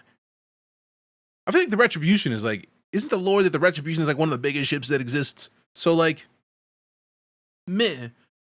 Player flown, that's it. Flying wherever we go, appreciate you. What about the improved quality bangles? It's all made of high-end materials. Exactly, which is why it's not going to happen immediately upon 1.0. It's going to be a couple times. It's going to be a couple, like the bunch of orgs are going to have ships. It's not until somebody makes the best one, and they're going to make multiple. It's going to happen. Save this clip. It's going to happen. And when it happens, I want to be able to look in the camera on stream and be like, I told you so. Stream clip successful. Because I told you so. It's going to be stupid. It's going to be stupid. I am excited about all of this. They're going to make so much fudge. All the fudge. And dry docks to craft Selling cheap ass janky bangles, the poor orgs. Hey, streamer. Huh? Hydrate. I'm out of liquid. It'll be us. No. Don't say it'll be us, because then people are going to see us as the wrong part of that equation. It's going to be us that like gets blown up. We don't need that. It might be one of us who takes the ship for the Night Court. That'd be cool, but like, no. Actually, no, I don't want that, because whoever does it, everybody is going to be half and half between I want to join an organization to blow them up, or I want to be in that org. And do we want that level of scrutiny? With this, I can sleep. Have a good one, Tactical. Universe will declare war on you. Exactly.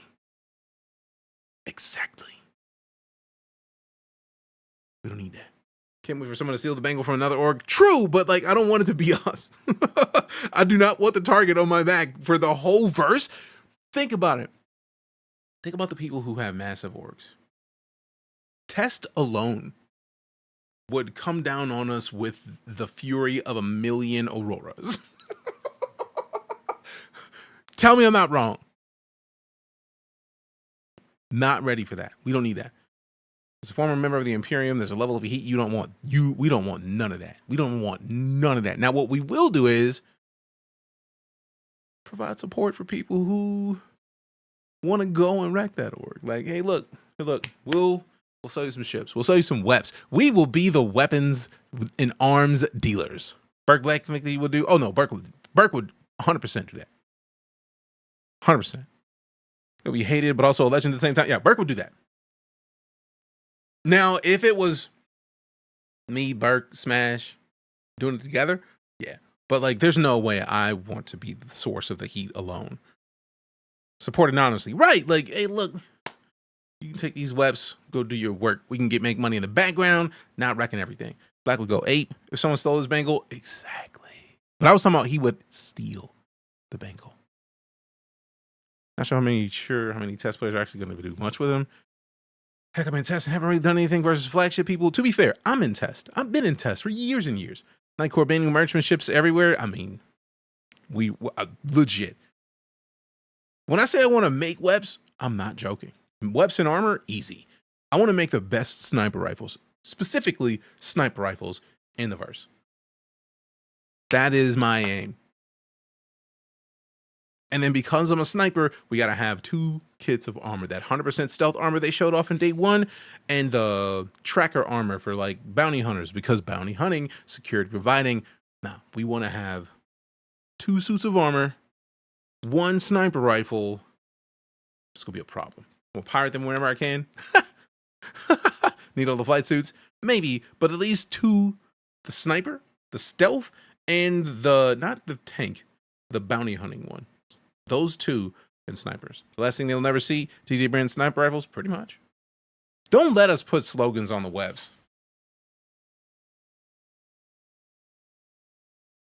For my first wave of weapons is gonna have everybody go night-night.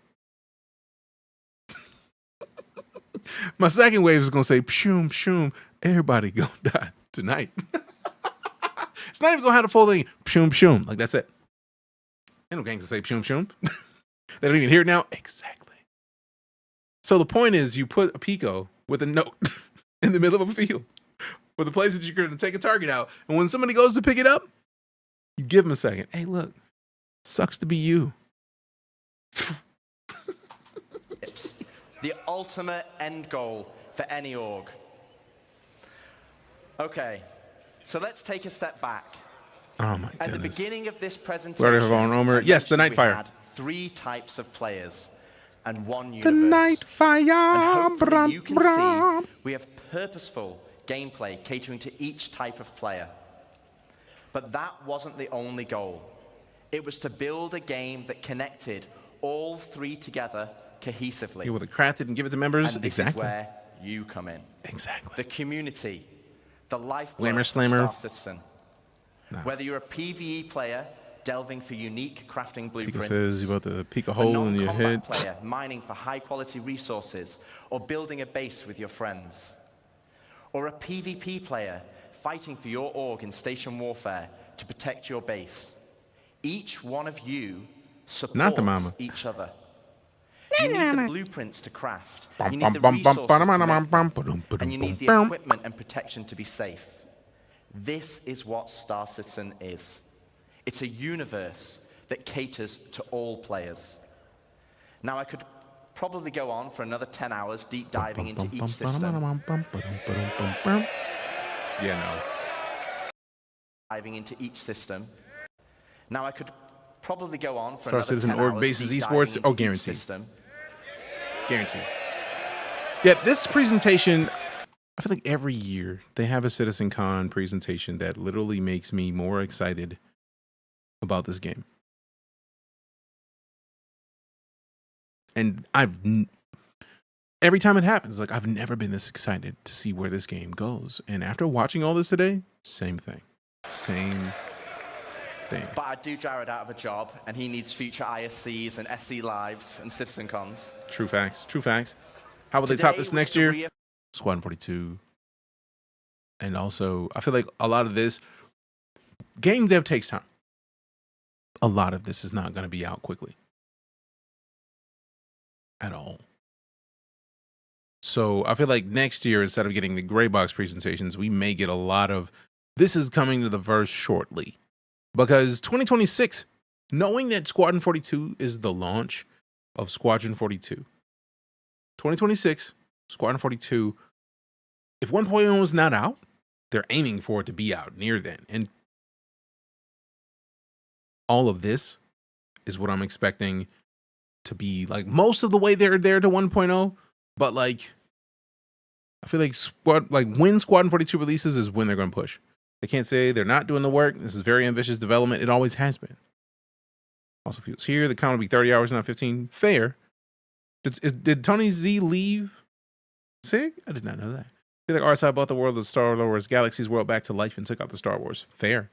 And the cool part is, with them making the Genesis version of Star Engine, Disney could just make it again. He's just busy. Good. Because that just means that the game's going to be that much better. A lot of those parts are probably in use for Squadron, so we'll be getting polished this year. Exactly. Which is what I've been saying this whole time. This game has been... I got vindication last year at CitizenCon. Because last year, they said, Squadron 42 is feature complete. We're going into polish. We're moving everybody from Squadron 42 to Star Citizen. This year is showcasing a lot. Let's finish this, and then I'm going to pull up one thing that will put the bow on Star Citizen for the evening before we end. Because as much as I would love to play Death Stranding, we won't have enough time to actually do anything in Death Stranding today. Squadron 42 is what players will bite into while they wait for Star Citizen to catch up tech-wise. At this rate, I feel like this... most of what's in Star Citizen that they pointed out for 1.0, most of it is already there. Just those 2 to 3 months after last year's con, the features they dumped into live. Right, but like, that is exactly where I'm going after this vid, quote. So like, let's finish this out and see what they say. Come with us on this journey as we march towards Star Citizen 1.0. Indeed. Thank you, CitizenCon, and can we welcome... Yeah, they were saying that, Azrael. No. Jared. Okay.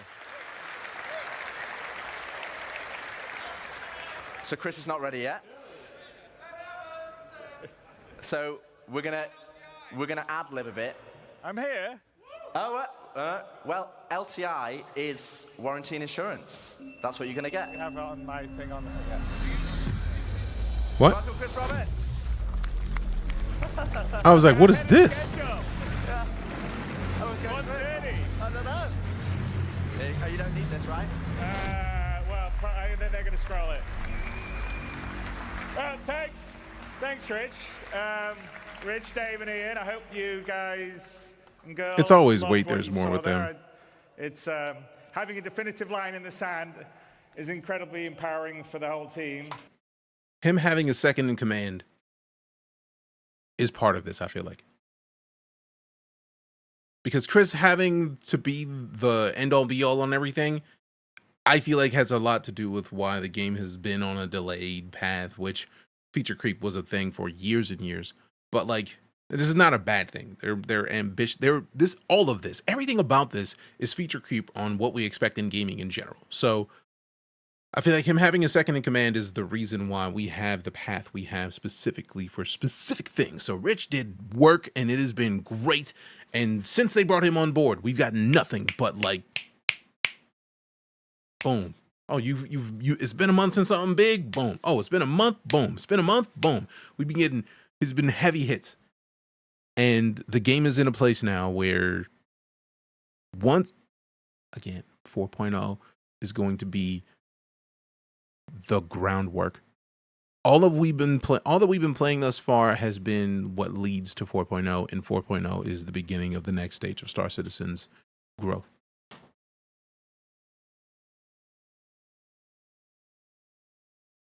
.0 is going to be the linchpin for where we go from here.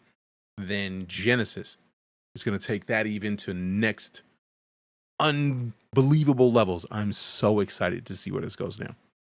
And I think for all of you guys in the community, as I said, in introducing the presentation, we will never stop growing Star Citizen, even past 1.0. And part of what makes Star Citizen so special is the symbiotic relationship between you guys, the community, and us, the developers. And I know I could be accused of feature creep, but you only need to look at Spectrum, Reddit, and Discord. It's only time until I see a great ideas and suggestions. Black Bengal. Same. I'm very excited about that. A live alpha and seeing areas that the game can grow and I think 1.0 will be ready for Squadron 42 minus endgame shit. Oh yeah, that's what I'm expecting.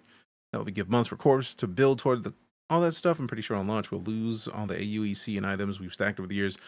I feel like that'll be the last. I feel like the wipe before 1.0 goes live will not be right then. I feel like they're going to make 1.0 live in the background. We're going to get more game mechanics before that happens, because every time they add a major game mechanic, they wipe. But I feel like we're going to get another, at least couple more game mechanics. We're going to see that board that they showed off fleshed before we get a wipe. And then that will be the last wipe. But I think the last wipe, we won't know it was the last wipe, because I don't think they want to enrage the community. But there will be a wipe before 1.0. Probably multiple wipes before 1.0. But I feel like once 1.0 drops, that's where the game goes ham. But, man, between 4.0 and Genesis, and they're already feature complete with Squadron 42, it's about to go down. And often we take these on board because they will make the game better. And in some ways, while you could say Star Citizen is a Chris Roberts game, I would say it's all our game. The developers, the community, building the game, we're all building this dream game together. And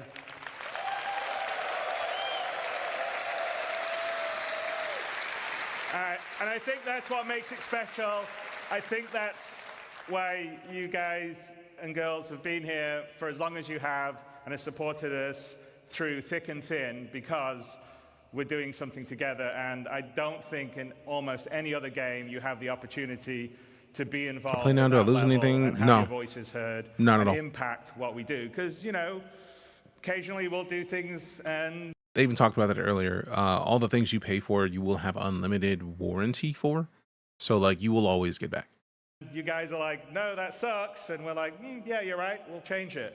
And also, like I said, we definitely read and look and hear all the stuff that you write. Some of it may not be so nice, but a lot of it is really great, and we take it aboard because we're just trying to build this amazing universe for us all to live in together.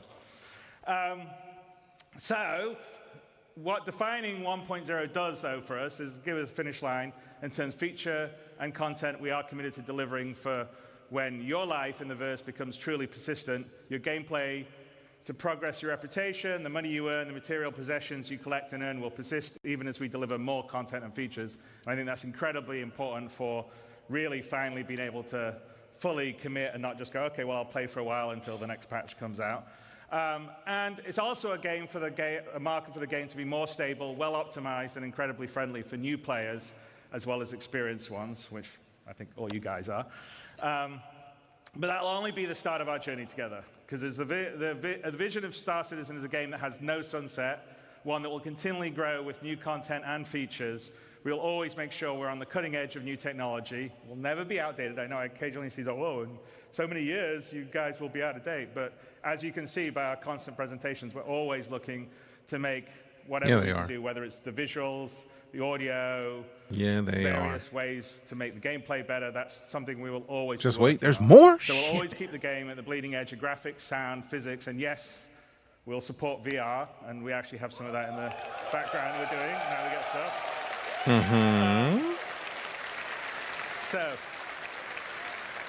So I hope you've enjoyed this year's CitizenCon. We demoed a small prologue that opens Squadron 42 live, with a few crashes to prove it. As I said, there's a really great full playthrough, no crashes, that Rich did immediately afterward that's up on YouTube. And we've given a date to finally deliver the spiritual successor to Wing Commander that the team and I feel comfortable in hitting. We've defined what Star Citizen 1.0 will be and shown features such as base building and monster hunting that will be delivering the next 12 to 18 months. 4.0 and server meshing and pyro is coming. I do like that point that Rich did immediately afterward that's up on YouTube.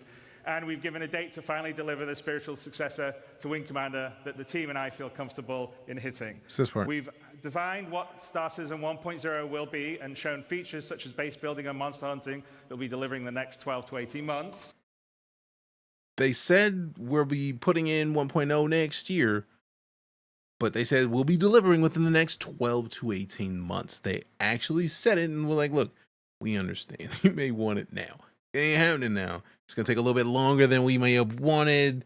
Don't rush it. Which, in my opinion, is a very crucial point to make. Don't rush it. 12 to 18 months. So that means if it happens at next CitizenCon that it's not ready, chill out. And 12 to 18 months is not long, considering the base they already have for Star Citizen. That's good. Finding release date is hard if you aren't working to a set game design doc. True facts.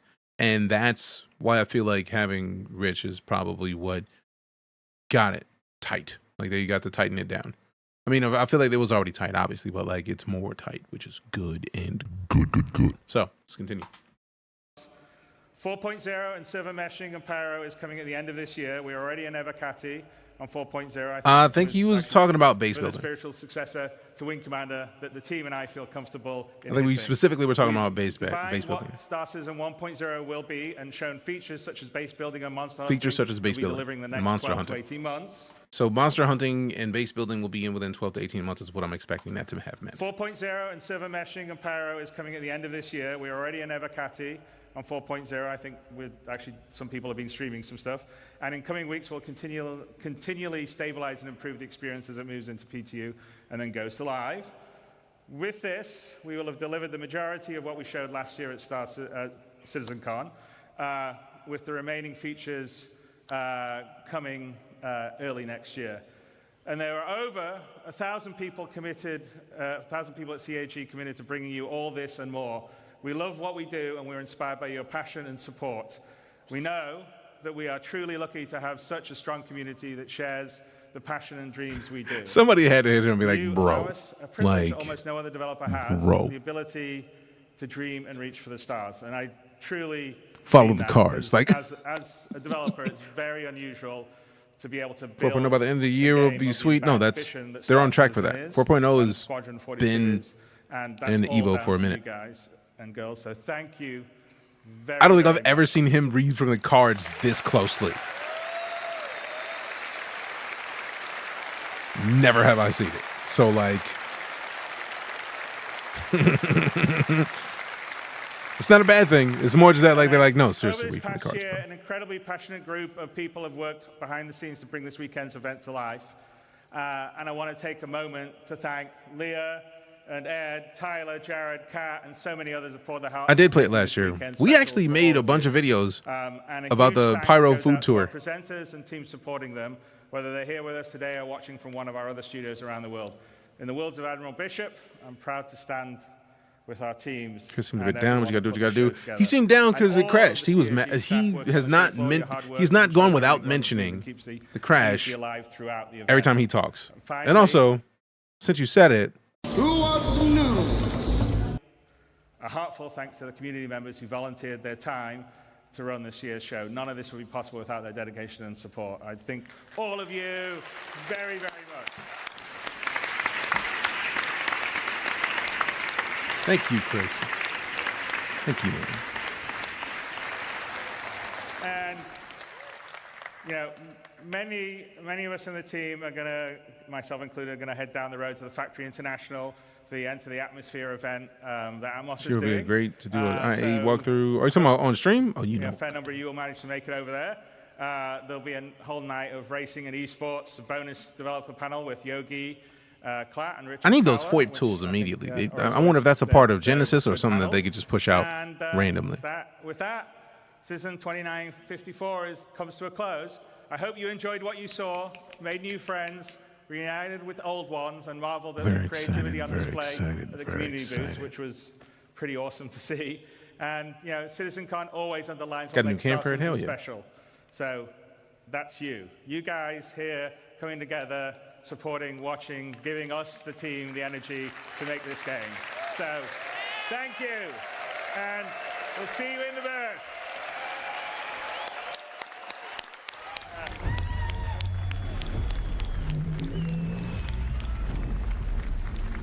Hey, yo, who mans is this? See you in the verse.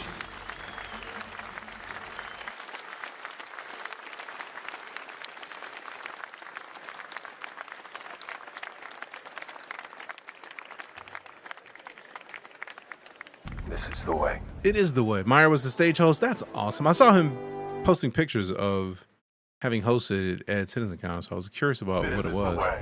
But that's cool. I keep forgetting which one of the videos from last year of Inside Star Citizen was the one. I need to bookmark it because it's all coming together. We're gonna check out the.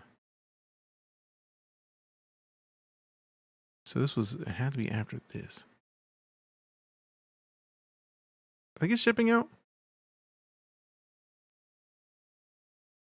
When was shipping out? Talk. CIG hat back on. Yep. I was right. So the reason I wanted to come back to this before we fully dipped for the night is because this, in my opinion, is one of the more important videos CIG hat back on. that they Now, put out. You're probably looking at your screen and saying We were to talking yourself, about it earlier what in about that players, new maps for Arena Commander, and more. But since this is our last episode of the year, we have a tradition. okay, that previous tab was 2 gigs. All right, so initial sessions will likely be up over the next month. Pirate Gaming on the suggested shorts. You guys really want suggestions? I mean, he's also saying, like, I've been watching a lot of Pirate Software stuff.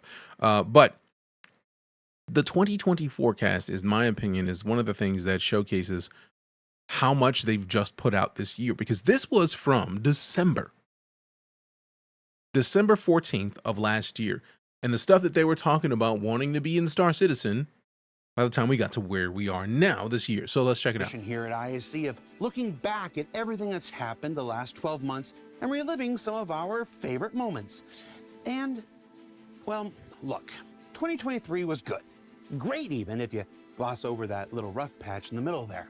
But heading into the new year, Holiday all live that I stream. can really think about is everything that's on the horizon that's about to make 2024 the biggest and baddest year of our project yet. So if it's all right with you, I'd like to indulge myself, maybe switch out my CIG cap and put my backer hat on and tell you what has me excited about this next year for the Persistent Universe in a segment that I'm calling Disco Lando's Star Citizen 2020 Forecast. Now, without talking specific dates, let's discuss what's being targeted and currently on track for release in Who's the just the baddest? first half of 2024, starting with Master Modes. Master The new Modes way is to in. Pilot and operate ships we've been discussing Master since Modes has been CitizenCon in. 2952. Now, whether that's every ship or a staggered rollout of groups of vehicles depends on how work progresses. But it's a major change to the way spaceships operate in the Persistent Universe, and you can be sure that we'll update on it more when the time comes.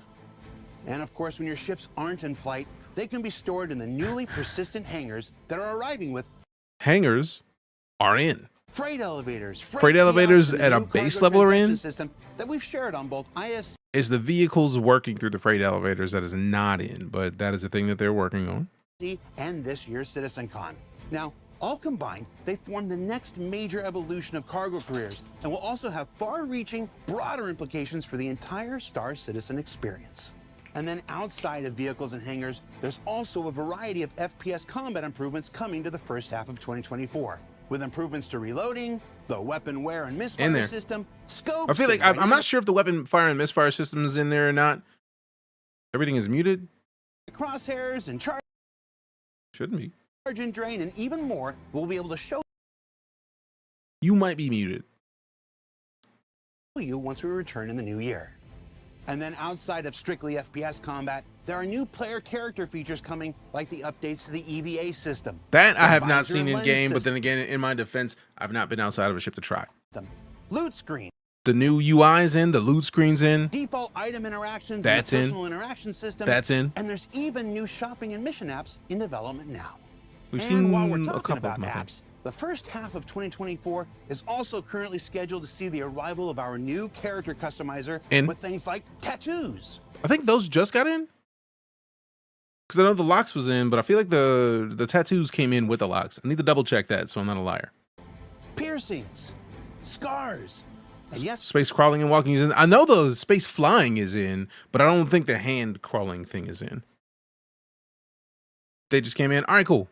It was an improvement over to EVA over how janky it used to be when you leave your ship. Yeah. Like, I remember literally, like, my Legion Goes wallpaper is the first time y'all saw us, like, floating around in EVA on stream. It was great. Wish I would have gave dates for what they showed at CitizenCon or what 2025 has to offer. To be fair, I feel like if we look at what last year's CitizenCon was, this is literally the same kind of thing. Last year, they talked a ton about CitizenCon, and most of the stuff they showed off was the stuff like this that is in the game now. So my expectation is that between 4.0 dropping this year, which they're already on track to do, I'm expecting Genesis to go live next year. And Genesis is an overhaul on how they build things. So I'm expecting that next year, Genesis is going to go in, and we're going to start to see that crafting. Base building for sure, yeah. So, like, base building and crafting alone with, like, blueprints is going to change the game. So, like, there's a lot of cool things that are going to happen. Yeah, we got clips of the locks. Kroll had to do it. Virginia, it's true, beards. Beards are in. For how many and of what kind, only Andre knows for sure. I'm But waiting you for the bet we're gonna Ranger. ask him I sometime believe that's around March. the And then, of course, the if you're ground in-game, motorcycle. There's also a little thing called Mobiglass. That's in. And an awfully big thing called Star Map. That's They're in. both getting their big updates in the first half of next year. Mhm. And have I mentioned those enormous distribution centers that'll be Have the I mentioned new that they're in? microcosm homes for every gameplay and mission feature that exists in Star Citizen, as well as the 4, 5, 6, let's just say several new and updated vehicles that are making their way to the A bunch of Persistent them universe in. in just the first 6 months of 2024. He just did. I did. Just now. See? Now you can check those off.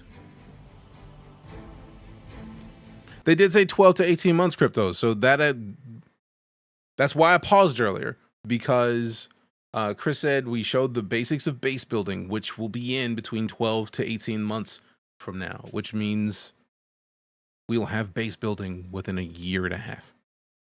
And again, We don't know when in 2026 Squadron 42 is due to release. They just said 2026. For all we know, they could go Q1 2026 just for the funsies. And also, I think they low-key gave us, in the last briefing of what they're expecting to get to 1.0, they showed a chart of different jobs and different things. Most of those jobs are already in the game, or at least a lot of the things they need to make those jobs function are already in the game. I think it was like 10 things maybe that we just couldn't be sure if they were in the game or gonna be in the game. So they're gonna keep it up. It's gonna be a big deal, and I'm excited about it. Whew. Okay, so real talk. So yeah, literally, we just watched everything he talked about.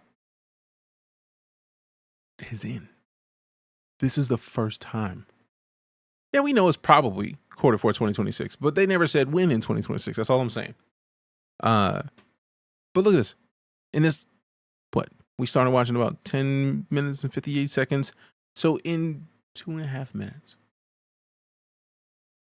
to 3 minutes, they ran through a series of things that are now in Star Citizen that were not a year ago. CIG hat back on.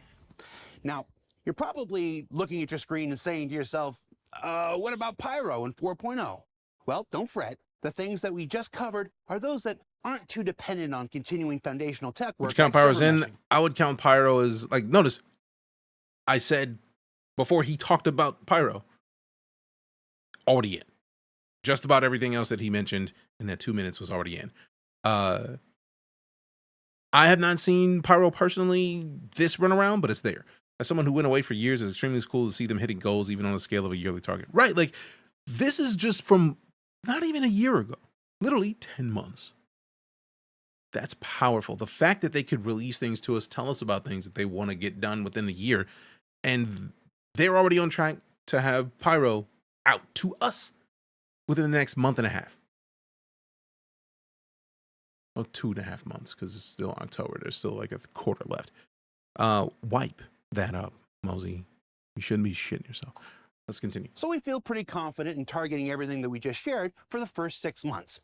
But when it comes to something as enormous as the complete Pyro system in Alpha 4.0, well, that's where the new preview channel comes into play. Oh no. Now that said, They said Alpha that multiple times. They 4.0 said is that before currently CitizenCon, but targeting a summer 2024 it's playable now. Release. But that won't mean that you have to wait until then to play it or learn more about it. That's because in 2024, we'll continue doing play tests like the one we just completed, and you'll be able to follow along with its development firsthand on the preview channel. They have not done as many preview channels as I would have liked to have seen, but they have done multiple preview channels this year. Considering they just created this concept last year, the fact that they've done what, like 4 once a quarter-ish preview channel tests, maybe 2 to 4, but like that's still a chance for everybody who's back the game to try something that they're trying to get made. That's tight, man.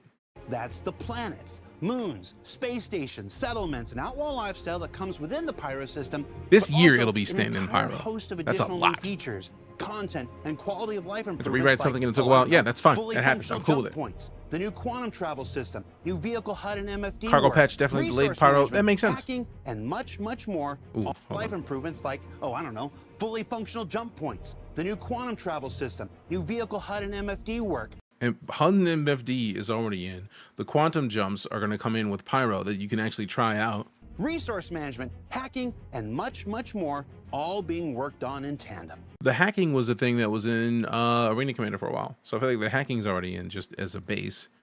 And you know, we're always honest in here about this crypto. We don't sugarcoat anything about Star Citizen. Am I excited about it? Of course I am. But I try my best to never sugarcoat and act like things aren't in a less than stellar state sometimes. I feel like that does a disservice to the game, and it does a disservice to all of the work that they do to show us its current state.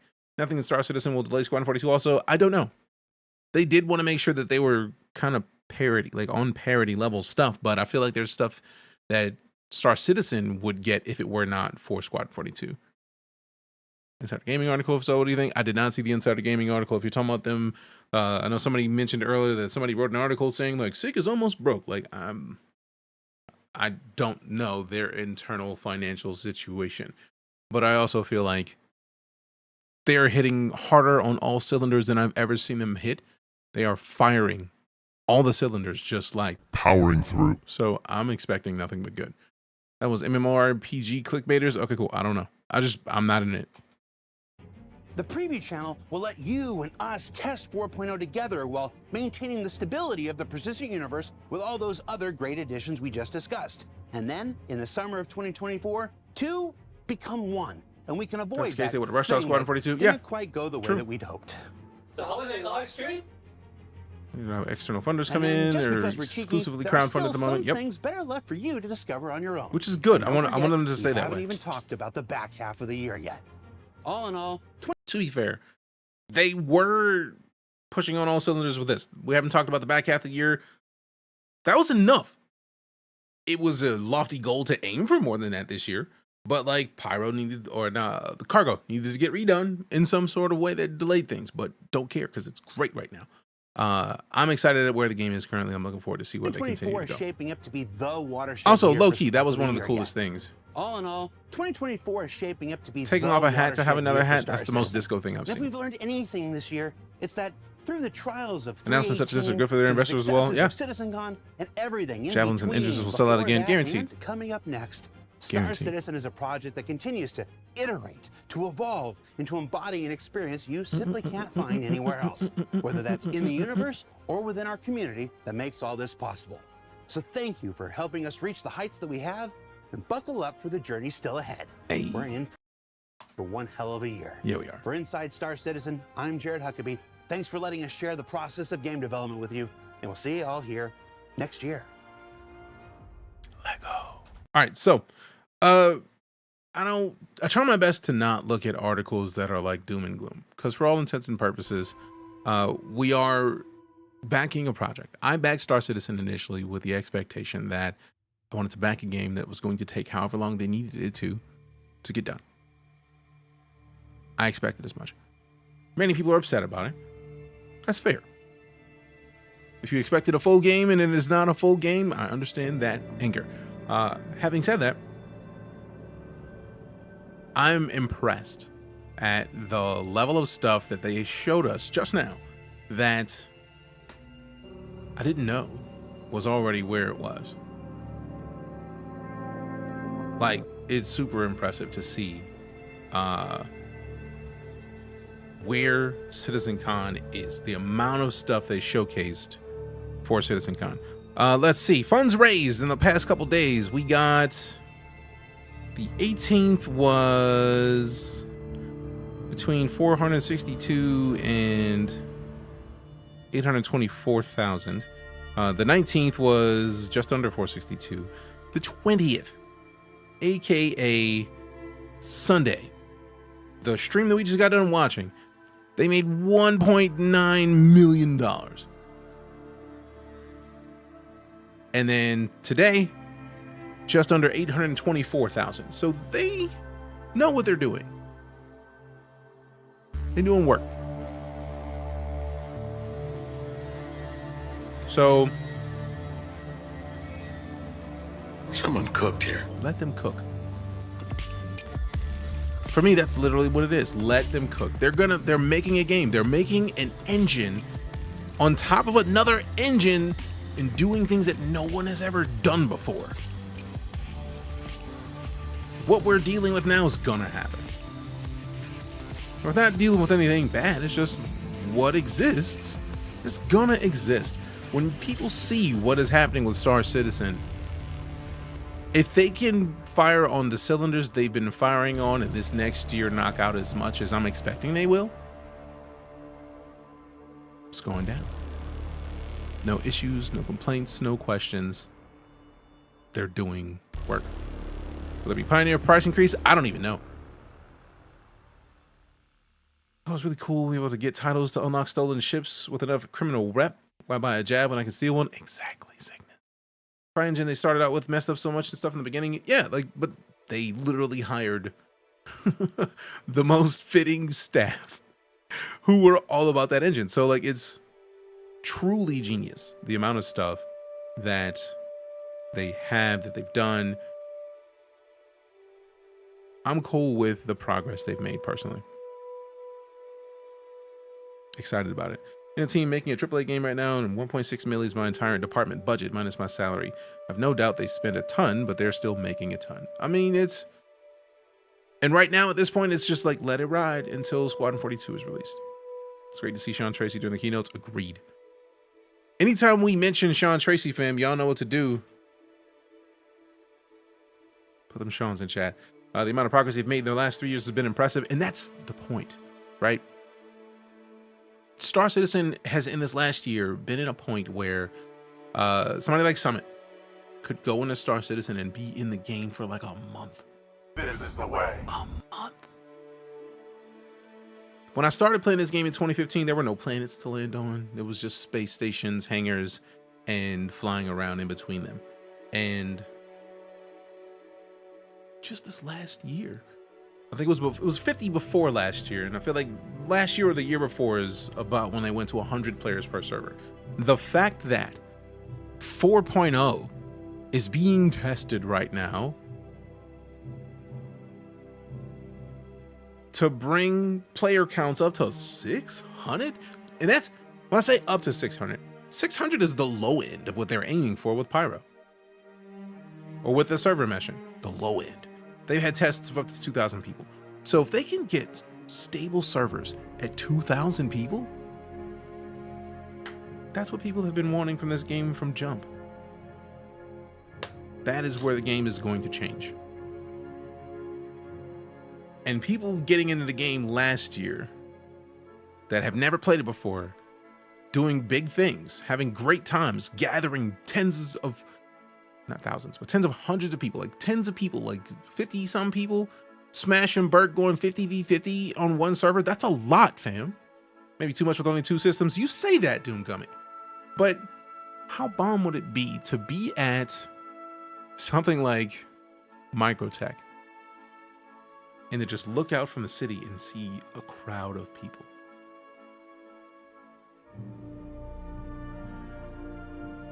With 6 it won't be. Yeah, it's bomb, but I ain't waiting in line at the urinal. Yeah, but that's why you pull your ship up and you dip. You go somewhere else.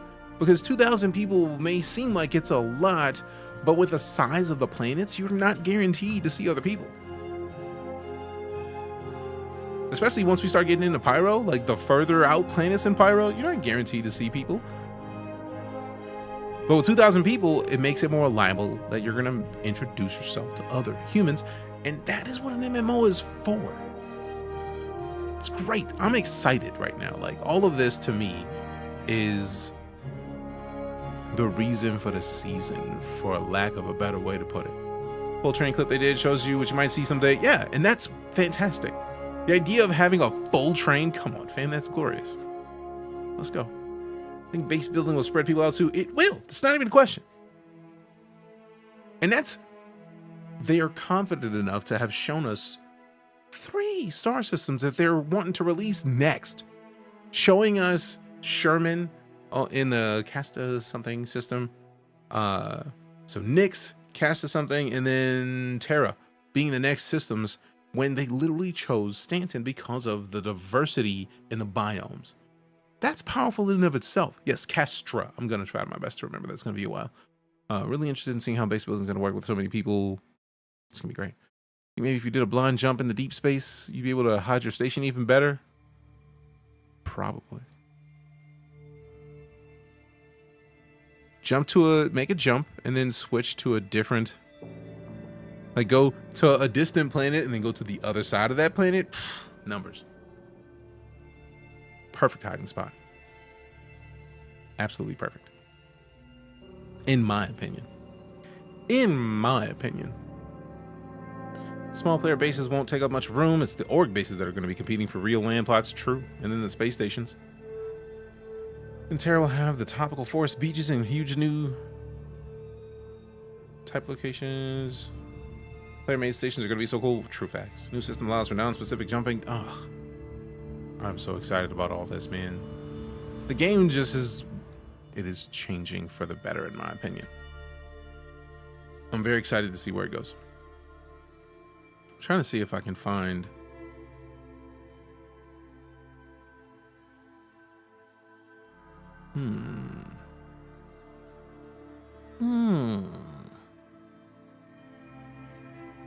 Yeah, I don't see the I see the Atlas pack for paints. I don't see any way to get a Zeus paint. I'm sad about that. Oh well. When the quantum travel system comes out, you can just blind jump in any direction. That's wild.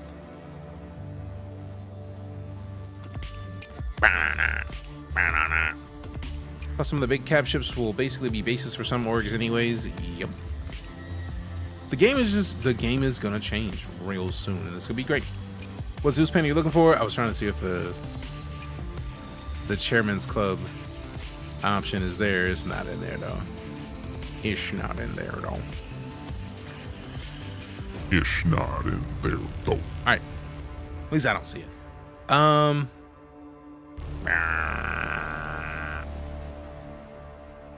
It's a nice looking paint. I want it. I just want it. Can't help it. Can't help it. Can't help it. There wasn't a Chairman's Club paint for Zeus. I thought there was. Or concierge paint. Because I feel like I remember seeing the black, all black on the Zeus. Because I remember looking at it before I got the Zeus. And now that just makes me want it more because I want it. Solstice paints for concierge on Zeus. Go and open up my hangar real quick because maybe I got it and just not thinking about it. Also, I need to install the stupid browser plugin that shows everything I have in this game. When it was concept, it was sold then, and I think only then. Look up Zeus Solstice paint. No, it's just I'm more trying to see if I have it. I have to look at my email to see if it's a thing that I grabbed and didn't pay attention to because my brain, the way my brain's set up.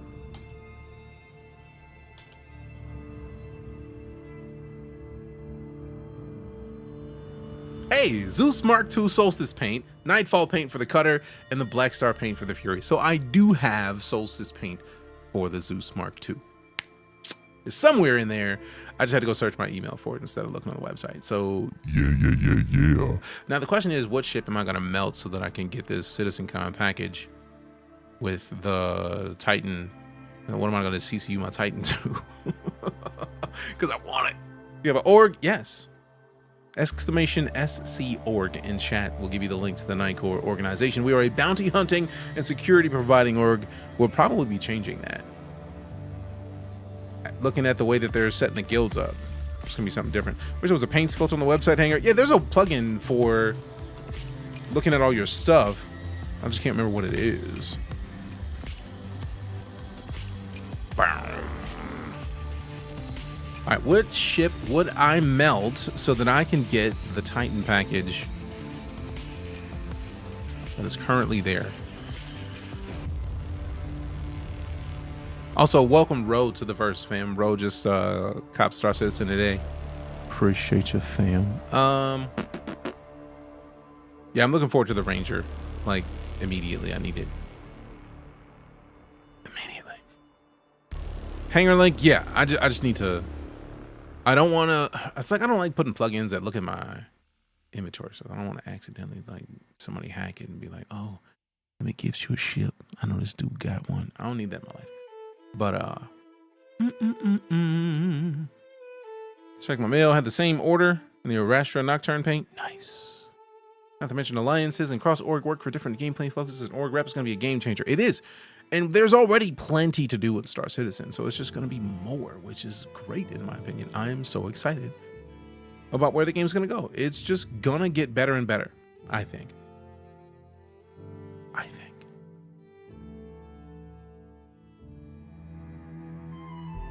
Now, I could get rid of my arrow and then get it back later because I don't use the arrow a lot. The Hawk even. Like, but the Hawk, nah, the Hawk is a bounty hunter ship. We keeping the Hawk out of principle. Oh, I found my Argo combo pack that has the Stalker and a Mustang Beta. I'm not likely to use the Mustang Beta, so I could melt that and then get the Stalker package or the Titan package and be fine.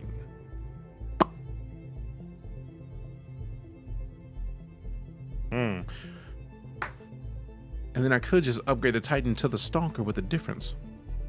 And worst case scenario, I can pull the Argo combo back from my tickets to rebuy stuffs. Yeah, let me do that. Might want to hold out for IAE ship reveals. I mean, to be fair, I have a stupid amount of stuff that I could melt. Also, I said I got a bunch of ships to give away for the fam, so I get the feeling they're probably going to give us more to give away. I think I have at least 3 or 4 Star Citizen ship giveaways that need to happen, like soon. So that should give me enough to get the CSV and or the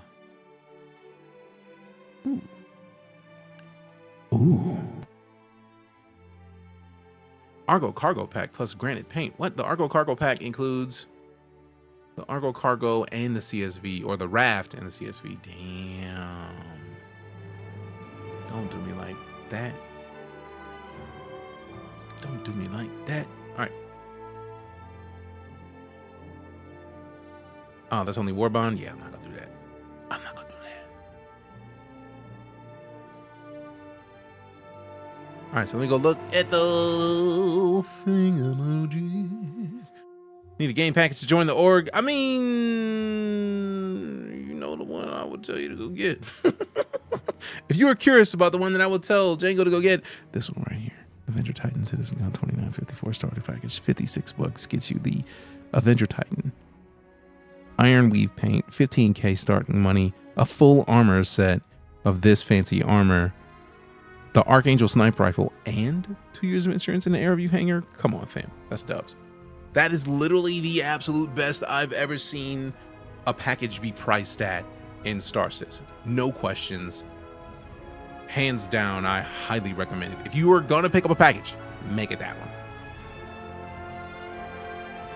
Make it that one. Like, no questions. That package is stupid good. Avengers the most flown ship, isn't it? I thought it was the Aurora, but it is. Get it. Fam. Get it. Don't even question it. Do it. Just do it. Just do it. Oh man, it's only War Bond.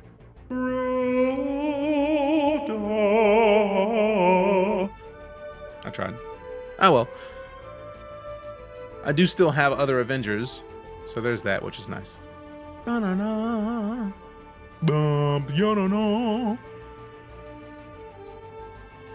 I'm not spending money right now. Like, I literally only did that so I could melt and get other ships. All right, you know what it's time to do. It's time for me to slide and go feed and walk these dogs. We got dogs that got to get fed and walked, fam. You know what it is. If you followed, cheered, tipped, subbed, resubbed, lurked, rated, gifted subs, your presence is a present. I appreciate the gift. You are literally the reason that I get to remain a full-time entertainer. Literally. I cannot do what I do without you showing up and hanging out. I'm honored at the highest level that one can be. Because nobody ever needs to show your faces. Like, there are tens of thousands of streams live at any given time. Nobody ever had to come in here. You never had to show up. You never had to be in here. You never had to decide to stop in. You could have left and gone anywhere you wanted to, but you decided to come here. And for that, I am absolutely honored and appreciative. In the meantime, let's go show some love to the homie Levan G Fan, who is currently also rocking out in some Star Citizen. So let's get this raid kicked off. Had to be here. Ender dropped me off here. I mean, you didn't have to stay though, dude. Ender's got great taste, I think. And, you know, you could have left. You could have closed the tab, but you stuck around. For that, I'm truly grateful. Also, if you have not hit that follow button and you are enjoying yourself, fam, you know it costs nothing to hit that follow button. Hit that follow button. If you're on TikTok, hit the follow button. If you're on YouTube, hit the subscribe. You know you want to. It'll be a pleasure to see you moving forward. Oh, Snidabs. The bot's giving away the goodies. Doom Gummy, welcome to the Nightcrawler. Appreciate the continued support. Also, look at what Frosty Tools had to say about it. Doom Gummy just upgraded their status from engaged viewer to VIP of the verse with a Twitch sub. Much like carefully selecting the best ship components in Star Citizen, they've chosen to boost DeejayKnight's stream with their support. Here's to high flying and ad-free in the verse of positivity and laughs. That's what I'm talking about. All right, fam. We'll see you tomorrow. Be well. I'm out.